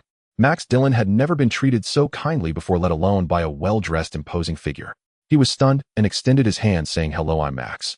Did you call to arrange something? Let's talk inside." Wongbo gestured for Max to follow him in. Tracy was annoyed that such a weirdo could go in while she couldn't. "It's always like this. Others can easily get what I want. If it's just kneeling, he'll kneel for you." Tracy gritted her teeth, made a decision, but of course, she wouldn't kneel down looking like she did now. She was still a star, albeit a bit past her prime. Tracy went back to change into colorful clothes, then covered her face, carrying a camera and a bag of food, and returned to the entrance of the Dragon Tea House. Then she set up the camera and boldly knelt down at the entrance. Although passers-by were a bit surprised, they glanced at the camera and didn't pay much attention. It wasn't some weird program, it was just performance art. In New York, such things happened frequently, so it wasn't very strange. Tracy proudly thought, hey, competing with me is just a matter of 24 hours. I will definitely learn Kung Fu and become a superhero, even more famous than Iron Man and Spider-Man. Wongbo was unaware that Tracy was causing a stir outside. He poured a cup of tea for Max and asked, Max, I heard that you were responsible for the renovation of the city's power grid. Max was taken aback. Holding the teacup with both hands, he said, both shy and proud. To be precise, I designed the new power grid all by myself. I am the best engineer at the Osborne Group. Wongbo asked, then why isn't your name on the designer's list? Max's confidence immediately deflated. He put down the cup and waved his hand angrily, saying, that's because they took credit for my work. Wongbo asked, are they bullying you because you're black? Max was taken aback. Oh, was there a connection? Of course it had nothing to do with it.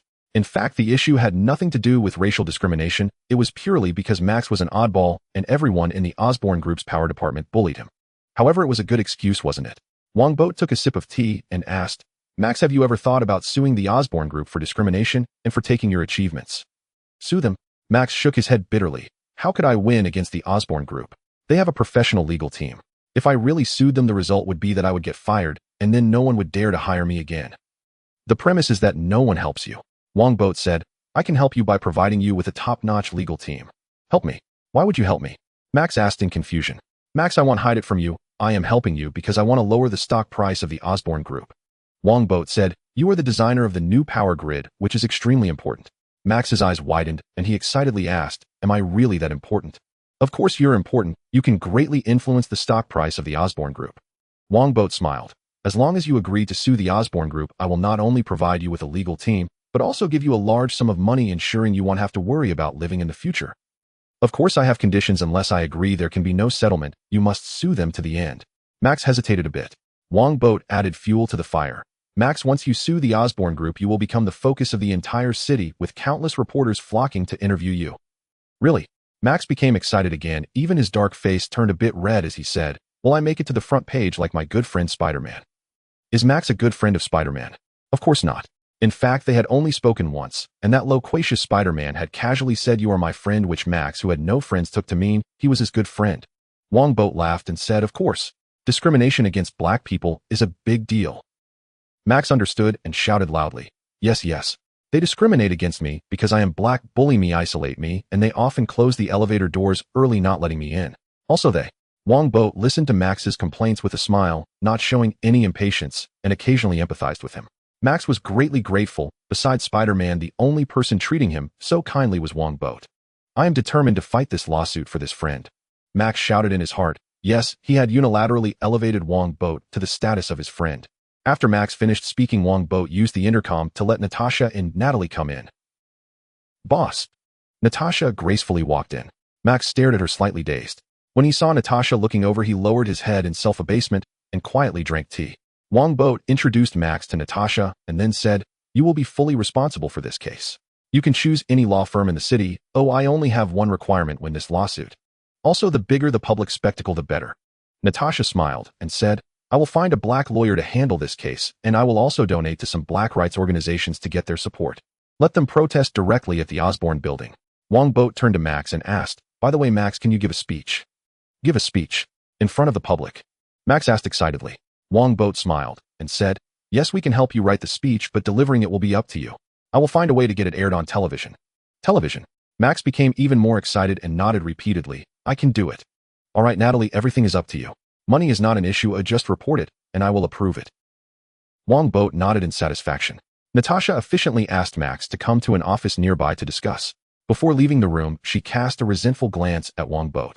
Was this guy really a man? How could he let such a beautiful woman like her go without making a move? If it were just this, it would be fine, but this guy actually made her help him ask beautiful women out every day. It was truly unbearable. If it weren't for the task, she would have beaten this guy up long ago. Insulting her dignity was one thing, but insulting her beauty. Wongbo sensed Natasha's resentment and secretly laughed, letting her feel good about herself. He was a master at this. After Natasha and Max left, Wongbo took out his phone and called James, asking, what stage are the Osborne Group's human enhancement agents at? They are about to start human trials the legitimate kind. James replied. Additionally, they recently hired a pharmaceutical company to conduct illegal human experiments resulting in the deaths of several homeless people. Now the agents have been modified with a problem occurrence probability of only about 20%, but the enhancement effect has also decreased somewhat. A 20% chance of failure, and they dare to go ahead. The Osborne group is really taking a risk. Wongbo sneered and instructed, bribe the review supervisor and get a few violent experimenters in. No problem in America, there's nothing that can't be done with money. James responded. Wongbo asked again, what about the shareholders? Is anyone willing to sell their shares? One shareholder agreed to exchange Osborne Group shares for Stark Group shares, but he wants 6 for 5. Dream on. Just stall him for now. Once the Osborne Group's scandal surfaces, well, negotiate again. 3 percentage points will be enough. Blood God, I know what to do. James nodded and said, by the way, Blood God, I found that professor you asked me to find. He is Dr. Samuel Stern from the Cell Life Department at Grayburn Academy in Harlem. I wanted to hire him under the name of the Blood God Group, but he didn't agree. Samuel Stern, huh? I noted that down, you don't need to worry about it. James, you did well. Wongbo nodded. Samuel Stern was the Blue Man in The Incredible Hulk, a genius. Since he didn't accept the offer, he must have already contacted the Hulk. It seems like it's time to pay him a visit soon. I wonder if the Hulk's blood can enhance his power.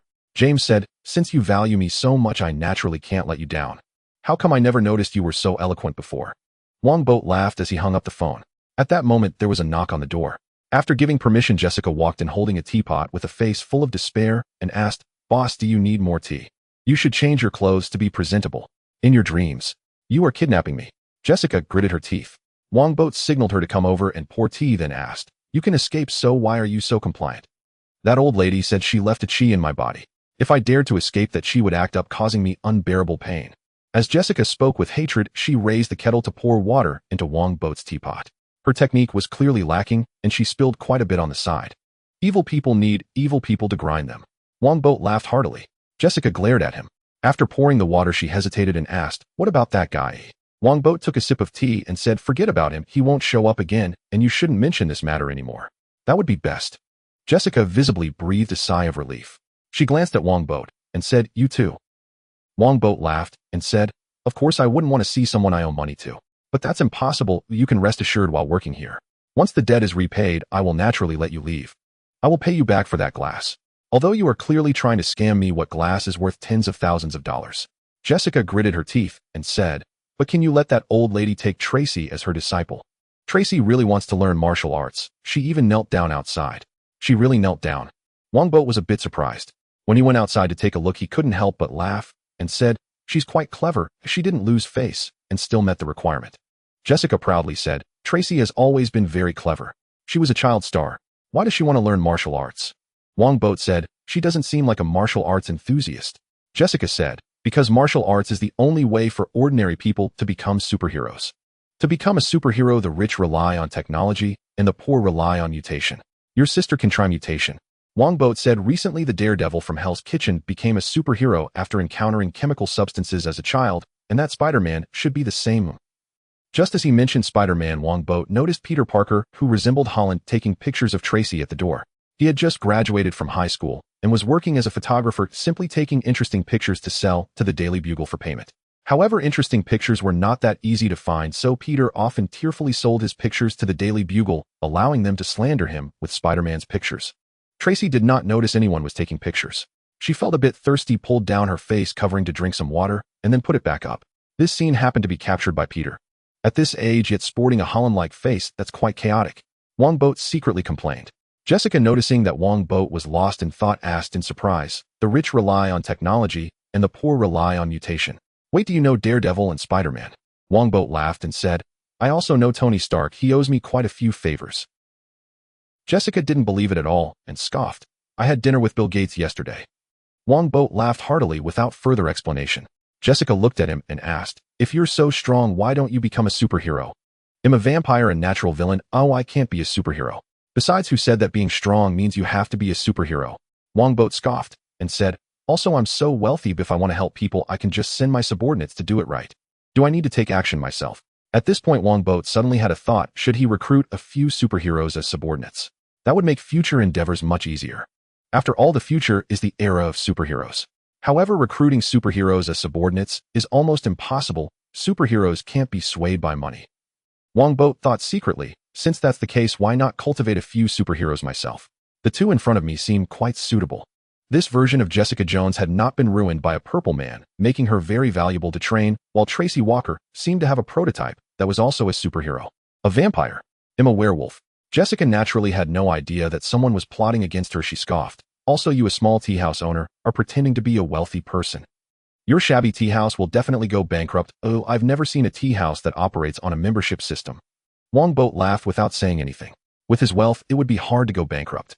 Jessica hesitated and asked, isn't it a waste of the abilities given to you by heaven not to become a superhero? Did Tracy tell you that? Wongbo said, don't be bound by such words of be yourself. Help if you want to help and ignore it if you don't. The most important thing in life is to live freely. People should live for themselves, not for others. Live freely. Jessica murmured, then disdainfully said to Wongbo, it's such a waste of the abilities given to you by heaven. With your personality, it's truly a miracle that you haven't been beaten to death yet. Wongbo teased, waving his hand and saying, go find that kid outside and ask him to be your sparring partner for 2 hours a day with a high salary. Jessica glanced at Peter outside and disdainfully said, that skinny kid who looks like a monkey. I could kill him with one punch. Who was it that begged for mercy after being beaten by a frail old lady? Wongbo mocked. I didn't beg for mercy. Besides, I was being respectful to the elderly and didn't want to argue with her. Jessica huffed angrily and walked out. When Tracy saw her, she was delighted. Jessica nodded at her, opened the door, and walked over to Peter to relay Wongbo's invitation. Sparring partner. Peter was taken aback and quickly waved his hands. Sorry, I don't like fighting. I have something to do, so I'm leaving. After saying that, Peter turned and left quickly.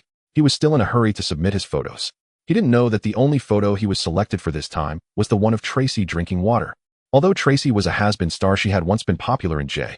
Jonah Jameson, the boss of the Daily Bugle, recognized her at a glance and was overjoyed. This was a good story.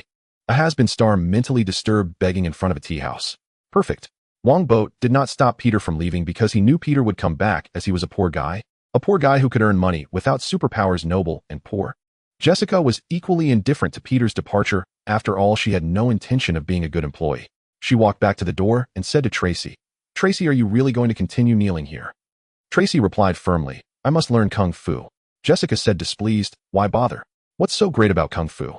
Tracy looked at Jessica with resentful eyes, thinking that if she weren't her sister, she would definitely hit her. This world is very unfair. Some people may struggle, but still cannot obtain what others can easily have, even with a look of disdain. For example, that brat Jessica Jones. Just as Tracy was about to say something, Mrs. Gao stepped out and said, the boss wants to see you. Come in. Tracy excitedly got up and asked, are you willing to accept me as your disciple? Mrs. Gao smiled and said, you are in luck. The boss plans to accept you as his disciple personally. Tracy was stunned. That young man, can he do it? Isn't Kung Fu supposed to be better with age? He is much stronger than I am. Mrs.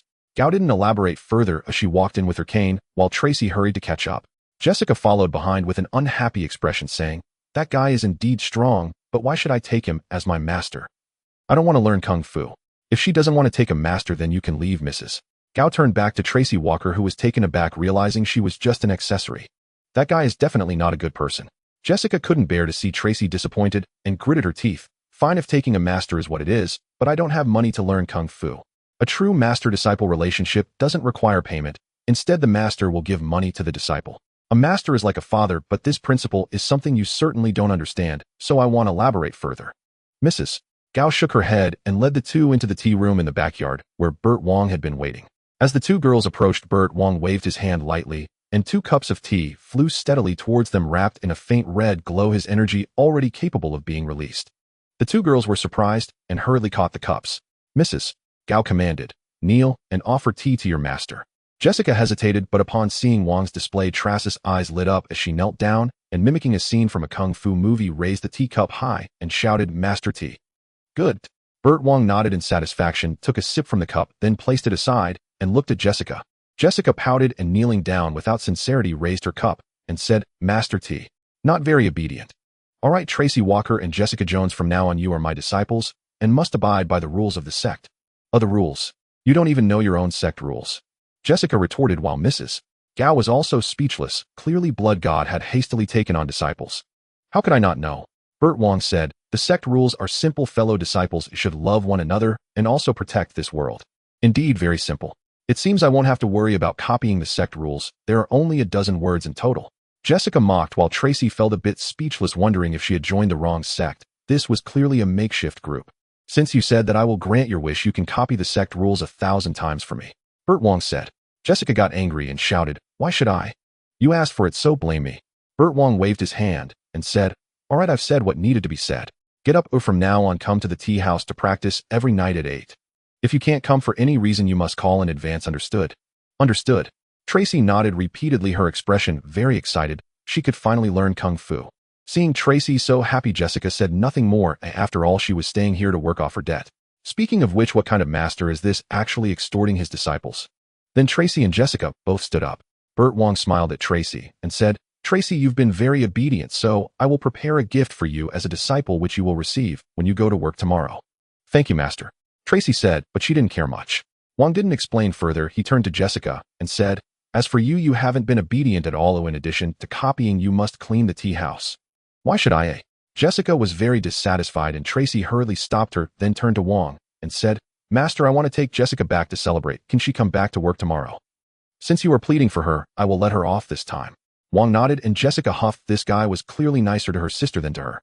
Tracy was very happy. After expressing her gratitude, she excitedly left with Jessica. After they left, Mrs. Gao asked in confusion, "Blood God, there are many capable people in the blood race. Oh, why take them as disciples? The blood race are natural villains. We need some humans to speak for us." Wong did not elaborate further.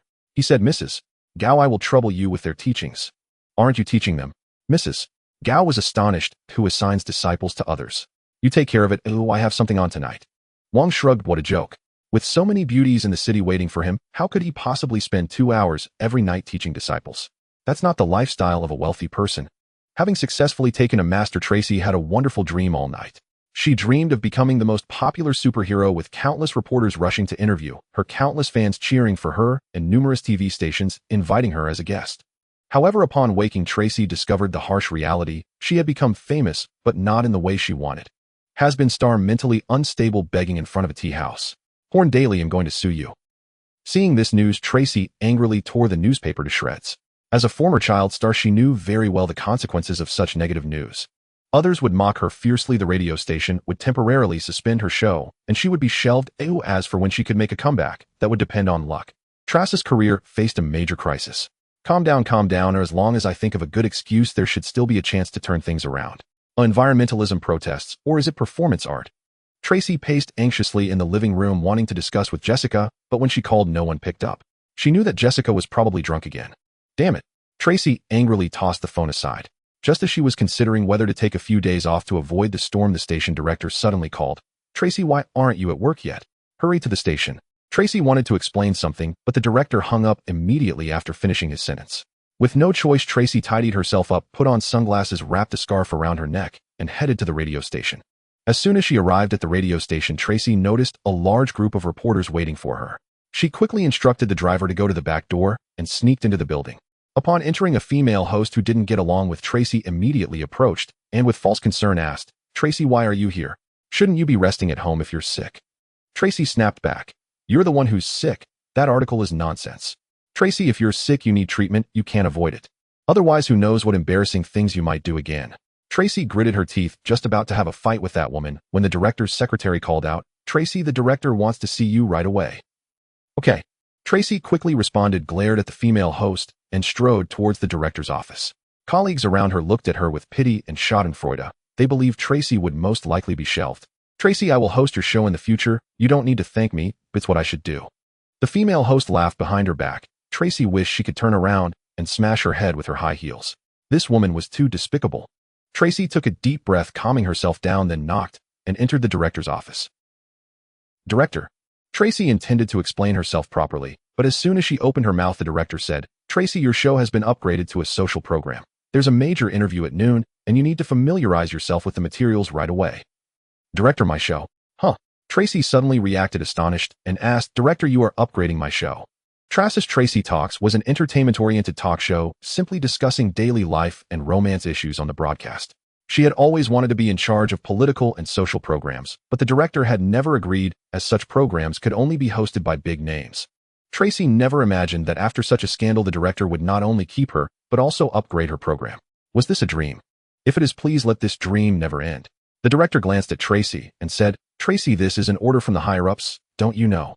Higher-ups. Tracy was astonished. She recognized some big shots, but ever since she fell from grace, who would pay attention to her? "You go prepare." The director said, no more, thinking that Tracy was just pretending, not realizing that Tracy, who had always upheld her integrity, had taken this path too. Perhaps this is the fate of female stars in the entertainment industry. Tracy returned to her office, holding the materials, looking befuddled. Those outside saw her like this, and all thought she had been shelved. Some sympathized, while others looked on with mockery. Back in her office, Tracy found a woman so beautiful that even she felt jealous waiting for her. She asked, "May I ask who you are?" Natasha replied, "I am your master's secretary. Your master asked me to tell you to take the upcoming interview seriously. After some time, he will move you to the television station to host a special program." "My master? Who?" Tracy was astonished. Having just taken a master yesterday, she hadn't quite processed it yet. Natasha was speechless. It seemed that neither of the master and disciple was reliable. "Are you talking about the owner of the Dragon Tea House?" Tracy suddenly realized and said, "He helped me upgrade my program." Natasha nodded yes. "He said this is your gift for becoming his disciple." "A gift for becoming a disciple?" "Yes, he did say he would give me a gift, but I didn't expect it to be such an impressive one." Tracy was increasingly astonished and couldn't help but ask, "Is my master really that impressive?" Natasha smiled and said, "Well, he's just a bit richer than Tony Stark, and moreover, he has shares in several major broadcasting companies nationwide." "What?" Tracy gasped. This was more than just impressive. How many people in America could be richer than Tony Stark? Had she really latched onto a golden thigh? Tracy was immensely grateful that she had actually knelt down yesterday. Hey, if this gets out, the entrance of the Dragon Tea House will be filled with people kneeling. At the very least, the people from this company would come to kneel. This woman seems to know nothing. Why would Burt Wong take her as a disciple? What is he planning to do? Natasha thought to herself, then said, "All right, Tracy, you should review the materials. In addition to you and the person involved, there will also be a famous black guest, Martin, in the interview." Martin. So this is a racial discrimination incident. Tracy came back to her senses and skillfully flipped through the materials. After a moment, she asked in surprise, "Osborne Group?" Natasha replied, "Yes, your task is to confront them. The harsher the better. Don't worry, your master will back you up. I've always wanted to confront such a large corporation," Tracy said excitedly. Then she carefully reviewed the materials and energetically went out to find someone to write a script. As soon as she stepped out, Tracy noticed that everyone was looking at her. However, unlike before, their gazes were now filled with envy and jealousy, along with strong disbelief. It was evident that the news had already spread. Tracy snorted proudly, lifting her head and walking with her high heels to the director's office, while people along the way looked at her with flattering eyes, no longer mocking her. This lady is certainly a future big shot. The host who had ridiculed Tracy before was now hiding in the restroom, afraid to show her face. Heaven and hell, it turns out, are so close. Tracy sighed inwardly as she thought today would be hell, but thanks to her master, it turned into heaven. "Master, thank you so much." At noon, the interview officially began. Tracy asked a somewhat nervous Max, "Mr. Max, you claimed that the city's power grid was designed by you, but according to the information I found, your name is not mentioned." Max angrily replied, "They stole my achievements. The people from the Osborne Group have been bullying me. A few years ago on my birthday, not only did they not congratulate me, but they also made me work overtime." Tracy knowingly asked, "Mr. Max, why are the people from Osborne bullying you?" Max replied as Natasha had instructed, "Because I am black, they discriminate against me. If I were white, I would already be the department manager. I am the best engineer in the country." Guest Martin exclaimed angrily, "Max, what are you saying? The people from Osborne are so outrageous." Indeed, the people from Osborne are that outrageous. In fact, there are almost no black people in the upper management of Osborne. They are all white. Max shouted, "I will sue them. I want to reclaim my achievements and demand fair treatment." "Really? Is this true? It's hard to imagine that there are still such companies today." Martin shouted loudly, "Max, I support you in suing them. Don't be afraid of them. You have the support of all black Americans behind you. The time when whites could bully us at will is over." With someone fanning the flames, this racial discrimination incident quickly escalated. That very day, several black groups protested at the Osborne building, and major television stations broadcasted the news, leaving the Osborne Group in a state of chaos with their stock prices plummeting. Damn it. In front of the floor-to-ceiling window of the Osborne building's chairman's office, Norman Osborne looked down at the protesting crowd below and couldn't help but smash the wine glass in his hand onto the floor. Just when one wave subsided, another rose. The stock price of Osborne Group had just shown signs of recovery, but due to this incident, it plummeted again, this time a significant drop. Racial discrimination is quite a sensitive issue in America, and Max, being the designer of the power grid, if he wins the lawsuit, Osborne Group will lose control and usage rights over the grid. At this moment, footsteps were heard behind him, and without turning around, Norman asked, "Mackin, have you found out? Is the power grid really designed by Max?" The vice president of Osborne Group, an elderly white man, nodded. The power grid was indeed designed by Max. He is a reclusive character, so a few people in the power department took it for themselves. Damn. Fire them. Norman cursed, and then asked what about the racial discrimination. Mackin replied there is really no evidence for that, as someone must have instructed Max to say this. The commotion this time is too great. I suspect someone is plotting against us, the Osborne Group. Find out who is plotting against us. Norman said also seek a settlement with Max. We can offer him more money, but he must tell everyone that Osborne Group does not engage in racial discrimination. I will go talk to him. Mackin hesitated for a moment and said the city government wants us to resolve this matter quickly or they will reconsider the power grid issue. Those greedy bastards. Norman realized that someone wanted money. He said feed them well so they don't speak out on this matter lest the stock price drops again. Yes, Mr. Osborne. Mackin nodded and turned to leave. Norman thought for a moment and called in Nels the supervisor and Dr. Storm the researcher of the human enhancement serum. Norman sat in his chair and asked when can we start human trials for the enhancement serum. The subjects have already been selected. We just need a few more days of training before we can officially start the experiments. Dr. Storm said, however, Norman, I think we should slow down. There are issues with this serum. Norman replied, there's no time. We start experiments tomorrow. In 7 days, we need to present our results to the Department of Defense. Only by doing so can our stock price recover. 7 days. Dr. Storm shook his head repeatedly. That's impossible. After the injection, we need at least a month to experiment and observe for side effects. Just 7 days. Nels assist Dr. Storm in completing this. Norman said firmly the human serum has been modified, and there is only a 20% chance of problems arising. If we find a few more subjects, we can definitely produce a successful test subject. At that time, we will modify the data and present the successful subjects. The Department of Defense won't know the truth. They will only think the experiments have succeeded. Human enhancement has always been the military's dream. They will surely sign a contract with Osborne at the first opportunity and provide substantial funding. With the funding in place, the stock price will definitely soar. We can then take our time to gradually perfect the serum. In this way, not only will the Osborne Group survive the crisis, but we will also secure a large order from the Department of Defense. It's simply perfect. This is Norman's grand plan. I will assist Dr. Storm in completing the experiments. Nels nodded while Dr. Storm knew that further objections would be futile. He could only sigh and obediently prepare for the experiments. After Dr. Storm left, Norman asked Nels, have all the previous matters been dealt with? Nels replied, apart from those few successful subjects, all the others have been taken care of and no one will know what happened. Very good. Norman nodded in satisfaction and ordered hide those few successful subjects. They may come in handy in the future. The successful subjects are all captured vagrants not suitable for exposure, so further experiments are necessary. Understood.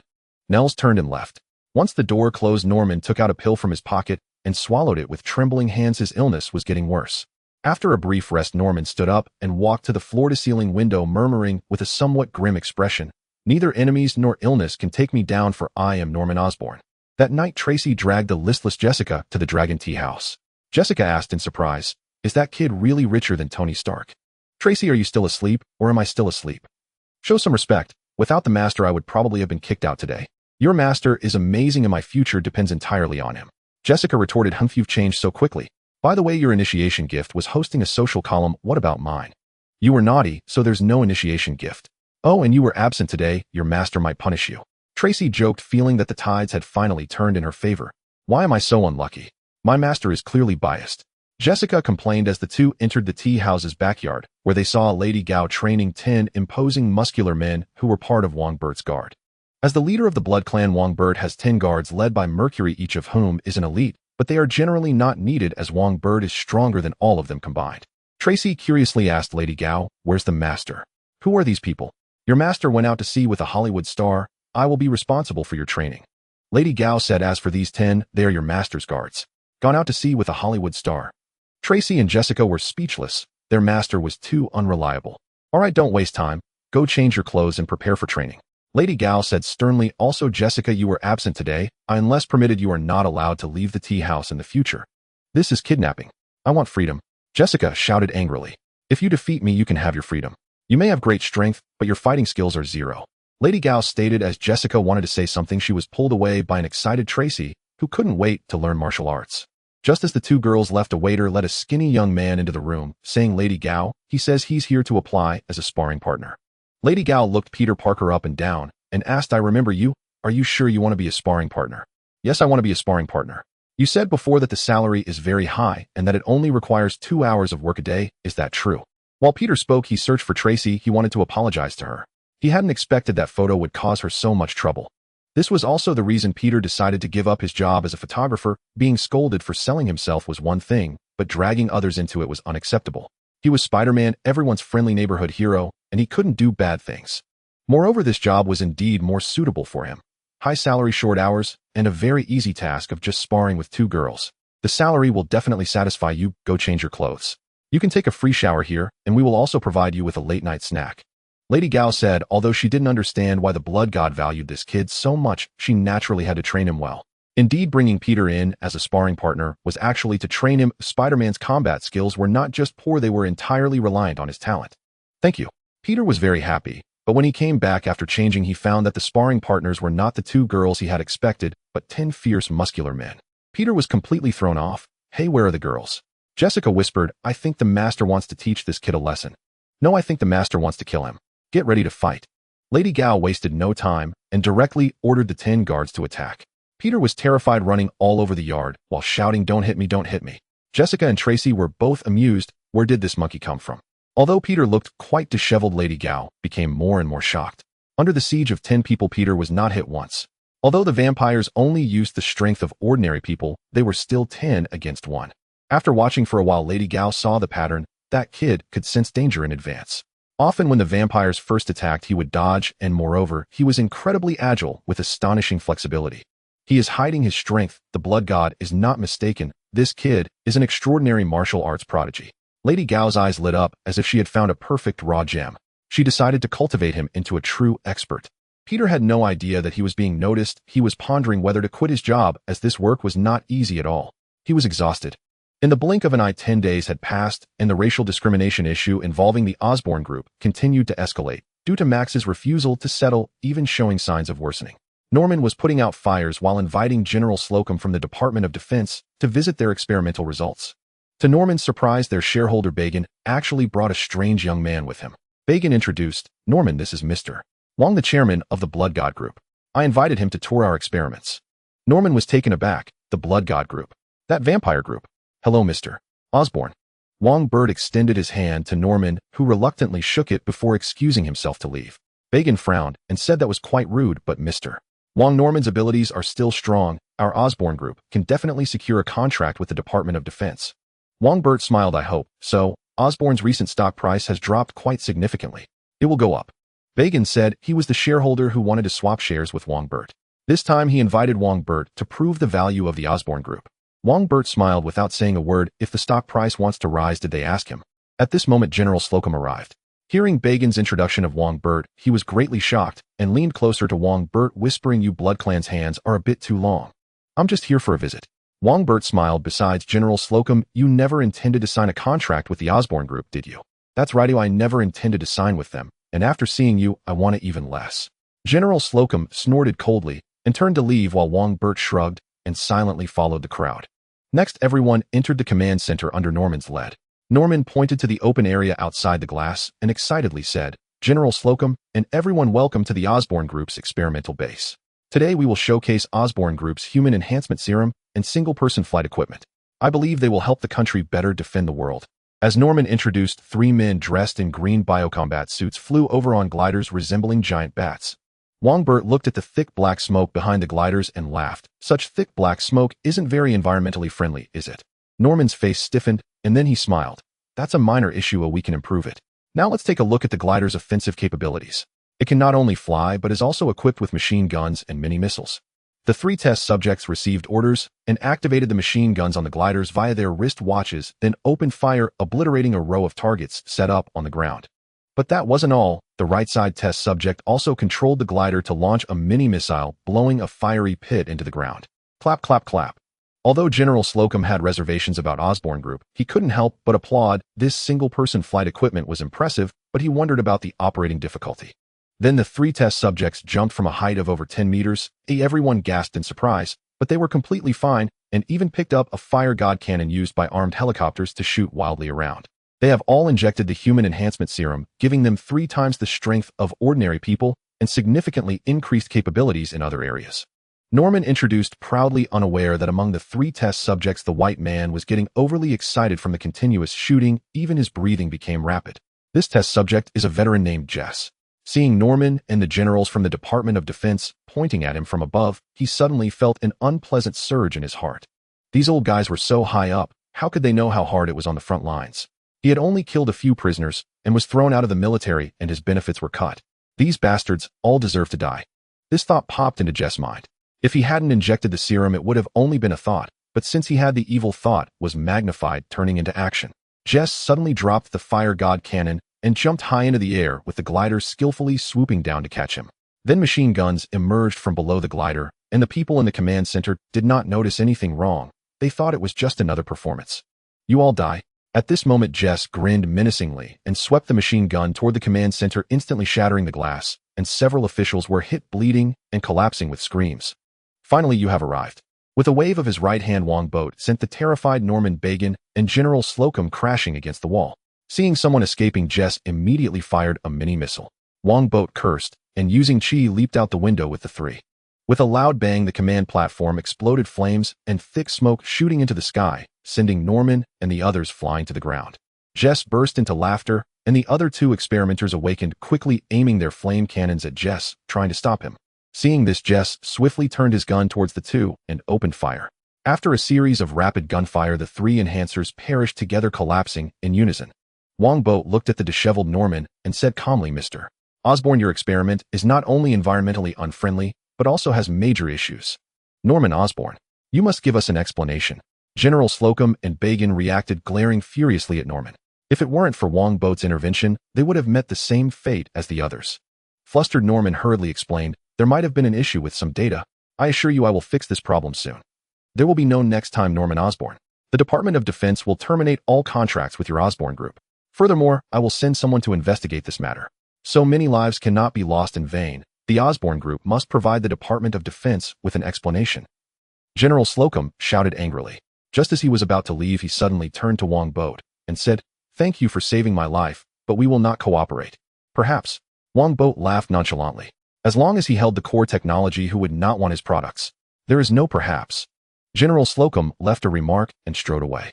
Norman hurriedly chased after him to explain, while Deacon couldn't help but curse. He thought for a moment and said to Wongbo, "Mr. Wong, you saved my life. I have decided to transfer my shares to you at a low price. Business people indeed have thick skin." Wongbo chuckled in disbelief. He said, "No rush, let the stock price soar for a while." After saying that, Wongbo ignored Deacon and turned to leave. Just as he stepped out of the experimental base, Director Fury's call came in. Wongbo complained, "You are even more proactive than a wife checking on her husband. What can I do? You are much harder to deal with than a fickle husband." Director Fury asked, "Does this matter have anything to do with you? If I hadn't intervened, Norman Osborn and General Slocum would already be dead." Wongbo said casually, "Also, if you're interested, you can listen to Trass's talk at noon. You might find some clues." "I will listen."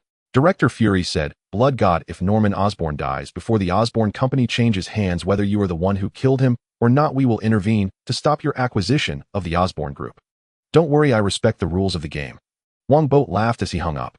Looking at his phone, a cold smile crept onto his face. "Today I respect the rules of the game. Tomorrow the rules of the game will respect me." I believe many of you already know that the Osborn Group's experiment has encountered major problems, but you certainly do not know why the experiment failed. At noon, Trass's voice echoed across countless radios. "I originally didn't know until I received an anonymous email, which not only documented the Osborn Group's alteration of experimental data, but also recorded their illegal human experiments on homeless individuals." Trass's report caused an uproar throughout New York City, with numerous reporters surrounding the Osborn building inquiring about the situation.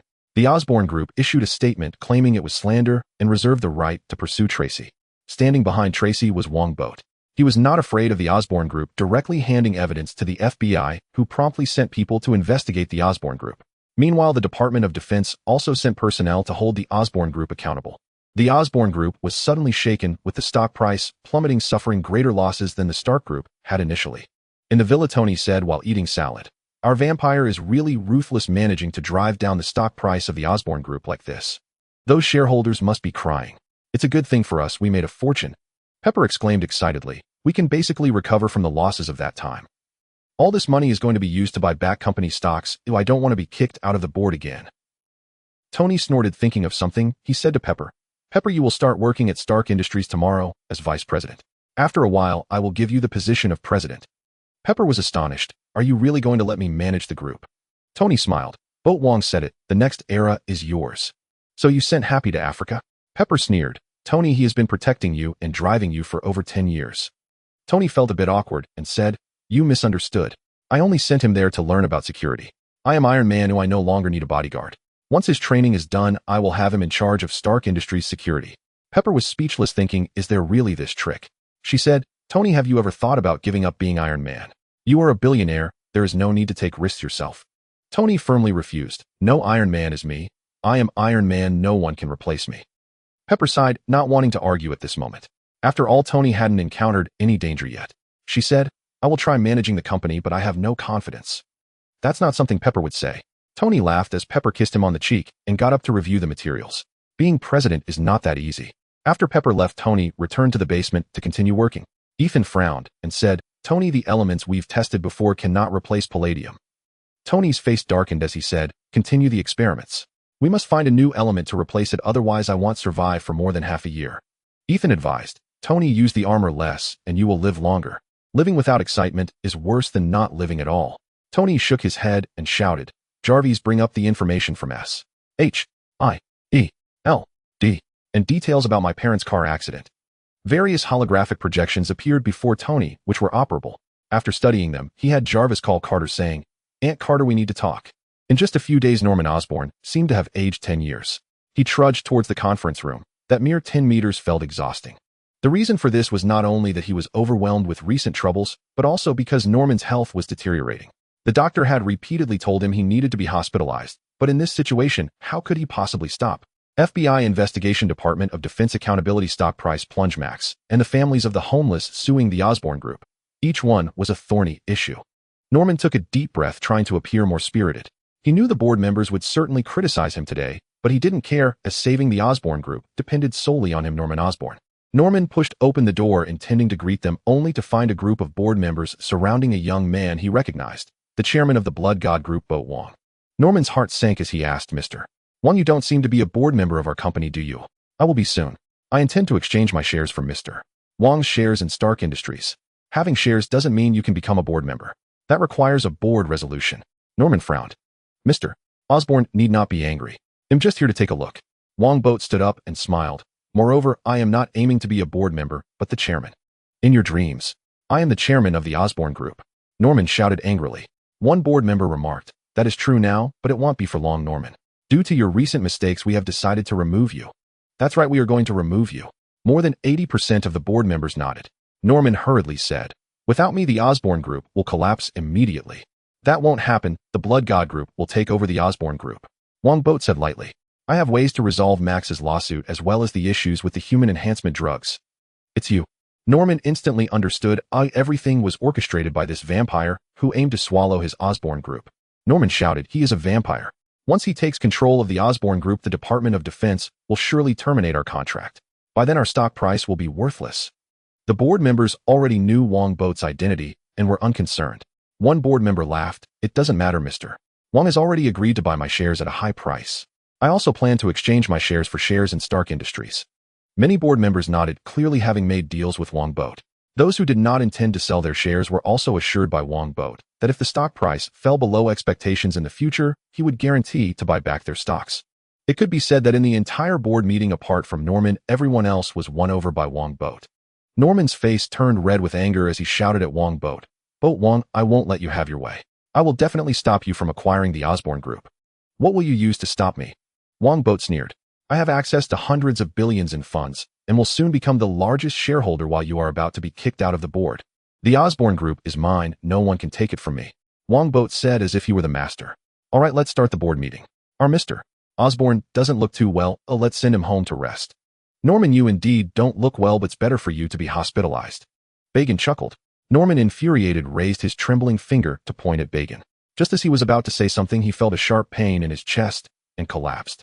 Mr. Osborn, the board members exclaimed. Wongbo said, get someone to take him to the hospital.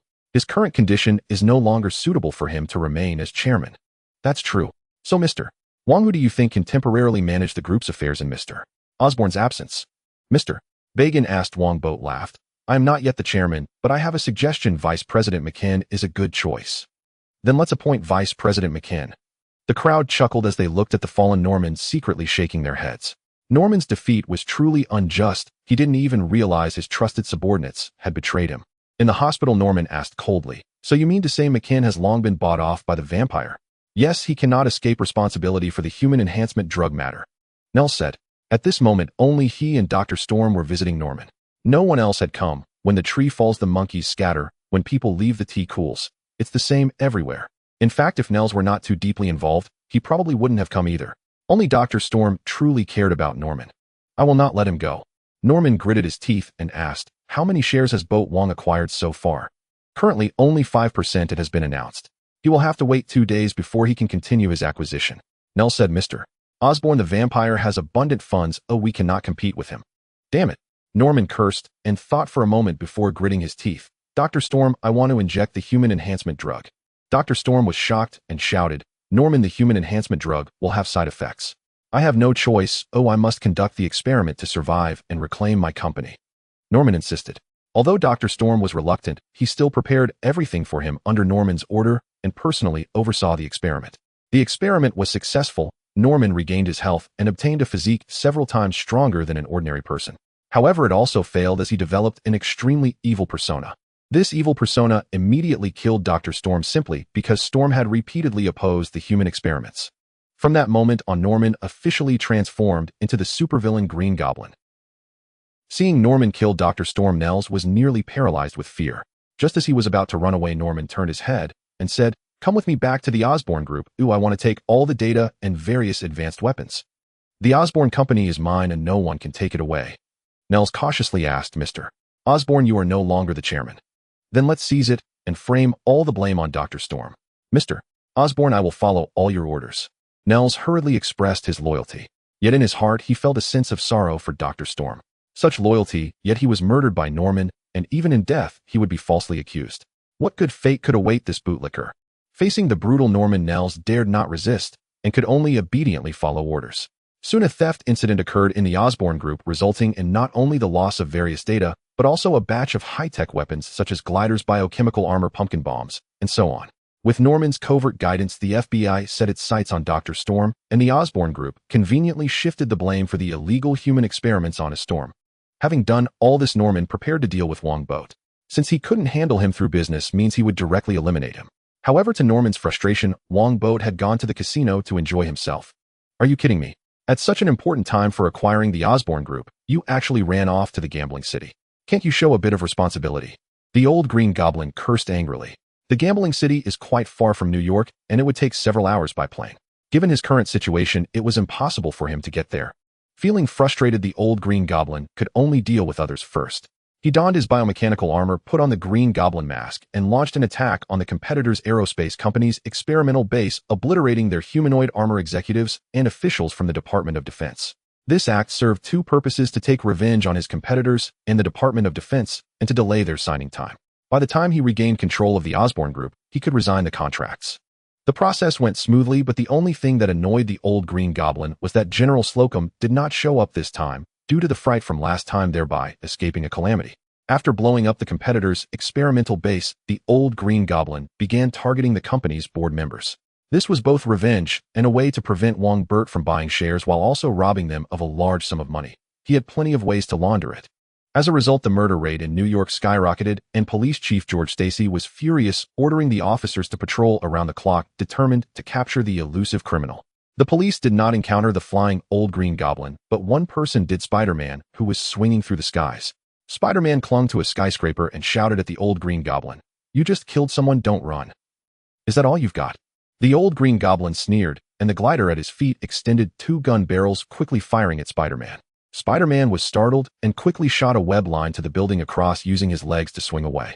The bullet struck a large piece of glass behind him, shattering it and causing pedestrians to scream in terror.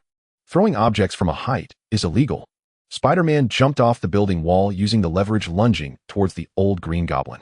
The old Green Goblin maneuvered the glider to dodge, but unexpectedly 2 strands of webbing stuck to the bottom of the glider, and Spider-Man swung forcefully in midair, kicking towards the old Green Goblin. The old Green Goblin leaped off the glider to avoid Spider-Man's attack, then threw 2 high-tech flying knives at Spider-Man that would automatically attack. The flying knives first cut through the webbing and then spun violently towards Spider-Man. Terrified Spider-Man dodged and shouted, "What the hell is that?" Taking the opportunity, the old Green Goblin controlled the glider to catch himself. He intended to finish off Spider-Man here, but heard police sirens approaching from below. Cursing, the old Green Goblin decided to leave first. Spider-Man, using his agility, shook off the two flying knives, then utilized his webbing to move at high speed between buildings, relentlessly pursuing the old Green Goblin. Below, police cars spotted the target and began to chase the old Green Goblin in the sky. Upon seeing this, the old Green Goblin grinned wickedly and commanded the glider to launch missiles. With a loud bang, the police car was blown into the air, crashing heavily onto the outdoor cafe, ahead rolling over several times. A few unfortunate pedestrians, along with tables and chairs, were sent flying, their fates unknown. And that wasn't all. Another loud explosion occurred. The police car exploded, and the shockwave overturned nearby tables, chairs, and people, with flames spreading rapidly. Spider-Man was horrified. Forgetting about chasing the old Green Goblin, he hurried down to rescue people. Unfortunately, despite his best efforts, several people still died, and over a dozen were injured. This incident quickly made headlines. Not only was the police criticized heavily, but Spider-Man also faced much criticism. The Daily Bugle pointed out that if Spider-Man hadn't chased the Green Goblin, there wouldn't have been so many deaths. The Green Goblin, referred to as the Green Goblin by the Daily Bugle, officially became Norman's nickname. Criticized Spider-Man felt a bit down, which led to him getting punched several times by Tracy during their evening training. Tracy asked in confusion, "What's wrong with you today? You seem so listless." Through these days of getting to know each other, Peter already knew about Tracy's dream. He asked, "Tracy, do you think Spider-Man did something wrong today?" "Of course not. The one in the wrong is that Green Goblin. He's so ruthless, and if we don't catch him soon, who knows how many people will die in the future." Peter still felt a bit guilty and said, "The Green Goblin is indeed ruthless, but if Spider-Man hadn't chased him, there wouldn't have been so many deaths today." "Are you saying that the police are wrong for chasing criminals?" Tracy scoffed. "You can look through past cases. This sort of thing happens all the time. The police are not at fault, and neither is Spider-Man. Now let's not waste time. We need to continue training. I want to become a superhero and catch criminals as soon as possible." All right. Peter quickly got into position, but secretly vowed to capture the Green Goblin and bring him to justice. In the gambling city, Wongbo shook his head upon seeing the news report from New York. The first widely known supervillain has been born. What is happening in this world? Why are there so many chaotic elements appearing? First Iron Man, then Spider-Man, and now another Green Goblin. Frank shook his head repeatedly, finally beginning to fulfill his official duty as a personal bodyguard. With superheroes, there are naturally supercriminals. Wongbo laughed. "Frank, you need to learn how to control your chi quickly. I don't want to see you get into trouble. Mercury and Snowman have already learned it while training with you. That stuff is too hard to practice. Besides, even if I don't cultivate chi, I won't get into trouble. I'm Frank Castle, the best Special Forces soldier," Frank proudly declared. Wongbo glanced at the thermos cup in his hand and retorted, "A Special Forces soldier carrying a thermos cup every day? I mean, it's one thing for a Western tough guy to drink hot water, but why are you adding goji berries? Who taught you that? What's wrong with drinking hot water?" Frank replied, somewhat annoyed. "As for the goji berry, Snowman taught me. He said it's good for health. If you need to be health conscious, it means your stamina is already declining." Wongbo said, "Frank, after cultivating chi, your body will remain in peak condition. It will not only benefit your combat, but also bring you and Maria more happiness, even allowing you to have a third child." "Does it have that function too?" "I don't read much, it don't lie to me." Wongbo responded, "Once you master chi, I guarantee you can still have children at 80. "I can, but Maria can't." "All right," Frank complained. "If that's a benefit, then I might as well put in some effort. Maria has always wanted more children. We couldn't afford it before, but now there's no problem." While the two were talking, Natasha walked in with a phone and said, "Blood God Director Fury is calling. Tell him I'm on vacation." "Oh, I don't have time." Wongbo knew Fury wanted to ask about the Green Goblin, so he ignored it. Natasha nodded and took the phone outside. A moment later, she returned with a call from Carter. Wongbo gestured for Natasha to leave before answering the call. Carter spoke, somewhat dissatisfied. "Why did you tell Tony about Howard?" "Ms. Carter, who do you think Tony Stark is?" Wongbo asked. Carter was taken aback. "What do you mean?" "Tony Stark is not the nephew who needs your care. He is the chairman of Stark Industries, Iron Man, who protects world peace and a superhero admired by countless people. He has the qualifications and the capability to investigate the circumstances of his parents' murder. Moreover, SHIELD has already begun to woo him. Do you want him to follow in his father's footsteps?" Carter hesitated. "This." Wongbo said, "Ms. Carter, he will be a great help to you, because he can never be one of them. I think you should tell him everything. He'll think about it." Carter seemed shaken. She asked, "Why are you going to the gambling city at this time? What exactly is going on with that Green Goblin?" "How would I know? As for why I'm at the casino, I'm here to buy something, and the seller requested to meet here." Carter questioned, "You wouldn't know. The dead ones were all directors of the Osborn Group. Blood God, are you using others to do your dirty work? Ms. Carter, just because we know each other, if you speak like this, I will still sue you for defamation. Wongbo chuckled. I will return in a few days, and by then the Osborne group will officially belong to us. I can't manage a Blood God group already. You'll need to find someone else to manage the Osborne group. I'm planning to have Mercury take over the Osborne group. She is currently familiarizing herself with the detailed information of the Osborne group. After finishing the conversation, Wongbo hung up. Was he using others to do his dirty work? Of course the Osborne group would be solely his. He didn't need anyone else around to interfere. Wongbo had prepared funds for so long, not just to be an ordinary major shareholder. Frank said, you really resemble an evil capitalist from the movies right now. Is there any capitalist who isn't evil? Behind the glamorous facade, every one of them is filled with filth. Wongbo shrugged and said, I wonder when that seller will send the news over. We should go out and have some fun. Oh, for me the gambling city is like paradise. Not only can I have fun, but I can also make money. Frank asked, confused, what are you buying that requires you to come to the gambling city? I'm buying a special metal worth $10,000 per gram. Wongbo chuckled. Only that seller has the goods in the world, so I can only accommodate him. Frank was astonished. $10,000 per gram. That's much more expensive than gold. Its value is incomparable to gold. Wongbo remarked. That seller is very cautious, and I still had to use the vampire's connections to get him to agree to trade with me. In the dark world, the vampire's brand is quite useful. Frank asked, so he knows your identity. Correct. Wongbo nodded. Just then an ancient mobile phone in his pocket rang. He took it out, answered, and nodded. Okay, I'll be there right away. Frank, get ready to leave. Have everyone bring their gear. Don't get too excited. This isn't a black market deal. It's for show. If we look weak, the other party might get bad ideas. No wonder you had me bring so many people along. Frank understood. He got up to prepare, and soon a convoy left the hotel heading to an abandoned warehouse on the edge of the city. At the abandoned warehouse, as soon as Wongbo got out of the car, a big, bearded man with tattoos and a rough demeanor, clearly not a good person, laughed heartily and welcomed him. Blood God, I've long heard of your name. Besides this man, there were over a dozen fully armed tough guys in the warehouse, all exuding a fierce and ruthless aura akin to pirates. In fact, they occasionally play pirate roles too. Mr. Crawl, you're too polite. Wongbo stepped forward to shake hands with Ulysses. Crawl, a drop of blood silently entered the latter's body. Then he released his hand and asked, Mr. Crawl, where's the goods? You're really eager, Blood God. This way, please. I brought the 10 kilograms of vibranium you wanted. Wongbo followed Ulysses forward and said, 10 kilograms of vibranium worth over $100 million. Mr. Crawl, you've made quite a bit over the years, haven't you? Ulysses shook his head. I've made a lot, but spent even more.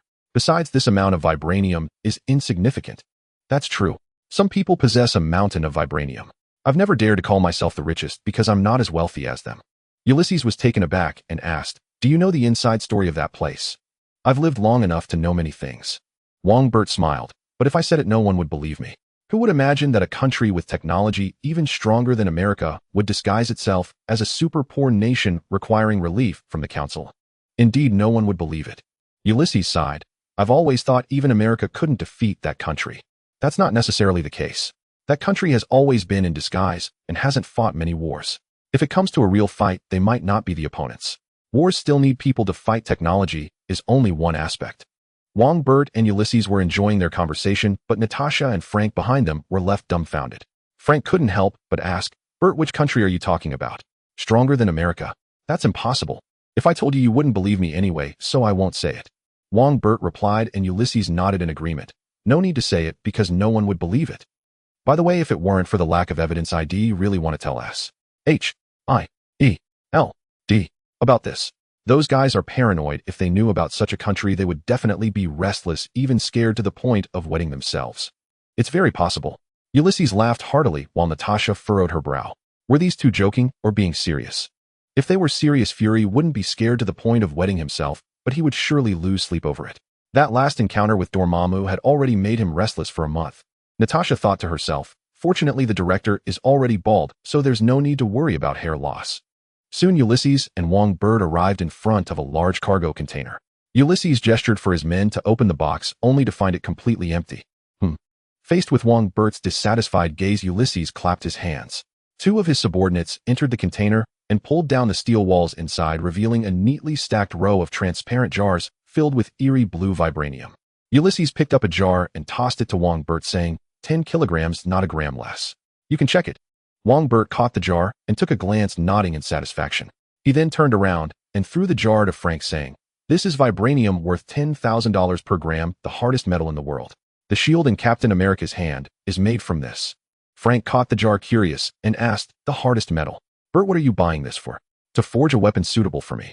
Steel armors are flying everywhere now, and it's disadvantageous to be unarmed. Bert replied. He originally intended to forge a dragon-tooth sword, but he had the materials but lacked the technique, so he could only use vibranium. Frank looked at the vibranium in the jar and sighed, billions of dollars for a weapon.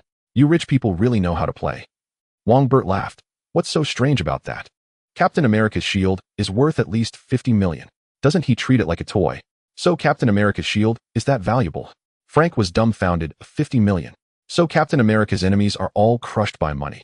Bert said, that's right, it's worth that much. I've always been curious why no one snatches Captain America's shield and runs away. Maybe it's because they can't sell it. Ulysses laughed. Blood God, the goods are here, time to settle up. $100 million. Natalie. Bert snapped his fingers, and Natalie approached with a laptop. While Bert was transferring money, he said, I thought you would make me pay in cash. We keep up with the times. Besides, money in the bank is much easier to launder than cash. Ulysses laughed. Soon his phone rang, notifying him that $100 million had been transferred. He was overjoyed and shook hands with Bert, saying, Blood God, it's a pleasure working with you. If you need anything next time, feel free to contact me. Rest assured, I will definitely contact you. Bert smiled and signaled for Frank to take people to move the vibranium. Next time. Sorry, there won't be a next time. With a smooth transaction, Ulysses was very pleased. He said, it's a pity I'm used to leaving right after a deal, otherwise I would really want to have a drink with you and gamble a bit. Having sold vibranium for over 10 years, why was Ulysses still so poor? The answer is simple, he was a gambler. This is a common disease among many who venture off the beaten path. Money comes quickly and goes even faster. Bert casually replied, drinking is fine, but no gambling. Even Tony Stark can't win against me when he cheats. Saying that makes me want to gamble with you even more. Isn't that strange? Ulysses perked up at this and said, next time I'll bring over some gambling tools, and we can have a good game. Then next time I guess I can save quite a bit of money. All right, Mr. Crow, see you next time. Bert smiled. After Frank and the others finished moving the vibranium, he waved his hand and drove everyone away. Let's go, we're heading back. As soon as Bert and the others completely left, Ulysses quickly led his men to retreat. He was quite cautious in his business, otherwise he wouldn't have survived this long. Who wouldn't be envious of vibranium? After spending most of the day traveling by car, plane, and boat, Ulysses finally returned to his lair, the Churchill. Most of his vibranium was hidden here. Finally, I can relax. Let's celebrate tonight. Ulysses sighed in relief, happy and unaware that a tiny thief had been brought here by him. In the dead of night, the little thief woke up and quietly flew out of Ulysses' body. He was the drop of blood that Bert had previously placed into Ulysses. Immediately, the drop of blood underwent a transformation and became Bert dressed in the Ant-Man suit. Not bad, my consciousness has awakened. Bert nodded in satisfaction. Compared to before, his sensing ability had improved significantly. After all, he had been continuously absorbing blood and dragon bones for the past few months. Moreover, do not underestimate this drop of blood. It actually contains 1/3 of Bert's blood. Therefore, even at this distance, he could still sense it vaguely, and then transfer his consciousness over following that sensation. As for the 2/3 of Bert's body, it had fallen into a deep sleep, leaving only some instincts. In this regard, Bert had not yet broken through. Without wasting time, Bert took to the sky, searching for the location of the vibranium. Flying is not a skill of the Ant-Man suit, it is his own ability.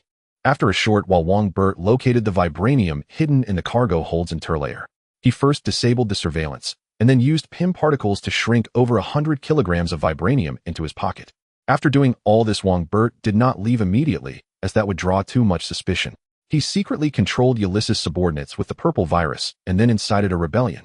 Ulysses was caught off guard, and ultimately, under Bert's leniency, he fled the Churchill in a speedboat with a few of his loyal followers, vowing that he would kill all these traitors. Ulysses was unaware that shortly after he left, all those rebellious subordinates committed suicide, and even the big ship was sunk by Bert. This plan is not perfect, but what crime is perfect? As long as no one suspects the PIM particles, who cares if they suspect the vampire? I bribed your subordinates to betray you and then killed them all in a black-eat-black situation. What's wrong with that? After doing all this, Bert returned to the gambling city. His flying speed was extremely fast. Before dawn, he merged with the rest of his body. Done. Accidentally earned over $1 billion. Bert sat up from bed, nodding in satisfaction. At this moment, he thought of something and chuckled. H-I-E-L-D. We'll soon start looking for trouble with Ulysses, right? After all, I dropped such a big bomb. This was also the reason Bert did not kill Ulysses. It wasn't that he couldn't, but because he found him useful. H-I-E-L-D, indeed started looking for Ulysses. After Natasha relayed the news back, Director Fury thought for a moment and figured they were talking about Wakanda, because vibranium only comes from Wakanda.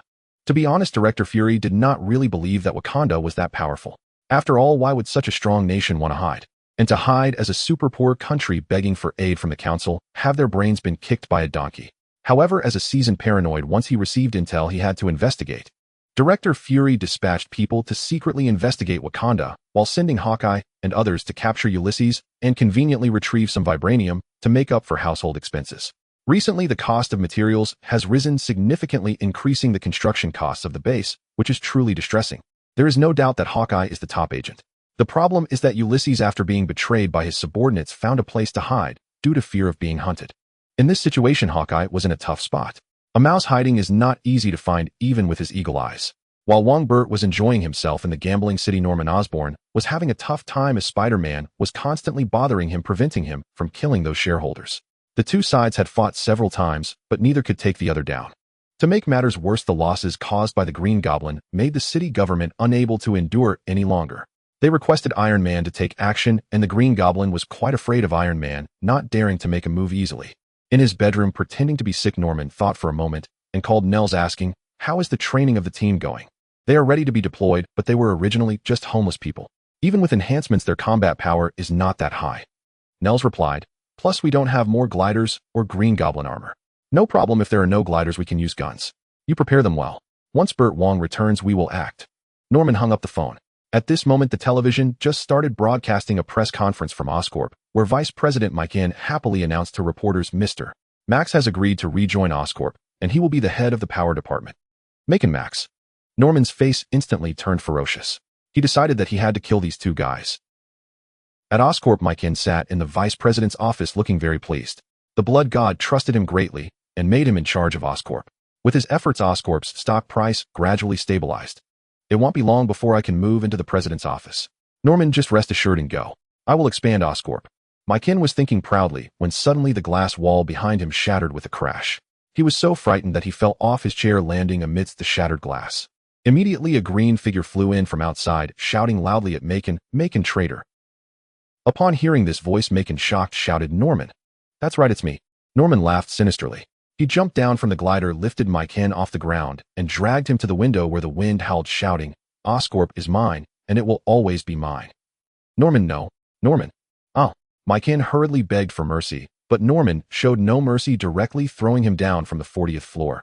Such a wonderful sound. Listening to Macon's screams, Norman laughed heartily.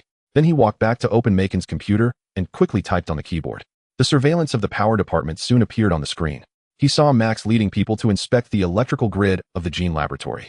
The previously sloppy and unkempt Max now looked immaculate, resembling a successful person. "You are also a traitor." Norman began typing again. Max touched an instrument, which suddenly short-circuited, electrocuting him and causing him to twitch all over.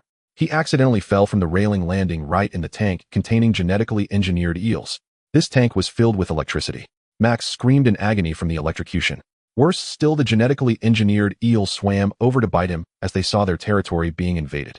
Thus Max met a miserable end, his body turning blackened and charred. "Traitors must die." Norman laughed heartily, jumped onto the glider, and quickly left the scene. Due to the consecutive deaths of Deacon and Max, chaos erupted in Oscorp. A female assistant took advantage of the absence of security and quietly entered the chairman's office, then took out a specially made USB drive, planning to steal company data. At this moment, a cold voice suddenly rang out from the door. "Who are you, and why are you here?" The female assistant was startled and quickly looked up, only to find it was Mercury, the future chairman's assistant. While she pretended to remain calm and put away the USB drive, she replied, "Hello, I am here to do some cleaning." Mercury suspiciously asked, "Cleaning? Why haven't I noticed any tools?" The female assistant walked towards Mercury while nervously saying, "The tools are outside. I just need to wipe the table and computer with a tissue first." When the female assistant reached Mercury, she suddenly raised her left hand with force, sending the bracelet flying towards Mercury, while her right hand turned into a knife, slashing at Mercury's neck. The female assistant did not intend to kill Mercury, as she only wanted to knock her out. However, to her surprise, her wrist was caught by Mercury. Before she could understand why Mercury was so quick, she felt a sharp pain in her abdomen, and her whole body flew backward, crashing into the wall. The female assistant curled up in pain like a shrimp, filled with shock. How could the other party be so strong? Could she be an enhanced person? So it's just a little thief cat. Mercury walked over to the female assistant in high heels. The previously pain-stricken female assistant suddenly pushed off the ground and swept her legs towards Mercury's calves. Mercury snorted coldly, leaped high, and then kicked the female assistant's chin in midair. The female assistant flew up and lost consciousness on the spot. The chi is indeed useful. Even the sensing ability has increased. Mercury landed and looked coldly at the female assistant, who also fell to the ground, then took out her phone to call Wongbo, reporting what had just happened, including the deaths of Mikan and Max. You take charge of the situation. He'll return soon. Wongbo said, but not for the Green Goblin, but for Max. To be honest, Wongbo was quite speechless. Max actually became Electro. Oh, what a strange fate. That night in a certain morgue in New York, the lights suddenly began to flicker, quite terrifying. Even more horrifying was that the corpse on the autopsy table suddenly moved and accidentally fell to the ground, while all the surrounding lights exploded with sparks. The charred corpse on the ground appeared extremely panicked, moving around restlessly. At this moment, he saw his palm and became even more alarmed, for his palm was actually transparent, clearly revealing the blood vessels, bones, and electrical currents inside. Indeed, electrical currents. This corpse had electricity. As he moved, the surrounding electrical devices were activated directly. An electric cutter even spun violently and fell from a cabinet, almost hitting the corpse. What's wrong with me? The corpse was in utter panic.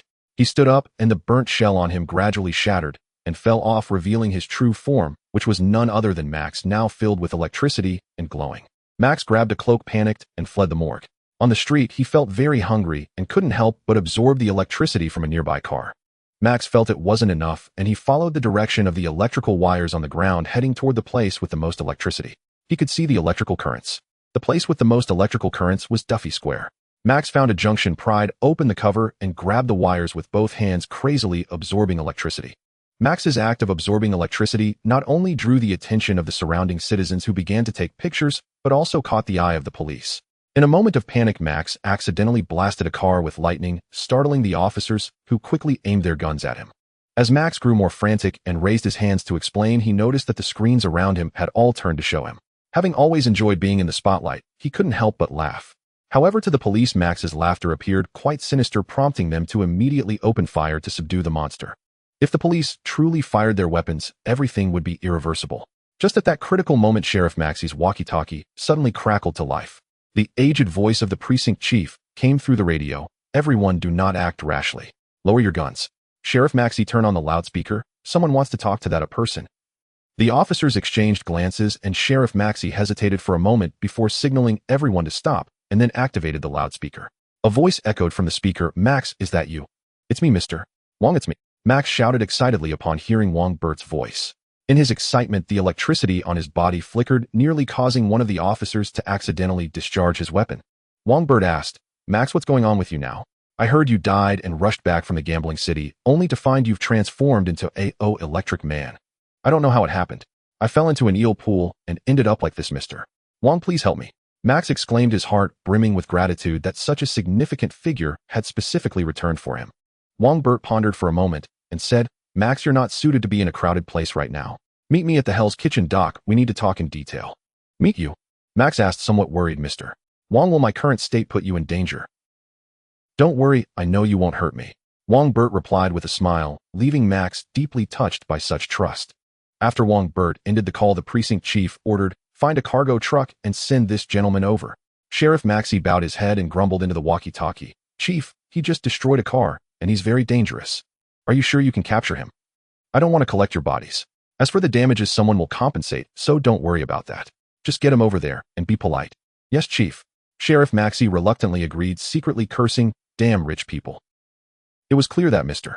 Wong had bribed the precinct chief, but the chief was not entirely wrong. They might not be able to subdue that monster.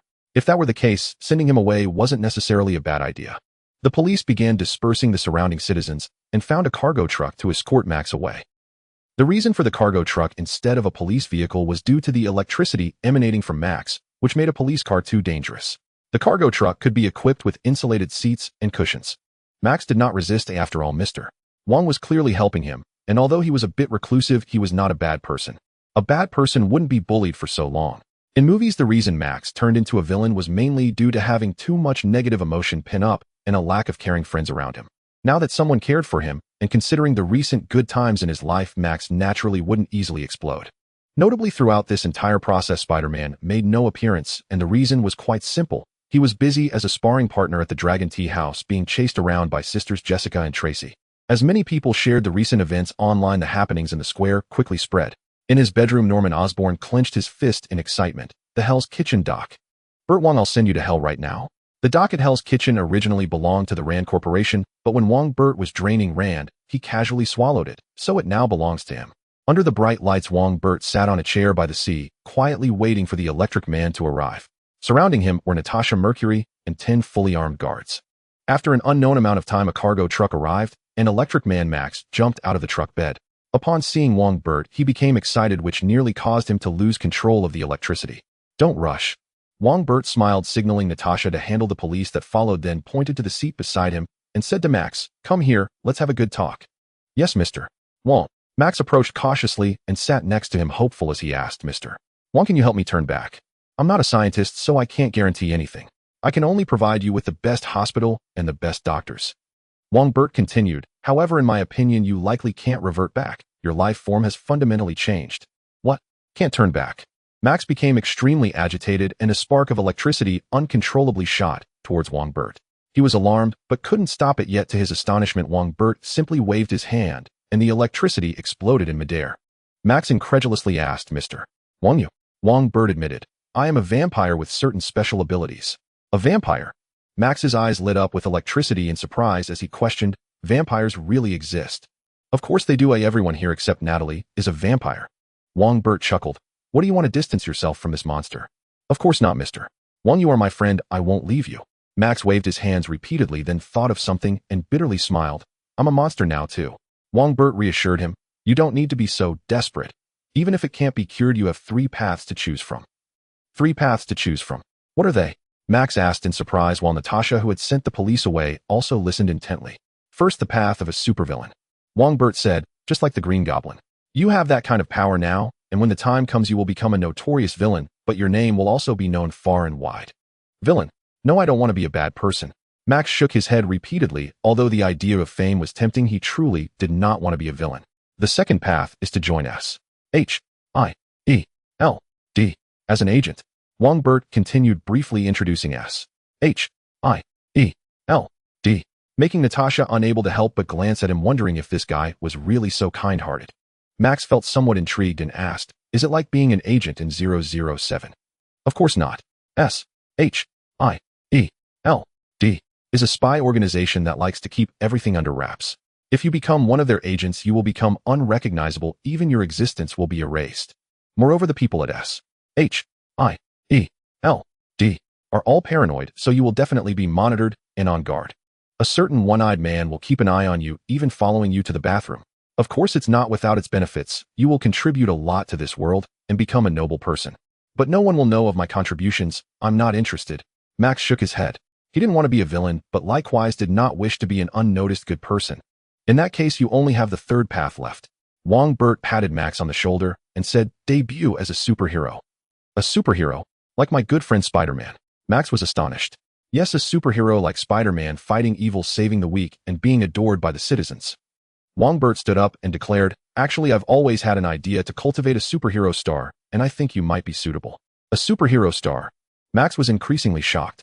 "Yes, manage a superhero like a star and profit from merchandise. If you become famous enough, there might even be opportunities to sell the rights for a movie in the future. But this is just an idea of mine, or it hasn't been implemented yet." "Mr. Wong, I think this could work." Max stood up excitedly. A superhero, a star, this was exactly what he had dreamed of. If that happened, everyone's attention would focus on him, just like Spider-Man and Iron Man. If he could truly achieve that, then being a monster wouldn't be so bad. He could save on electricity bills at night. "No rush, let's check you out first. You should also think carefully about which path to take next. Aside from the supervillain option, I will support you in everything else." Wong Burt patted Max's shoulder, and Max felt immensely grateful. Mr. Wong was truly too good to him, and he was determined to repay him someday. Natasha looked at Max with a bit of disbelief, wondering how easily he could be bought. It seemed that S.H.I.E.L.D. would have a hard time prying him away from Wong Burt. Wong Burt said, "All right, we'll discuss the rest later. First, let me help you get some revenge." Max was puzzled. Revenge? Revenge for what? "You're going to die not by accident, but because someone has done something." Wong Burt explained, "That person is the Green Goblin who killed you and McKen. He should be arriving soon." "The Green Goblin? Is he the one who caused me to become like this?" Max was furious, arcs of electricity crackling around him. Wongbo used his energy to suppress the arcs and said, "Calm down, I will help you get revenge, just watch from the sidelines." "Mr. Wong, I can help. You can't control yourself, let's discuss it later." Wongbo waved his hand, and at that moment a green object carrying thick black smoke quickly flew towards them. Wongbo signaled Natasha to take Max to the back to watch the show while Mercury and the 10 guards stood their ground. The incoming threat was none other than the Green Goblin on his glider, shouting from above in resentment, "Blood God, your time has come. Green Goblin, it's you who will die." Wongbo sneered, "By the way, your glider is really not environmentally friendly. You should learn from Iron Man." "Die." The Green Goblin exploded with rage, and a mini missile emerged from under the glider, speeding toward Wongbo. At the same time, 8 figures suddenly emerged from behind a shipping container at the dock, throwing a grenade into the air.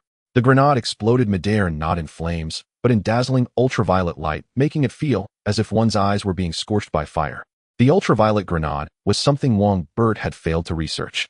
The Green Goblin had developed it specifically to deal with vampires and to disrupt Wongbo, preventing him from dodging the missile. Now that's a bit creative. Wongbo immediately closed his eyes, then waved his hands. A faint red light enveloped the missile, causing it to turn in midair and shoot towards the Green Goblin. The Green Goblin's expression changed as he hurriedly activated his machine gun to blow up the missile in midair, fireworks bursting into flames. At that moment, the ultraviolet light disappeared, and the Green Goblin was astonished to find that Mercury and the others were still alive, merely suffering from red, swollen eyes. Produced by Tony Stark, it's guaranteed to be of high quality. What's going on? Aren't ordinary vampires afraid of ultraviolet light? The Green Goblin was filled with confusion. He waved his hand, and the previous 8 figures raised their assault rifles to spray bullets at the group while he aimed his machine gun at Wongbo. For the blood god, kill them. Mercury unsheathed her katana, her figure flickering like a ghost as she charged toward the 8 figures. The bullets couldn't hit her. In fact, if she wished, she could even slice the bullets in half. 5 of the guards charged along with Mercury, while the other 5 took out their submachine guns to fire at the opposing figures, forcing them to dodge. The guards were quite excited. They finally had a chance to show their skills. While the guards dealt with the enhanced individuals, Wongbo faced the Green Goblin. He formed a red light shield with the power of his iron fist, protecting himself, while quickly closing in on the Green Goblin despite the gunfire. As the Green Goblin retreated, he threw 3 pumpkin bombs at Wongbo. Wongbo casually waved his hand, sending the faint red light back to the Green Goblin, forcing him to detonate them in advance. Boom, boom, boom. The shockwaves from the exploding pumpkin bombs caused the Green Goblin to lose his balance in midair. Just as he regained his footing, he found that Wongbo had disappeared. Just as the Green Goblin was trying to locate Wongbo, a sudden violent whooshing sound came from behind him. Before he could dodge, he was struck in the back by Wongbo's glowing red fist, screaming as he fell from the glider. Before the Green Goblin could hit the ground, Wongbo appeared beside him, delivering a powerful kick that sent the Green Goblin flying like a kite, with its string cut, crashing into a shipping container. Wongbo's figure flickered and disappeared. When he reappeared, he was inside the shipping container, greeted by 3 rapidly spinning flying knives. Wongbo smiled disdainfully, transforming one of his fingers into 3 blood arrows that instantly pierced through the flying knives. Taking the opportunity, the Green Goblin climbed up from the ground, enduring the pain as he threw a punch at Wongbo. Wongbo seized the Green Goblin's wrist and executed a powerful shoulder throw, slamming him hard onto the ground. The Green Goblin was left dazed from the impact. Before he could recover, Wongbo, glowing red, forcefully stomped on his chest. Despite the protection of his Green Goblin armor and his enhancements, the ribs in his chest snapped instantly, even piercing into his internal organs. With a wretched scream, the Green Goblin spat out a mouthful of blood mixed with chunks of internal organs. Wongbo raised his hand, lifting the Green Goblin off the ground. Grasping his throat, he pressed him against the iron wall of the container, sneering, "Norman, you are so weak. I didn't even use 1/10 of my strength." The Green Goblin had been filled with resentment toward Wongbo, but upon hearing his name called, he was taken aback and shouted, "You know who I am." "It's obvious to anyone with eyes, isn't it?" Wongbo removed the Green Goblin's helmet and said, "Only ordinary people would think the Green Goblin is Dr. Otto Octavius. Blood God, I will not let you go." Norman Osborn glared menacingly at Wongbo. If looks could kill, Wongbo would be riddled with 1,000 wounds. "What a coincidence, I won't let you go either." Wongbo smiled slightly, retracting his finger before dripping several drops of blood onto Norman's face, which immediately seeped in. Norman was taken aback, shouting, "What have you done?" "Just a little control technique." Wongbo said, "Norman, you have 2 choices. One is that I kill you right now and expose your identity to the public, letting the Osborn family be scorned by all." Norman naturally did not want that. He gritted his teeth and asked, "What's the other?" "The other is to go back and act like your patient, then sell all your shares to me." Wongbo said, this way I can give you a dignified death, and no one will know you are the Green Goblin. Norman angrily replied, what's the difference from before? Will I still die? You certainly will die. If you don't die, how can I have peace of mind? Wongbo said, but if you choose the second option, the Osborn family will not be scorned by the world, and your son will not become the descendant of a criminal. Additionally, I can promise to help cure your son's illness. Norman shouted, do you think I would believe you? After you swallow my shares, you will surely kill Harry. Don't think of me as filthy like you. Wongbo scoffed, and Norman, do you think you still have a choice? What else can you do but trust me? After saying that, Wongbo released his grip, throwing Norman to the ground. Norman was overjoyed, ready to control the glider to counterattack, only to find himself unable to move, instantly falling into despair. Just a moment later, Norman shouted, I agree. But I want Peggy Carter as a witness and guarantor. That's fine. Wongbo said he had anticipated Norman's compromise from the start, for only in this way could Norman have time to play tricks and even counterattack. Surrender. What a joke, how could the Green Goblin surrender so easily? At that moment, Mercury jumped in from outside, reporting, Blood God, all 8 enhanced individuals have been captured and none of the guards were injured. Wongbo was surprised, captured all? I didn't tell you to show them mercy. Mercury replied, we didn't show mercy, but as soon as we brought them down, they surrendered. The guards are quite frustrated. Wongbo was speechless as he scoffed at Norman. Norman, your enhanced individuals are utterly weak. Norman angrily cursed wasteful vagrants. Wongbo suddenly thought of something and asked Norman, do they know your identity? Norman replied, of course they don't. They are just useless cannon fodder. Wongbo said, that makes things easier. Mercury, it'll send Norman back home. You and the guards take the enhanced individuals back to Osborn Tower. I have plans. Yes, Blood God. Mercury nodded, and Wongbo placed the Green Goblin helmet back on Norman before knocking him unconscious with a punch. Then Wongbo carried the Green Goblin out, and Max and Natasha had returned. Max looked at the Green Goblin in Wongbo's hands admiringly, saying, Mr. Wong, you are incredible. The Green Goblin was no match for you at all. Of course. Wongbo smiled and said, Max, if you really plan to be a superhero today, can only be considered a minor event. Think carefully for yourself. This can only be considered a minor event. Max couldn't help but swallow harder. For a person like him, this was a bit too exciting. Think it over carefully. Oh, by the way, after your examination, I'll have Tracy arrange a program to interview you. Wongbo said, people fear because of the unknown. Oh, when they understand you, they will no longer fear you. Additionally, I can have Tracy conduct a survey to see if everyone supports you becoming a superhero. Max was immensely grateful. Thank you, Mr. Wong. This gratitude is enough to prepare to offer my body in return, right? Natasha secretly mocked, asking, Blood God, is the Green Goblin dead? There will be no more Green Goblin in the future. Wongbo smiled and said, let's go. The Osborn group is mine now. Congratulations, Blood God. Mercury and the guards said in unison, and Wongbo laughed heartily. What does it matter how big the group is? It's still within his grasp. Max admired him even more, and even Natasha had a hint of admiration, as she had to admit that this Blood God was indeed very charming, even though he was a scoundrel. With Norman Osborn announcing the sale of shares to Wongbo, everyone knew the Osborn group had changed hands. Wongbo was not polite, directly taking over the chairman's office. At this moment, he was interrogating the female assistant who had tried to steal data earlier. Wongbo looked at this female assistant, who was top-notch in both appearance and figure, and asked Felicia Hardy, you say you were sent by Kingpin? Yes, Kingpin has a genuine Picasso piece. He sent me to steal the data on the human enhancement serum. Felicia spoke very frankly. She did not want to be tortured by Mercury again. That woman had such great strength that she felt her jaw might shatter. Kingpin really has guts. Knowing I'm about to take over the Osborn group, he still won't let you stop. Wongbo coldly snorted, and Mercury beside him said, Blood God, do you need me to deal with Kingpin? Not for now. Wongbo thought for a moment and shook his head. He asked Felicia, do you like art? Felicia said with a look of infatuation, yes, art is the most beautiful treasure in the world. Wongbo said, then come help me. Our Blood clan has plenty of art pieces. I still have several warehouses. Can art be measured in warehouse units?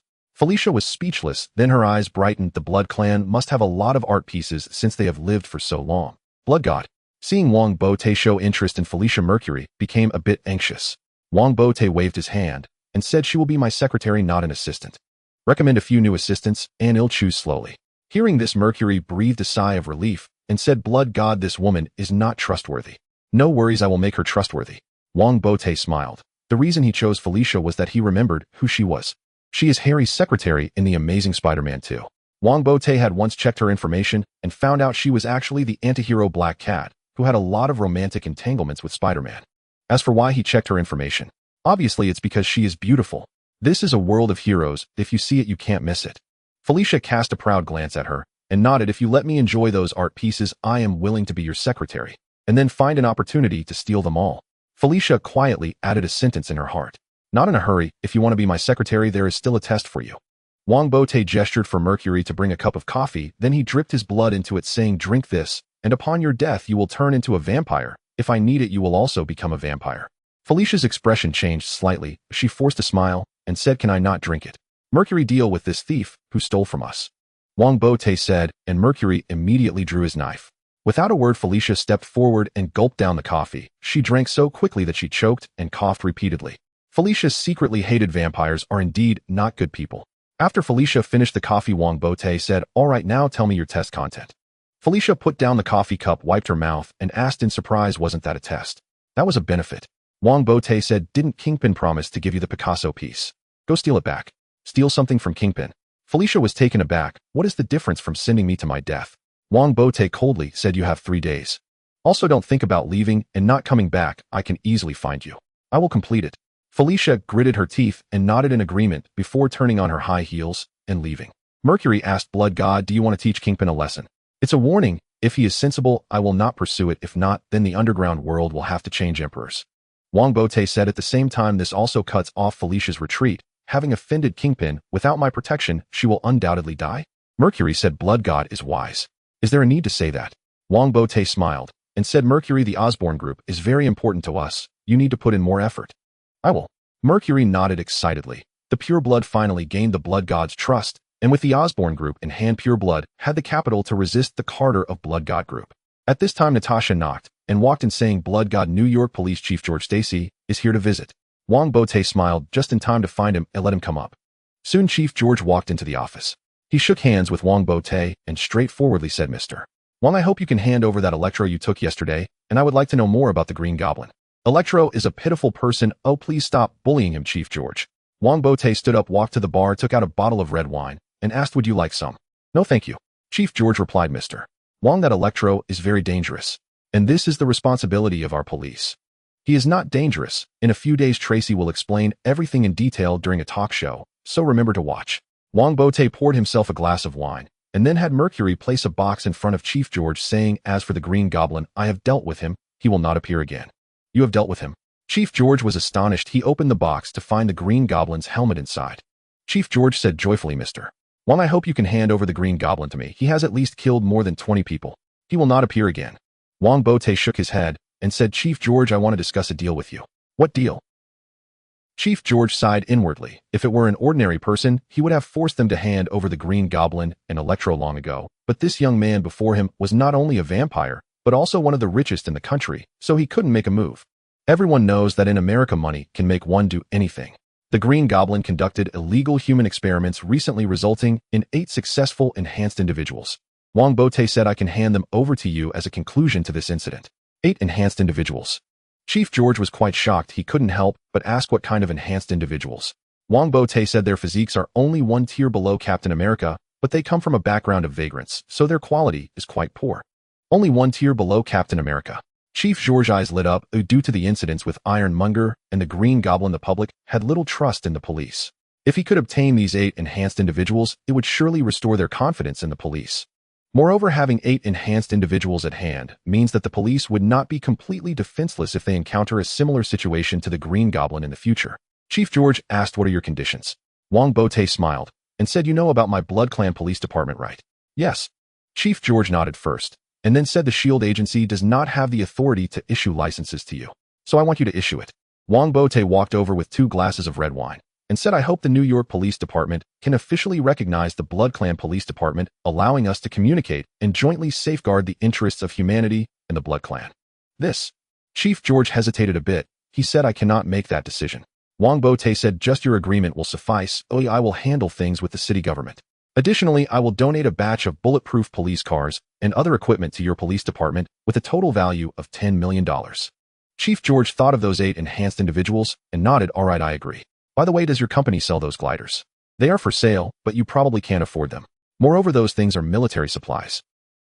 Wongbo laughed. The Green Goblin's glider was worth tens of millions of dollars, not something an average person could afford. The rich rely on technology. Only the rich can play with technology. Chief George felt a bit awkward as Wongbo handed him the wine glass, saying, cheers to our pleasant cooperation. This time Chief George did not refuse and clinked glasses with Wongbo. After finishing the wine, Chief George hesitated. His daughter, Gwen Stacy, was interning at Osborne Company, and he had come today with the intention of helping his daughter resign, but now it was not easy to bring it up. After all, he had just given their police department 10 million and 8 enhanced individuals. Chief George. Wongbo saw through Chief George's thoughts and smiled. I run a legitimate company. If there's anything, just follow the normal procedure. I understand. Chief George shook hands with Wongbo and left. As for the 8 enhanced individuals, once they were checked and confirmed to be fine, they would be sent to the New York Police Department. After Chief George left, Mercury asked, Blood God, are you being a bit too polite to him? He is a rare good cop. Being polite is appropriate. Wongbo was indifferent as he asked Mercury, how is it going with Norman? The snowman is currently overseeing him at the Osborne Manor with guards. Quite obediently. Mercury replied. However, he doesn't intend to inform his son to come back. Instead, he just wrote a letter to his son to explain a few matters. We've carefully checked that letter and found nothing wrong. He should be worried about us dealing with Harry. Wongbo snorted coldly. Norman is not someone who gives up easily. Keep a close watch on everyone who comes into contact with him. By the way, has that Indian named Nels been found? This world's Harry Osborn has been studying abroad, aligning more with the setting in The Amazing Spider-Man. Mercury said, we went to the place Norman mentioned, but Nels has already left. It could be that Norman is secretly scheming. Find him. Wongbo said, additionally, we will formally sign a contract with Norman tomorrow to acquire shares of the Osborne Group. Mercury nodded excitedly. Yes, Blood God. Under the witness of the lawyer Wongbo and Norman Osborne signed the share transfer agreement. Mr. Osborne, I will handle the remaining procedures. The lawyer collected the contract, shook hands with the two, and left. Lying in his own bedroom, Norman looked at Wongbo with hatred and said, Bert Wong, I hope you keep your promise, otherwise I will haunt you even as a ghost. Rest assured, I have never been untrustworthy. Wongbo smiled lightly and said, Mr. Osborne, tomorrow is an auspicious day. Please rest easy and die. Norman glared fiercely at Wongbo, gritting his teeth as he said, I will die from illness tomorrow. I will prepare a funeral for you. Wongbo left with a smile, and Norman, furious, smashed the bedside table with a punch. The snowman looked on coldly, doing nothing, quietly standing there to monitor Norman. The next day, Norman died of illness. Wongbo looked at his corpse and said, everyone else please leave. Mercury, Snowman, and Natalie stay. As everyone exited as instructed, Wongbo said, Snowman, I am a bit disappointed in you. Norman pulled a trick right under your nose, yet you didn't notice anything. Blood God, hasn't Norman already? The snowman was stunned, about to argue, but saw Mercury's stern gaze and hurriedly lowered his head, saying, Blood God, it was my oversight. Good attitude. Well, I can't blame you entirely. It's Norman who is too cunning. Wongbo said he prepared many schemes in his bedroom beforehand, such as the fake death drug. That is why he insisted on lying in bed. Fake death drug. Everyone was shocked. The snowman couldn't help but ask, Blood God, are you saying Norman isn't dead? Didn't his heart stop? Wongbo laughed. He did die, but not by suicide. He was killed by Natalie. Off. Everyone was even more astonished. How did it turn back to Natasha? Natasha innocently asked, Blood God, what are you talking about? Mercury, take off the ring from her left hand. Wongbo commanded. Mercury had long seen Natasha unfavorably, so upon hearing this, he promptly walked over, grasped her left hand, and took off the gemstone ring from her middle finger. Natasha did not resist because she knew it was futile. Mercury examined the ring and said to Wongbo, Blood God, this ring has a small needle. Natalie secretly pricked Norman's arm with this small needle before. Wongbo slowly said, I am not clear on the exact toxin on this needle, but it can slow down the heart rate, causing a fake death effect. The snowman glared with rising killing intent. Is she a traitor? Natasha asked, Blood God, how did you find out? Also, what do you mean I killed Norman? Norman took the fake death drug himself, which also slowed his heart rate. Wongbo said with a sneer, he is a superhuman, so whether it's you or him, the dosage of the toxin was increased, thus the fake death drug became a true death drug. His heart really stopped. So, it was you who killed Norman Osborn. Everyone was astonished, so that was how it was. Norman Osborn was indeed unfortunate, but to be fair, even without this incident, he was doomed, as Wongbo had already seen through everything. This is going to be difficult to explain to the director. Natasha sighed, then asked Wongbo, Blood God, you knew I was sent by S.H.I.E.L.D. from the beginning, right? Wongbo asked, how did you know? Because you never touched me, and even deliberately played with me, which is quite unusual. Oh, any man who sees me would want to push me down immediately. After all, I am just too beautiful. Natasha said, I was confused as to why you didn't touch me, but now I know you didn't touch me not because I lack charm, but because you already knew I was a spy. Wongbo and the others were speechless. Although the conclusion was correct, the reasoning process was too bizarre, right? Natalie, can you be any more narcissistic?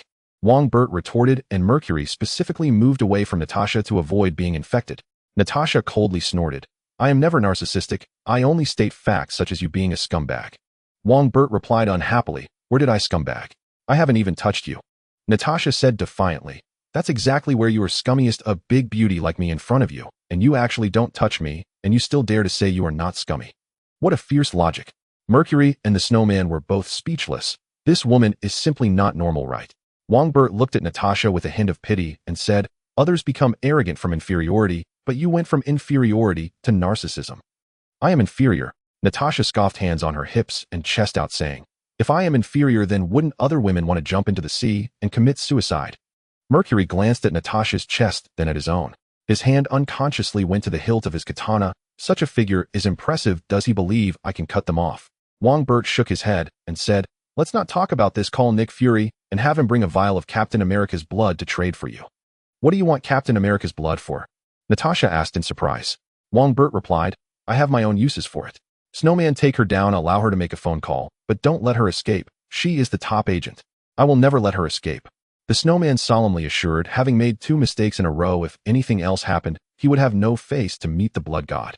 Scumbag, I officially announce that you have lost the only chance to get this big beauty. Natasha huffed at Wongbert, holding her head high as she left the bedroom, as if she were the victor. I have no interest in short legs. Wongbert said lightly, and Natasha's smile froze on her face. She turned around and glared fiercely at Wongbert. Did you know what you just said? You said the most inappropriate thing. You are doomed, scumbag. Go. The snowman unhappily pushed Natasha away. Once they left, Mercury asked, Blood God, since Natasha killed Norman, can we use this to do something? Natasha was sent by Nick Fury. There is no need right now, we can do it later when necessary. After all, this kind of thing doesn't expire. Wongbert smiled and said, find a forensic expert to perform an autopsy on Norman's corpse and specify the cause of death. Natasha doesn't know this room has 18 ultra-clear cameras installed. Mercury understood and nodded. Yes, Blood God. The day after Norman Osborn died, Electro Max appeared on television. Under Trass's introduction, the audience learned his identity and why he became Electro, garnering much sympathy, with even some audience members coming up to hug Max, deeply touching him. Then Max lamented not knowing what to do in the future. Tracy smiled and suggested he become a superhero, even having him demonstrate his ability to control electricity, causing a stir. Max appeared somewhat tempted, but fearing the citizens' rejection, Tracy took the opportunity to conduct a television survey. The final result showed that 90% of people supported Max becoming a superhero. Thus, Max decided to sign with the newly established superhero star company under the Blood God Group, becoming a superhero. On the same day, New York Police Chief George Stacy announced with the Green Goblin's helmet that the Green Goblin had been dealt with and the police had rescued 8 homeless people who were subjected to illegal experiments by the Green Goblin. These 8 homeless individuals had been enhanced and decided to join the police to maintain order in New York. New York was in an uproar with reporters everywhere at the police station. The public's support rate for the police finally began to recover, and the stock price of the Osborn Group stabilized somewhat. It was also on this day that Nick Fury sent someone to exchange Captain's blood for a large amount of Captain's blood owned by Natasha from S.H.I.E.L.D. as the Captain had often given blood back then. Nick Fury also sent Coulson to contact Max, hoping he would join S.H.I.E.L.D., but Max firmly refused. One side was a secret agent who could be harmed by his own people, while the other side was a glamorous superhero star admired by thousands, who everyone knew how to choose. Nick Fury was not disheartened and went to pry the police station's corner, only to be rebuffed by Chief George, supported by the city government. Recently, New York's public security had been too poor, and both the police and the city government were under great pressure. On the same day, the original Picasso of the Underground Emperor Kingpin was stolen, and Kingpin, furious, smashed a few guards to death with his cane. Wesley, Kingpin's trusted aide, calmly said after Kingpin vented his anger, according to my investigation, it was Felicia who stole it. Black Cat. The burly Kingpin was taken aback. Isn't she one of ours? Wesley replied. She has now become the secretary of the Blood God. So this is a warning from the Blood God. Quite domineering. Kingpin understood and first snorted coldly, then sighed. Wesley, now is the era of enhanced individuals. We don't have enhanced individuals on our hands, and we will be eliminated sooner or later. Yesterday, someone named Nels contacted me saying he has the Green Goblin's technology. Oh, as long as we help him escape North America and evade the Blood Clan's pursuit, he will give us the technology. The Green Goblin's technology. Kingpin's eyes lit up as he said, agree to him, if given the opportunity, capture him entirely. I know what to do. Wesley nodded, and Kingpin walked back and forth a few steps, saying, handle this matter discreetly, be sure not to let the Blood Clan discover it. Also, when the Osborne group changes hands, send a bottle of red wine to the blood god in my name. Okay. Wesley nodded. Amidst the hustle and bustle, July arrived. On this day, Wong-Bert completed all the procedures and officially became the major shareholder and chairman of the Osborne Group. In the chairman's office, Wong-Bert proudly said to Ivan Vanko, "This is the military-industrial group I promised to give you. Are you satisfied? Barely, it's enough to make combat suits." Ivan replied while puffing on a cigar. "Your demands are really high." Wong-Bert sneered, then had Mercury place the contract in front of Ivan, saying, "They'll give you 1% of the shares and a board seat first. Within 5 years, I will give you another 4%. Upon hearing this, Frank and James were both shocked. Although the stock price of the Osborne Group had plummeted, it still had a market value of about hundreds of billions. 5% of the shares equated to over $5 billion. Is this person worth so much? In fact, even the usually unruly Ivan was a bit stunned. He truly didn't expect anyone would value him so highly. Ivan did not feign rejection. He signed his name straightforwardly, saying, "Within 5 years, I will double the market value of Osborne, otherwise I won't take a single share." This guy is so arrogant. Everyone gasped. This Russian man is quite conceited. This is not difficult for you. Wong-Bert had Mercury archive the contract and then asked, "Is the ARC miniaturization completed?" "It is completed, but there are some minor issues. The palladium inside can cause poisoning." Ivan said, "However, as long as proper protection is done, it won't be a big problem. After all, one cannot wear the combat suit all the time. We are not that unlucky like Tony Stark." Mentioning Tony, Ivan clearly took some pleasure in his misfortune. Wong-Bert smiled and continued to ask, "How long will it take for you to complete the combat suit?" 1 or 2 months, I'd say. Ivan replied, "My combat suit will definitely be stronger than Tony Stark's sissy suit." "Are you talking about Iron Man's suit?" Frank asked in shock. This arrogant Russian can actually make Iron Man's suit. "Of course," Ivan said proudly. "Oh, without that ability, how could he dare to take so many shares?" At this point, Frank and the others finally understood why Wong-Bert valued Ivan so much. Wong-Bert said, "Ivan, make a few more sets of combat suits, 1 for you, 1 for Frank, 1 for Mercury, 1 for Blade. If you have the time, make 1 for me too. Mine doesn't need weapons, just focuses on flying and being flashy." Flying and being flashy. Ivan was speechless. If it weren't for his boss, he would have kicked him away. He said, "Making so many sets will take a lot of time and require substantial funding. The material cost of each combat suit alone exceeds $100 million. Don't worry about the money, I have plenty." Wong-Bert laughed. "Just focus on making yours, Frank's and Mercury's suits. They might come in handy soon." "Will it be useful soon?" Ivan exclaimed with great excitement, saying, "I am quite looking forward to that day when I can show up and everyone will know that Tony Stark is just a coward. They'll be waiting to see the performance. By the way, Frank, bring over the box I brought." Frank stood up to retrieve the box beside him and placed it on the table. Bert pushed it towards Ivan, saying, "This is the hardest metal in the world, vibranium. It's $10,000 per gram. See how you can utilize it." "Vibranium? You really have quite a few good things." Ivan's eyes lit up as he opened the box, saying, "Just in time, I can use it to forge an axe." "Use it sparingly. I only have a total of 10 kilograms. Bert said as vibranium was no longer available since Ulysses had stolen it all. "Understood. I will take a stroll around the weapons department of Osborne Group. That will be my territory in the future."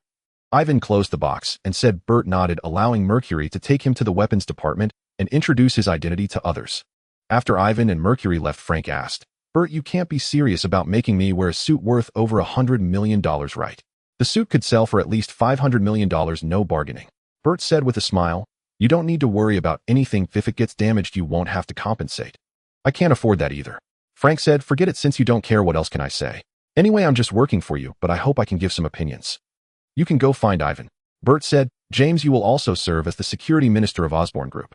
I will allocate some shares to you. Remember, before the suit officially debuts, you must not leak any information. The recovery of Osborne Group's stock price depends on it." "All right, Blood God, I will keep it confidential." James said excitedly, following Blood God truly has a bright future. After the discussion, Bert sent Frank and James to tour the Osborne Group. Then Felicia knocked and entered, saying, "Blood God, Tony Stark wants to invite you to his home." Bert casually replied, "Tell him I will come over tomorrow night. By the way, is the model for tonight confirmed?" "It's confirmed. She will wait for you at the Grand Theater." Felicia replied a bit speechlessly as she had officially taken over Natasha's position. "Very well." Bert nodded in satisfaction, saying, "That Picasso original will be given to you. Work hard and I won't treat you poorly." "Thank you, Blood God." Felicia said gratefully, but secretly complained, "That original was stolen back by me, okay?" Speaking of which, Felicia was quite shocked by the developments. She had stolen a painting from Kingpin, but instead of retaliation, Kingpin sent a bottle of red wine to Blood God for celebration. Blood God turned out to be even more formidable than she imagined. Bert asked, what about the upcoming schedule? Felicia said, Blood God, you need to inspect various departments in the afternoon and then have a meeting with the supervisors. All right. Bert nodded. It seems he would meet Dr. Lizard, who developed the lizard serum, in the afternoon. By the way, there seems to be a Dr. Octopus too. I wonder if he is still at Osborn. Osborn, truly a villain's den. At this point there was a knock on the door. Bert looked up and saw a young woman in a white dress with blonde hair knocking. When she saw Bert looking over, she introduced herself. Hello, I am Gwen Stacy. I would like to have a word with the chairman. Felicia frowned and said, Miss Stacy, which department are you from?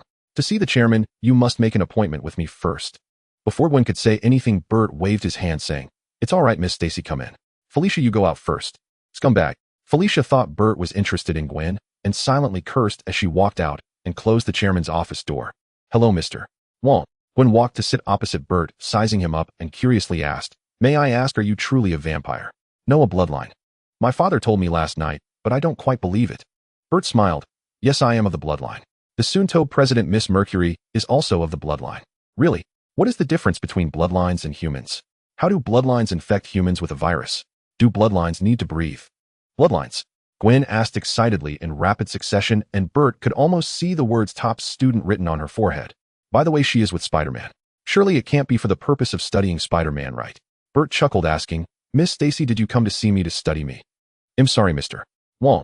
Gwen realized she had been rude and quickly apologized, then explained, Mr. Wong, I came to see you hoping you could give Dr. Connors a chance. He wants to explain his interspecies gene transplantation project to you in person. Bert leaned back in his chair and asked Dr. Connors, the one who was about to be kicked out of the group by Mr. Osborn. Yes, Mr. Wong. Dr. Connors' project is significant. Once successful, this world will become a flawless world. Gwen said, and Bert did not comment. He asked, Didn't your father ask you to resign? He indeed hopes I would resign, but I don't want to. Dr. Connors' project is very interesting. Gwen glanced at Bert, feeling a bit shy, and said, Additionally, I want to study the bloodline. I like your spirit of research. Bert smiled, picked up the phone, and said to Felicia, Felicia, please have Dr. Connors and Mercury come to my office. Then Bert hung up the phone and said to Gwen, Have a seat, we'll wait for them together. Thank you, Mr. Wong. Gwen was very pleased as she sat down, and after a few seconds of silence, she blinked her big eyes and asked, Mr. Wong, how do bloodlines come into existence? I'm not too sure about that either. North American bloodlines are considered collateral relatives, and no far less than the direct line of Europa. Bert said, However, there's always been a saying that bloodlines come from another world, which is why there are pure bloodlines. Pure bloodline. So bloodlines are not the result of a human being bitten by a bat. That's definitely not the case. Additionally, there's another saying that bloodlines were created from a book, but not many believe that. Bert and Gwen chatted casually until Mercury and Dr. Connors arrived, at which point they stopped talking. Chairman, Dr. Connors, missing his right arm, was quite nervous. He knew this was his last chance. If he failed to convince the new chairman, he would be kicked out. Bert stood up and shook hands with Dr. Connors, saying, Dr. Connors, even if Gwen didn't come, I was planning to meet you this afternoon. I value your project. Thank you, Chairman. Dr. Connors said joyfully. Chairman, the goal of the interspecies gene project is to create a flawless world. While it may sound unrealistic, if the project succeeds, this goal can definitely be achieved. For example, my right arm can regenerate if I transplant lizard serum. Dr. Connors rambled on, and after Bert listened attentively, he asked, Dr. Connors, as far as I know, this project has been stuck at the last step and hasn't been completed, right? Yes, but I have clues now. Just give me a few more months, and I will definitely complete it. You've probably said that to Mr. Osborn many times. Bert laughed, and Dr. Connors felt a bit embarrassed. Bert waved his hand to stop him from explaining, and then said, Dr. Connors, beasts have their animalistic nature. Can that be eliminated after interspecies gene transplantation? This, Dr. Connors was somewhat taken aback. He hadn't considered that aspect, as right now, they couldn't even perform transplants, let alone ponder the after effects. Dr. Connors said, Chairman, I don't know if it will occur, but if it does, there will definitely be a way to eliminate it. Bert said, Make a note of this in your notebook and remember to observe it closely when the time comes. Also, without my approval, no human experiments are allowed, nor can there be any unauthorized injections. Dr. Connors was not surprised, but rather pleased, as it indicated that the other party would support his experiments. He nodded repeatedly, saying, Chairman, rest assured, without your approval, I will never conduct human experiments. As for unauthorized injections, come on, who would be so foolish as to inject themselves with lizard serum without any experiments? Have they been kicked by a donkey? Very good. Bert nodded and suddenly introduced himself, saying, Dr. Connors, do you know? I am actually a bloodline that is a vampire. Off. Dr. Connors was dumbfounded. Oh, was the chairman joking? Miss Stacy can confirm this. Her father is the chief of the New York Police Department. You don't need to worry. Oh, I won't harm anyone, and the police department can assure you of that. Upon seeing Dr. Connors looking over, Gwen nodded, saying, Doctor, he is indeed a bloodline. Oh, Dr. Connors still couldn't process it. How did a bloodline suddenly appear? Bloodlines possess abilities such as self-healing, immortality, and the ability to develop descendants, but they need to consume human blood to survive. Additionally, bloodlines are afraid of light, silver, and garlic. Bert briefly introduced the situation of bloodlines, and then said, Doctor, I want to cure the defects of bloodlines through gene optimization. Do you think it's possible? Dr. Connors was taken aback and replied, Chairman, I need to study the genes of the bloodline to give you an answer. Then start the research immediately. Bert said, I will allocate you a large sum of funds and manpower. You can continue researching the lizard serum, but at the same time you also need to study the bloodline gene and gradually optimize it. After a pause, Bert added, bloodlines can develop descendants from humans themselves. Once its defects are remedied, it means that humanity will become an entirely new race, with self-healing abilities and immortality. Immortality. Dr. Connors and Gwen exclaimed together, this is the ultimate dream of humanity. Gwen thought of something and asked in shock, Mr. Wong, do you want to turn all humanity into bloodlines? No, Miss Stacy, you misunderstood. It's that all humanity wants to become bloodlines. Bert shook his finger and said, without any flaws yet able to self-heal and achieve immortality, wouldn't you want to become such a bloodline, Miss Stacy? Gwen said longingly, who wouldn't want that? Bert said, at that time humanity and bloodlines will merge, becoming immortal new humans. Mercury looked at Bert in shock. She had never thought that Blood God would have such a plan and idea. This plan is great. If it really succeeds, humanity will enter another era. Dr. Connors swallowed hard and said, but Chairman, I really can't guarantee anything right now. I haven't even seen the bloodline genes. That's okay, take your time to research. I have plenty of money and time. Bert said, the bloodline completion plan will be the most important and core plan of Osborne Group. Regardless of finances or manpower, everything will be prioritized. Dr. Connors, I hope you will be the project leader for this plan. Bloodline completion plan. Dr. Connors gritted his teeth and said, Chairman, thank you for your trust. I can take over this plan, but I will not give up on the lizard serum. It's almost complete. That's fine. Research both together. Osborne Group is not short on manpower. Bert nodded, then turned to Gwen, saying, Miss Stacy, I hope you can also join this plan. Gwen nodded excitedly. I would love to. Bert said, great. Dr. Connors, if you need anything, feel free to ask Mercury. She will support you with all her strength. Thank you, Chairman. I will definitely research diligently. Dr. Connors nodded repeatedly, leaving with Gwen full of joy. After the two left, Mercury, who had been silent, couldn't help but ask, Blood God, can the defects of bloodlines really be cured? Why not? This world is full of miracles. Bert said, perhaps in other worlds it may not be possible, but in the Marvel Universe nothing is impossible. At night in a Malibu villa, Tony Stark raised his glass towards Wongbo and said, Bo, congratulations on successfully acquiring the Osborne Group. And congratulations to you for making a fortune. The profits are indeed substantial. I promise to have Pepper transfer them through other means. By the way, Bo, it seems that the stock of the Osborne Group hasn't really gone up, has it? It hasn't gone up because your attacks have left the energy sector in shambles, and the weapons department has been completely cut off by the Ministry of Defense. If it weren't for some results in the biotechnology sector, the stock price would be even lower. Wongbo shook his head while Tony smugly remarked, it seems my Stark Group is quite capable. Tony. Pepper called out, then turned to Wongbo and said, Boat, I have a win-win proposal, not sure if you are interested. Let's hear it. Wongbo replied, our Stark Group can acquire your Osborne Group's energy sector at a high price. Pepper said decisively, if you agree, we can open up part of the Stark Group's weapon channels to you. That is indeed a win-win, but no thanks. Wongbo shook his head and said candidly, I have a way to resolve the issues of the Osborne Group. In a few months the stock price will recover. Tony scoffed, really? Do you have the same capabilities as I do? Wongbo turned to Ethan and asked, Ethan, when you were colleagues with Tony, did you ever think about beating him up? I thought about it, but not too often, maybe about 100 times. Ethan laughed. Working with him is truly a torment. Tony exaggeratedly said, Ethan, you hurt my feelings. I thought we were good friends. Ethan shrugged. That's why I didn't beat you up. Wongbo smiled and said, solving the Osborne Group's issues isn't difficult, just need to develop a small arc and iron armor. It's really not difficult, you should be able to achieve it in 10 years. Tony swirled his drink and remarked, or maybe 20 years. You're better than Hammer Industries, they would need at least 30. A smirk appeared on the side as Mercury laughed coldly. The arrogant Tony Stark had no idea that the Osborne Group already possessed a small arc and was about to finish the armor. Is that how you respond to the Ministry of Defense? Wongbo said, I've heard they have been pressuring you to hand over the armor, even going so far as to use commercial means to cut off some contracts between the military and Stark Group. They can dream on of the armor as part of me, and I won't give it to anyone. Tony snorted coldly, proudly stating, the military will come back begging me. Stark Group's products are irreplaceable. Wongbo gestured to Pepper and said, Pepper, you've worked hard. You have to take care of this little kid. Who is the little kid? Tony got angry, but Pepper laughed and said, it's fine, I've been taking care of him for over a decade. I'm used to it. The little kid won't pay you a salary. Tony grumbled, then gave Pepper a look. She took Mercury and Ethan to the backyard to prepare materials, leaving only Wongbo and Tony in the hall. Aunt May has already told me everything. Ew, I really didn't expect Hydra to still exist.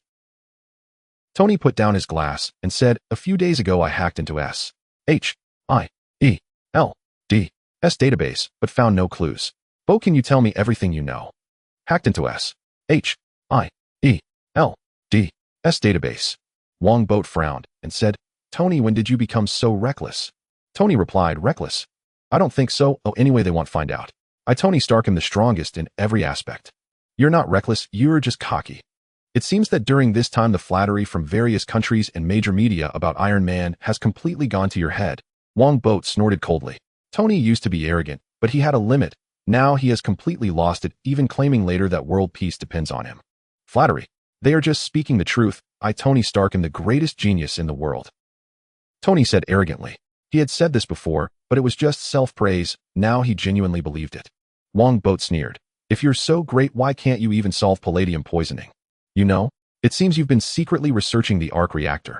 Tony froze, then casually replied, it's not a problem. I can research a substitute element in no time. Wongbo began to understand why Tony continued to use the iron armor despite knowing it would cause poisoning. He believed he could develop a substitute element, so he indulged himself. Later, even though he found no element could replace palladium, he was already deeply poisoned and decided to continue recklessly. Wongbo shook his head and said, you can't go on like this. If Hydra discovers you, you will be in danger. Tony scoffed, in danger? I am Iron Man. If they discover me, it's better. I can lure them out and deal with them. Do you think they would be foolish enough to confront you directly? If they want to act against you, it will surely be when you're not in the armor. Wongbo sneered. Also, they might target Pepper. Tony was left speechless, but he was unwilling to back down and stubbornly said, they won't find me. For now, I have nothing to say to you. Wongbo shook his head, turned, and prepared to leave. Wait, tell me what you know. Tony hurriedly stepped forward to grab Wongbo's shoulder to stop him from leaving, but unexpectedly a surge of power erupted, and Tony was sent flying to the ground. Wongbo turned around and said coldly, Tony Stark, in terms of handsomeness, you don't compare to me. In terms of charm, you're not as good as me. In terms of wealth, you're still beneath me. In terms of strength, I can dismantle your broken armor in 3 seconds. I'm not even arrogant, so why should you be? Tony was so furious, he nearly spat blood. Just as he was about to retort, Pepper rushed out upon hearing the commotion, shouting, Tony. Pepper, my apologies. Mercury, let's go. Wongbo couldn't be bothered to stay any longer and turned to leave. Mercury hurriedly followed, and as she passed by Tony, she scoffed disdainfully. What was there to be arrogant about compared to Blood God? Tony shouted furiously at Wongbo's retreating figure. Boat Wong, this matter is not over. Wongbo ignored Tony and sped away in a sports car like a flash of lightning.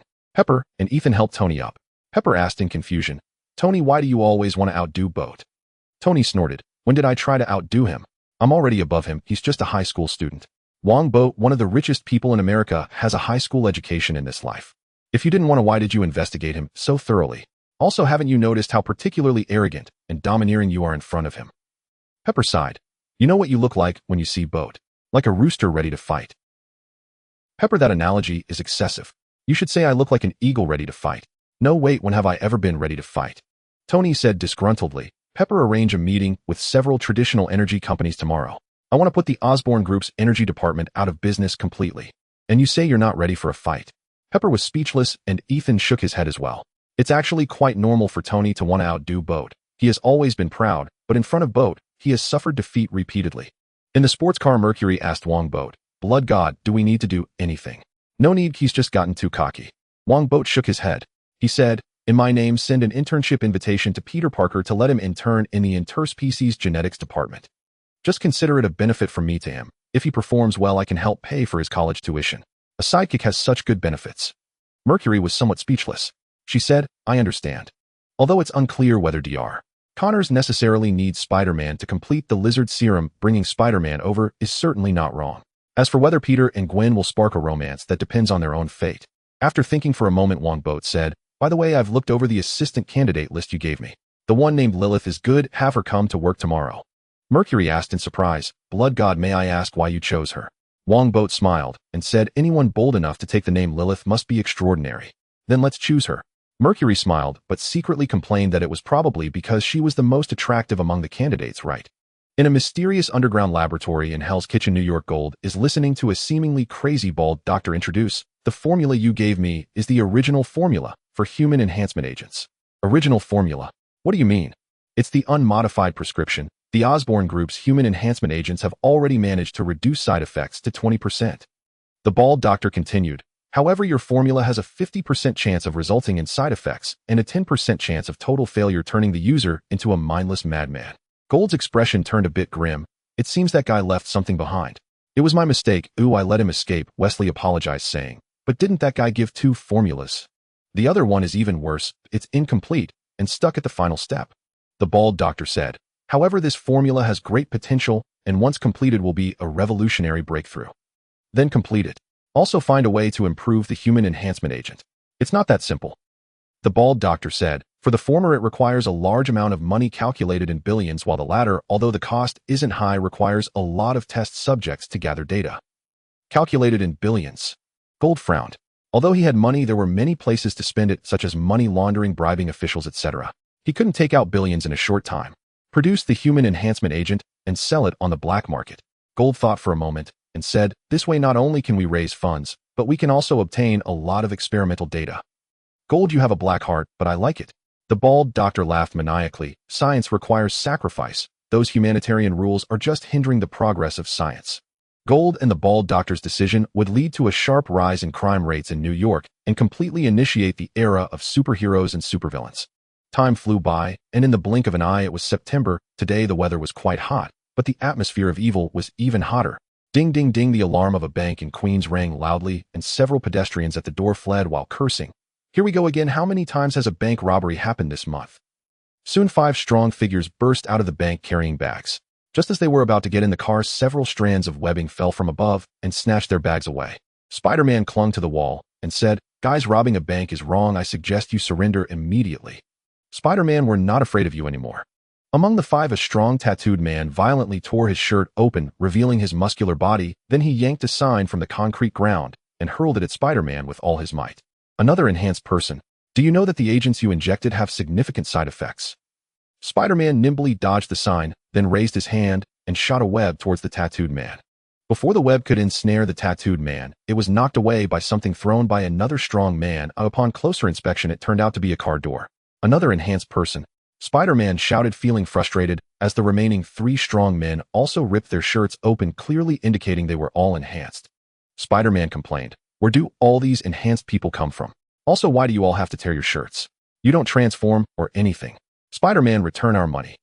One enhanced person lunged at Spider-Man with great force, but he quickly climbed up, while the unfortunate enhanced man crashed into the wall with a loud bang, shattering the bricks. "Dude, this won't do. This is my territory." Spider-Man, habitually chatty, was just about to say something when 2 enhanced men lifted a nearby car and hurled it at him. "That's a foul, a foul." Spider-Man shouted while escaping. He managed to dodge the sedan, but the car continued flying towards 2 pedestrians. Spider-Man was alarmed and was about to use his web to stop it when a blinding bolt of electricity lit up and the sedan was thrown aside. "Electro is here." The onlookers cheered, and with their voices a bolt of electricity shot from afar, transforming into Electro Max, clad in a blue uniform. Compared to before, Max was clearly much more cheerful, greeting the surrounding citizens with a bright smile, eliciting cheers from the crowd. Spider-Man greeted him. "Hey buddy, you made it. You're not my friend. You don't even remember my name." Max huffed in displeasure, raising his hand and shooting a bolt of electricity at the tattooed, enhanced man, sending him flying with a scorched chest. "It's Electro, run." The remaining 4 enhanced men turned pale and hurriedly turned to escape. At that moment, 2 gliders flew by, and the citizens cheered again. "The Hell Sisters have arrived too. With us here you won't escape." On the left glider stood Hellcat, a superhero in a yellow uniform with a cat face mask.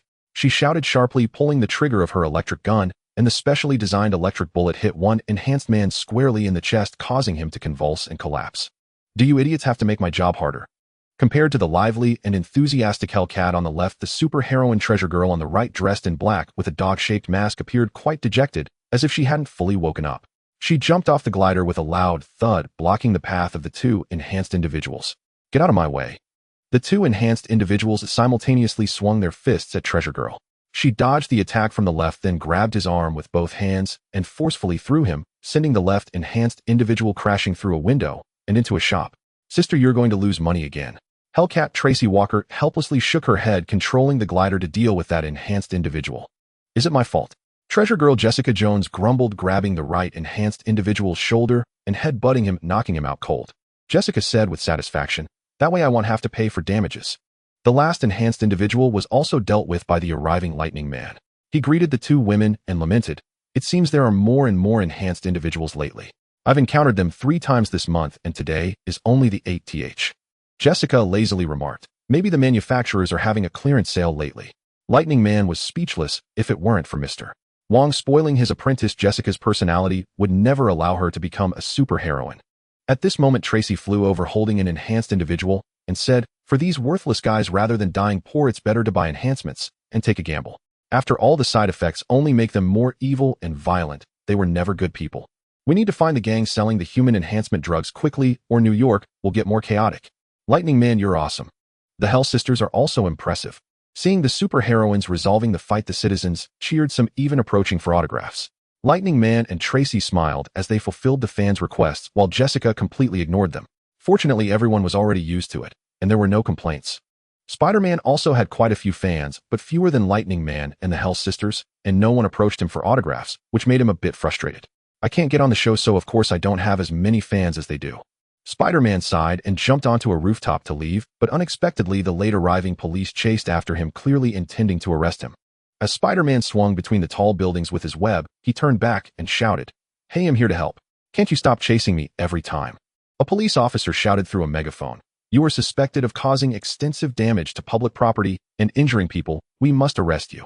That was to fight criminals. As for public property, that was just an accident. Treasure Girl has caused way more damage than I have. She has compensation from the Watchers while you never pay for damages, forcing taxpayers to cover the repairs. And they are authorized vigilantes with certain law enforcement powers. You don't have any. Spider-Man felt frustrated and shouted, "I'm doing good things. But occasionally you also do bad things. Last week we finally sent an undercover agent into the gang in Hell's Kitchen, and as soon as he found a clue, you ruined it. The poor guy even got kicked into the sea by you. Do you know that excellent young man quit on the same day?" Spider-Man felt a bit wrong, saying, "I didn't know. I just wanted to do good." Spider-Man, if you want to do good, join the Watchers. That way you can legally be a superhero like Lightning Man and the others, and we won't have to chase you anymore. It's really exhausting. How much advertising money have you received from the Watchers? Spider-Man retorted, saying, "I'm not interested in being a star. I just want to be everyone's good neighbor. Goodbye, officer." After saying that, Spider-Man swung hard and disappeared into another street, while the police car had to stop because of traffic ahead. This guy is really a handful. The officer stroked his chin and sighed. Being a superhero star is great. Someone else handles various tasks, and there's money to share. I don't have the ability, otherwise I would definitely sign up. After Spider-Man left, Lightning Man and the others also flew away. Lightning Man worriedly said in the air, "Human enhancement drugs originally came from Oscorp. With so much commotion from the enhanced individuals, Oscorp's stock price will surely be affected. What are you worried about? That guy has plenty of money." Jessica snorted coldly, "And his heart is as dark as they come. I only drank a few bottles of his wine, and he forced me to become a superhero to pay him back." "You mean your master invited you to his home, and you ended up sneaking into his wine cellar to drink his red wine?" Tracy said unkindly, "It's only because your master is generous, otherwise you would have been sold off to pay the debt." Tracy was extremely satisfied with her current life. On the surface, she was a famous host. In secret, she was a superhero. Is there a better life than this? Jessica unhappily said, "Now what's the difference from being sold? And he even gave me the title of Treasure Girl, which sounds so awful. I don't even know who came up with that. Isn't being a superhero a bit of a grievance for you?" Max coldly snorted and said, "Moreover, show some respect for Mr. Wong. Without him, you'd just be a drunkard." Jessica didn't bother arguing with Max, as he was her master's diehard fan. She said, "Your Mr. Wong doesn't care about Oscorp's stock price. He should be busy dating some starlet right now." Mr. Wong bird on a date? Of course not. Though he was in a tea house, and indeed across from him was a beauty, he was actually working. The beauty Elizabeth Ross complimented with a smile. "Turning superheroes into stars is a brilliant idea, Mr. Wong." Wongbert smiled and said, "Actually, it's not my idea, it's the idea of the United States Army." Elizabeth Ross was astonished. The Army? Yes, the first superhero star was actually Captain America. Wongbert said. Not to mention the distant past Pepsi just renewed the contract for Captain America's likeness with the Army for 10 years, and the Army made hundreds of millions from it. Elizabeth Ross gasped. Captain America makes that much money. That's a gold mine for the Army, whether alive or dead. He's brought in a lot of money. Wongbert chuckled. And speaking of which, when Captain America comes back, should I help him with a lawsuit to regain the rights? After some small talk, Elizabeth Ross hopefully asked, Mister, why did you look at the materials I gave you?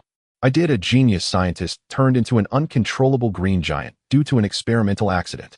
Wongbert said, Dr. Ross, I'm sorry, but this Mr. Bruce Banner cannot join our Watchers. You can call me Betty.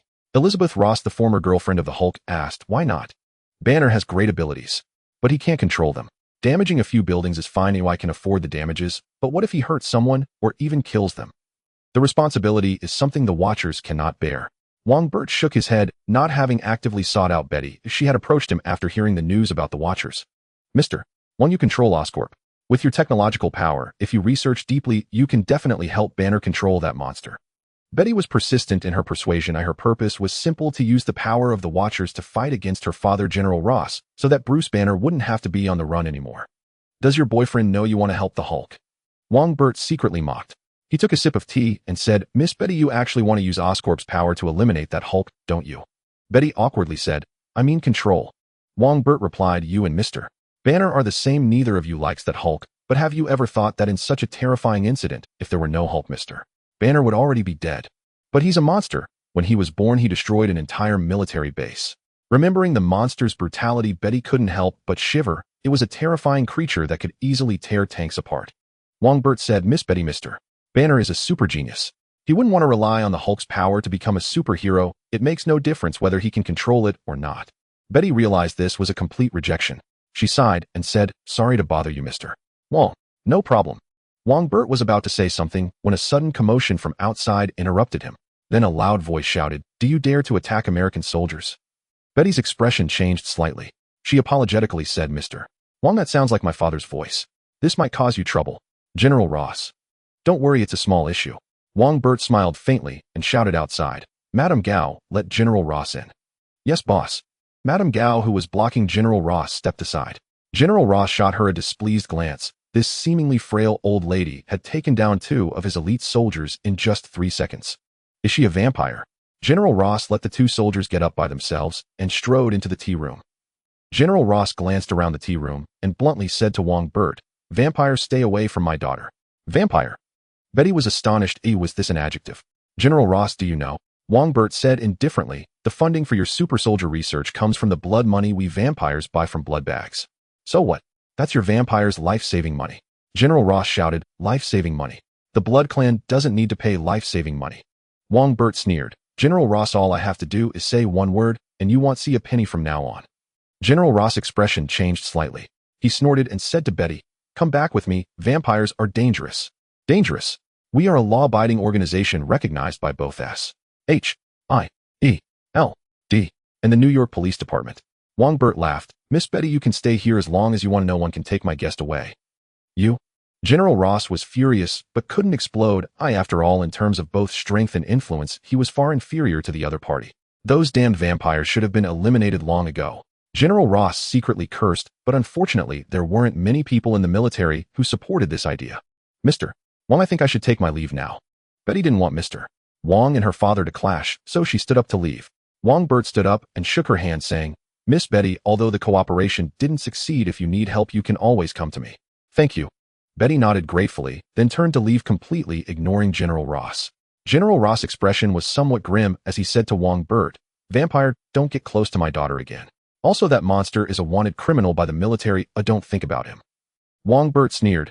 Are you teaching me how to do my job? General Ross glared at Wongbert fiercely and angrily left the Dragon Tea House. One day I will eliminate all those damned vampires. In the New York base, General Ross recalled the previous events and gritted his teeth in anger. Just then a soldier entered and reported, General, someone has fainted due to gamma poisoning after drinking guarana. General Ross was overjoyed and quickly asked, where was that drink produced? The soldier replied, in Porto Velho, Brazil. Immediately send someone to that beverage factory to find a white male. General Ross was delighted. As long as he found Bruce Banner, he could create a super soldier. At that time his position in the military would greatly rise, even that damned blood god would have to bow down before him. In the northern Manhattan neighborhood of Harlem, there is a Grayburn Academy. Wongbert was currently walking on the street outside the academy looking at the bustling shops on both sides, quietly shaking his head. If he didn't do something, this place would soon turn into ruins. The abomination will definitely appear, but if fewer people can die, I will try to minimize the casualties. At that time I'll think of a way to have the police evacuate a few streets nearby. While thinking, Wongbert transformed into Ant-Man in an unoccupied area and quietly infiltrated the cell biology department of Grayburn Academy. At this moment Dr. Samuel Stern of the cell biology department was studying the blood sent by Mr. Green. The more he researched, the more excited he became. If he thoroughly researched this blood containing gamma energy, humanity would be immune to diseases and he would win a Nobel Prize. This blood is a bit too little. I need to find a way to replicate some. Perhaps I can use concentration. Dr. Stern, also known as Mr. Blue, secretly thought.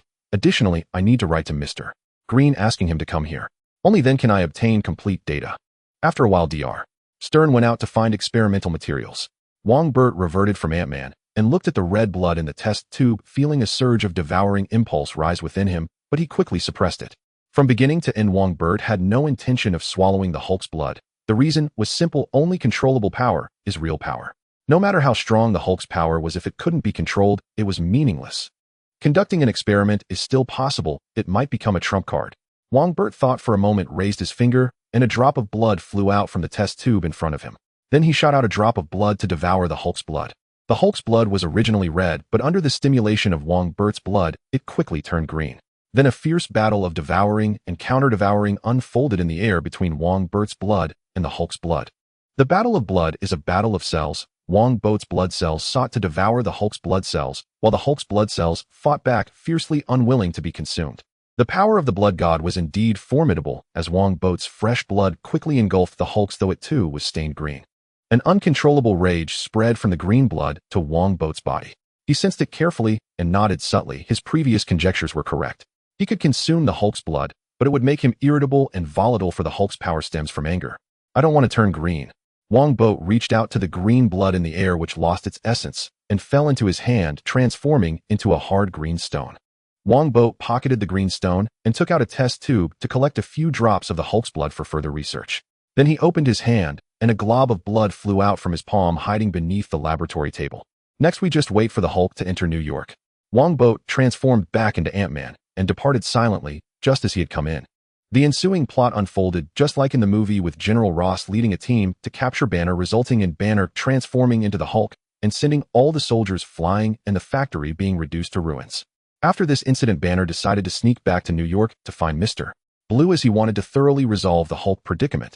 To obtain his mutation data, Banner infiltrated Caltech University, where he had previously worked. Here he reunited with Betty, who immediately cast aside her current boyfriend and returned to Banner's embrace. Betty's current boyfriend was a decent guy who, concerned for her safety, he reported this matter to General Ross. Consequently, General Ross set a trap at Caltech University, leading to an unexpected close encounter with the Hulk. At the Blood God Manor, Frank stared at the holographic projection showing the Hulk flipping an off-road vehicle while being shot at with machine gun bullets, shocked as he asked, "Where did this monster come from? It's terrifying." "Indeed, it's quite frightening. Not even tanks can stop him." Ivan nodded in agreement. Besides him and Frank, Quicksilver and Electro were also there, as Wongbert had summoned them to watch the live broadcast. "This guy is called the Hulk." Wongbert sent everyone a file saying, "Banner was originally a genius doctor, but due to an experimental accident, he turned into a monster. His girlfriend once came to me hoping he could become a superhero, but I turned her down. He cannot become a superhero. He cannot control his power."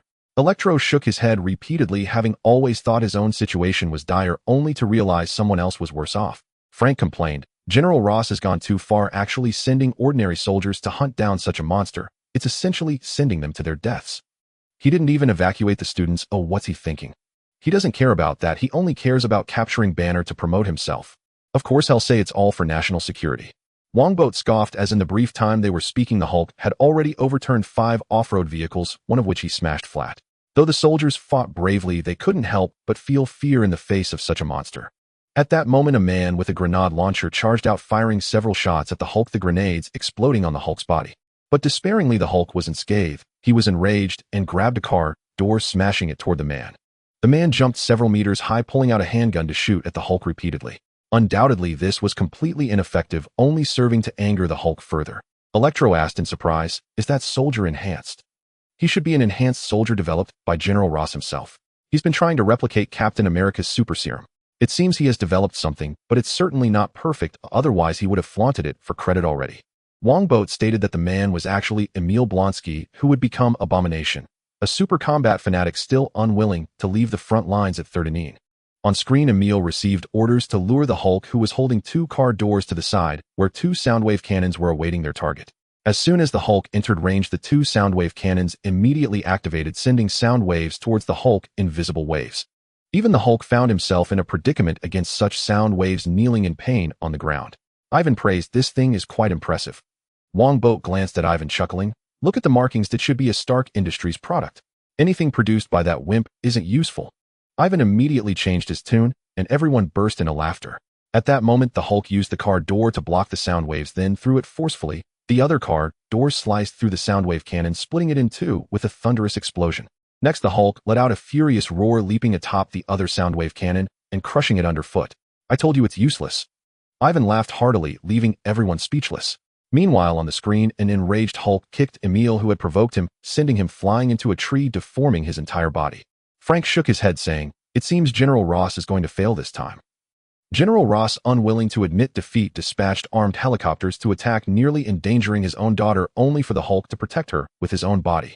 In the end, the Hulk destroyed the armed helicopter and fled the university with Betty amidst the flames. "All right, that's enough," Wongbo said. "Ivan, can your suit deal with that monster?"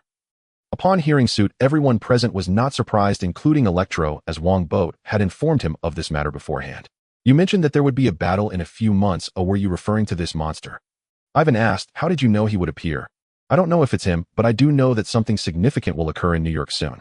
Given the current circumstances, the likelihood is very high."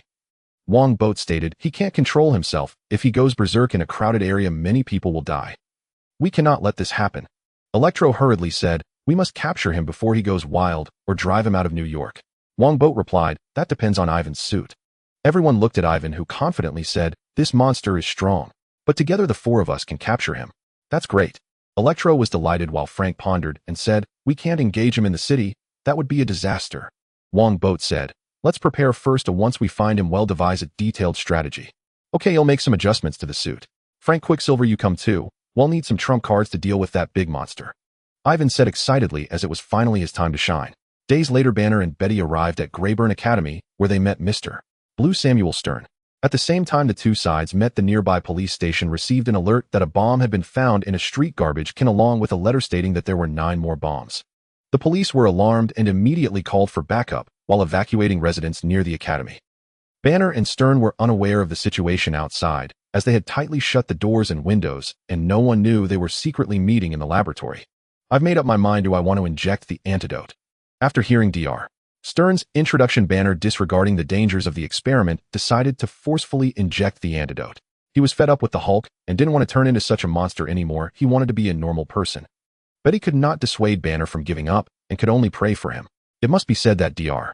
Stern did possess some skills. Although there were some mishaps, the antidote he created successfully subdued the drug, allowing Banner, who was on the verge of transformation, to return to normal. The Hulk was temporarily suppressed. It was suppression, not a cure. While everyone was happy, a part of the hidden blood beneath the laboratory silently crawled onto the experimental table, then stealthily seeped into Banner's body from his back. Then all this blood gathered at Banner's heart, merging with it. Had Banner been in a normal state, this would have been impossible. The moment the blood invaded Banner's body, his own blood would turn green and fight back. But now, due to the antidote's effects, Banner was suppressed, allowing the blood to invade smoothly. Even if Banner recovers in the future, this blood will not be expelled, for it has fused with his heart. The only way to drive them out is to extract the heart completely. Setting this aside for now, Banner, thinking he was healed, had not been happy for long before he was captured by Emil and his men. Emil had injected the second dose of the enhancement serum, returning to normal. Then Emil began to beat Banner relentlessly, trying to provoke the Hulk to re-emerge. Unfortunately, the Hulk did not appear. Banner remained the frail scholar. Emil was greatly dissatisfied, but due to General Ross' orders, he could only have the soldiers take Banner away. Emil was unwilling to settle for this. He seized Dr. Stern, demanding that he inject Hulk's blood into his body. Though Dr. Stern initially refused after being beaten by Emil, he could only comply with tears in his eyes. Wongbo sensed the situation in the laboratory, secretly thinking, the super soldier serum makes good people even better and evil people even worse. The half-finished product Emil injected seems to have a similar effect. When the Hulk's blood was injected into Emil's body, he rapidly swelled, even bursting his clothes. In no time, Emil transformed into a green muscular monster nearly 3 meters tall. Abomination was officially born. He differed from the Hulk in some ways. He had no hair, and his spine and some bones protruded, making him a true monster. Compared to him, the Hulk seemed rather handsome. This is power. Abomination clenched his powerful fists, feeling not ugly at all, but rather ecstatic, while Dr. Stern thought he was angry and began to explain, only to be casually knocked away. Dr. Stern crashed against a cabinet and fainted, and above the cabinet was a vial of the Hulk's blood which shaken began to drip down. If nothing unexpected happened, this drop of blood would fall into the wound on Dr. Stern's forehead, causing his head to swell and become a mutant. Then there would be nothing more, because the Incredible Hulk flopped at the box office, and this third film's big villain, the leader, completely lost the opportunity to appear. In reality, the leader also had no chance to appear. Just as the blood was about to drip onto Dr. Stern's forehead, a blood-formed hand quietly dragged him away, with the Hulk's blood dropping onto the floor with a plop. The owner of this hand was of course Wongbo, who was remotely controlling the hand nearby. The reason he pulled Dr. Stern away was that he did not want an unfamiliar villain, especially a highly intelligent one, to emerge. Abomination was unaware of the situation here. Filled with power, he just wanted to vent. He roared and crashed through the glass, jumping outside, causing the building to shake with a loud boom. Immediately after, intense gunfire erupted below as the soldiers on watch discovered Abomination. Unfortunately, they were no match for him, and quickly became victims of a massacre. Wongbo ignored the chaos below, controlling the large hand to carry away all the blood from the laboratory. This was precious research material, and more importantly, it couldn't be left for the military or SHIELD. With PIM particles involved, taking these away was really not difficult at all. Just as Wongbo was finishing up, Abomination had already taken care of all the soldiers at Greyburn Academy. Still unsatisfied, he crashed through the walls and stormed into the street outside. To Abomination's astonishment, the street was utterly deserted. In the distance, there were some police officers, but upon seeing Abomination, they immediately turned and fled, showing no sense of responsibility as police. In fact, this was an order from George Stacy. At this moment, he was remotely directing the police in this area from the police headquarters, notifying Electro that a Blevel incident had occurred. A Blevel incident could destroy an entire district of New York. This was the alarm level set by the owner of Watchmen Corporation. Looking at the hideously fierce Abomination on the screen, Director George muttered, "Is this the monster that can destroy a district?" Director, while this monster is terrifying, isn't a Blevel incident a bit exaggerated? Can he really be tougher than Iron Man? A female police officer couldn't help but ask. Just as Director George was about to answer, Abomination on the screen suddenly let out a roar and charged towards the fleeing police, flipping cars along the way, which crashed into nearby buildings with loud bangs. It didn't end there. When the cars fell, many exploded, turning the surroundings into a sea of flames. Just a simple chase had nearly destroyed half the street. The scenes on the screen caused all the police officers to gasp in shock, and no one doubted that this was indeed a Blevel incident. Director George could only feel relieved that he had evacuated people in advance, otherwise the casualties would have been immense. But then again, who planted the bombs? Director George picked up the intercom and commanded loudly, "All police officers withdraw immediately." "Electro, Hell's sisters, are you here yet?" Electro's voice rang out, "We're almost there. Get here quickly, the police can't hold back this monster." Director George urged, while the female officer beside him asked, "Director, should we deploy the Thunderbolts?" "No need, I have already called the strongest superhero in New York to help." Mentioning the Thunder Squad, made up of enhanced individuals, Director George couldn't help but sigh.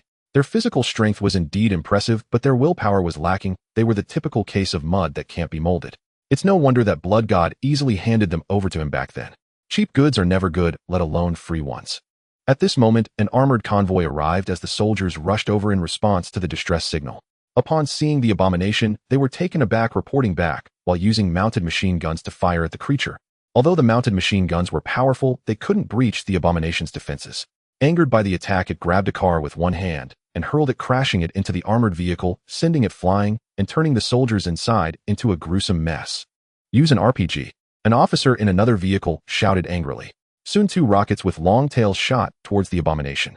It dodged one rocket, then grabbed the other and smashed it against its chest with great force. Boom. Flames engulfed the Abomination, but when the fire dissipated, the soldiers were horrified to find that the Abomination had suffered almost no damage. "Retreat.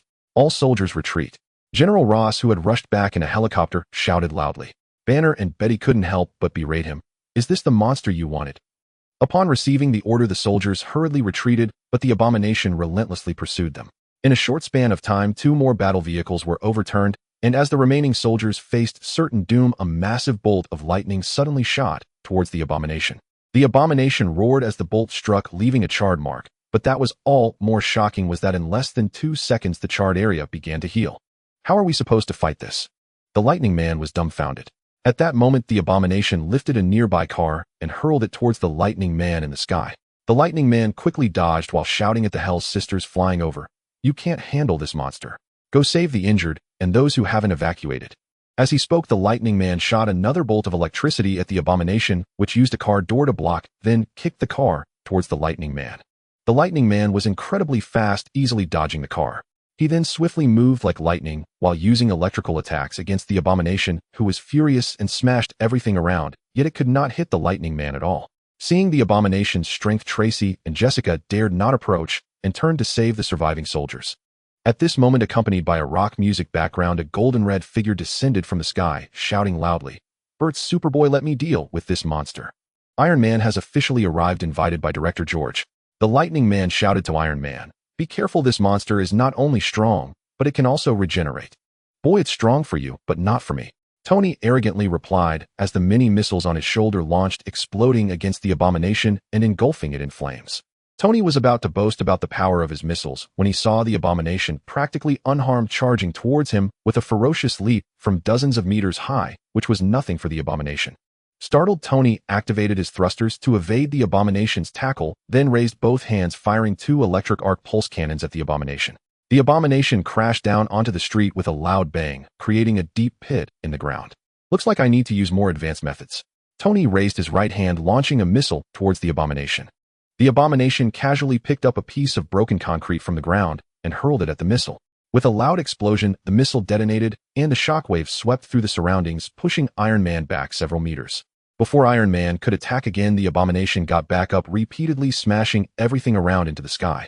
Each object was like a cannonball, and even Iron Man started to look a bit flustered in the face of such an onslaught. Seeing this, the lightning man quickly attacked the abomination with electricity, attempting to redirect its attention. It seems this is indeed a tough fight. Jarvis, concentrate all energy to the chest. With that command, the chest of the steel armor glowed brightly, and then a beam as thick as a bull shot down at the abomination. Unlike Hulk, the abomination had intelligence. Though it was distracted by the lightning man, it remained wary of Tony. Seeing the light gathering in Tony's chest, it quickly raised a nearby car to block. Bang! The car was immediately pierced through, and the beam continued unabated, striking the abomination, who roared angrily and hurled the car back at Tony. Tony was in the middle of unleashing his ultimate move and couldn't evade in time, getting hit by the car and sent flying, crashing heavily onto the ground and creating a deep pit in the concrete. Before Tony could recover, the bloodied and mangled abomination leaped towards him, intent on flattening him with its feet. Tony hurriedly activated the thrusters on his feet to narrowly avoid the abomination's stomp. With a loud bang, the ground was smashed into a massive pit, shaking the nearby buildings. Tony attempted to escape, but the abomination stepped forward and grabbed his calf, swinging him against a nearby wall. Boom! The wall shattered. Dazed, Tony quickly fired a distraction missile at the abomination's face. Although it hit, causing discomfort to its eyes and nose, the abomination did not let go of Iron Man's leg. With a roar, the abomination hurled Iron Man into the sky, then executed a heavy body slam. Iron Man flew out, toppling 3 cars and crashing into a nearby store, lying unconscious in the rubble. Iron Man. The onlookers gasped, feeling as if they had fallen into an ice cave. Even Iron Man couldn't defeat this monster. In despair, General Ross frowned. If even Hulk couldn't do it, were they going to use missiles to clean up? But the problem was, this was Manhattan. "I am invincible," the abomination shouted excitedly as it pounded Hulk, relishing the feeling of becoming the strongest. Just then a voice suddenly came from the sky. "Invincible? You, a frog in a well?" The abomination turned angrily and saw 3 armored figures descending from the sky, trailing long white smoke and glaring at him. Seeing these 3 figures, everyone was stunned. Among them, Tony reacted the most, shouting loudly, "This is impossible." Tony's reaction was so strong because those were 3 sets of Iron Man armor that should only be under his control. The central suit was silver black, massive like a steel tyrant, heavy, and wielding a large axe, instilling fear. Its pilot was the mad Russian Ivan Vanko. The left suit was camouflaged, slightly larger than Iron Man's armor, covered in firearms like Gatling guns, large sniper rifles, and grenade launchers. Its pilot was the Punisher Frank Castle. The suit on the right was aqua blue, comparable in size to Iron Man's, featuring a unique aerodynamic design that suggested a female pilot. It lacked the complex weaponry, carrying only 2 daggers, and its pilot was the vampire Mercury. All 3 suits bore a logo of a flying fire dragon on their chests, the corporate emblem designed by Bert after taking over Oscorp. "You actually created a suit of steel armor," Natasha exclaimed incredulously, while Tracy and Jessica also stared at Wongbo in shock. Although they knew their master was capable, they never expected him to be this impressive. In fact, everyone witnessing this moment was equally astonished. No one could have imagined that the battered Osborn group had actually developed an armored suit. All those who had ridiculed the Osborn group were slapped in the face. Wongbo laughed heartily and said, "That's right. The Osborn group has successfully developed the steel armor in just 3 months, not the 10 years that someone claimed." As he spoke, Wongbo kept his gaze fixed on Tony, his eyes filled with mockery. Tony shouted, "This is impossible. The arc reactor in their chest must be a fake. Bert, are you trying to fool everyone with LED lights? I understand you want to use this to inflate the stock price." Wongbo sneered, "Do you think I'm like you, completely fake?" Tony retorted angrily, "Where am I fake? Your steel armor has raised feet, right? And you've added height at the back too, haven't you?" Wongbo disdainfully replied, "You still ask me where you're fake? Your entire body is fake." Upon hearing this, the 4 women present all looked at Tony with disdain. Not only did he have height increases, but he even padded the back. What kind of person was he? Tony's face flushed with anger, but he couldn't refute it, because he had indeed cheated. While Wongbo mocked Tony, a battle had already broken out below. The abomination, known for not being talkative, charged at the 3, who approached menacingly, leaving deep footprints in the ground with each step. "I like your personality." Ivan laughed heartily as he activated the thrusters on his armor and crashed into the abomination with a loud bang. The ground where they stood immediately caved in, and a powerful shockwave erupted, causing several already unstable buildings nearby to collapse. This collision resulted in Ivan's defeat. His armor was not as powerful as the abomination, causing him to slide backward, carving 2 deep trenches in the ground. The abomination laughed heartily and was about to attack again when Frank fired a large sniper rifle from a distance. Sensing danger, the abomination raised his arm to block, but his arm was unexpectedly pierced, the bullet continuing into his chest, stopped only by his rib. This was the heaviest injury the abomination had sustained thus far. He let out a roar and lunged at Frank while Ivan charged forward, bringing down a large axe upon him. The abomination threw a punch that exploded the air, but the axe fiercely struck into his fist. Had he not sensed something was off and kicked Ivan in the chest, he would have lost his fist. Before the abomination could comprehend what was happening, he felt a sharp pain in his back. Mercury had stealthily approached him and plunged 2 daggers deep into his back. The abomination roared in anger and reached back to grab Mercury, but Mercury immediately retreated after the successful strike, perfectly embodying the essence of an assassin. The 3 teamed up and in just 1 round severely injured the abomination. Although he could heal, healing required time, and before he could fully recover, Ivan and the others attacked him again. The once proud abomination now found himself in a miserable state. Once Hulk and Electro joined the battle, his defeat was merely a matter of time. In an unknown, the abomination feared no one, but the problem was that this was now 1 against 5. How could he not kneel? These people had no martial ethics. Vibranium bullets, vibranium axes, vibranium daggers. How much vibranium do you actually have? Tony said sourly. If he had vibranium weapons, he would never have been so embarrassed earlier. If you're dissatisfied, go buy your own. Wongbo huffed. The abomination's defense is still too strong. Otherwise, the bullets should have pierced his body and the axe should have severed his fists. That's already quite impressive. My missiles couldn't even do much damage to him. Tony suddenly thought of something and yelled, "Wait, Bert, the ownership of the arc reactor belongs to me. I can sue you for imitating me." Wongbo glanced at Tony and said, "The arc reactor was created by your father Howard and Anton Vanko together. Their signatures are on the blueprints. If you're not satisfied, I can take you to court." Tony shook his head. Anton Vanko. Never heard of him. Wongbo pulled out his personal phone and sent a photo to Tony's phone, saying, "I'll explain the details later.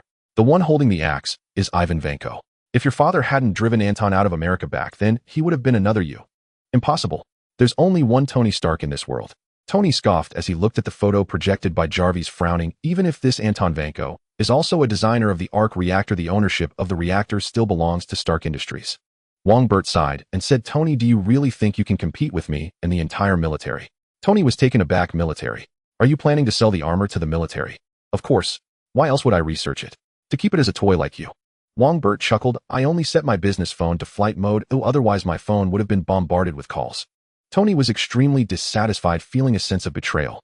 He shouted, "Bert Wong, are you planning to collude with the military to rob me?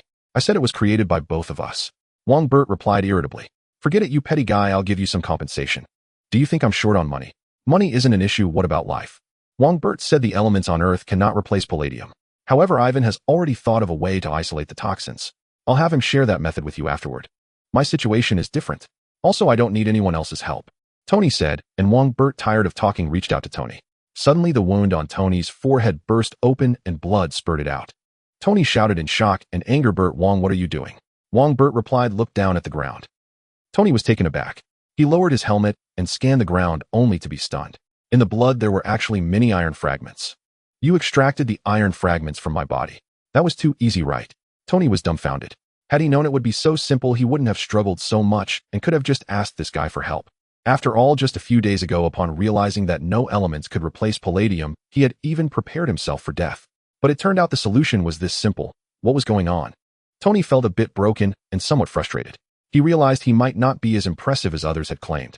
Wongbo said, "It was always this simple. When I visited your house last time, I wanted to help you extract it. However, seeing you so arrogant, I thought it would be better to teach you a lesson. So should I thank you then?" Tony said angrily. Wongbo shrugged and typed on his phone, causing a line of text to appear on Tony's screen. "Your father Howard left some relics at SHIELD that contain clues about new elements. Don't ask me how I know. I won't admit to saying that." Tony stared at Wongbo in astonishment, and after some thought said, "Bring that Vanko to Stark Industries tomorrow so we can discuss the ownership of the arc reactor properly." "All right." Wongbo nodded. In fact, regardless of whether Tony bowed to him, he could use the arc reactor, as both the military and Washington would certainly side with him. The only difference was that Wongbo would have to pay more for the benefits. That's all. While Wongbo and Tony were talking, the battle below had already been decided. Amidst the ruins, the abomination knelt on the ground covered in blood. Aside from various wounds, he had 2 holes made by vibranium bullets, all of which had not healed, signifying that his stamina was nearing its limit. The abomination possessed extraordinary endurance, but healing required a significant amount of strength. "You are the strongest enemy I have ever encountered. You deserve respect." Ivan gasped, his armor severely damaged from the recent battle. It had to be said the abomination was truly formidable. Compared to Ivan, Frank and Mercury were in much better shape, while Electro suffered no injuries at all due to his incredible speed. As for Hulk, although he had sustained considerable injuries, he was already healed. "I will not die here. I will continue to fight. I want to become the strongest." The abomination gritted his teeth and stood up, staggering away in the distance. Hulk wanted to chase, but Ivan and the others surrounded him, leaving Hulk filled with confusion and rage. Weren't they comrades before? Meanwhile, a beam of bloodlight suddenly fell from the sky and landed in front of the fleeing abomination. It was Wongbo wielding a vibranium spear. Wongbo aimed the vibranium spear at the abomination and shouted, "You have 2 choices, surrender or die. Vampires are military property. You are not allowed to touch him." General Ross shouted from the helicopter, unaware that this scene was being recorded by Tracy with her phone. She secretly laughed, as expected by Master this time. It's impossible not to create a big news story. "I will never surrender." The abomination did not hesitate at all and continued charging at Wongbo. Wongbo snorted coldly, his entire body glowing with dazzling red light, darting forward like a red lightning bolt. In the next moment, as the red light flashed, Wongbo's figure appeared in the air on the ground to the left and to the right simultaneously. The abomination stared in astonishment. Was he really this fast? Just then, Wongbo's true form appeared behind the abomination, and with a powerful throw, the spear engulfed in red light pierced through the abomination's heart, nailing him to the street. The abomination roared in pain, struggling desperately to regain his freedom. He was filled with resentment. Had he not been severely injured, he would never have been so easily defeated. The abomination's will was admirable, but his efforts were destined to be in vain. Blood surged from the vibranium spear, violently destroying the abomination's heart. He opened his mouth and spat out a mouthful of blood, his massive body collapsing weakly to the ground. The never-surrendering Emil Blonsky thus officially died. However, the abomination did not die. A drop of Wongbo's blood merged into his body, transforming him into a vampire. If the abomination had been in perfect condition, a drop of blood would have been insufficient to turn him into a vampire. But now that he was close to death, his body instinctively grasped this last chance for survival. Therefore, a drop of blood was enough. As for the specific uses of the vampire abomination, that will be discussed later. Witnessing Wongbo effortlessly defeat the abomination, everyone present was astounded, as they all understood how powerful the abomination was. "Master is indeed the strongest." Tracy cheered, and even Jessica had to admit that this bastard Master was not just impressive, but still a blackheart scoundrel. Electro and the others were also clapping. Although they had known about Wongbo's strength before, they never imagined he would be this powerful. As for Director George and General Ross, they were both dumbfounded. How could this be fair? That guy had money, but his strength was also so formidable. Isn't it just having a good weapon? I'll go buy vibranium too. Tony grumbled sourly, unaware that vibranium was no longer available on the black market. "Emil Blonsky, I will build a tomb for you, You are a true warrior. Wongbert pulled the vibranium spear out of the abomination's body, then turned and walked towards Hulk, holding the spear stained with green blood. Wongbert shouted, Hulk, the abomination is dead. You should rest now. Seeing Wongbert approach, Hulk felt some fear. Not just because Wongbert had killed the abomination, but also because he instinctively sensed that Wongbert could kill him, having tampered with his heart. Hulk wanted to escape, but Ivan and the others firmly surrounded him. He roared in anger and confusion like a frightened young lion. Hulk, don't think about escaping. If you run away, you'll never see Betty again. Just rest. Wongbert tightened his grip on the vibranium spear and said again. Hulk hesitated for a moment, then shouted at Wongbert, and his massive body quickly shrank. Soon Hulk disappeared, replaced by a frail, scholarly man in large shorts. Due to his previous exhaustion, Banner collapsed to the ground and fainted as soon as he returned to his normal form. If it weren't for seeing it with their own eyes, no one would believe this man was the same as that giant monster before. Wongbert shook his head and smiled at Ivan, who frequently glanced at Tony. Go ahead, but first put away the axe. Okay. Ivan put the axe behind him and then eagerly activated his armor to fly to the rooftop. Next, he opened his visor and laughed at Tony, saying, the Stark family's con man, are you surprised that someone can create armor? Tony feigned surprise and asked, who are you? Do I know you? Ivan was furious, and Wongbert shook his head in exasperation. Tony's mouth could really infuriate someone. Wongbert shouted, Ivan, remember what you promised me. Don't worry, I won't hit him. Ivan huffed, he's just a weakling. I'm afraid if I hit him, he'll just die. This statement not only enraged Tony, but also incensed the four women on the rooftop: Lilith, Natasha, Tracy, and Jessica. Do you think you can beat me with that piece of junk? Tony said dismissively, your arc reactor spins as slow as a tortoise. Also, your armor is too heavy and turns very clumsily. Your intelligence system has problems too. If I were you, I would never have let that monster beat me like that. Ivan, enraged by Tony's disparagement of his armor, exclaimed, if you're so great, why can't you solve your palladium poisoning? And I could easily chop you down. Once I fix my armor, let's see who chops down whom. Tony shouted additionally, I seriously doubt whether you really solved the palladium poisoning issue. I think you're just lying to trick your boss. If I can't solve it, how can you? Tony expressed complete disbelief. The Vank family is different from your Stark family. We are not deceivers. Hearing Tony's words, Ivan sneered, be grateful. I will teach you the method because I want to defeat you openly and let everyone know that the Vank family is the strongest. Tony tilted his head, looking puzzled, and asked, what is the Vank family? I've never heard of it. Ivan couldn't help but clench his fists, feeling it would be better to just kill this guy directly. Facing Ivan's ferocity, Tony couldn't help but swallow hard, but on the surface he remained unruffled, sneering, what? Do you want to kill me now? It seems your so-called Vank family only knows how to take advantage of others. I will make you remember the name of the Vank family, Tony Stark. Ivan loosened his fists and flew down from the building. Tony secretly breathed a sigh of relief, while Natasha beside him scoffed, I thought you really weren't afraid of death. Tony turned and asked, who are you? Do I know you? Natasha took a deep breath to calm herself. This bastard was truly infuriating. After thinking for a moment, she walked over, pinched Tony's face, and said to Tracy, help me take a picture. I want to anonymously post it on Twitter. Tony, don't move, or the poison needle on my ring might prick you. Poison needle? Tony was stunned, wanting to swat Natasha's hand away, but hurriedly instructed Jarvis to scan, and found that there indeed was a needle on her ring, dark and ominous, clearly not a good thing. Tony's heart raced with fear, wanting to say something, but Natasha ignored him completely. Taking a picture.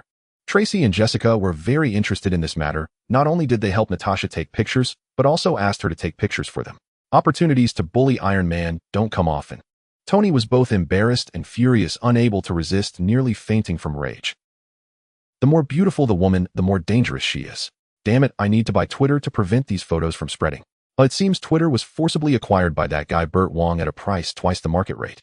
Humph, that bastard is losing big time. As Tony was feeling miserable, General Ross' helicopter finally landed. He angrily walked up to Burt Wong, shouting, vampire, I told you Emil is military property. How dare you kill him? Burt Wong sneered, so what if I killed him? I still want to take him away. Do you have any objections? General Ross' face turned red with anger as he bellowed, vampire, do you want to go to war with the military? You want to represent the military? Has the military agreed to that? Burt Wong looked disdainful. He took out his business phone, turned off airplane mode, and the ringtone immediately rang. Senator Stern's voice came through. Thank goodness, Burt, you finally answered the phone. Senator, I just resolved the battle here. Burt Wong chuckled, and while he spoke, his phone kept buzzing with incoming calls indicating that Senator Stern had been dialing continuously. That monster is truly terrifying. Senator Stern said, Burt, I won't say much more, but are you selling your armor? Of course, Senator. Come to Osborne Corp tomorrow for a detailed discussion. I will personally welcome you. All right, I'll be there tomorrow. Satisfied, Senator Stern nodded. Then Burt Wong started answering the second call. General Slocum, I didn't expect to receive your call. Haha, of course the armor is for sale. See you tomorrow. General Parsons. Senator Ritter.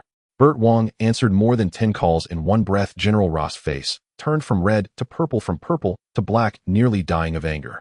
He knew he couldn't do anything to Burt Wong, and anyone he spoke with held a higher position in the military than he did. General Ross glared fiercely at Burt Wong, no longer humiliated himself, and turned to leave. On the way, he saw his daughter Betty crying by Banner's side, making him feel even more frustrated, nearly spitting out old blood. Damn the vampire, damn the Hulk, I will never let this go. General Ross boarded the helicopter and ordered the pilot to return to the Pentagon.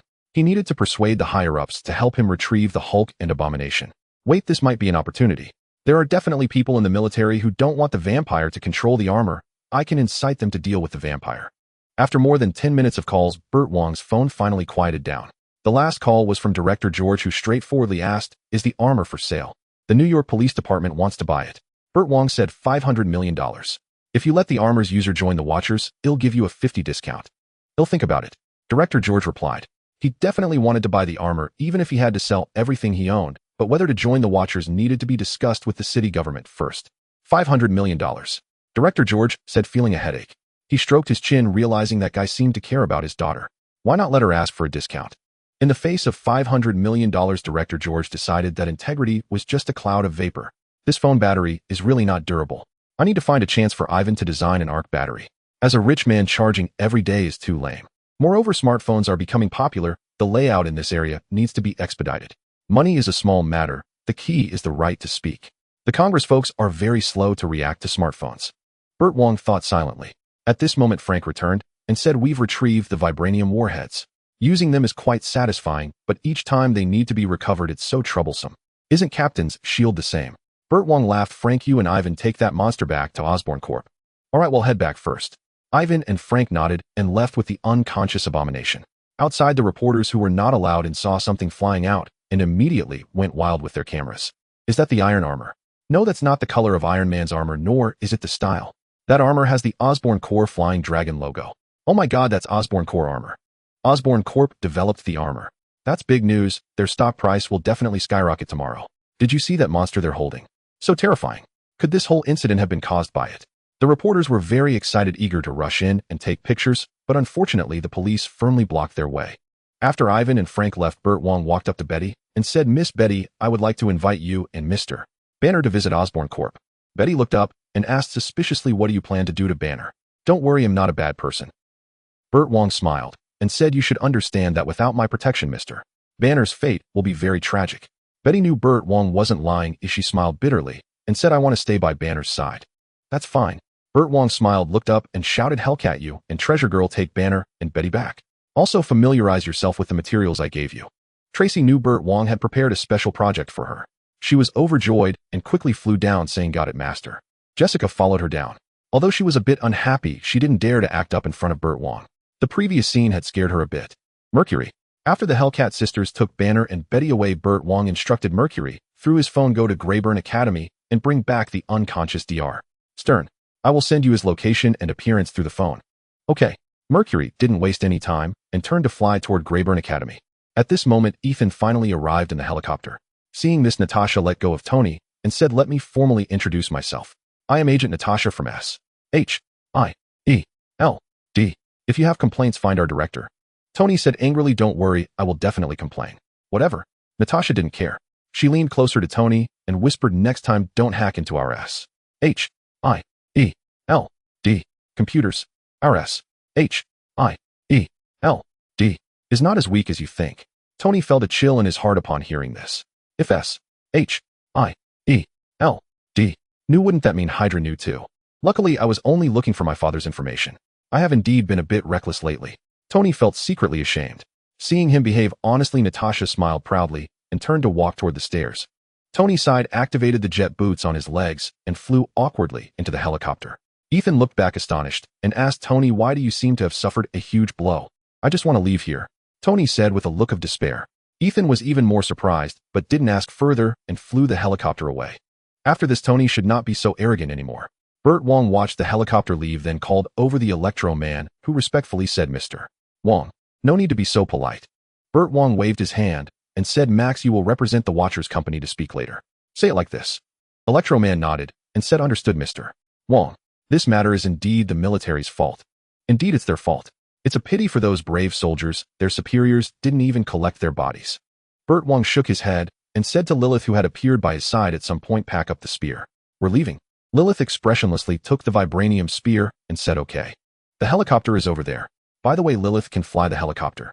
This assistant is really useful aside from not showing any expression." Burt Wong and Electro-Man nodded and turned to leave. Seeing that the matter had ended, Director George sent the police in to clean up and allowed reporters to take pictures around. The reporters rushed in, eagerly shocked by the devastation on the street. What kind of battle could have destroyed an entire street?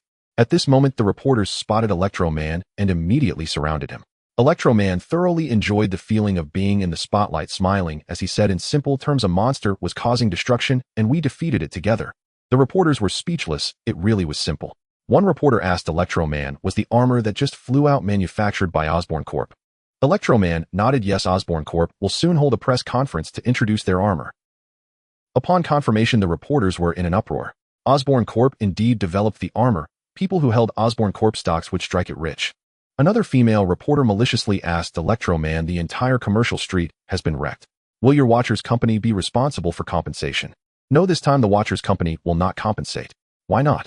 "Because most of the destruction was caused by that monster, and we were trying to stop that monster." Electro-Man explained, "According to company regulations, this street should be compensated by that monster or the monster's responsible party." "The monster's responsible party." The reporters' eyes lit up. They caught wind of a big story. Electro-Man remained silent. He took out a phone and opened a video showing a stern-looking general shouting, "He is military property. You are not allowed to touch him." Military. That monster was created by the military. The reporters were excited. It was indeed big news. The military created a monster that destroyed an entire street in Manhattan. Just the headline alone would boost ratings and sell newspapers. Specific details will be introduced in tomorrow's Tracy interview. Remember to watch then. Electro-Man smiled slightly and vanished in a flash of electricity. Many reporters were cursing, wondering what kind of luck that woman Tracy had to have so many big stories lined up. She must have slept with some old man. Many female reporters thought, jealously filled with envy. After Electro-Man left, some reporters hurried to call their editors, while others went to interview the surrounding police. Everyone knew that tomorrow New York, America, and even the whole world would be in an uproar. On the helicopter, Burt Wong received a call from Ms. Carter. She complained, "Blood God, how could you not tell me about such an important matter regarding the armor?" Suddenly, over 100 calls came in. It nearly scared this old lady to death. "You're not old at all." Burt Wong smiled and said, "Perfect timing, Miss Carter. Tomorrow, take Anton Vank and Ivan Vank to Stark Industries to negotiate with Tony." Carter exclaimed in surprise, "Anton Vank? You brought him here. No wonder you could make the armor. There are only a few people who can make armor." Burt Wong said, "The Vank father and son deeply resent Stark Industries. Remember to calm them down tomorrow and don't let them start a fight. Oh, if they do fight, you stop the security and let the Vank father and son duel with Tony. How much do you hate Tony? Leave this matter to me. I think both sides will give me face." Carter said, "By the way, there have been leads on the search in the Arctic. I plan to go personally." Carter's voice was filled with excitement. After so many years, she would finally see Steve again. Even she couldn't help but feel thrilled and excited. "It seems the snowmen are working hard. I've approved your leave. Feel free to use my private jet and hospital." Burt Wong smiled. The reason he sought S.H.I.E.L.D. for Captain America's blood was to find Captain America. Vampires have a method of locating someone through blood. Although it can only pinpoint a vague location, it's sufficient. "Thank you." Carter hung up. Burt Wong gazed down at New York, narrowing his eyes. In a few months, aliens will invade New York. The wars in the real world won't be as simple as in the movies. I must plan carefully. Those bastards at S.H.I.E.L.D. have no idea that I am the one who least wants humanity to be destroyed. If humanity is gone, what will happen to my tens of billions of fortunes? I am truly great. I must find a few Victoria's Secret angels to reward myself. The next day, news across the United States and even the world reported on the events that transpired in Harlem, with various images and videos circulating. Viewers were shocked to see the commercial street that had nearly been reduced to ruins. Did a war break out? In the news, there were abhorrent photos along with detailed explanations that the abomination was a creation of the military. General Ross' words were played repeatedly, inciting anger among viewers. How could the military create such a terrifying monster behind everyone's back and destroy a street? How could this be tolerated? There was no doubt that a massive protest was about to erupt, and General Ross, along with the military, would become the target of public outrage. Besides the monster and the military, there was another thing attracting everyone's attention: the new battle suits adorned with the Osborn Group's flying dragon emblem. Countless people speculated whether the Osborn group had indeed developed battle armor. This matter was confirmed in Tracy Talks, where Tracy elaborated on the origins of the Abomination incident, shocking viewers and fueling their hatred towards General Ross. This entire situation was orchestrated by General Ross, and to make matters worse, he failed to clear the area before pursuing the Hulk at Calvo University. This prompted even more people to decide to protest at the White House, including teachers and students from Calvo University. Subsequently, the Osborn group held a press conference to officially unveil the Hero series of battle suits, revealing some photos of the Hero suits defeating the Abomination. However, due to an apparent operational error, some photos of Iron Man being beaten by the Abomination were mixed in. These photos ignited heated discussions online, with countless people arguing over whether the Hero suits were more powerful or if Mark's suits were superior. Although Iron Man had many fans, they struggled against those with advanced experience in hiring online support. Putting that aside, the release of the Hero suits sent the Osborn group's stock price soaring, with numerous inquiries about the battle suits. Wongbo's wealth surged by hundreds of billions in an instant, and this was just the beginning. Wongbo personally led Senator Stern and General Slocum to tour the battle suit manufacturing base, even having Frank wear the suit to demonstrate the various functions of Hero. No. 2. Senator General Slocum, I won't deny that my Hero suits are slightly inferior to Iron Man's. Wongbo laughed, but they will be improved in the future. More importantly, my Hero suits can be sold, while his cannot. The problem is your price is too high, isn't it? General Slocum frowned and asked, $500 million, how many people can be equipped with that? One suit can take on a battalion. $500 million is absolutely worth it. We must recoup enough funds to continue developing the suits, making them more powerful. The current Hero suits are far from perfect. Can they still be made stronger? General Slocum and Senator Stern were both very interested in this. Stern thought of something and asked, Bert, are you also using an arc reactor? There are no issues with Stark Industries, right? No problem, I've reached a preliminary agreement with Tony. The reason the suit's designer Ivan Vanko isn't here today is to discuss this matter with Tony. The suits are definitely legal. If you place an order now, you can pick them up in 3 months. By the way, the New York Police Department and SHIELD are also very interested in the suits. If they place an order first, you'll have to wait. SHIELD. General Slocum frowned. The New York Police Department was not a concern. They couldn't come up with $500 million. However, SHIELD was a powerful opponent. He said solemnly, Mr. Wong, the suits cannot be sold to other countries until they are approved by Congress. Although SHIELD was born in America, it is now a global organization. Wongbo smiled and said, don't worry, unless approved by Congress, the Osborn group will never sell the suits to SHIELD. That's good. General Slocum nodded in satisfaction and then asked, Mr. Wong, can we customize battle suits specifically for us? Of course, for close combat or long range, whatever functions you need we can provide. Wongbo smiled and said, the Osborn group will strive to serve the military. The military is pleased to have patriotic enterprises like you. General Slocum said seriously. Frank, standing nearby, rolled his eyes secretly. Who was it that said they would never do business with vampires? These guys really have no shame. Frank sighed, secretly thinking that he couldn't rise in rank back then because he lacked the audacity these guys had. Everything is for the country. Wongbo chuckled, and after discussing for a while, General Slocum left excitedly with a stack of materials. Senator Stern did not leave. In the office, he asked Wongbo, Bert, the Hulk and the monster referred to as the Abomination by the media, are they all in your hands? Yes, they are all in my hands. Wongbo poured a glass of red wine for Senator Stern and said with a smile, General Ross must have said a lot of bad things about me behind my back, right? Senator Stern tasted the red wine and said, not just bad things, he incited the military high command to eliminate vampires and seize the battle suits. Of course, not many people listen to him. Whether in government or military, they are very satisfied with the Blood Clan's willingness to sell the suits. Bert, you are far better than that guy who only cares about himself and ignores national security. If you didn't have your suits, I would have definitely made that guy hand them over. Haha, that guy won't easily compromise. Senator, the Blood Clan will continue to contribute to the country. As for that General Ross, he should think about how to save himself first. The White House is quite lively today. It is lively indeed. The person in the White House is quite troubled. With such a big incident, the military has to provide an explanation to the public and the families of the soldiers. General Ross won't last long. Senator Stern said, however, Bert, I suggest you hand over either the Hulk or the Abomination to the military. After all, it was the military that researched it. Although they are currently dependent on you and won't forcefully demand them, it is best not to let things get too tense. I have already made preparations, Senator. Follow me, I have something good to show you.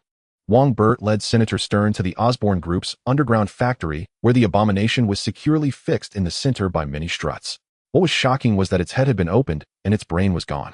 This is the abomination. It's much more ferocious than in the video's good thing it's already dead. Senator Stern exclaimed, asking, "Why did you open its head?" "It's not dead." Wongbert said, "Before it died, I turned it into a vampire." "You turned it into a vampire?" Senator Stern was astonished and asked, "Bert, what do you plan to do?" "I want to create a super war machine."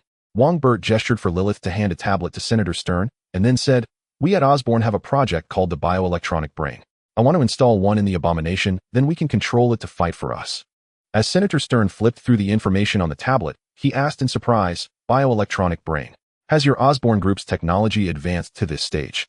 "Not yet successful, which is why we need to turn the abomination into a vampire." Wongbert said the abilities of the Blood Clan can help the bioelectronic brain control the abomination. In fact, it was not the Blood Clan's abilities, but the power of the Blood God. With the bioelectronic brain and the power of the Blood God, the abomination would become a war machine that obeyed Wongbert's every command. Senator Stern asked, "After the abomination turns into a vampire, will it become weaker?" "Vampires have many weaknesses. We already have a solution. We plan to equip it with armor, which will not only protect its weaknesses, but also greatly enhance its strength." Wongbert said, "Additionally, having weaknesses is a good thing. The military can install a UV bomb in its heart. If it goes out of control, the military can just press a button, and it will die without a trace." "That's indeed a good idea." Senator Stern's eyes lit up as he laughed. "Bert, your Blood Clan truly knows how to surprise people. I think you should be awarded this year." Wongbert laughed. "They'll be waiting for that. The Blood Clan will not disappoint the government and military. The country appreciates your support. By the way, how much will this war machine cost?" Wongbert replied, "For just the abomination, it will be $500 million. The battle suit will be $1 billion. This is not a rip-off. The battle suit used by the abomination will be much more powerful than a regular one." Senator Stern was taken aback, saying, $1.5 billion. "Bert, your items are truly expensive.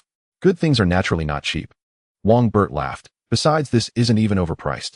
A single aircraft carrier costs at least $100 billion. But tell me, which is more useful, an aircraft carrier or a war abomination?" "Well, it seems the war abomination is more useful." Senator Stern was momentarily stunned, but then nodded in agreement. By that reasoning, $1.5 billion was indeed not high. More importantly, the money was from America, but the recipients would be their Hydra. "They'll go back and discuss it with Congress." Senator Stern said, "I want to take the abomination's data back. As for the Hulk, let's leave it with you for now. They'll see what the military thinks." Wongbert smiled. "Good, thank you, Senator." Senator Stern replied with a smile, "Not a problem. Everything is for the country. This old man is really greedy." Wongbert shook hands with Senator Stern, indicating understanding, and personally saw the senator off. This deal was basically settled. "You could never imagine that the control of the abomination will always be in my hands. As for the UV bomb, there are plenty of ways to deal with it." Wongbert squinted slightly. "One abomination is far from enough. The military will definitely find a way to create more abominations. By then I will easily have an abomination army at my disposal." Using other people's money to cultivate an army for oneself is the shared idea of Wongbert and Hydra. Shaking his head, Wongbert returned to his office. As he poured wine into 2 cups, he said, "Do you know? You have the right to be shot for sneaking into my office like this. I didn't come all this way just to hear you say that." On the sofa, the ever-coat-wearing, one-eyed Nick Fury snorted coldly. As the chief of spies, why would he knock on the door to enter? That would be too lame. Unfortunately, it was daytime, otherwise the effect would have been better since he naturally had a dark invisibility effect. The last time he went to Tony's house, he scared him quite a bit. Wongbert turned around and placed a glass in front of Director Fury, saying, "So what do you want to hear from me? A discount?" Director Fury immediately replied, "Yes, you said it, 50 off." Wongbert scoffed, "You wish. So what brings you here specifically? Simply buying battle suits doesn't require you to come all this way." Director Fury picked up the glass and said, "I'm here for you, Bert Wong. What do you really want to do? Do you know that the Blood Clan is just one step away from war?" Wongbert sat down leisurely and asked, "Is this how you request funding from the higher-ups?" The Blood Clan's acquisition of the Osborne Group has already made some high-ranking humans unhappy, feeling that your Blood Clan is overreaching. However, at that time, the Osborne Group was half-crippled, and with your active reforms, they begrudgingly accepted. Director Fury continued, "But now you've actually developed battle suits. This is currently the highest technology in individual weaponry. Do you know that there are proposals in Washington, the military, and SHIELD, to eliminate the Blood Clan and seize the battle suits?" Wongbert scoffed. "Director Fury, you really know how to alarm people." Director Fury coldly laughed. "Do you think I'm lying? Should I lay my proposals out in front of you? You must have been taught literature by a gym teacher." What I mean is you are exaggerating and trying to intimidate. Wongbo said, indeed there are some who proposed eliminating the Blood Clan like General Ross, but they are just a minority. No one pays them any mind. Most high-ranking officials are very willing to cooperate with the Blood Clan. Director Fury looked disdainful. Is that all you see? Surely this incident will raise vigilance among the higher-ups, but that is merely vigilance. Oh, we are far from war. Wongbo said, even if the higher-ups are dissatisfied this time, they will only issue warnings or force me to hand over the suit technology rather than rashly starting a war. The survival of the Blood Clan has never relied on human compassion. Director Fury looked at Wongbo with his one eye and asked, Burt Wong, since you know it will raise vigilance among the higher-ups, why do you still do such outrageous things? Wongbo paused for a moment and said, Director Fury, what I am about to tell you, whether you believe it or not, I will not explain. Director Fury said, I am listening. Wongbo said, in this universe there are many aliens. The reason they have not invaded Earth is not that Earth is remote, but because Odin the God King is protecting us. Director Fury was astonished. God King Odin. Isn't that from Norse mythology? Aren't vampires also from mythology? The supreme sorcerer, Gu-E. Director Fury asked with a knowing expression, but in reality, he had uncovered nothing. It wasn't that no one knew about Gu-E, but those who did were unwilling to share with S-H-I-E-L-D.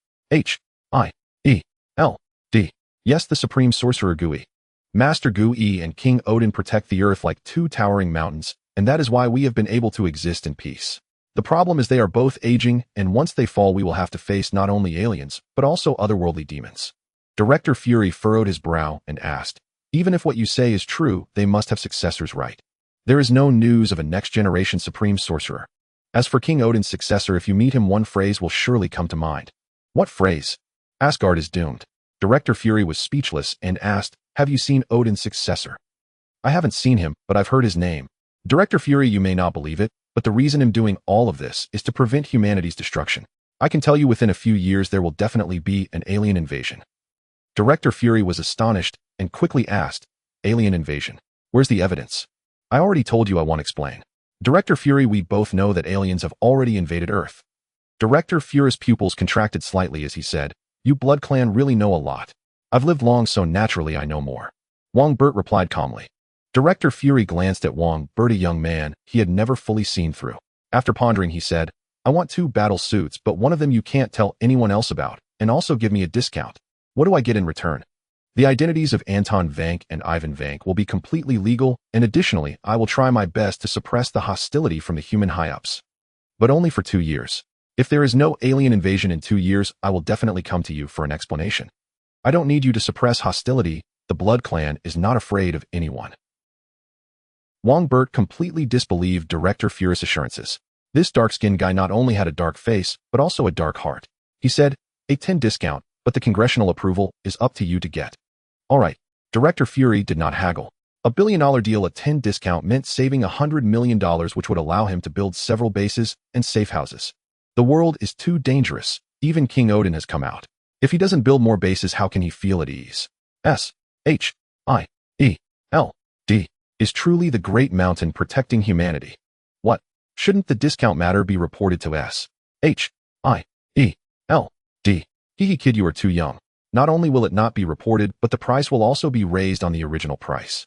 There is no way the rush job requires more money. After discussing matters, Director Fury stood up to leave. Wongbo watched him enter the elevator and chuckled, still needing to take the elevator. I thought you would disappear without a sound. After all, they are an alien race. Wongbo murmured to himself. Just then his dragon soul within him suddenly stirred. He quickly stood up and looked toward the southern dock where there was another dragon soul. Danny Rand has returned. Wongbo narrowed his eyes and the power of the dragon soul surged from his body, forming a fiery red divine dragon behind him. Immediately, this divine dragon resonated with the Earth's power in Manhattan, and the ground in the southern dock area began to tremble slightly. New York, I am back. On the dock, Danny Rand, looking ragged and carrying a bag, gazed at the city he had been away from for 15 years. While he felt joy, there was even more confusion. Danny Rand was the son of a billionaire. 15 years ago, their private jet crashed in the Himalayas, killing his parents instantly. He was taken in by the people of Kunlun and became a disciple of Kunlun. For the next 15 years, Danny Rand remained in Kunlun, diligently training. A few months ago, he participated in the Iron Fist trial, defeating his opponent and earning the qualification to become Iron Fist. Then Danny obtained the Dragon Soul inheritance from the Dragon of Longevity in a cave, becoming Iron Fist.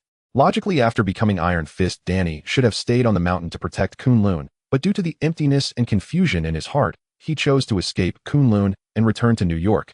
That's right, this Danny fellow took the most important thing from Kunlun and then ran off. I wonder how those who elected him as Iron Fist will feel. Will they be furious? What should I do next? Is Rand Corporation still around? While Danny Rand was pondering, the dragon soul within him suddenly stirred again, and then all his energy and dragon soul power converged into his right hand, causing it to emit a faint golden light.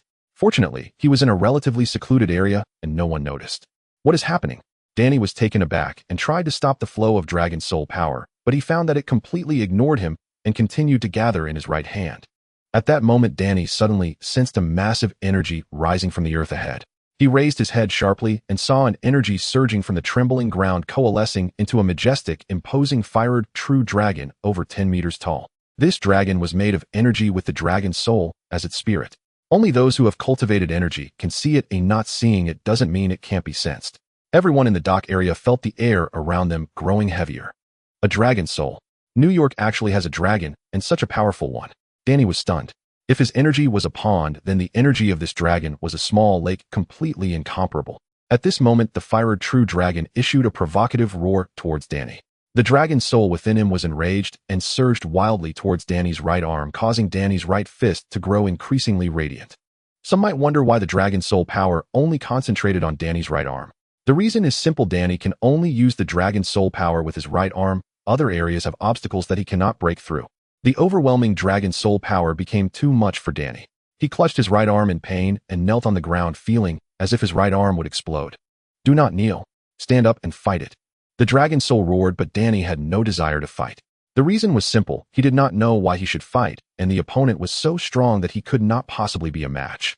Moreover, even if the dragon soul power was abundant, his right hand would truly explode. The dragon soul roared in frustration, but Danny not only did not comply, but rather exerted all his effort to control his energy. He could not control the dragon soul power, but he could control his energy. The fired true dragon laughed scornfully. Just this. The dragon soul, feeling utterly defeated, chose to concede.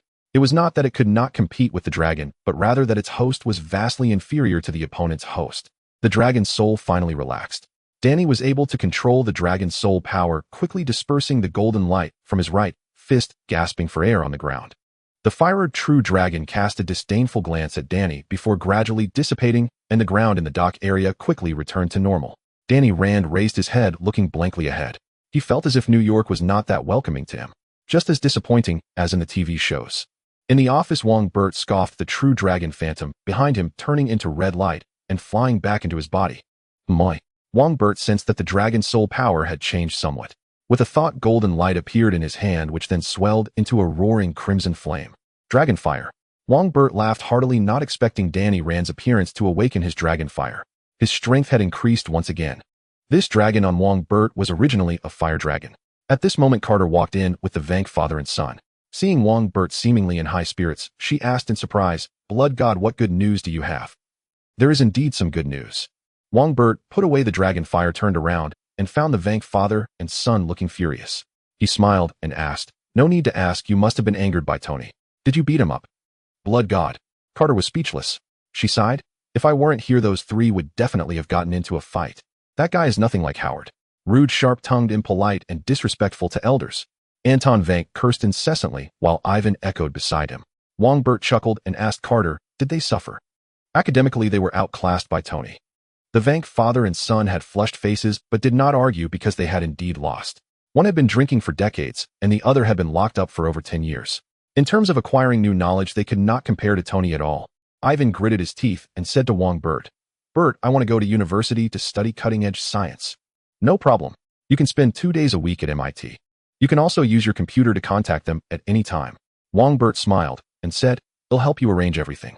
There are several board members at MIT who are our people. By the way, should I also go get a degree? I have a feeling someone is looking down on me for my educational background. Then it's up to you. We'll go back to my research." After thanking Wongbo, Ivan immediately turned to leave, clearly provoked by Tony.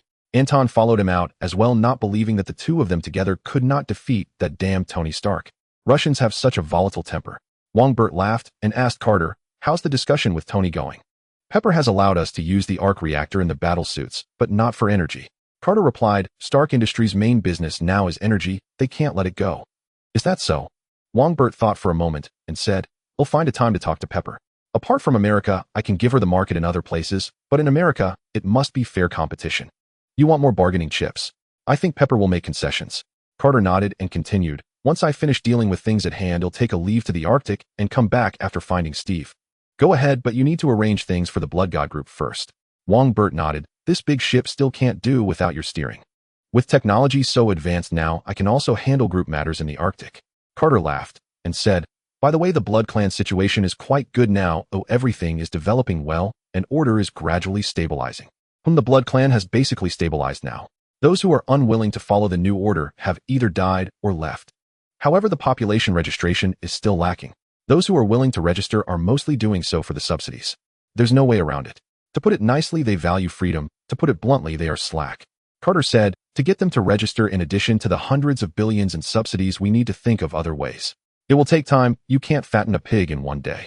Perhaps we can try incentivizing registration, offering rewards for each Blood Clan member who registers. In any case, registration must be completed. Only with full registration can we safeguard the common interests of humans and the Blood Clan. Additionally, the registration data will be fully encrypted. Only Yumi, Mercury, and Blade will have the right to view it. Moreover, the subsidies will be issued by our own bank. After talking for a while, Wongbo and Carter stood up to say goodbye.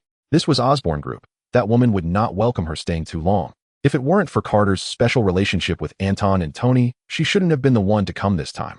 The future of the Blood Clan still relies on technological progress. Wongbo sighed inwardly. At the same time, at Stark Industries, Tony officially handed over the position of president to Pepper Potts. Pepper, feeling a bit at a loss, said, are you serious? Just like that, you are handing over the presidency to me. If this news spreads, Stark Industries' stock price will definitely plummet tomorrow. With your abilities, this is just a minor issue. Tony said, Pepper, I don't have time. The Vank father and son are coming on strong, and I have to focus all my energy on research, or I will eventually be defeated by them. Are those two really that strong? Didn't you win before? I won because they had a weak point, but that weak point is something they can cover up. Tony continued, their intelligence is not much inferior to mine, and besides, they have a bastard behind them. I don't want to be suppressed by him for the rest of my life. Pepper sighed, knowing that the proud Tony ultimately could not tolerate anyone riding on his back, even if that person had many debts of gratitude toward him. Because he is Tony Stark, I will manage Stark Industries for you. Pepper said in a very assertive manner. You go and do your research, I will earn money for you to spend. Tony blinked, feeling that something was off. In a certain room of Osborne Group, Betty was taking care of the awakened Banner. Banner asked, Betty, who is the man who killed Abomination? So powerful I feel like Hulk is even a bit afraid of him. Betty said, he is a super rich man, richer than Iron Man, but some say he is a vampire. Banner was astonished. A vampire? That's unscientific. Your Hulk is equally unscientific. A voice came from outside, and soon Wongbo entered with Dr. Stern. Betty and Banner quickly stood up to greet them. Wongbo pressed his hand down and smiled. No need to be polite, Miss Betty. Dr. Banner. Let me introduce myself. I am Wongbo, the leader of the Blood Clan. Are there really vampires? Banner could not help but ask, why do vampires have to drink blood? Is it because of virus transmission? Why does this scene feel so familiar? Wongbo blinked.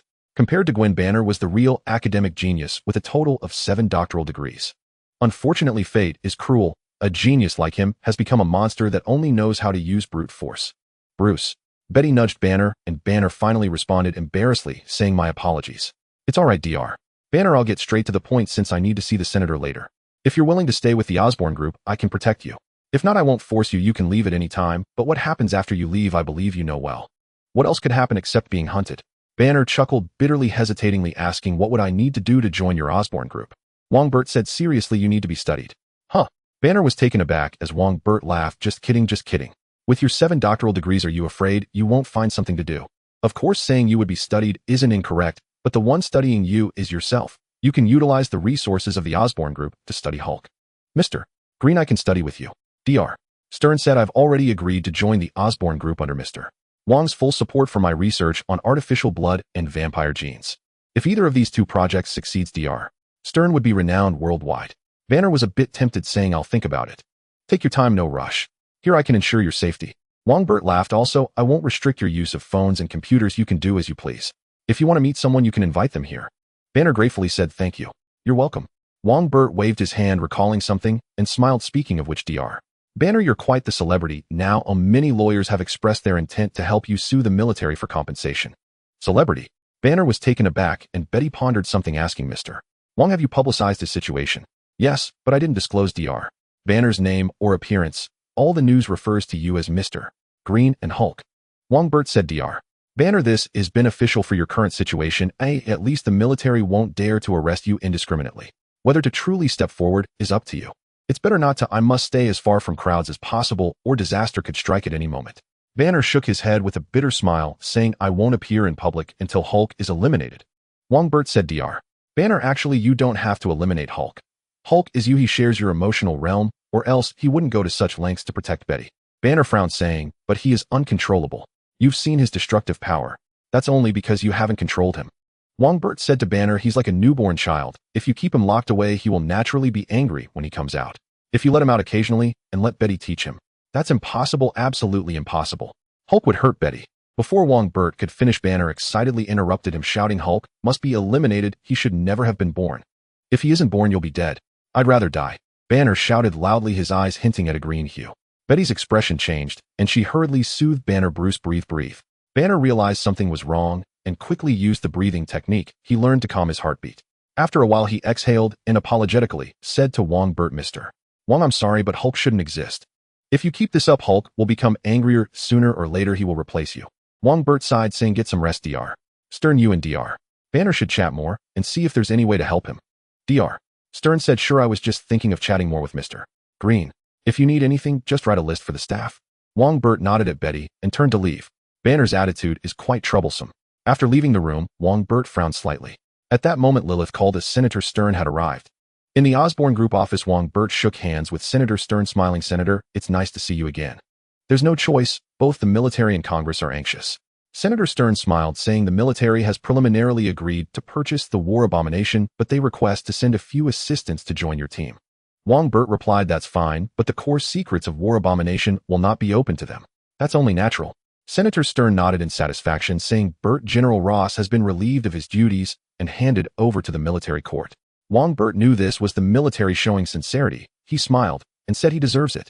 Of course, sincerity is one thing. Wongbert wouldn't be foolish enough to think the military had completely let down their guard against the Blood Clan, but that wasn't a big issue as aliens were coming in a few months. Indeed, he deserves it. There are protests everywhere outside the White House against him. Senator Stern laughed. Bert, the military asked me to inquire what it would take to acquire Dr. Banner. His blood is very important. Dr. Banner is not a commodity. If the military wants him, they can send someone to persuade him. If he is willing, he can leave at any time. Wongbert said, however, he has a bad temper, so you must not anger him. I don't want to rebuild the Osborne Tower. Don't worry, we know how terrifying he is. Senator Stern laughed. By the way, Bert, Congressman Malik is having a banquet this weekend. Are you interested in attending? Congressman Malik of the World Security Council. I will definitely be there on time. Wongbert was a bit surprised. If he remembered correctly, this Gideon Malik was a major figure in Hydra, meaning Hydra wanted to recruit him. See you then.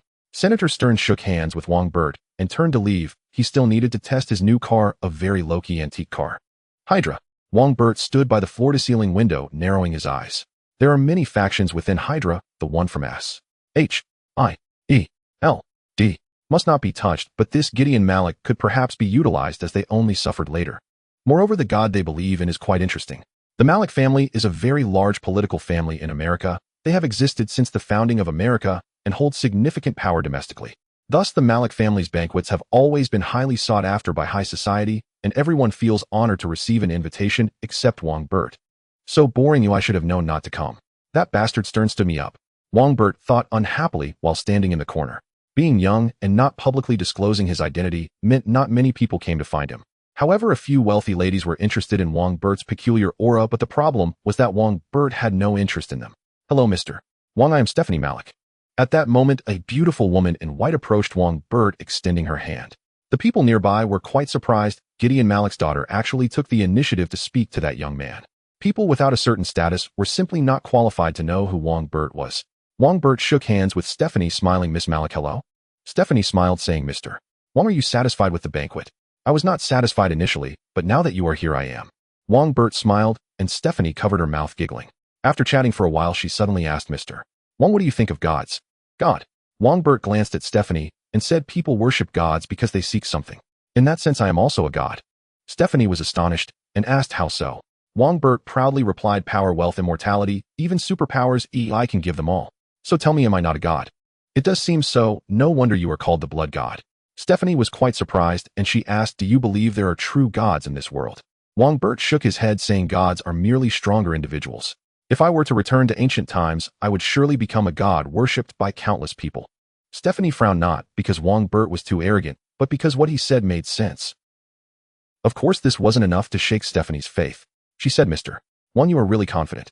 My father wants to see you. I wonder if you have time. Wongbert smiled, saying, if Mr. Malik wants to see me, I must make time, just like you want to invite me. Mr. Wong is joking, but if you have time, we can hang out together. Stephanie cheerfully led Wongbert to the study where the silver-haired Gideon Malik was waiting for him. After simple pleasantries, Congressman Malik got to the point, saying, Mr. Wong, does the Osborne Group plan to develop aerospace technology? Wongbert confidently replied, yes, the Osborne Group plans to complete the first spacecraft within 20 years. Congressman Malik was surprised that Wongbert really had such a plan. He excitedly asked, can it really be completed in 20 years? Yes, Mr.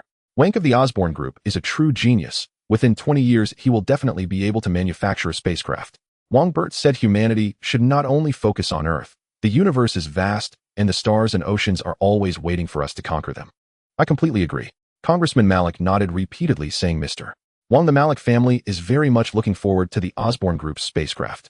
If I don't see the spacecraft within 20 years, I'll give the Osborne Group to you. Wongbert laughed, and Congressman Malik also laughed heartily. His meaning was clear. As long as the Osborne Group fully develops aerospace technology, the Malik family would speak on behalf of the Osborne Group and even provide some assistance. For the Malik family, this promise is quite significant. The reason he made such a promise wasn't that he was interested in Wongbert wanting to recruit him as a son-in-law, but because the god they believed in, Hive, is on other planets, and they need a spacecraft to bring the god back. The biggest dream of Gideon Malik's line of Hydra is to bring back their god. Wongbert shook hands with Congressman Malik, secretly scoffing in his heart, God.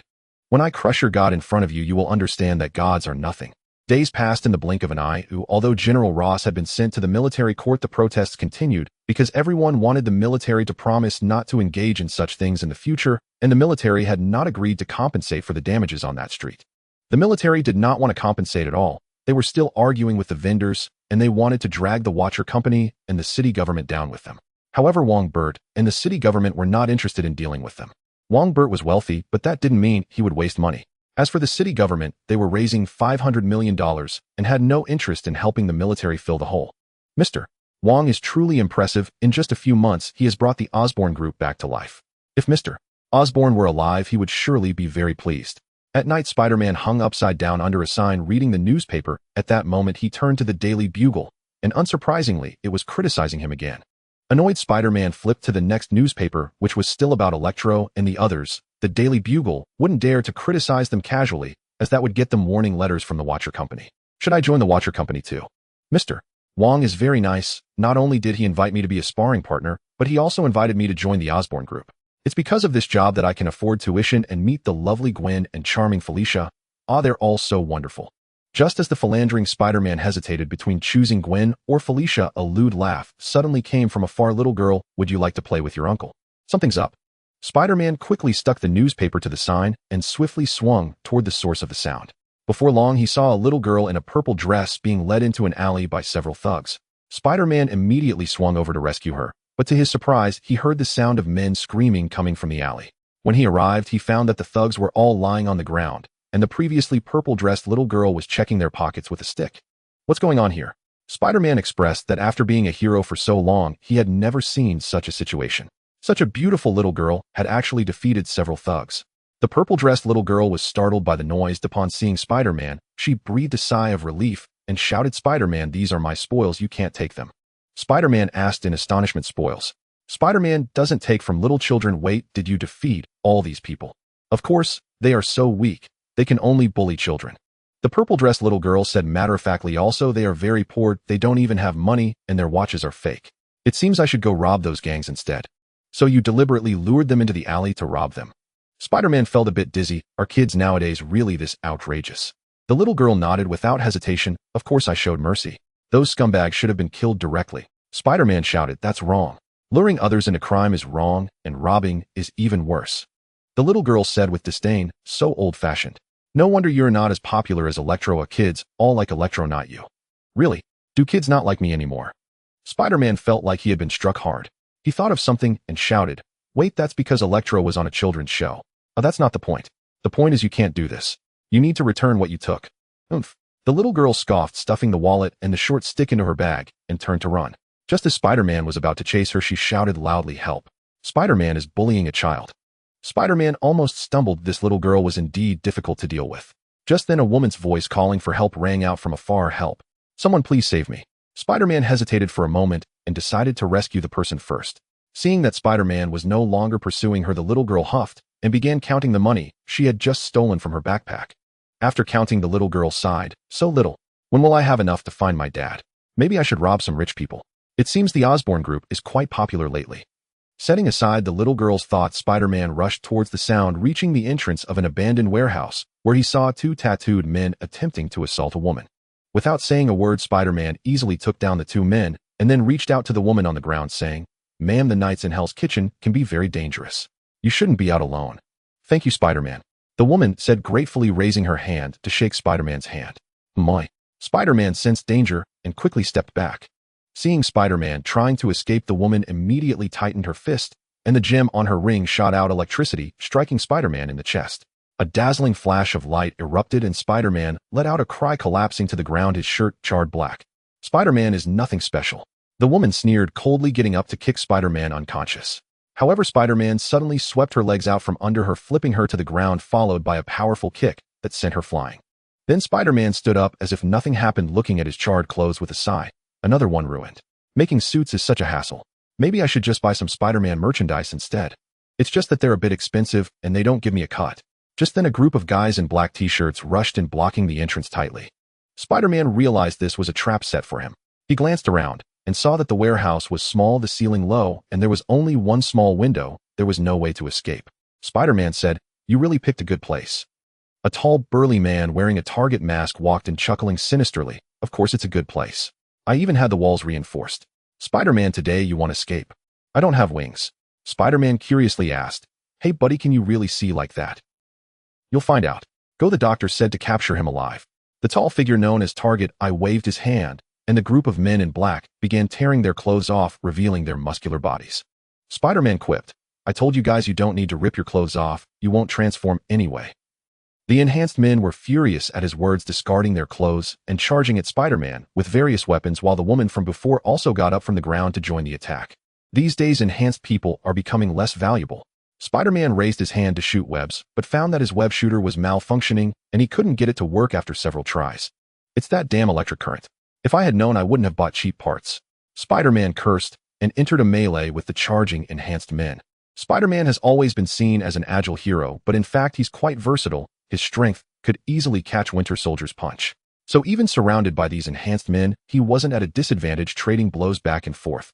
"Thanks to the good-natured big sister, thanks to the bad-tempered big sister, thanks for beating me up every day."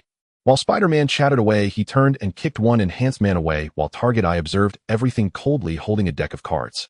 After a while, Spider-Man jumped up from the ground to evade an attack, and Target Eye flicked his wrist, sending 5 playing cards flying at Spider-Man like blades. Spider-Man was startled and tried his best to dodge, but was still cut by 3 specially made playing cards on his arms and calves. He landed on the ground and shouted loudly, "Despicable. Thank you for the compliment." Target Eye laughed heartily, continuously throwing playing cards, and the other enhanced men intensified their attack, putting Spider-Man in a precarious situation. Just then several smoke bombs were suddenly thrown from the small window, and a large amount of smoke billowed out. Looking for death. Seeing someone meddling, Target Eye became furious, flicking his hand to send the playing cards spinning towards the small window. Target Eye used his skills on the playing cards. Just as they flew out the window, they instantly curved and shot downwards. "Oh!" A crisp scream sounded from outside, seemingly from a little girl. Spider-Man's expression changed drastically. In the smoke, he dashed out, following his memory, while the enhanced men, obscured by the smoke, couldn't stop him in time. Target Eye sensed the movement and shot the playing cards at Spider-Man one after another. Spider-Man grabbed a nearby enhanced man, using him as a shield to block the cards, then forcefully shoved him towards Target Eye. Target Eye felt something coming at him and kicked out recklessly, sending the enhanced man flying. Just then Spider-Man charged over, shoulder checking Target Eye, and then quickly rushing out the door, running to the side. Reaching the outer wall corner, Spider-Man saw a little girl in a purple dress lying on the ground in pain. It was the same little girl from before. A playing card had shot into her abdomen, and she was bleeding profusely. With such injuries, any other girl would have been crying, but the purple-haired girl did not cry as she clutched her wound, scrunched her face, and gritted her teeth, enduring the pain bravely. "I overestimated myself." The little girl was filled with regret, Had she known, she wouldn't have tried to help Spider-Man. She didn't want to die, she still wanted to find her dad. Meanwhile, in a desert in Texas, a melancholic middle-aged man in a leather jacket riding a Harley suddenly looked up towards New York, sensing that his daughter was hurt and was looking for him. "No one can hurt my daughter." The melancholic man was furious, turned his motorcycle around, and sped towards New York. Halfway there, he couldn't contain his rage, and flames ignited all over his body, transforming his Harley into a fiery battle vehicle. Even more astonishing, the man's flesh and blood were burned away, leaving only his skeletal remains resembling a fiery reaper straight out of hell. Outside the warehouse, seeing the little girl like this, Spider-Man felt immense pain and guilt. If it weren't for trying to help him, the little girl wouldn't have been seriously injured. That damn guy truly wasn't human. He could even harm a little girl. "They'll get you to the hospital right away." Spider-Man rushed over to pick up the little girl and headed towards the nearby hospital. At that moment, Target Eye and the others chased after them. Seeing Spider-Man trying to escape, Target Eye immediately grabbed whatever was nearby and hurled it at Spider-Man as projectiles. Spider-Man had spider sense, allowing him to dodge Target Eye's attacks without looking back, but his movements were too large, causing the little girl's wound to strain, and she couldn't help but let out a muffled groan. "This won't do." Spider-Man was frantic. At that moment, he thought of a place and felt overjoyed, quickly changing direction to escape there, while Target Eye and the others pursued relentlessly. People on the street saw Spider-Man being chased and gasped in surprise. Many quickly called the police. Seeing this, Target Eye grew even more anxious, but unfortunately, he was just a bit too far behind. No matter how hard he chased, he couldn't catch up. Just then, Spider-Man suddenly stopped at the entrance of a tea house that hadn't closed, yet shouting loudly, "Madam Gao, help me." Spider-Man didn't rush in recklessly because he knew how terrifying this tea house could be. Madam Gao, who was meditating in the backyard, heard the voice, opened her eyes with a speed that was completely uncharacteristic for her age, and darted into the hall. Upon seeing Spider-Man, she signaled the waiter to open the door and said, "Come in and talk." "Thank you, Madam Gao." Spider-Man hurriedly brought the little girl inside. Madam Gao instructed him to lay the girl on the table for her to examine her injuries. "It's not serious, she won't die," Madam Gao said, lightly pressing on either side of the little girl's wound. The little girl immediately felt a significant reduction in pain, looking gratefully at Madam Gao. "With such a serious injury, you can still hold back your tears. You're a good child." Madam Gao smiled, kindly, gently pressing with her chi to force out the playing card. The little girl let out a muffled sound, but held back her cries. Madam Gao grew even more appreciative, using chi to seal the little girl's wound, preventing it from bleeding further.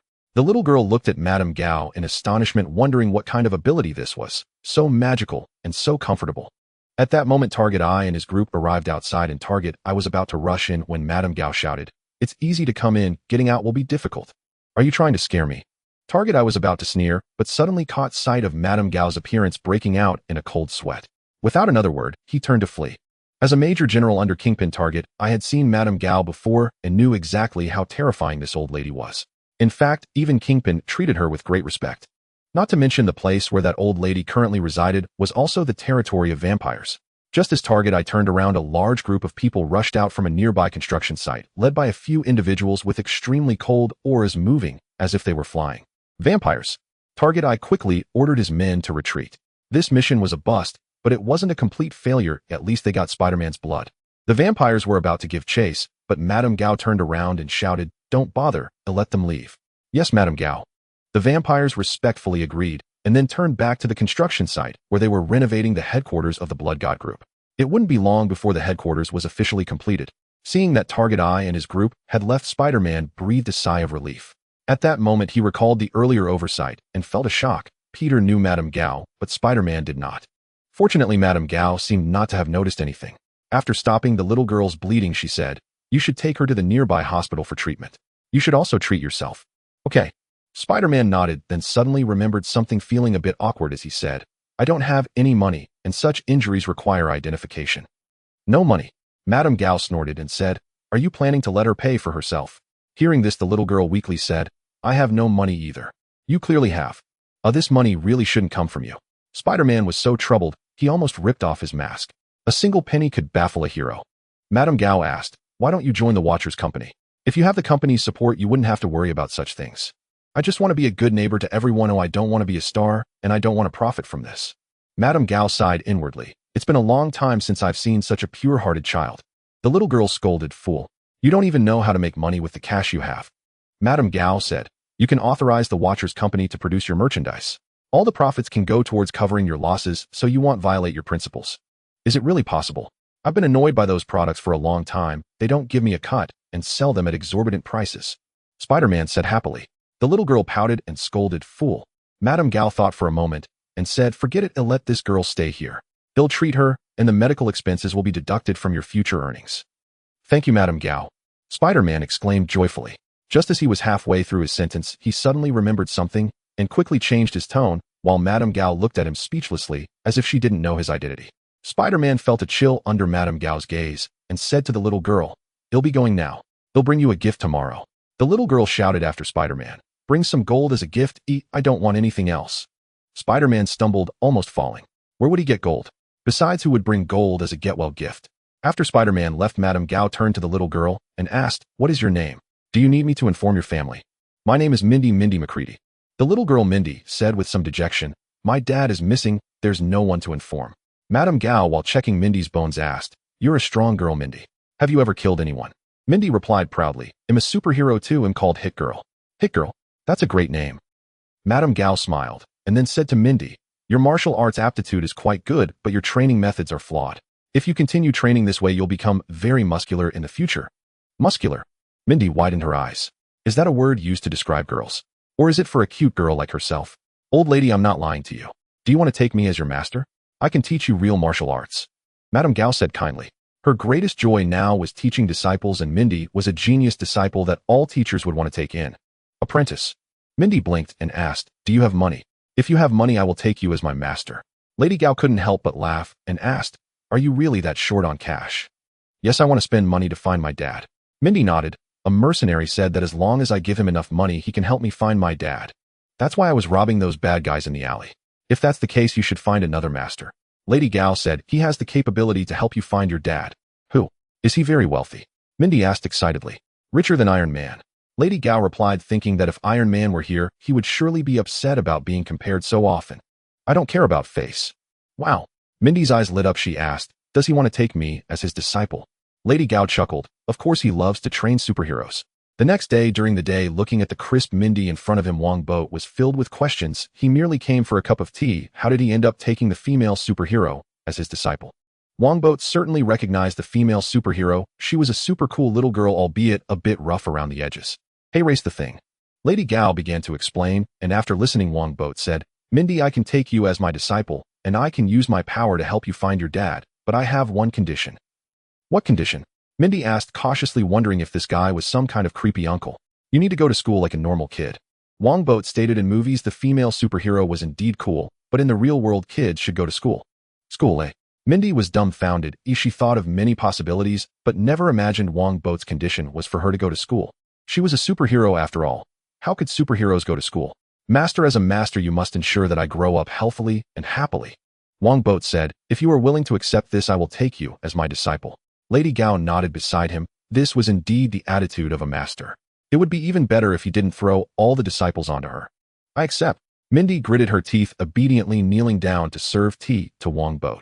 After Wongbo finished his tea, she raised her hands and said, "In movies there are red envelopes for taking on disciples." Wongbo laughed heartily, placing down his teacup, and said, "Of course there will be red envelopes. How about this? I will give you 100 grams of vibranium, and you can design your own weapon." 100 grams of vibranium. The kind that costs $10,000 per gram. Mindy was shocked. Her father had taught her many things, including about the world's hardest metal, which her father had once wanted to buy but couldn't afford. And here she was receiving a full 100 grams just for casually taking on a master. 100 grams was a lot. Who would extravagantly use pure vibranium for a weapon? "Yes, that's the one." Wongbo nodded and then asked, "Mindy, is there any problem with your father's identity? Can we find him openly?" Mindy stood up and answered, "No problem. Although my dad is also a superhero, no one knows his identity." "Then it's easy. I will offer a reward on TV, newspapers, and Twitter to find him. A 5 million reward will be enough to get most people to help you find your father." Wongbo said, "Additionally, I will commission mercenaries and detectives in the underworld to find your father. Working on 2 fronts, we will definitely find him." "That's great." Mindy was incredibly excited. Then she thought of something and asked, "Master, this will cost a lot, right?" "It's a small matter." Wongbo smiled and turned to Lilith, saying, "Lilith, you handle this. I want everyone in the country to help Mindy find her dad." "Okay." Lilith nodded. "I will arrange it." This master is indeed wealthy. Saying millions is a small matter. Mindy clicked her tongue in amazement. She wasn't ungrateful and said gratefully, "Thank you, master." "No need to be polite. Since you have no other family, you will live in the tea house, go to school during the day, and Lady Gao will teach you martial arts at night. Your talent is good, but to succeed you must still rely on hard work. Wongbo said, and Mindy blinked her big eyes and asked in confusion, aren't you teaching me? Let Lady Gao teach you the basics first. When you advance to a higher level, I will personally teach you. Wongbo said in a manner befitting a master, while Lady Gao secretly scoffed, wondering if he even knew the advanced techniques himself. Mindy believed him and obediently nodded. Master, I understand. After sorting out Mindy's matters, Wongbo turned to Lady Gao and asked, who is pursuing Spider-Man? It's Kingpin's Lieutenant Bullseye. He has many enhanced people around him, and I suspect that the recent black market selling human enhancement drugs is also Kingpin's doing. As for why he wants to hunt Spider-Man, it could be because Spider-Man has disrupted many of their plans. Maybe it's because of Spider-Man himself. Wongbo's eyes flashed, and he said, if the one selling human enhancement drugs is Kingpin, then he most likely has another formula in his hands. Humph, this fat man is really bold, repeatedly moving against my interests. It seems the warning I gave last time was far from enough. Lilith glanced at Wongbo, wondering if that Nels was intentionally released by Blood God. She asked, Blood God, should we take action against Kingpin? Mindy blinked in surprise. Kingpin was the underground emperor, and the assistant of her master didn't take him seriously at all. It seemed she had indeed found an extraordinary master. Forget it, I can't be bothered to take action. Just inform the Lightning Man and Spider-Man of this news, and let them deal with Kingpin. Wongbo shook his head. He was a businessman with assets in the billions, so he couldn't just take action casually. Lilith nodded. Okay, I will notify them. Let the Lightning Man keep an eye on Kingpin's research. If there are any findings, send them directly to the Osborn Group. Lilith understood that Wongbo wanted to swallow Kingpin's research results, and said, understood. At this moment, Lady Gao glanced out the window and walked to Wongbo's side, whispering, Blood God, the woman in the cafe across the street has been watching our tea house for the past few days. Wongbo casually asked, is she with S-H-I-E-L-D? Lady Gao replied, probably not. Her stalking skills are far inferior to those of S-H-I-E-L-D. You handle it yourself. Oh, I have other matters to attend to. Mindy'll come see you tomorrow. Wongbo didn't take it to heart and stood up to leave. At the door, he casually glanced at the cafe and immediately saw the woman watching the tea house, causing him to freeze. He recognized this woman. Previously mentioned, Wongbo had seen the series Iron Fist in his past life, and the woman in the cafe was none other than Colleen Wing, who would eventually become Iron Fist's girlfriend. Are you here for Iron Fist? Wongbo's eyes flashed as he walked over with Lilith. Seeing her target approaching, Colleen quickly lowered her head and pretended to sip coffee. Wongbo sat down opposite Colleen and said, I'm in a good mood today. You tell me your purpose, and I will give you an answer. You have 3 seconds. Colleen was taken aback. She looked up at Wongbo and hesitated before asking, is my master the gambler captured by you? The gambler? Wongbo recalled and said, one of the fingers of the hand, the gambler. Yes, I captured him and froze him, burying him underground. You really captured him. You need to release him. Colleen stood up, excitedly grabbing the wrapped katana from the table. The other patrons in the cafe quickly distanced themselves upon seeing this. Go to that tea house, defeat Lady Gao, and then come back to talk to me. Wongbo, having resolved his doubts, was too lazy to linger and stood to leave. Colleen tried to stop him, but Lilith suddenly appeared in front of her, preventing her from drawing her sword. Colleen was startled by the speed. Do as the boss says, that's your only chance. Lilith left this sentence, released Colleen's hand, and turned to leave with Wongbo. Colleen looked at the two with a conflicted expression. After a moment, she made a decision and turned towards the Dragon Tea House. No matter what, she could not give up on her master, as she just didn't know that at the Dragon Tea House, she would receive the greatest blow of her life. Her master was not the good person she had always thought. In an underground research facility in Hell's Kitchen, Kingpin asked the bald doctor, is Spider-Man's blood useful? Of course it is useful. Oh, unfortunately, you didn't bring him back, otherwise it would be even more useful. With Spider-Man's blood, I can soon complete the final step of the lizard serum. At that time, Kingpin, you will become the true underground emperor, and everyone will have to obey your orders. He'll be waiting. Kingpin turned around satisfied, and Bullseye and Wesley were waiting for him outside. Kingpin instructed, Wesley, prepare an escape route. If the Blood Clan really comes after us, we will leave New York and come back once the lizard serum is developed. I will prepare it. Wesley nodded. They couldn't provoke the Blood Clan before, let alone now. Under Blood God's leadership, the Blood Clan had not only not declined, but had become increasingly powerful. Kingpin tightened his grip on his cane and said fiercely, one day, even the Blood Clan will have to bow before me. Kingpin didn't know that Wongbo had no interest in dealing with him. It was the Lightning Man and others who received the intel that were after him. Director George frowned and asked Kingpin, Wilson Fisk, he is the mastermind behind the human enhancement drugs. The Lightning Man excitedly replied, yes, that's him, Director George. Let's arrest him directly, that way the enhancement case can come to a close. It's not as simple as you think. Kingpin is not easy to deal with. I already put him in jail long ago. Director George sighed. Kingpin not only disguises himself as a philanthropist, but also buys off many high-ranking officials in New York.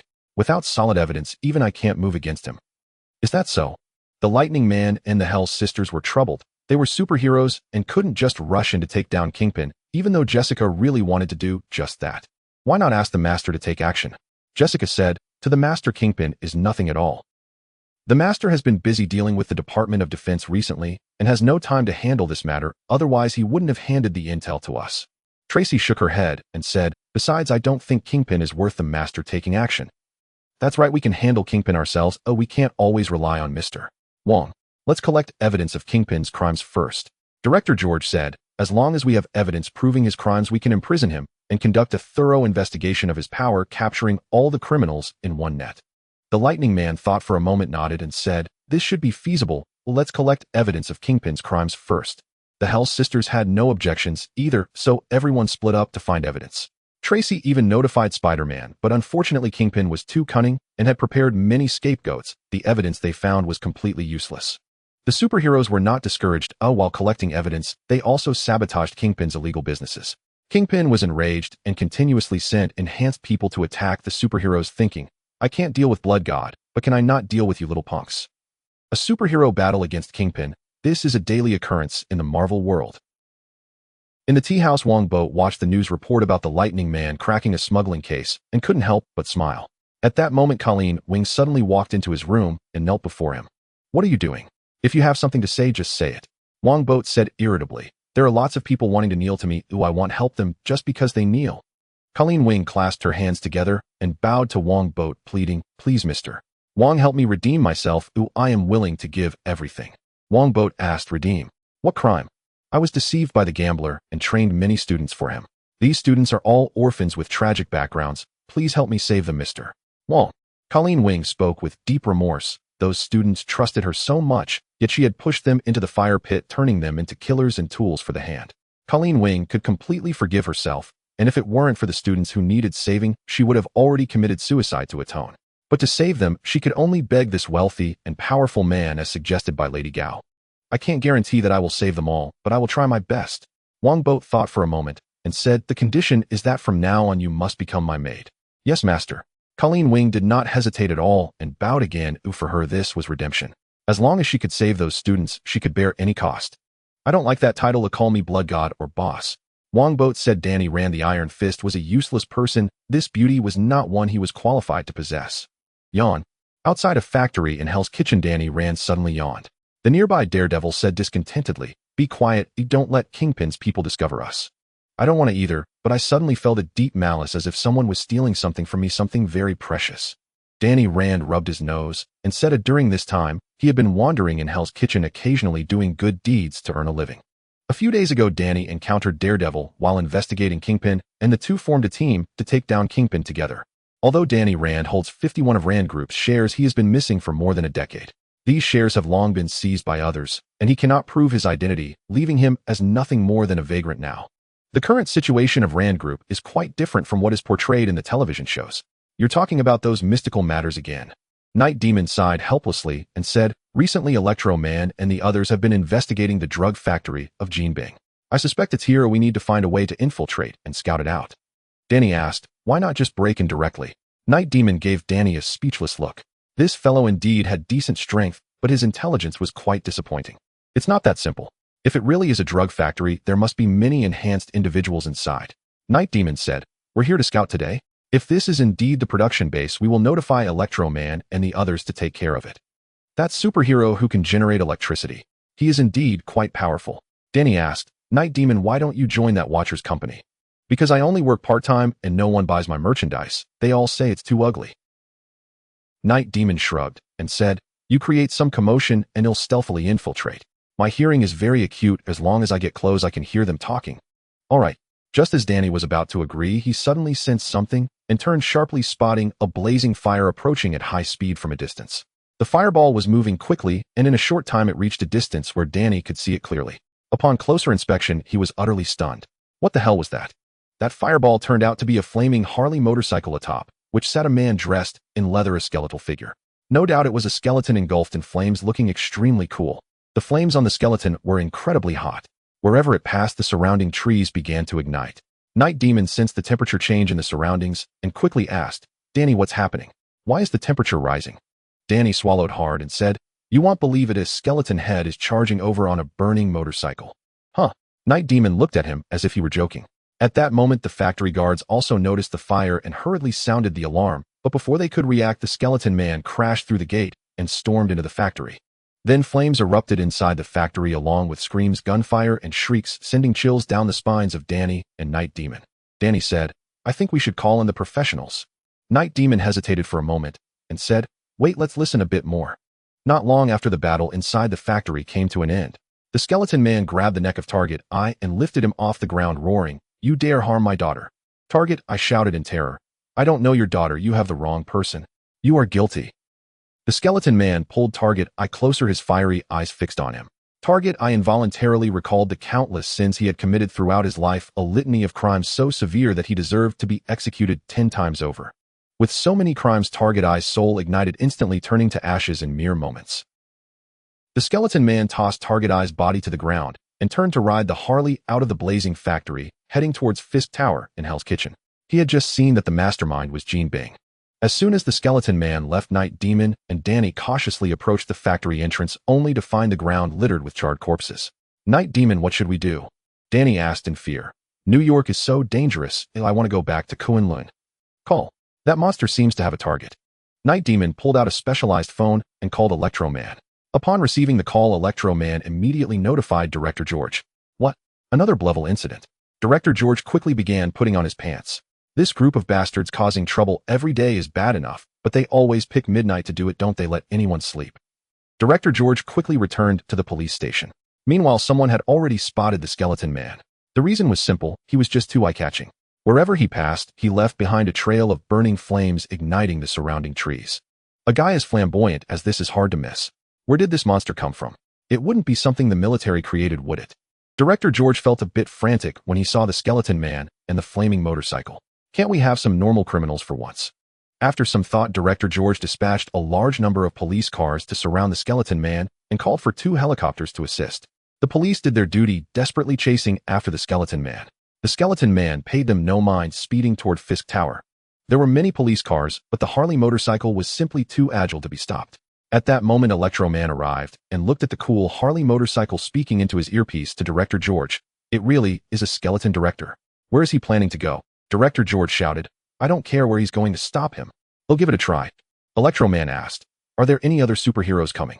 Director George replied, "Yes, the second strongest superhero in New York. Ooh, I called him too." "Wrong, it's the strongest superhero in New York. That guy isn't even a superhero." A voice suddenly came through the police channel and Director George's face darkened. "Tony Stark illegally hacking into police channels is a crime. What's the big deal? Isn't Spider-Man always listening in on your communications?" Iron Man said dismissively. At this moment, he also spotted the Harley motorcycle, first exclaiming how cool it looked, then adding, "This isn't scientific. With such high temperatures, how come the motorcycle isn't burnt? What's even more absurd is that the leather jacket is perfectly intact. Also, why is a skeleton able to move?" Director George shouted, "Is that the focus?" Iron Man, "Stop him." "Okay." Iron Man didn't waste time and flew above the skeleton man, shouting, "Sir, please stop, or don't blame me for using force." The skeleton man angrily shouted, "Get lost." Iron Man was astonished. "You can actually talk. This isn't scientific, you don't have vocal cords." The skeleton man ignored Iron Man and sped forward. Seeing this, Iron Man shook his head and said, "You're forcing my hand." Saying this, Iron Man raised his right hand and fired a pulse cannon at the skeleton man, but the skeleton man simply turned and easily dodged the pulse cannon. Looking for death, the skeleton man got angry, removing the chains wrapped around him and forcefully swinging them at Iron Man. Iron Man easily avoided it, but just as he was about to say something witty, the chain curved back and wrapped around his calf, moving as if it were alive. "Get off." The skeleton man forcefully swung, sending Iron Man crashing into a nearby building, causing screams from the people inside. A reporter who had rushed over by helicopter happened to witness this scene and excitedly shouted into her microphone, "Iron Man got beaten again." Yes, he got beaten again. Hey, why am I so excited? The skeleton man ignored Iron Man and retracted his chains, continuing to speed toward Fisk Tower. Almost there. "Iron Man, you're pathetic." Electro Man, while looking down on him, attacked the skeleton man with electricity. The skeleton man skillfully maneuvered the motorcycle, easily dodging all attacks. At that moment, Iron Man caught up from behind, somewhat enraged, activating the mini-missiles on his shoulder and shooting them at the skeleton man. Sensing the threat, the skeleton man turned and swung the chains, destroying all the mini-missiles. Then, in front of everyone's incredulous eyes, he lifted the front of the motorcycle, completely defying gravity, and drove the Harley straight up Fisk Tower. Indeed, the Harley motorcycle went straight up the building, shattering glass along the way, creating a spectacular sight. Both the police and reporters were dumbfounded. Is this even possible? This isn't scientific. Jarvis quickly sends someone to hold down Newton's coffin lid. Newton is about to rise from the dead. Looking at the fire trail shooting up at a 90-degree angle, Iron Man couldn't help but scoff. Jarvis replied, "Sir, Newton will not rise from the dead. There's no need to hold him down." "Of course I know that. Oh, I'm not that high school kid." Iron Man grumbled as he chased after the skeleton man, and Electro Man did the same. Meanwhile, he hurriedly called Wongbo, feeling that he might not be able to handle this situation. Wongbo looked at the incredibly cool skeleton man on the television, feeling a headache. The Ghost Rider has come out, looking for Jean Bing. Night Demon also said he attacked Jean Bing's factory. Electro Man suddenly realized, saying, "Mr. Wong, I'll keep an eye on him and await your orders." "All right." Wongbo nodded and sent the photo of the skeleton man to the Osborn Group's technical department to restore the skeleton's appearance while alive. This technology is commonly used by the police, but of course the police's technology is not as good as that of the Osborn Group. Soon the technical department sent back the restored image. Looking at that familiar melancholic face, Wongbo was speechless. It was indeed him. Lady Gao also asked in surprise, "Isn't this Mindy's father, Damon McCready?" "Possibly." Wongbo rubbed his temples. The father of the Overkill girl, the fiery Ghost Rider Johnny, was played by Nicolas Cage. From the matter of the Ghost Rider seeking trouble with Jean Bing, it seems these two have merged. Can't they have twins? The designer of this world is too lazy, Wongbo complained. At that moment, Ivan called and asked, "Do you want me to take action?" "Tony, that wimp is clearly not up to the task." Wongbo said, "This Ghost Rider is really something you can't handle. How about this, Ivan? You go challenge Tony Unknown." "Oh, I don't want him to get involved in this." Ivan was a bit displeased at first, but upon hearing he could challenge Tony, he immediately replied, "Okay. Having the power of immortality and the Eye of Judgment, it would be a waste not to experience it." Wongbo thought excitedly. The Eye of Judgment is the signature ability of the Ghost Rider, capable of directly attacking the soul. As long as you feel guilty and remorseful for your actions, you will be punished, also known as the Eye of Repentance. In the comics, Punisher was once immune to the Eye of Judgment because he completely believed he was right. "Colleen, bring me my 81-pound spear." Wongbo stood up and shouted to Colleen, who was dressed as a maid. Lady Gao secretly complained why emphasized that it weighs 81 pounds. Ignoring Wongbo's actions for now, the Ghost Rider sped to the rooftop and happened to see a helicopter trying to leave. He shouted loudly, ensnaring the helicopter with chains, then yanked it down from the sky. Boom. The helicopter crashed onto the rooftop, exploding violently, flames shooting everywhere. The Ghost Rider stepped off the Harley and strode into the flames, only to find a corpse inside. Jean Bing isn't here. The Ghost Rider was furious. Just as he was about to search again, Electro Man flew up and helplessly said, "I've checked. Jean Bing isn't in this building. He escaped. The helicopter was just a decoy." "Not here." The Ghost Rider became even angrier. At that moment, Iron Man also flew up and asked, "It seems you have something I don't know about. Mind filling me in?" Electro Man replied, "This matter will be handled by Mr. Wong. You can leave now." "Superboy, do you know who you're talking to?" Tony was furious. Just then an annoying voice came through his communicator. "Tony, you wimp, come to the factory in the east. Let's have some fun. I've been wanting to teach you a lesson. It'll show you that what you designed is nothing." Tony fumed and immediately activated his thrusters, flying off into the distance. The Ghost Rider looked puzzled as Iron Man suddenly left, but then shook his head and returned to his motorcycle, preparing to leave. At that moment, Electro Man suddenly said, "Mr. Wong wants to talk to you about your daughter." "My daughter?" The Ghost Rider glared at Electro Man, the flames on his head flaring up. "Are you threatening me with my daughter?" Electro Man couldn't help but step back and said, "No, your daughter has already become Mr. Wong's disciple. He wants to discuss the matter of child abandonment with you." "Disciple? Child abandonment?" The Ghost Rider froze, then hopped on his motorcycle, asking in a deep voice, "Where is he?" Electro Man detailed the address, at the docks south of Hell's Kitchen. The Ghost Rider didn't reply, driving down the building. Electro Man couldn't help but shake his head. It seemed strange no matter how many times he saw it. The police below received the notification and stopped pursuing the Ghost Rider. Director George asked Electro Man via phone, "Can Mr. Wong handle this monster?" "Of course. There's nothing Mr. Wong can't do." "That's good. Afterward, I want a detailed report. I need to explain to the public and the media."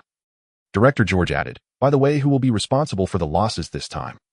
The Watcher's company will take responsibility, but it won't include Jean Bing's factory. Electro Man thought of something and said, speaking of which, director, don't you think this is a great opportunity to search Jean Bing's lair? We have an excuse, and there are plenty of police officers available. I hadn't thought of that. Director George's eyes lit up. Let's start the search immediately. We can't allow Jean Bing to continue his rampage. Leave it to you. Electro Man smiled slightly and transformed into a bolt of lightning chasing after the Ghost Rider. At the Hell's Kitchen dock, a Harley motorcycle engulfed in flames roared through as Wongbert, dressed in a makeshift bat costume and wielding a black spear, waited quietly.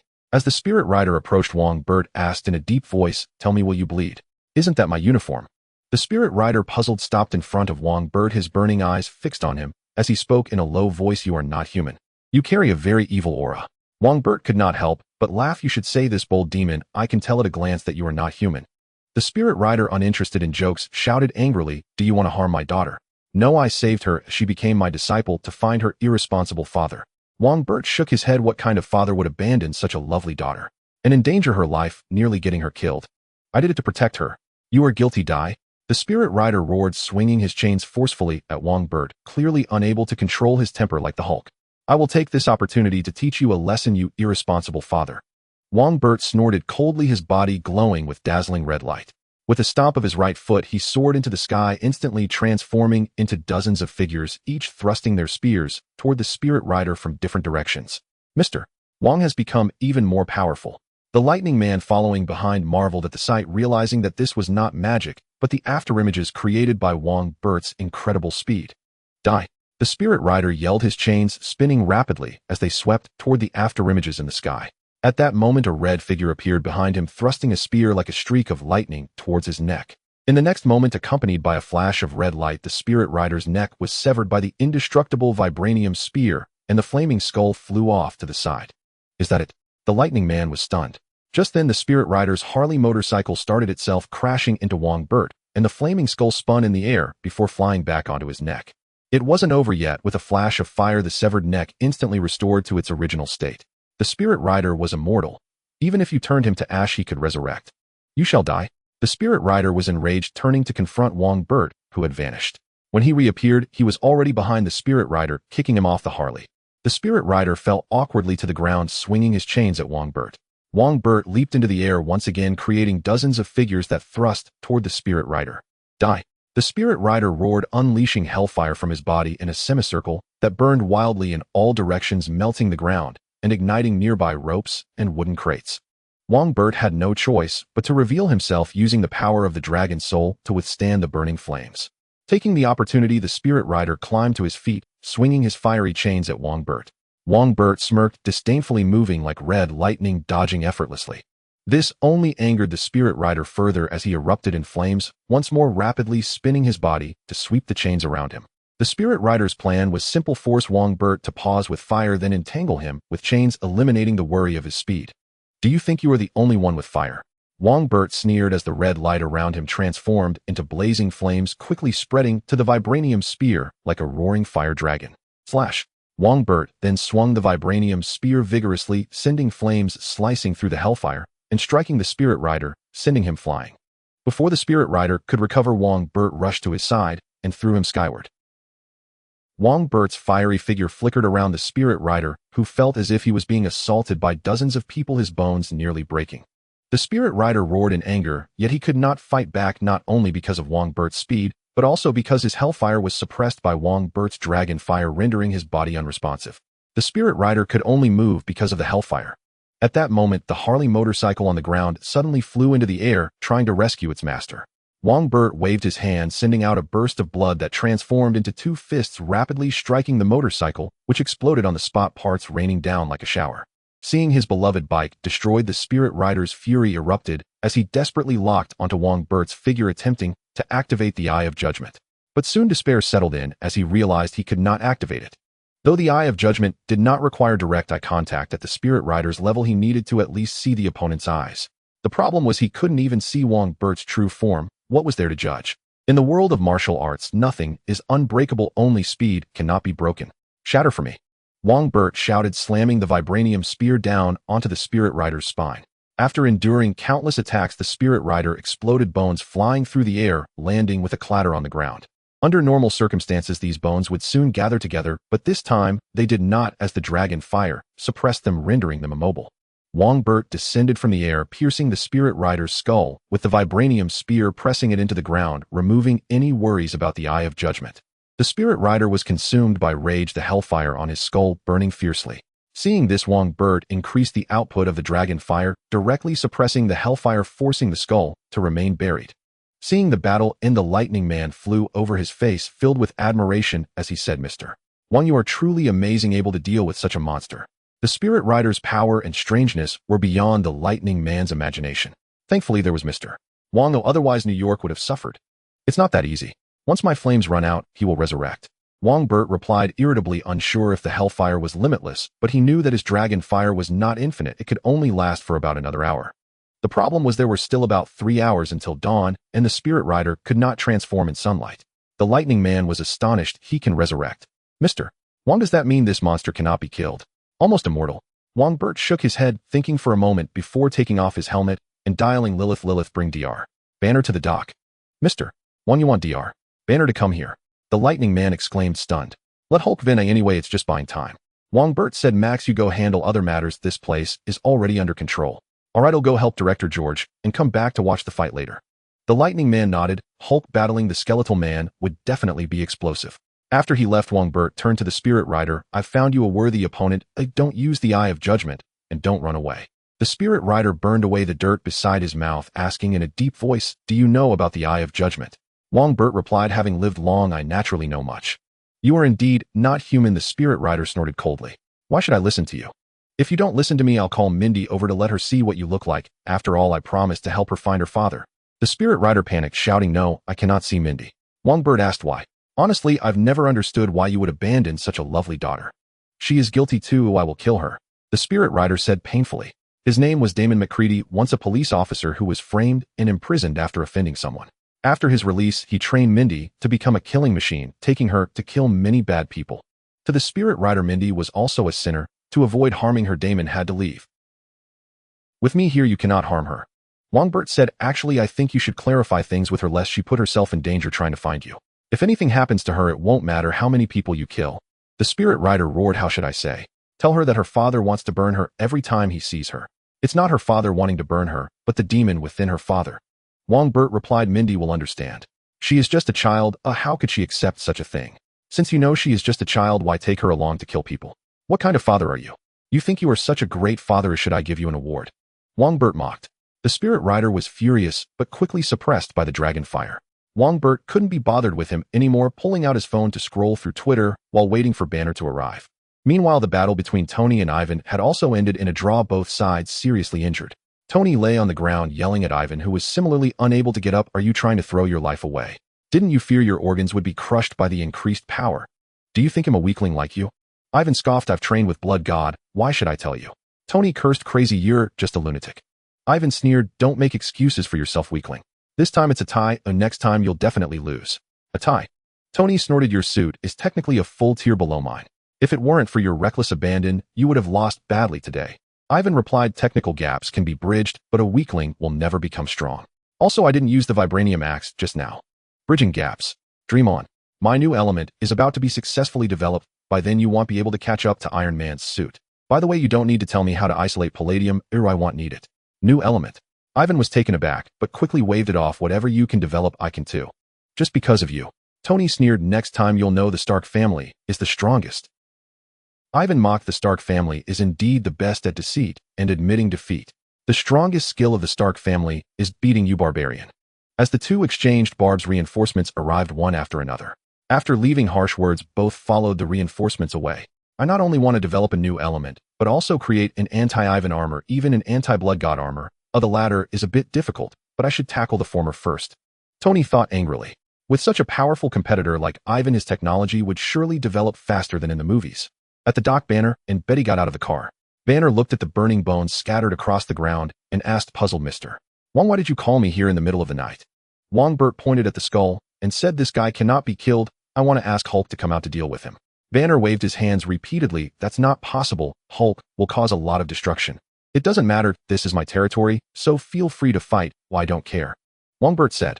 Seeing Banner still trying to refuse, he played a video of the spirit rider saying, "If we don't deal with him, New York will suffer greatly." Banner was dumbfounded. This is not scientific. How can a skeleton move? This can't be a scene from some movie, right? You'll find out soon enough, Dr. Banner. Let Hulk come out and get some exercise. It will benefit both him and you. Wongbert said, "I can assure you that Hulk won't cause any trouble." Before Banner could say anything else, Wongbert deliberately released the pressure of the dragon fire, causing all the bones to shake violently. Banner and Betty were both startled. Wongbert said, "Banner, it has to be you. Hulk, you must stop when daylight comes, understood? If you don't listen, I won't let you come out next time." Hulk is not that obedient. Banner smiled bitterly. "Mr. Wong, I think you should reconsider. Hulk really isn't suitable to come out." Dr. Banner, with great power comes great responsibility. This matter can only be handled by you. Hulk, do well in the fight. I'm counting on you. Wongbert didn't say any more, took off the outfit belonging to the old man, then retracted the dragon fire, drew the vibranium spear, and with Betty transformed into a bolt of lightning flying off into the distance. Lilith, who had driven Banner and Betty there, withdrew, silently directing the police and guards outside to stand guard, not allowing anyone to approach, not even in the air. Once Wongbert retracted his dragon fire, all the bones immediately ignited with hellfire, and the spirit rider's head flew out of the ground. Following that, these bones gathered together, the flames melded into one, and the spirit rider let out a roar, officially resurrecting. But it was not over yet. The spirit rider first put on the old man's outfit, then raised his hand, smashing a ball of hellfire onto the damaged front of the Harley, which immediately floated up, transforming into a ball of flames that swiftly flew toward the other parts. Once the flames consumed all the parts, a ridiculously cool Harley chopper burst forth from the fire, coming to a stop obediently beside the spirit rider. "Apprentice." Mindy blinked and asked, "Do you have money? If you have money, I will take you as my master." Lady Gao couldn't help but laugh and asked, "Are you really that short on cash?" "Yes, I want to spend money to find my dad." Mindy nodded. "A mercenary said that as long as I give him enough money, he can help me find my dad. That's why I was robbing those bad guys in the alley. If that's the case, you should find another master." Lady Gao said, "He has the capability to help you find your dad." "Who? Is he very wealthy?" Mindy asked excitedly. "Richer than Iron Man." Lady Gao replied, thinking that if Iron Man were here, he would surely be upset about being compared so often. "I don't care about face." "Wow." Mindy's eyes lit up. She asked, "Does he want to take me as his disciple?" Lady Gao chuckled. "Of course he loves to train superheroes." The next day, during the day, looking at the crisp Mindy in front of him, Wongbo was filled with questions. He merely came for a cup of tea. How did he end up taking the female superhero as his disciple? Wongbo certainly recognized the female superhero. She was a super cool little girl, albeit a bit rough around the edges. "Hey, race the thing." Lady Gao began to explain, and after listening, Wongbo said, "Mindy, I can take you as my disciple, and I can use my power to help you find your dad, but I have one condition." "What condition?" Mindy asked, cautiously wondering if this guy was some kind of creepy uncle. "You need to go to school like a normal kid." Wongbo stated, in movies the female superhero was indeed cool, but in the real world, kids should go to school. School, eh? Mindy was dumbfounded. She thought of many possibilities, but never imagined Wongbo's condition was for her to go to school. She was a superhero after all. How could superheroes go to school? "Master, as a master, you must ensure that I grow up healthily and happily." Wongbo said, "If you are willing to accept this, I will take you as my disciple." Lady Gao nodded beside him. This was indeed the attitude of a master. It would be even better if he didn't throw all the disciples onto her. "I accept." Mindy gritted her teeth, obediently kneeling down to serve tea to Wongbo. After Wongbo finished his tea, she raised her hands and said, "In movies there are red envelopes for taking on disciples." Wongbo laughed heartily, placing down his teacup, and said, "Of course there will be red envelopes. How about this? I will give you 100 grams of vibranium, and you can design your own weapon." 100 grams of vibranium. The kind that costs $10,000 per gram. Mindy was shocked. Her father had taught her many things, including about the world's hardest metal, which her father had once wanted to buy but couldn't afford. And here she was receiving a full 100 grams just for casually taking on a master. 100 grams was a lot. Who would extravagantly use pure vibranium for a weapon? "Yes, that's the one." Wongbo nodded and then asked, "Mindy, is there any problem with your father's identity? Can we find him openly?" Mindy stood up and answered, "No problem. Although my dad is also a superhero, no one knows his identity." "Then it's easy. I will offer a reward on TV, newspapers, and Twitter to find him.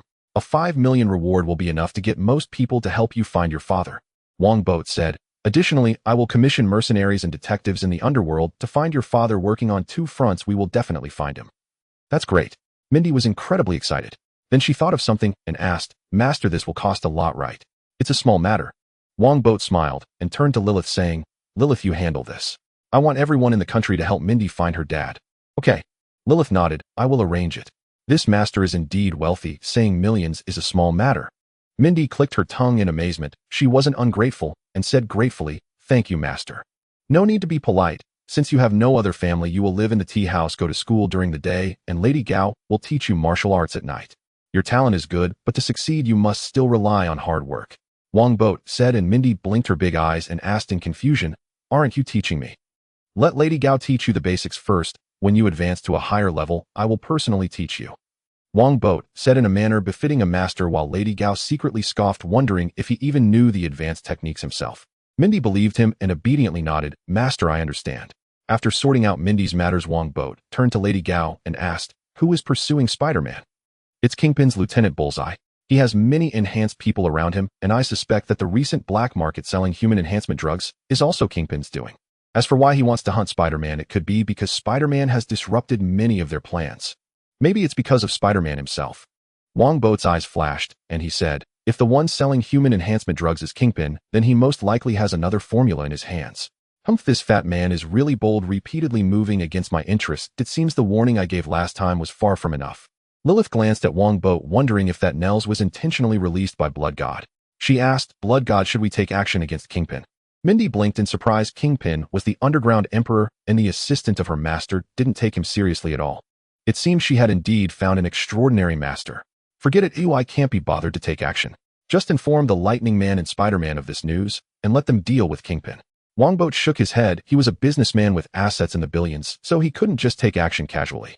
Lilith nodded. "Okay, I will notify them. Let the Lightning Man keep an eye on Kingpin's research. If there are any findings, send them directly to the Osborn Group." Lilith understood that Wongbo wanted to swallow Kingpin's research results, and said, "Understood." At this moment, Lady Gao glanced out the window and walked to Wongbo's side, whispering, "Blood God, the woman in the cafe across the street has been watching our tea house for the past few days." Wongbo casually asked, "Is she with S-H-I-E-L-D?" Lady Gao replied, "Probably not. Her stalking skills are far inferior to those of S-H-I-E-L-D. You handle it yourself. Oh, I have other matters to attend to. Mindy'll come see you tomorrow." Wongbo didn't take it to heart and stood up to leave. At the door, he casually glanced at the cafe and immediately saw the woman watching the tea house, causing him to freeze. He recognized this woman. Previously mentioned, Wongbo had seen the series Iron Fist in his past life, and the woman in the cafe was none other than Colleen Wing, who would eventually become Iron Fist's girlfriend. "Are you here for Iron Fist?" Wongbo's eyes flashed as he walked over with Lilith. Seeing her target approaching, Colleen quickly lowered her head and pretended to sip coffee. Wongbo sat down opposite Colleen and said, "I'm in a good mood today. You tell me your purpose, and I will give you an answer. You have 3 seconds." Colleen was taken aback. She looked up at Wongbo and hesitated before asking, "Is my master the gambler captured by you?" "The gambler?" Wongbo recalled and said, "One of the fingers of the hand, the gambler. Yes, I captured him and froze him, burying him underground." "You really captured him? You need to release him." Colleen stood up, excitedly grabbing the wrapped katana from the table. The other patrons in the cafe quickly distanced themselves upon seeing this. "Go to that tea house, defeat Lady Gao, and then come back to talk to me." Wongbo, having resolved his doubts, was too lazy to linger and stood to leave. Colleen tried to stop him, but Lilith suddenly appeared in front of her, preventing her from drawing her sword. Colleen was startled by the speed. "Do as the boss says, that's your only chance." Lilith left this sentence, released Colleen's hand, and turned to leave with Wongbo. Colleen looked at the two with a conflicted expression. After a moment, she made a decision and turned towards the Dragon Tea House. No matter what, she could not give up on her master, as she just didn't know that at the Dragon Tea House, she would receive the greatest blow of her life. Her master was not the good person she had always thought. In an underground research facility in Hell's Kitchen, Kingpin asked the bald doctor, "Is Spider-Man's blood useful?" "Of course it is useful. Oh, unfortunately, you didn't bring him back, otherwise it would be even more useful. With Spider-Man's blood, I can soon complete the final step of the lizard serum. At that time, Kingpin, you will become the true underground emperor, and everyone will have to obey your orders." "He'll be waiting." Kingpin turned around satisfied, and Bullseye and Wesley were waiting for him outside. Kingpin instructed, "Wesley, prepare an escape route. If the Blood Clan really comes after us, we will leave New York and come back once the lizard serum is developed." "I will prepare it." Wesley nodded. They couldn't provoke the Blood Clan before, let alone now. Under Blood God's leadership, the Blood Clan had not only not declined, but had become increasingly powerful. Kingpin tightened his grip on his cane and said fiercely, "One day, even the Blood Clan will have to bow before me." Kingpin didn't know that Wongbo had no interest in dealing with him. It was the Lightning Man and others who received the intel that were after him. Director George frowned and asked Kingpin, Wilson Fisk, he is the mastermind behind the human enhancement drugs. The Lightning Man excitedly replied. Yes, that's him, Director George. Let's arrest him directly, that way the enhancement case can come to a close. It's not as simple as you think. Kingpin is not easy to deal with. I already put him in jail long ago. Director George sighed. Kingpin not only disguises himself as a philanthropist, but also buys off many high-ranking officials in New York. Without solid evidence, even I can't move against him. Is that so? The Lightning Man and the Hell Sisters were troubled. They were superheroes and couldn't just rush in to take down Kingpin, even though Jessica really wanted to do just that. Why not ask the Master to take action? Jessica said. To the Master, Kingpin is nothing at all. The Master has been busy dealing with the Department of Defense recently and has no time to handle this matter, otherwise he wouldn't have handed the intel to us. Tracy shook her head and said, besides, I don't think Kingpin is worth the Master taking action. That's right, we can handle Kingpin ourselves. Oh, we can't always rely on Mr. Wong. Let's collect evidence of Kingpin's crimes first. Director George said, as long as we have evidence proving his crimes, we can imprison him and conduct a thorough investigation of his power, capturing all the criminals in one net. The Lightning Man thought for a moment, nodded, and said, this should be feasible. Let's collect evidence of Kingpin's crimes first. The Hell Sisters had no objections either, so everyone split up to find evidence. Tracy even notified Spider-Man, but unfortunately Kingpin was too cunning and had prepared many scapegoats. The evidence they found was completely useless. The superheroes were not discouraged. While collecting evidence, they also sabotaged Kingpin's illegal businesses. Kingpin was enraged and continuously sent enhanced people to attack the superheroes, thinking, I can't deal with Blood God, but can I not deal with you little punks? A superhero battle against Kingpin. This is a daily occurrence in the Marvel world. In the tea house, Wongbo watched the news report about the Lightning Man cracking a smuggling case and couldn't help but smile. At that moment, Colleen Wing suddenly walked into his room and knelt before him. What are you doing? If you have something to say, just say it. Wongbo said irritably. There are lots of people wanting to kneel to me. I want help them just because they kneel. Colleen Wing clasped her hands together and bowed to Wongbo, pleading, please, Mr. Wong, help me redeem myself. I am willing to give everything. Wongbo asked, redeem? What crime? I was deceived by the gambler and trained many students for him. These students are all orphans with tragic backgrounds. Please help me save them, Mr. Wong. Colleen Wing spoke with deep remorse. Those students trusted her so much, yet she had pushed them into the fire pit, turning them into killers and tools for the hand. Colleen Wing could completely forgive herself, and if it weren't for the students who needed saving, she would have already committed suicide to atone. But to save them, she could only beg this wealthy and powerful man, as suggested by Lady Gao. I can't guarantee that I will save them all, but I will try my best. Wongbo thought for a moment and said, the condition is that from now on you must become my maid. Yes, master. Colleen Wing did not hesitate at all and bowed again. For her, this was redemption. As long as she could save those students, she could bear any cost. I don't like that title to call me Blood God or Boss. Wongbo said Danny Rand the Iron Fist was a useless person. This beauty was not one he was qualified to possess. Yawn. Outside a factory in Hell's Kitchen, Danny Rand suddenly yawned. The nearby Daredevil said discontentedly, be quiet, don't let Kingpin's people discover us. I don't want to either, but I suddenly felt a deep malice, as if someone was stealing something from me, something very precious. Danny Rand rubbed his nose and said that during this time, he had been wandering in Hell's Kitchen, occasionally doing good deeds to earn a living. A few days ago, Danny encountered Daredevil while investigating Kingpin, and the two formed a team to take down Kingpin together. Dad, it's not your fault. Mindy hugged Damon and shouted loudly. Damon embraced her back, feeling guilty as he said, Mindy, I have to leave soon. I believe you understand why. Mindy didn't want her father to leave. She turned to Wongbert and asked hopefully, Master, is there any way you can help my dad? Wongbert took a sip of tea and said leisurely, I actually have a method. Damon and Mindy asked in surprise, what method? Damon, take a board and write Master Gu, I am the Spirit Knight. I am controlled by Mephisto, please help me. Then kneel at 177 A New York Brick Street, and before long a powerful figure will come to find you to help you resolve your troubles. Wongbert said, by the way, don't mention me when the time comes. I can't afford to offend that big shot. Damon and Mindy stared at Wongbert in astonishment, wondering if he was joking or playing with them. Don't look at me like that. This is the best method. Wongbert said impatiently. Master Gu is the guardian of Earth. The reason Mephisto dares not enter Earth and has been deceiving people with projections to sign contracts is because of her existence. Damon asked, even if what you say is true, what will Master Gu do to me? Will she purify me directly? Wongbert said, she probably won't. At most she will lock you up and find a way to turn you back into a normal person. Damon frowned and asked, but what if I can't change back? Wouldn't that mean I'd be locked up for life? Wongbert said, she should be able to help you revert. Even if she can't, she can help you control this power. Damon replied, This method has too much uncertainty. Damon shook his head repeatedly. This idea was unreliable from start to finish. This is the simplest method. If you don't want it, we can discuss another one. Wongbert was indifferent. He said, Damon, before you, there was actually another spirit knight, or rather a spirit enforcement officer. Damon asked, Texas spirit enforcement officer. Yes, that legend is true. The spirit enforcement officer rides a burning steed seeking out evil to judge them. Wongbert nodded. Some vampires have met him, so we vampires know quite a bit about spirit knights. It's rumored that he betrayed Mephisto. If you can find him, you might get a way to escape Mephisto's control from him. Actually, the reason I have been in Texas is that Mephisto gave me a task to find the traitor and retrieve a contract from him. Damon thoughtfully remarked, It seems that the traitor is the last spirit knight. After a pause, Damon said, Mephisto promised me that as long as I retrieve the contract, he would return my soul to me. However, I don't quite believe it. You certainly can't trust a devil. Wongbert pondered for a moment and said, Damon, you should return to Texas. Once I handle things here, I will go to Texas to help you find the spirit enforcement officer. Damon was astonished, looking at Wongbert suspiciously. Was this guy a bit too enthusiastic?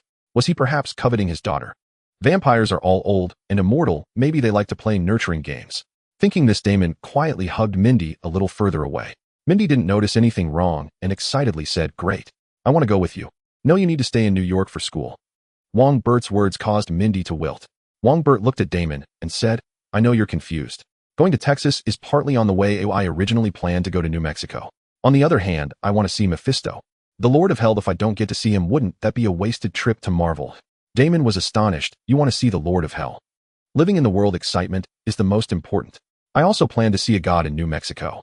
Wongbert said with a smile, If you have no objections, let's do it this way. Damon hesitated for a moment and nodded. Okay, I do need help.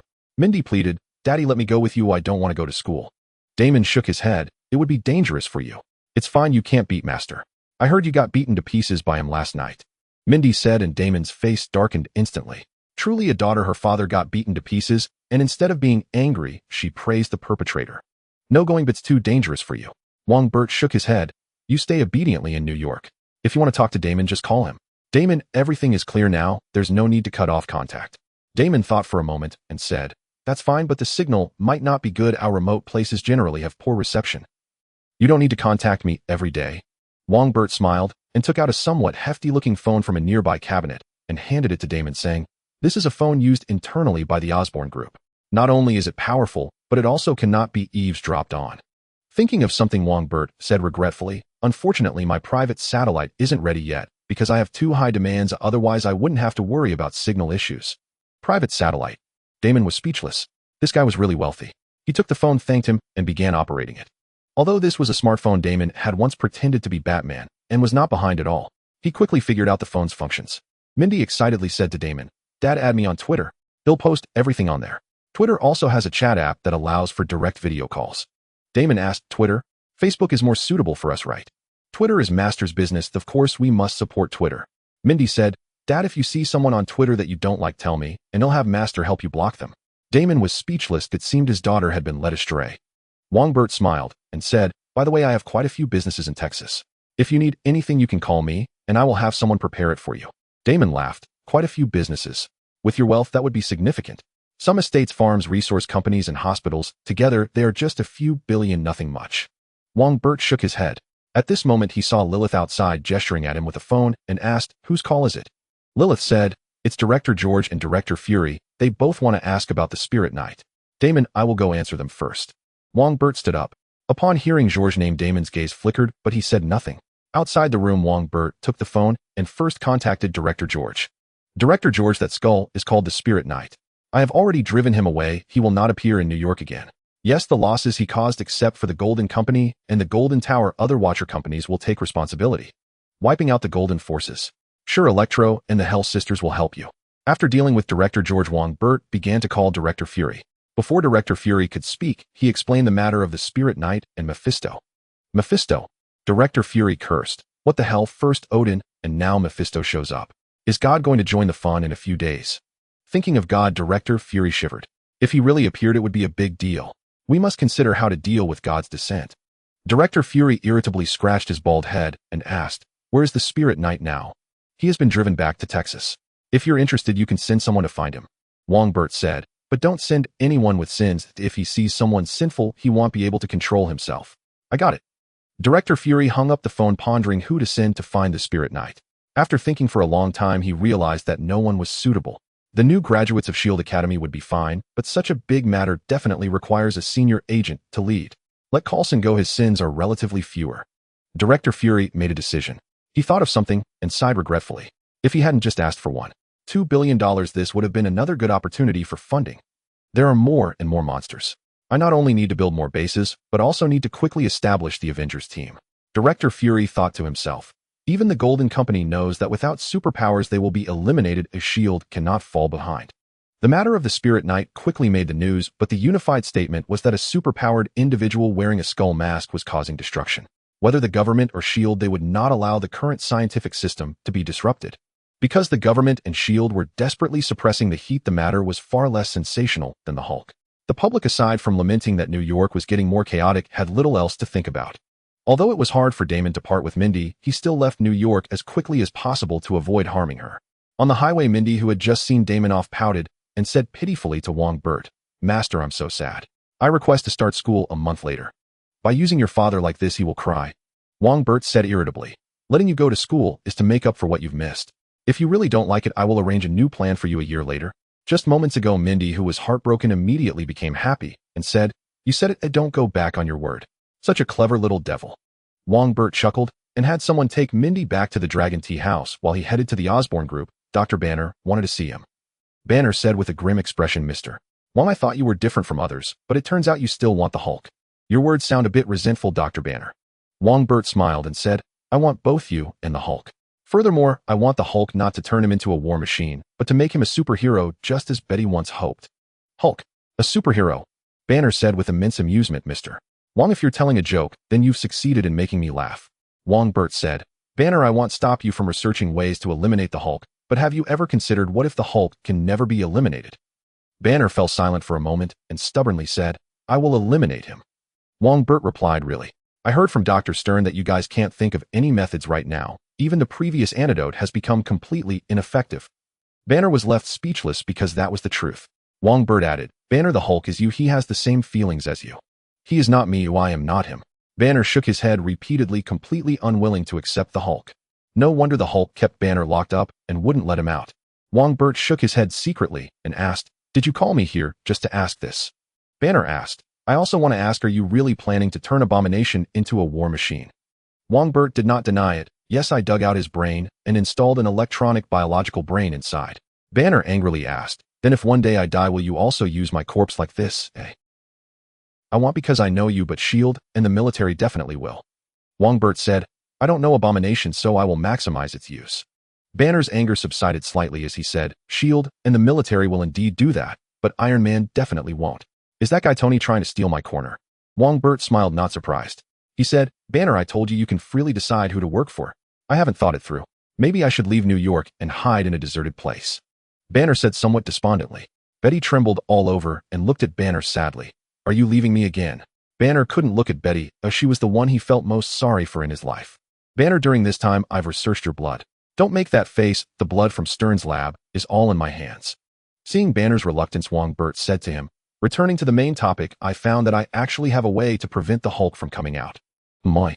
Banner was stunned for a moment, then excitedly asked, "What method?" "I am the blood god and can control blood." Wongbo said, "As long as my blood is injected into your heart, I can control your heartbeat speed. In this way you won't transform into the Hulk due to excessive emotional fluctuations. If this method fails, I can also control the blood to grasp your heart, putting you in a near-death state, thus interrupting the transformation." Banner thought for a moment and shook his head. "That won't work. My blood will reject and even assimilate your blood." Wongbo said, "No, I have experimented. My blood can enter your heart." "Really?" Banner seriously contemplated the feasibility of this method, while Betty urged, "No, Bruce, this won't work. If that is done, Banner's life and death will be entirely in Wongbo's hands, which is of course unacceptable." "Betty, it's fine." Banner comforted, not caring about it at all. To get rid of the Hulk, he had even tried suicide. Seeing Banner so persistent, Betty had no choice but to give up on persuading him. Banner turned to Wongbo and said, "Mr. Wong, please inject your blood into me." "Not in a hurry." Wongbo waved his hand and said, "Banner, if you want me to do this, you have to agree to one condition. My blood is very valuable." Banner furrowed his brow and asked, "What are the conditions?" Wongbo replied, "Cooperate with me for an evaluation." Banner was taken aback. This was quite different from what he expected. Yes, an evaluation on whether Hulk can be rehabilitated. Wongbert nodded. I will invite the world's top psychologists and education experts to assess whether Hulk can be rehabilitated. If you don't trust me, that's fine, but surely you must trust the experts. This. Banner hesitated. With 7 PhDs, he naturally believed in experts. He asked, are they really the best? Yes, absolutely the best. With my fortune, it's a small matter. Wongbert smiled.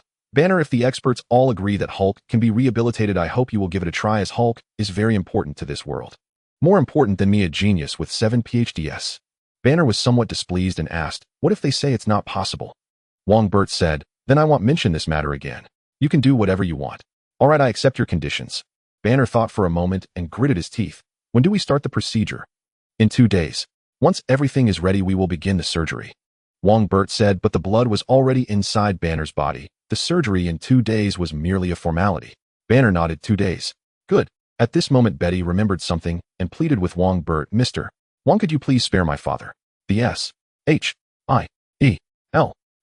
And the military said my father's situation is very dire, and he might go to jail. Betty glanced at Banner and continued, they also said they could help my father as long as I convince Bruce to join them. Betty, why have you never mentioned this to me yet? Banner was surprised, then quickly realized, feeling very touched. Betty was clearly worried about putting him in a difficult position. In Betty's heart, her boyfriend was the most important. Wongbert said, they are just trying to fool you. Your father won't face any trouble. How could that be? He is about to face a military tribunal. Many people are protesting against him. Your father has the super soldier serum and Hulk's data. That alone is enough to keep him safe. Wongbert continued, moreover, the military needs someone tough like him. He won't face any major issues and might even make a comeback in the future. Really? Betty sighed in relief and said, then I can rest assured. All right, see you in 2 days. Wongbert waved his hand and left to handle other matters. He needed to arrange things for the Blood God group and the Osborn group before going out for a while. In the office, Wongbert asked Lilith, Lilith, do we have any new applicants for the Watcher Company? Yes. Lilith placed 2 files in front of Wongbert and said, after company selection, these 2 people are quite suitable to become new superheroes. Wongbert opened the files. The first was a black man named Luke Cage who had been modified by the military, making him impervious to knives and guns with strength far exceeding that of a normal human. Power Man Luke Cage. Wongbert nodded and opened the second file, which was an Asian man from Hong Kong. Chen Haoran, a street performer, could create and control flames, but his power was not strong. Chen Haoran. This guy seems to be an inhuman from S.H.I.E.L.D. Wongbert thought for a moment and said, let's recruit both of them. This Chen Haoran isn't suitable for combat, so let him collaborate with the fire department to help extinguish fires. His nickname will be Firefighter. Help extinguish fires. Is that considered a superhero? Lilith asked. Why not? Using superpowers to help others is a superhero. Wongbert laughed, as Chen Haoran's abilities were too weak, and in the future there would be someone of the same type, but far more powerful, named Thunderfire. That's true. Lilith put away the files, and Wongbert asked, how's the authorization deal with Spider-Man going? He has signed a contract, and we can produce Spider-Man merchandise in the future. The profits will all go to compensating for the losses he caused. Spider-Man won't take a share. Also, we need to help him negotiate with the police to lift the warrant. That's me. If it were some other greedy boss, they would definitely exploit Spider-Man to the bone. Wongbert shook his head and thought for a moment. Hasn't the Osborn group researched a bulletproof biological fiber? Make it into a suit for Spider-Man. It's too pitiful for a superhero to buy his own merchandise as a costume. You seem to have a good impression of Spider-Man. Lilith asked, not only letting Lady Gao teach him martial arts, but also giving him various conveniences. In this day and age, there are too few people as pure as him. Wongbert said, enough about this. How's the preparation for the several vampire movies going? The script for Blade has been completed with Blade as the main character, and you will appear as a mysterious presence. Lilith said the other few vampire promotional movies are also in preparation. Wongbert asked, very good. Has Blade agreed to appear? Lilith replied expressionlessly, he disagreed, but he sent his sunglasses, saying that you once said the sunglasses are his essence, so this counts as his appearance, and he expects a fee. Ha, Blade, you've changed. Wongbert laughed heartily and asked, is Blade short on cash lately? Lilith said, he's pursuing that female doctor, and his mother Vanessa is used to spending lavishly, spending a lot. Every family has its own difficulties. Wongbert shook his head and said, the Blood Tribe police have done well. Throw them a celebration party and give everyone a bonus, including S.H.I.E.L.D. Lilith nodded and took note. All right. Also find someone to write the script for the Blood Tribe police, reflecting the situation of the Blood Tribe as realistically as possible. Wongbert said, if Blade does well at the box office, well, say the Blood Tribe Police is a spin-off series. If it doesn't do well, treat it as an independent show. Wongbert added, find a handsome vampire to play the lead role. It's a world that values looks. As long as their good-looking fans won't care if they're human or not. These promotions, are they really effective? Lilith asked. They definitely have an effect, but we can't expect too much. Wongbert shrugged and said, to put it 1,000 steps back, even if they aren't useful, these movies will help me meet a lot of beautiful women, so it's not a loss. Isn't that called using public resources for personal gain? No, that's called benefiting both public and private. Lilith glanced at Wongbert expressionlessly and said, James reports that many companies are in contact with the Ivan father and son, including Hammer Industries. Don't worry about them, their offers probably aren't even a fraction of mine. Wongbert was completely unconcerned of which company could give Ivan $50 billion. No, it's already $100 billion now. Lilith didn't say much. From any perspective, Ivan was not going to change jobs. After thinking for a moment, Wongbert took out his personal phone and called Ivan, saying, Ivan, don't throw away that broken hero armor, just repair it a bit to ensure it can start. What do you need it for? Is my battle suit almost ready? Good, he'll come over in 2 days to pick it up. After hanging up, Wongbert picked up the phone, pressed a button, and instructed Felicia, gather all the senior executives of the company. I need to hold a meeting to discuss the development plan for the coming months. Yes, Blood God. Felicia replied. Wongbert added, by the way, you've been doing well lately. Come to my house tonight to see the art collection and study art. Great, thank you, Blood God. Felicia was overjoyed. The Blood God's art collection was not just numerous, but also of exceptionally high quality, with some pieces even being national treasures that no art lover could refuse. 2 days quickly passed, and today was the day Wongbert would perform surgery on Banner. There was no need to elaborate on the surgical process, it was merely a performance. After the surgery, Wongbert took out 2 high-looking controllers and threw them to the two, saying, this can control that mass of blood. It has several commands, including releasing control, intensifying control, and so on. Banner and Betty quickly caught the controllers, and Banner suspiciously asked, is the surgery really over? Why do I feel nothing? That's because you were anesthetized. Wongbert smiled. Practice makes perfect. Well, start the experiment directly. If there are no other commands, that mass of blood will continuously control your heartbeat. Now think of something that makes you very angry. All right.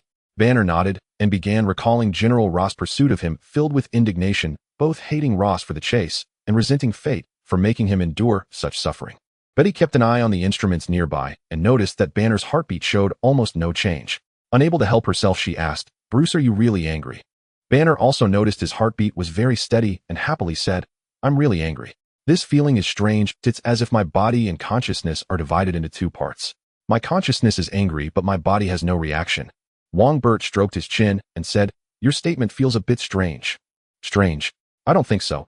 Banner shook his head and said eagerly, let's proceed to the next step. Betty used the controller to release the blood's control over me. All right. Betty nodded and took out the controller, clicking the red button at the bottom under Wongbert's guidance, and a voice immediately sounded, control released. Betty was astonished. Your voice? Wongbert said, yes, my voice. That mass of blood only listens to my commands. Don't worry, others mimicking my voice won't work. As soon as the control was released, Banner's heartbeat immediately began to speed up. It was an instinctive rebound. Banner took a deep breath and prepared Betty, then continued recalling angry thoughts, with green light gradually starting to appear in his eyes. After a moment, Banner, holding his somewhat green head, painfully shouted to Betty, Betty, activate the control. Betty immediately activated it, and the controller's voice rang out, control activated. Before the voice fell, Banner's heart was tightly squeezed, and he fell to the ground in agony, his mind blank, as if he were dying. Suffering this heavy blow, the green light in Banner's eyes quickly disappeared. Bruce. Betty quickly crouched down to check on Banner's condition, and Wongbert said, my blood will protect his body. Combined with his unique traits, he generally won't have any issues, but this move should still be used sparingly. Indeed, it should be used sparingly. Betty nodded repeatedly. At that moment, Banner gradually regained consciousness. He felt no anger, but instead joyfully shouted, I really have control. I really have control. Yes, you have control. Betty hugged Banner, equally joyful as the long-standing nightmare was finally over. After a while, with Betty's help, Banner stood up and gratefully said to Wongbert, Mr. Wong, thank you very much for your help. I will seriously work on that evaluation. I will find those experts as soon as possible. Don't worry, they are definitely the very best. Wongbert said, Banner, I invite you once again to join the Osborne group. I need Hulk, and I also need you. Mr. Wong, I am willing to join the Osborne group. Banner and Betty exchanged glances, nodding in agreement. Given the circumstances, could they refuse to join? Did he really think that capitalists would help others for free? Welcome to join Banner. Your main job is to study yourself, and your secondary job is to help Ivan improve the battlesuit. Is that all right? Wongbert joyfully said, having done so much he finally brought Banner under his wing. The next task was to rehabilitate Hulk. My job is truly to be researched. Banner chuckled and said, no problem. I'm also very interested in the battle suit. Maybe I can create a suit specifically for dealing with Hulk. If you're interested, you can release Hulk to compete with the battle suit. Consider it data collection. Wongbert said, Betty, you should also join the Osborn group with the main task of studying Banner and rehabilitating Hulk. All right. Betty had no objections, as long as she could stay by Banner's side. That was enough for her. After everything was settled, Wongbert called Mercury to arrange for the two to join while he went to the battle suit manufacturing base to collect his suit. As Ivan said, it was already completed. Looking at the silver-white four-seater sports car in front of him, Wongbert asked, bewildered, is this my battle suit? Hey Ivan, do you think I'm blind? This is obviously a sports car. This is a battle suit in the shape of a sports car. Ivan said, chewing on a toothpick. Perfectly meets your requirements. It's flashy and stylish. Do you think I would lack sports cars? I already have the next season's models. Wongbert said, annoyed. Ivan looked at him disdainfully and asked, can your sports car fly? Fly, eh? Wongbert's eyes lit up immediately. You mean this sports car can fly? Ivan, too lazy to waste words, took out the controller and pressed it, causing the sports car to change modes.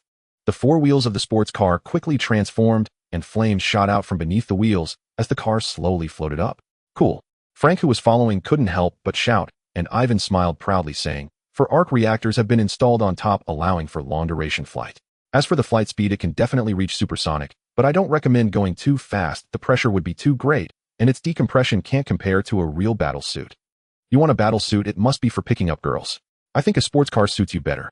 Ivan added, this car can help you attract over 70% of the beauties in the world. I think it's 90%. Wongbo laughed heartily and said, Ivan, well done. By the way, can you design it so that the car can transform into battle armor just like the Transformers? Transformers? You have quite the imagination, Ivan thought. Although this world does not have Transformers comics, he quickly understood what Wongbo was envisioning. He shook his head and said, too complicated. I don't have time for that. I still need to design a new battle suit. Then forget it. Wongbo wasn't bothered. He instructed, Ivan, put more effort into the battle armor. It will be our ultimate weapon. I understand. I will design a large battle armor capable of destroying aircraft carriers. Ivan said excitedly. As a Russian, he was quite interested in destroying aircraft carriers. Wongbo said, then I trouble you with that. I will be away for a few months. Just handle things yourself and call me if anything comes up. Ivan glanced at Wongbo and asked, aren't you afraid it'll exhaust too much funding? It doesn't matter. I have plenty of money, and besides, your spending speed should be slower than my earning speed. Wongbo laughed heartily. With his current capital coupled with memories of his past life, making money was too easy.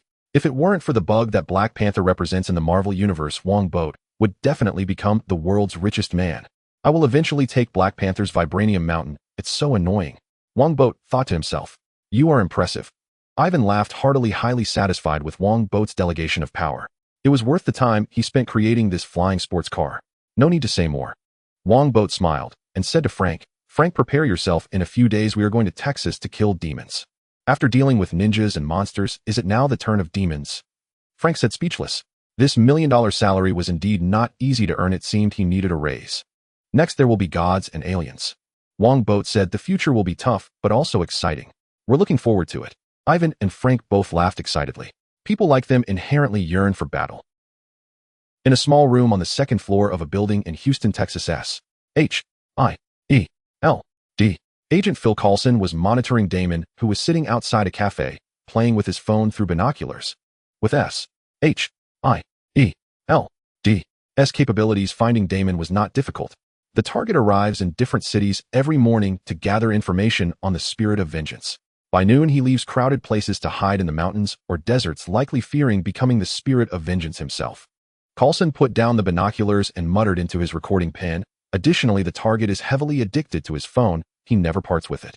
Based on the pages, he should be scrolling through Twitter. At this point, Coulson felt a bit speechless. How could such a cool spirit of vengeance be scrolling through Twitter every day? The image just doesn't match. A rookie agent just out of the academy suggested to Coulson, boss, we could ask Twitter for their data. That way we can understand the target better. The Twitter CEO won't give us the data, Coulson replied. The agent was puzzled. He dares not to. Coulson shook his head. New agents always think that S.H.I.E.L.D. is the biggest organization in the world, not realizing that S.H.I.E.L.D. isn't as formidable as they think. For instance, the Twitter CEO wouldn't care about S.H.I.E.L.D. D. At all. Coulson waved his hand and said, "No need to say more. How's the investigation into the spirit of vengeance going?" "There are many legends about the spirit of vengeance, but most of them are false. We need some time to verify and analyze them." Coulson replied, "As soon as possible, information about the spirit of vengeance can help us gain favor with the target." The previous agent asked, "Boss, the target can't transform during the day, right? Why don't we just capture him during the day, eh?" "No rush, let's observe for now," Coulson said with a smile, but inwardly he thought the new agent was failing. He was too impatient, too self-righteous, and more importantly, continuously questioning his superior made him completely unsuitable for an external agent role. At the outdoor cafe, Damon was waiting for someone while constantly scrolling through his phone, checking if Mindy had posted any new tweets. If she did, he would like it immediately, making his daughter aware that her father was always paying attention to her. Speaking of which, Mindy's recent tweets were all about how boring school was and how stupid her classmates were. Clearly, she didn't want to attend school at all, and even contemplated skipping it. Twitter is run by your master. Isn't it self-destructive to post about wanting to skip school here? Damon secretly complained. Just then he sensed danger and immediately leapt away from his chair. In the next moment, the chair was pierced by a sharp earth spear that shot up from the ground, shattering into pieces. Seeing the target not hit the mastermind directly controlled the ground to shake. The cafe's umbrellas and tables fell over with the tremors, and Damon was just crushed under one of the umbrellas. "Oh, it's an earthquake." People around screamed and fled in all directions. Coulson saw something was wrong and immediately led several agents downstairs towards the cafe. After using the umbrella to crush Damon, the mastermind immediately commanded the soil beneath Damon to morph into long spears that shot upwards. Damon roared, flames erupting from his body. Both the umbrella and the earth spears turned to ashes. As soon as the umbrella was burned, sunlight shone down on Damon again. He screamed as the hellfire disappeared and his body rapidly returned to normal. In the sunlight, the spirit of vengeance cannot transform. Suddenly, the cement ground in front of Damon cracked open, followed by a large amount of soil flying out, forming an ugly earth golem. It laughed heartily. "The Knight of Mephisto is nothing special." "Who are you?" Damon asked angrily while secretly sending a distress signal with his phone. "They had agreed to meet here. I am the Earth Demon sent to kill you." The Earth Demon pushed forward, and over 10 long spears shot up from the ground towards Damon. Damon retreated to dodge, then turned and fled towards a dark alley. The Earth Demon immediately pursued, grabbing 2 earth spears mid-throw and hurling them at Damon. Damon dodged frantically. Just as Damon was about to reach the shadows, the Earth Demon stomped his right foot down hard, causing the ground to tremble, and the left wall exploded with a loud bang. A shower of dirt and stones flew towards Damon, who was struck by a few bricks and sent flying to the ground. "Die!" The Earth Demon raised the earth spear, intending to throw it at Damon. Just then, several people nearby simultaneously opened fire, their bullets making multiple small dents in his earthen body. The Earth Demon turned his head and saw several suited men attacking him. He sneered, raised his left hand, and numerous long spears shot out from the ground. Except for Coulson, who managed to dodge in time, the other 3 agents were all pierced. However, they didn't die. It seemed the Earth Demon deliberately avoided hitting vital points. Damn it! Coulson was both furious and alarmed. This was clearly not an opponent they could handle. After heavily injuring the 3 S.H.I.E.L.D. agents, the Earth Demon no longer paid them any mind and turned his attention back to Damon, who had already climbed back up and was clutching his chest trying to escape. "It's useless, you're dead." The Earth Demon grinned sinisterly. Just as he was about to attack again, a sniper bullet fell from the sky, shattering his earthen body. Following that, a camouflaged battle suit slowly descended from the sky, addressing Damon. "Mr. McClarty, are you alright? Did Bert send you a?" Damon sighed in relief. At this moment, he sensed something and hurriedly shouted, "Be careful. He's not dead yet, and don't land." Before Damon finished speaking, over 10 earth spears shot towards Hero 2. Frank sneered, activating the Gatling gun on his arm, unleashing a barrage. All the earth spears were shattered. Not only that, the Earth Demon, which had just started to reform, was also smashed again, causing him to curse in anger. Frank stopped firing and asked, "Is he dead now?" The response to Frank was the reformed Earth Demon, who shouted, "I am a mortal human. You will pay for what you have done. Die for me." The Earth Demon, having been shattered several times, angrily controlled the soil to form a gigantic hand sweeping towards Hero 2. Frank snorted coldly, simultaneously activating his dual Gatling guns and launching 2 missile launchers that roared towards the earthen giant hand. Boom. The entire earthen hand was blown to pieces, dirt falling everywhere. Damon and Coulson hurriedly dodged, as Frank's firepower was indeed fierce. The Earth Demon grew increasingly furious, forgetting about Damon entirely, as he relentlessly controlled the soil to form long spears shooting towards Frank. Frank, armed to the teeth, was not afraid of him, firing wildly, turning the surroundings into near ruins. Fortunately, the people on this street had already fled, otherwise the casualties would have been severe. At this moment, a voice suddenly rang out next to Damon and Coulson. Looks like we're going to have to pay up again. Coulson can S-H-I-E-L-D share some of the burden. The two turned to see Wongbo had arrived at some point, and they both felt delighted. Coulson hurriedly asked, Mr. Wong, can you deal with this demon?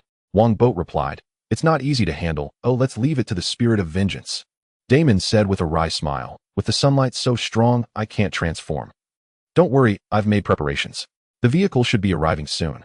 Wongbo smiled. As soon as he finished speaking, a large truck drove over. Wongbo led Damon and the others to the back of the truck, opened the door, revealing a tattered battle suit, which was Hero 1.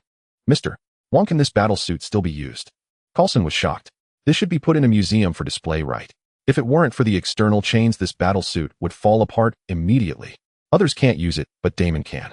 Wongbo smiled and said, Damon, go put on the suit and take care of that earth demon.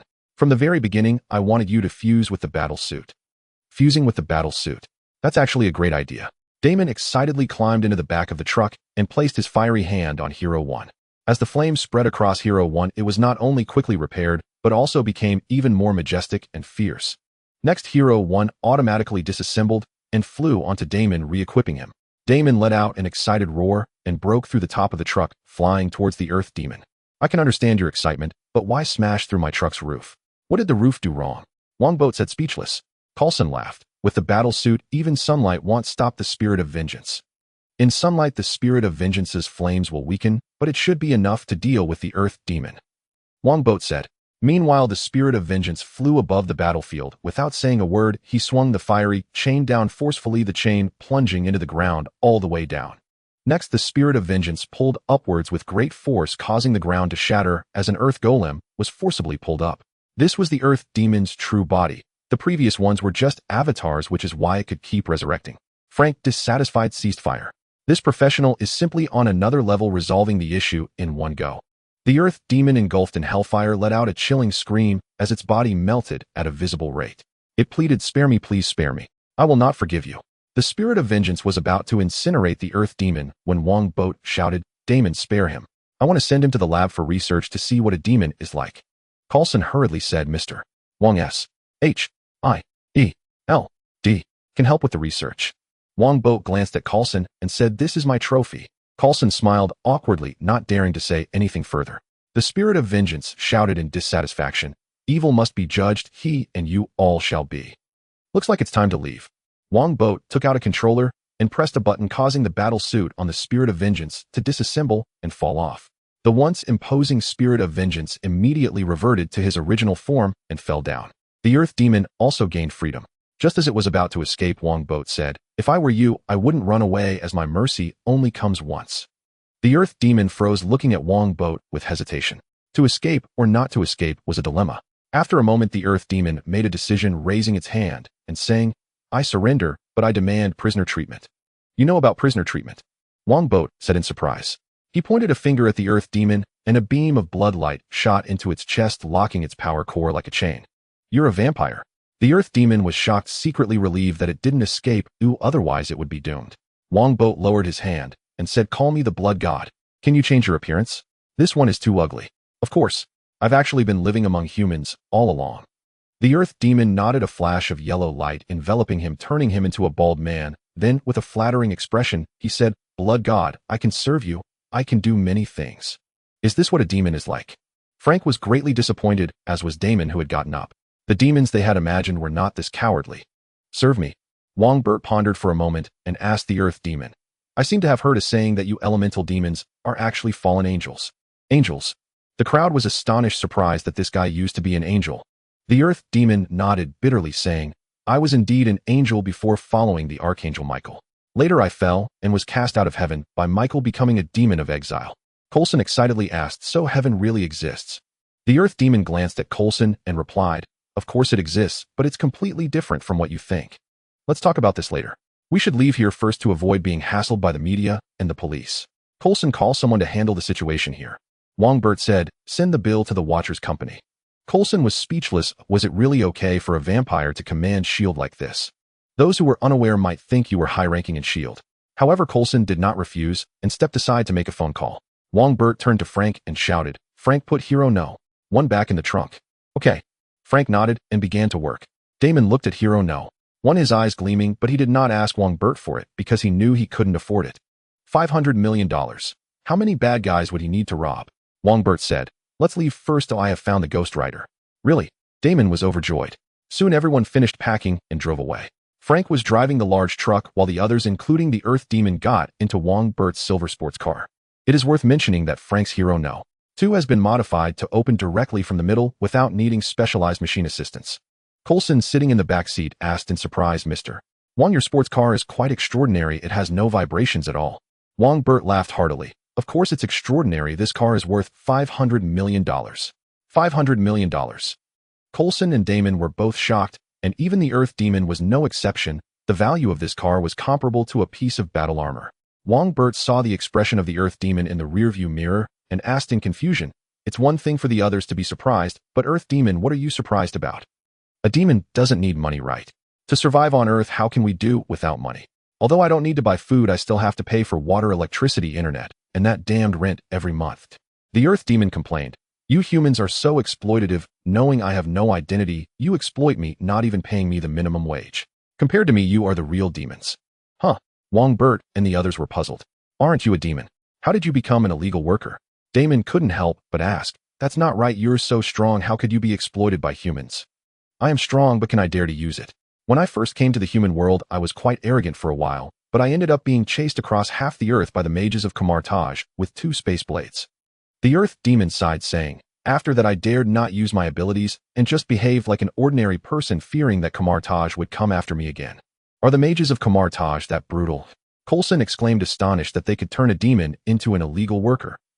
Although from a human perspective this was quite reassuring, from S.H.I.E.L.D.'s perspective this was not good news at all. After all, S.H.I.E.L.D. liked to control everything. Wongbert laughed. If Kamartaj wasn't brutal, would Earth be so peaceful? You wouldn't see a single demon or monster. Damon thought of something and asked, wait a minute, that's not right. You used your powers to chase me before, didn't you enjoy it? That's because I found a backing. His power allowed me to avoid detection by Kamartaj. The Earth Demon said, however, I couldn't be too arrogant, otherwise those agents wouldn't have only been injured so easily.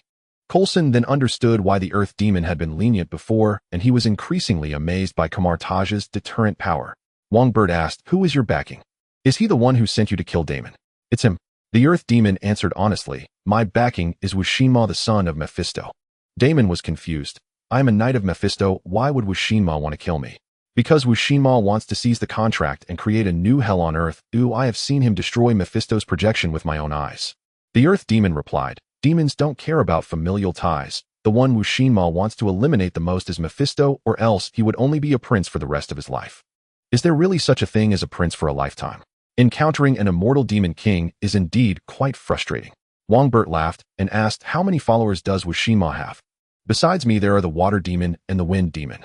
The existence of the 3 great sanctuaries prevents demons from entering Earth, so Wushinma sought us out, offering us numerous benefits. We live too harshly, so we decided to work with him for a big score. The Earth Demon recalled the current situation and said dejectedly, as a result, as soon as we made a move, we fell into your hands. If I had known, I would have continued being an illegal worker.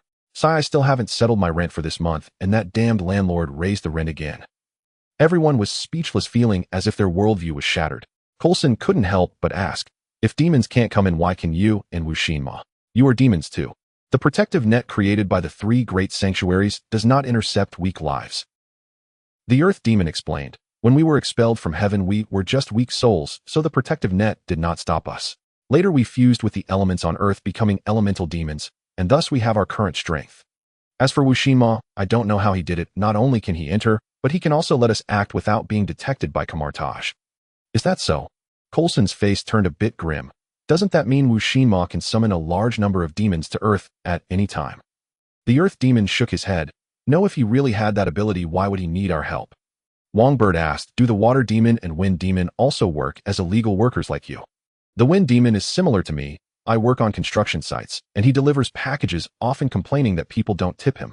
The Earth Demon said, as for the water demon, he has been hiding in a swamp, living like a hermit, usually picking up things discarded by humans to use. To be honest, human things are really interesting, like comics and novels. I can't help but buy them every time. The wind demon loves watching movies and spends every night in the cinema to save money. You guys aren't 3 demons, you're just 3 broke guys. Damon couldn't help but mock. These three were simply the disgrace of demons. What can I do? If I don't keep a low profile, the only outcome is to be killed by Kamartaj. The Earth Demon said helplessly. You have no idea how brutal Kamartaj is, especially the Supreme Mage back in the day. Even the Lord of Hell and the Archangels chose to retreat in front of her, no longer treating Earth as a battlefield. Coulson was stunned. The Supreme Mage is that powerful. What exactly is she like? The Earth Demon said, what do I know? I'm just a small soldier. Is that so?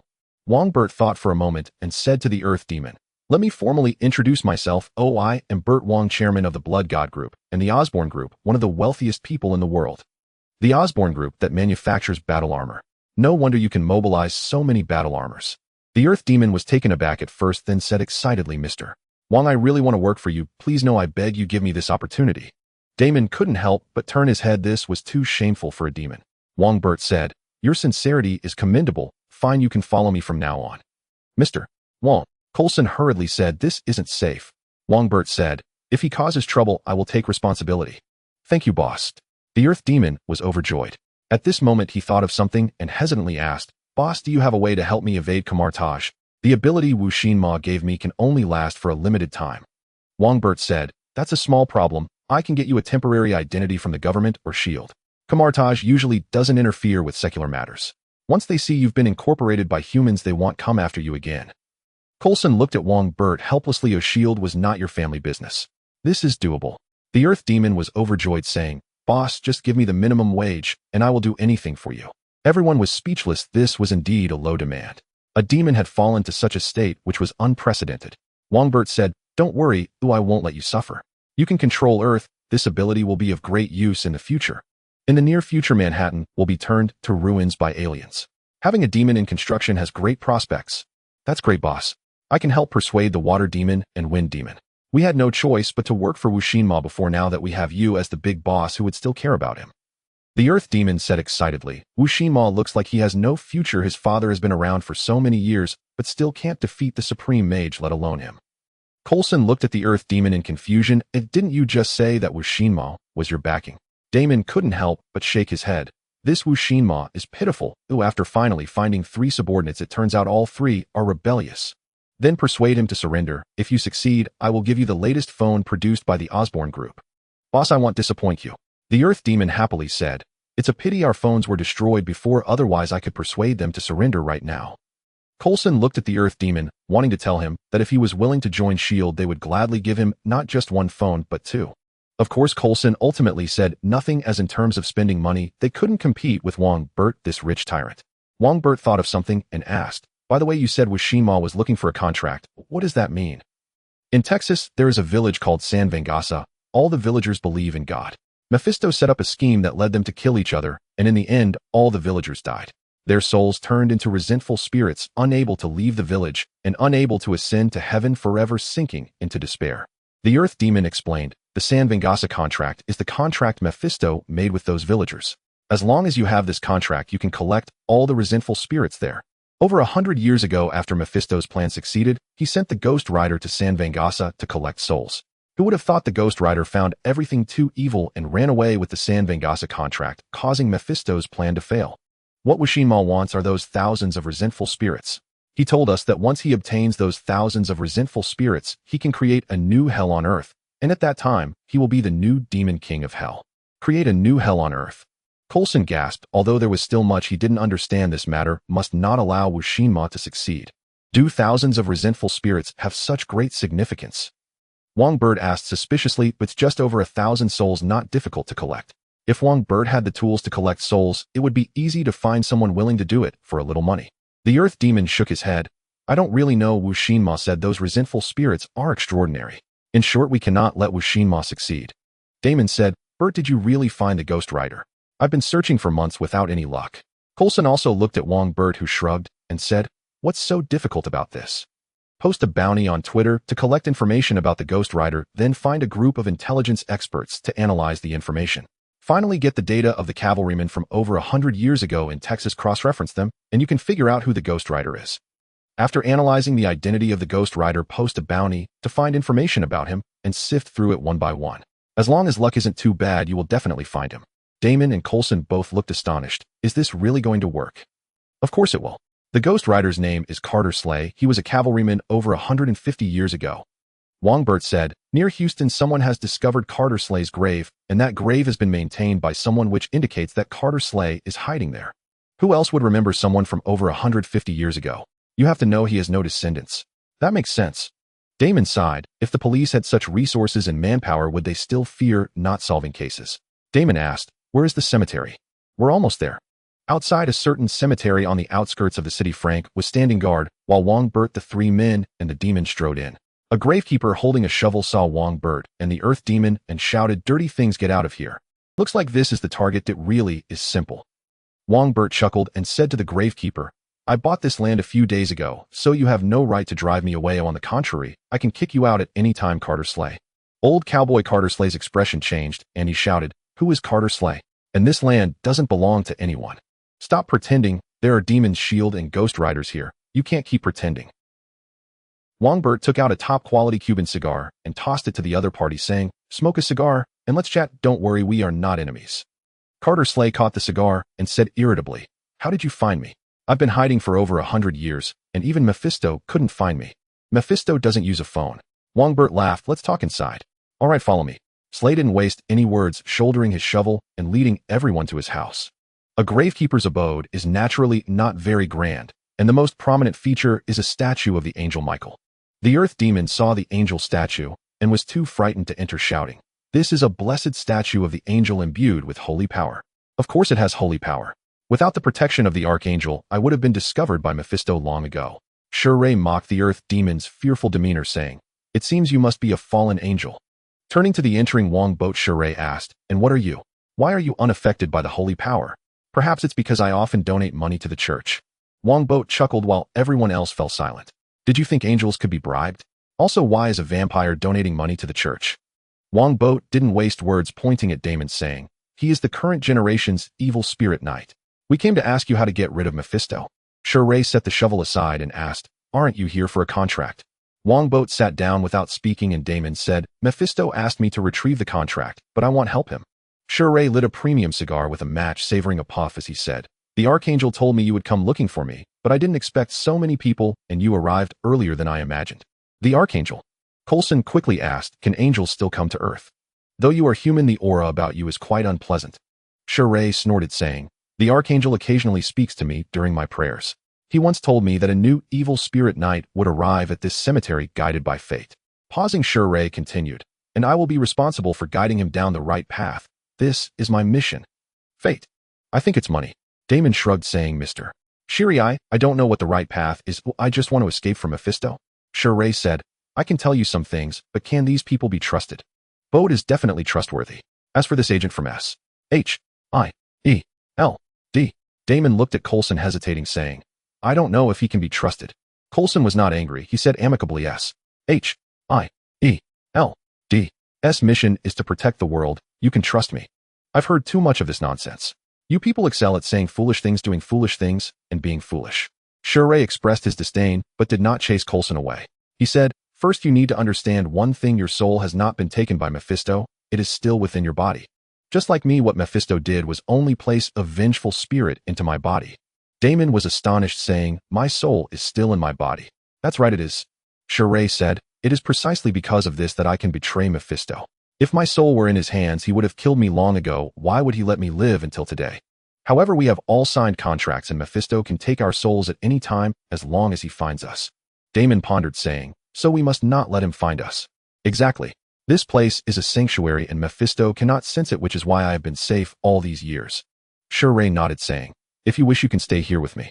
As long as you sincerely worship the archangel, he will surely protect you.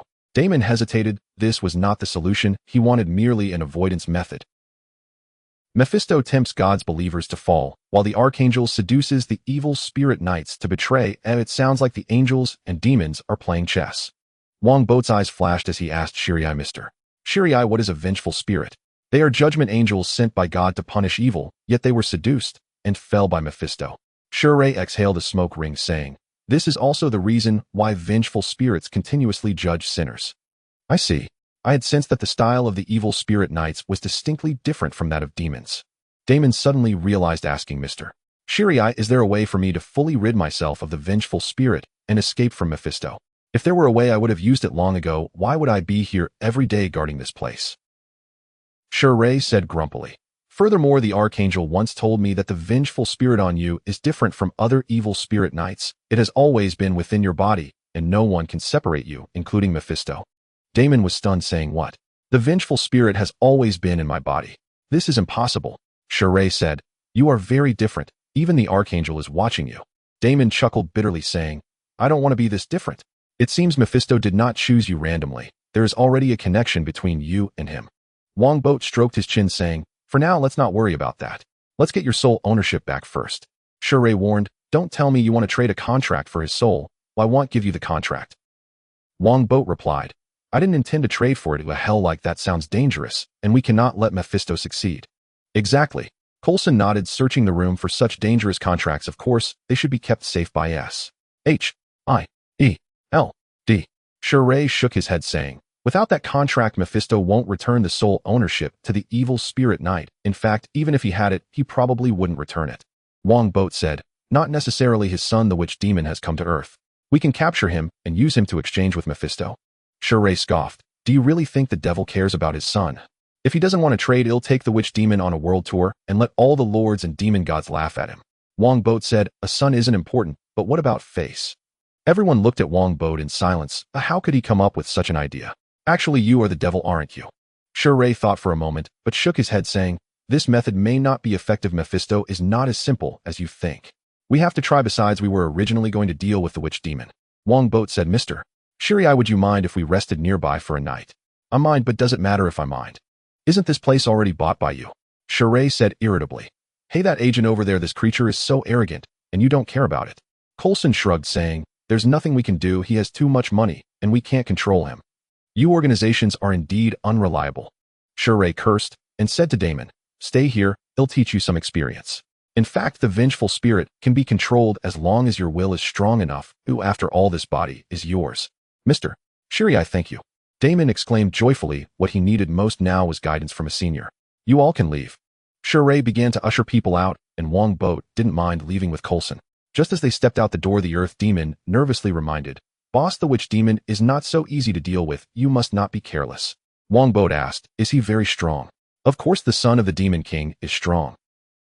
The Earth Demon said, "Although he has self-sealed most of his power to avoid being discovered by Kamartaj, when the crisis arrives, he definitely won't care about that much." "The son of the Demon King." Wongbo coldly snorted, "No problem. If we can't fight, Kamartaj will help us clean up the mess." The Earth Demon first nodded, then sighed. "That's true, but I'm afraid Kamartaj will take us down along with him." Coulson suggested, "Mr. Wong, perhaps we can send some personnel from S.H.I.E.L.D. to help." "There's no need, Coulson. The reason I allowed you to follow is mainly to let S.H.I.E.L.D. know the truth of this world, to prevent you from continuing to be so arrogant." Wongbo shook his head, saying, "What you need to do is simply open your eyes and observe, that's all." Coulson was taken aback, then said, "I understand. I will trouble you with this matter, Mr. Wong." Wongbo nodded in satisfaction. This guy is indeed more articulate than Nick Fury. He patted Coulson on the shoulder, saying, "Coulson, I have high hopes for you. The next director of S.H.I.E.L.D. will be you, Mr. Wong. Don't joke, Director Fury is doing excellent work."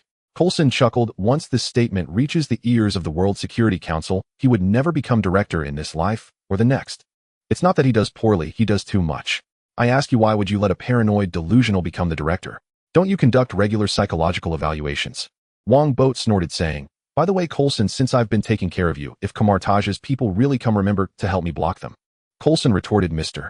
Wong, is this the real reason you've been bringing me along?" Wongbo laughed heartily. "No, I've been bringing you along because I admire you." In the evening, Shure anxiously dashed out of the house, searching around as if he had lost something important. At that moment, a voice suddenly rang out. "Oh, elderly gravekeeper, have you lost this broken shovel or this $10 million check?" Shure turned abruptly, seeing Wongbo holding the shovel in one hand and the check in the other, grinning at him. Shure cursed, walking over to snatch the $10 million check, asking, "Can it really be cashed?" Wongbo retorted, "I thought you'd take the shovel, old gravekeeper. You're not honest at all. Since you've taken it, what use is it for me to take it back?" Shure snorted, asking, "How did you know the contract was in the shovel?" "Because I can see through it." Wongbo shrugged, saying, "The $10 million check will definitely be cashed. Once this matter is resolved, enjoy it well with this money." Absolutely, after guarding for so many years I deserve to enjoy it. Shure pocketed the check asking, how do you plan to deal with the contract? Wongbo said seal it somewhere. I don't need this thing, I only took it to ensure you wouldn't lose it. I can't keep it, otherwise it wouldn't have been snatched away by you. Shure looked at Wongbo saying, this contract is not a treasure, it is a responsibility. I know. Wongbo waved his hand, turning back to the truck. Frank was ready with the tools. He asked, why not just destroy this so-called contract? If it could be destroyed, Shure and the others would have done it long ago. Wongbo shook his head, breaking the shovel, taking out the contract, saying, let's not talk about this, seal the contract in vibranium. All right. Frank stopped wasting words, placing the contract into a device specially made by Ivan, then took out a canister of vibranium and began the operation. The vibranium bought from Ulysses was all raw ore, and processing it was not difficult. Even primitive people could work it when Wakanda first acquired vibranium. Soon the contract was sealed within the vibranium. Wongbo took the vibranium and fused it into his body. All right, Instructor Frank, it's time for you to make a plan. Wongbo smiled. Tomorrow's battle against the witch demon will be entirely your responsibility. Frank said, the Earth demon does not understand the power of the witch demon. For this battle, I only have a 70% chance of winning. 70%. That's enough. Wongbo nodded in satisfaction. Uncle Fa never disappoints. The next day at noon outside a church in Houston, the witch demon dressed in black looked up at the statue above, sneering, I killed your believers in the church. What can you do about it? Witch demon. At that moment, a gust of wind turned into a human form before the witch demon, nervously saying, the Earth demon has been captured and is being brought this way. The witch demon asked, captured by whom? The evil spirit knights. The wind demon said, besides the evil spirit knights, there's also a creature of unknown origin. He carries a strong scent of blood, but is not afraid of sunlight. Truly seeking death, it's daylight. The witch demon coldly snorted and strode out. As the prince of hell, why would he fear mere mortals and aberrations? The wind demon and the water demon followed behind. The wind demon quietly rode on the water demon's back, and the water demon was startled. The wind demon made a gesture of counting money, and the water demon nodded secretly with a line of words appearing on his clothes. Whoever has money is the boss. The witch demon was unaware of the little actions behind him. As soon as he reached the door, he saw the Earth demon being escorted this way by two people. Wongbo stopped more than 10 meters away from the witch demon, waved his hand in front of his nose, and disgustedly said, dude, you smell strongly of sulfur. Haven't you showered in days? You won't attract any girls looking like this. The witch demon recognized Wongbo's identity and sneered, a mere vampire dares to bother me. You're just a second-generation hellspawn relying on your father's influence. What are you being so arrogant about in front of me? Wongbo disdainfully retorted, without Mephisto you are nothing. Shut up, I don't need to rely on him. The witch demon roared, once I obtain the contract and establish a new hell, I'll go back and kill him. I will make everyone know that I, the witch demon, am more powerful than Mephisto. My foolish son, you truly disappoint me. Just then a voice old yet powerful suddenly rang out. If you truly had the ability to kill me, I would not say more. After all, you are my son. The problem is you are so foolish that you don't even know your subordinates have betrayed you. How can you kill me? Who? A sudden voice made everyone turn their heads, revealing a well-dressed elderly gentleman standing beside a pile of stones smiling at them. Damon exclaimed, Mephisto, attack! Wongbo shouted, and Wind Demon and Water Demon were momentarily stunned before unleashing their powers, trapping the Witch Heart Demon with a whirlwind and flowing water. Wongbo rushed to the Witch Heart Demon at lightning speed, thrusting his spear violently towards its head, seeking death. The Witch Heart Demon roared in fury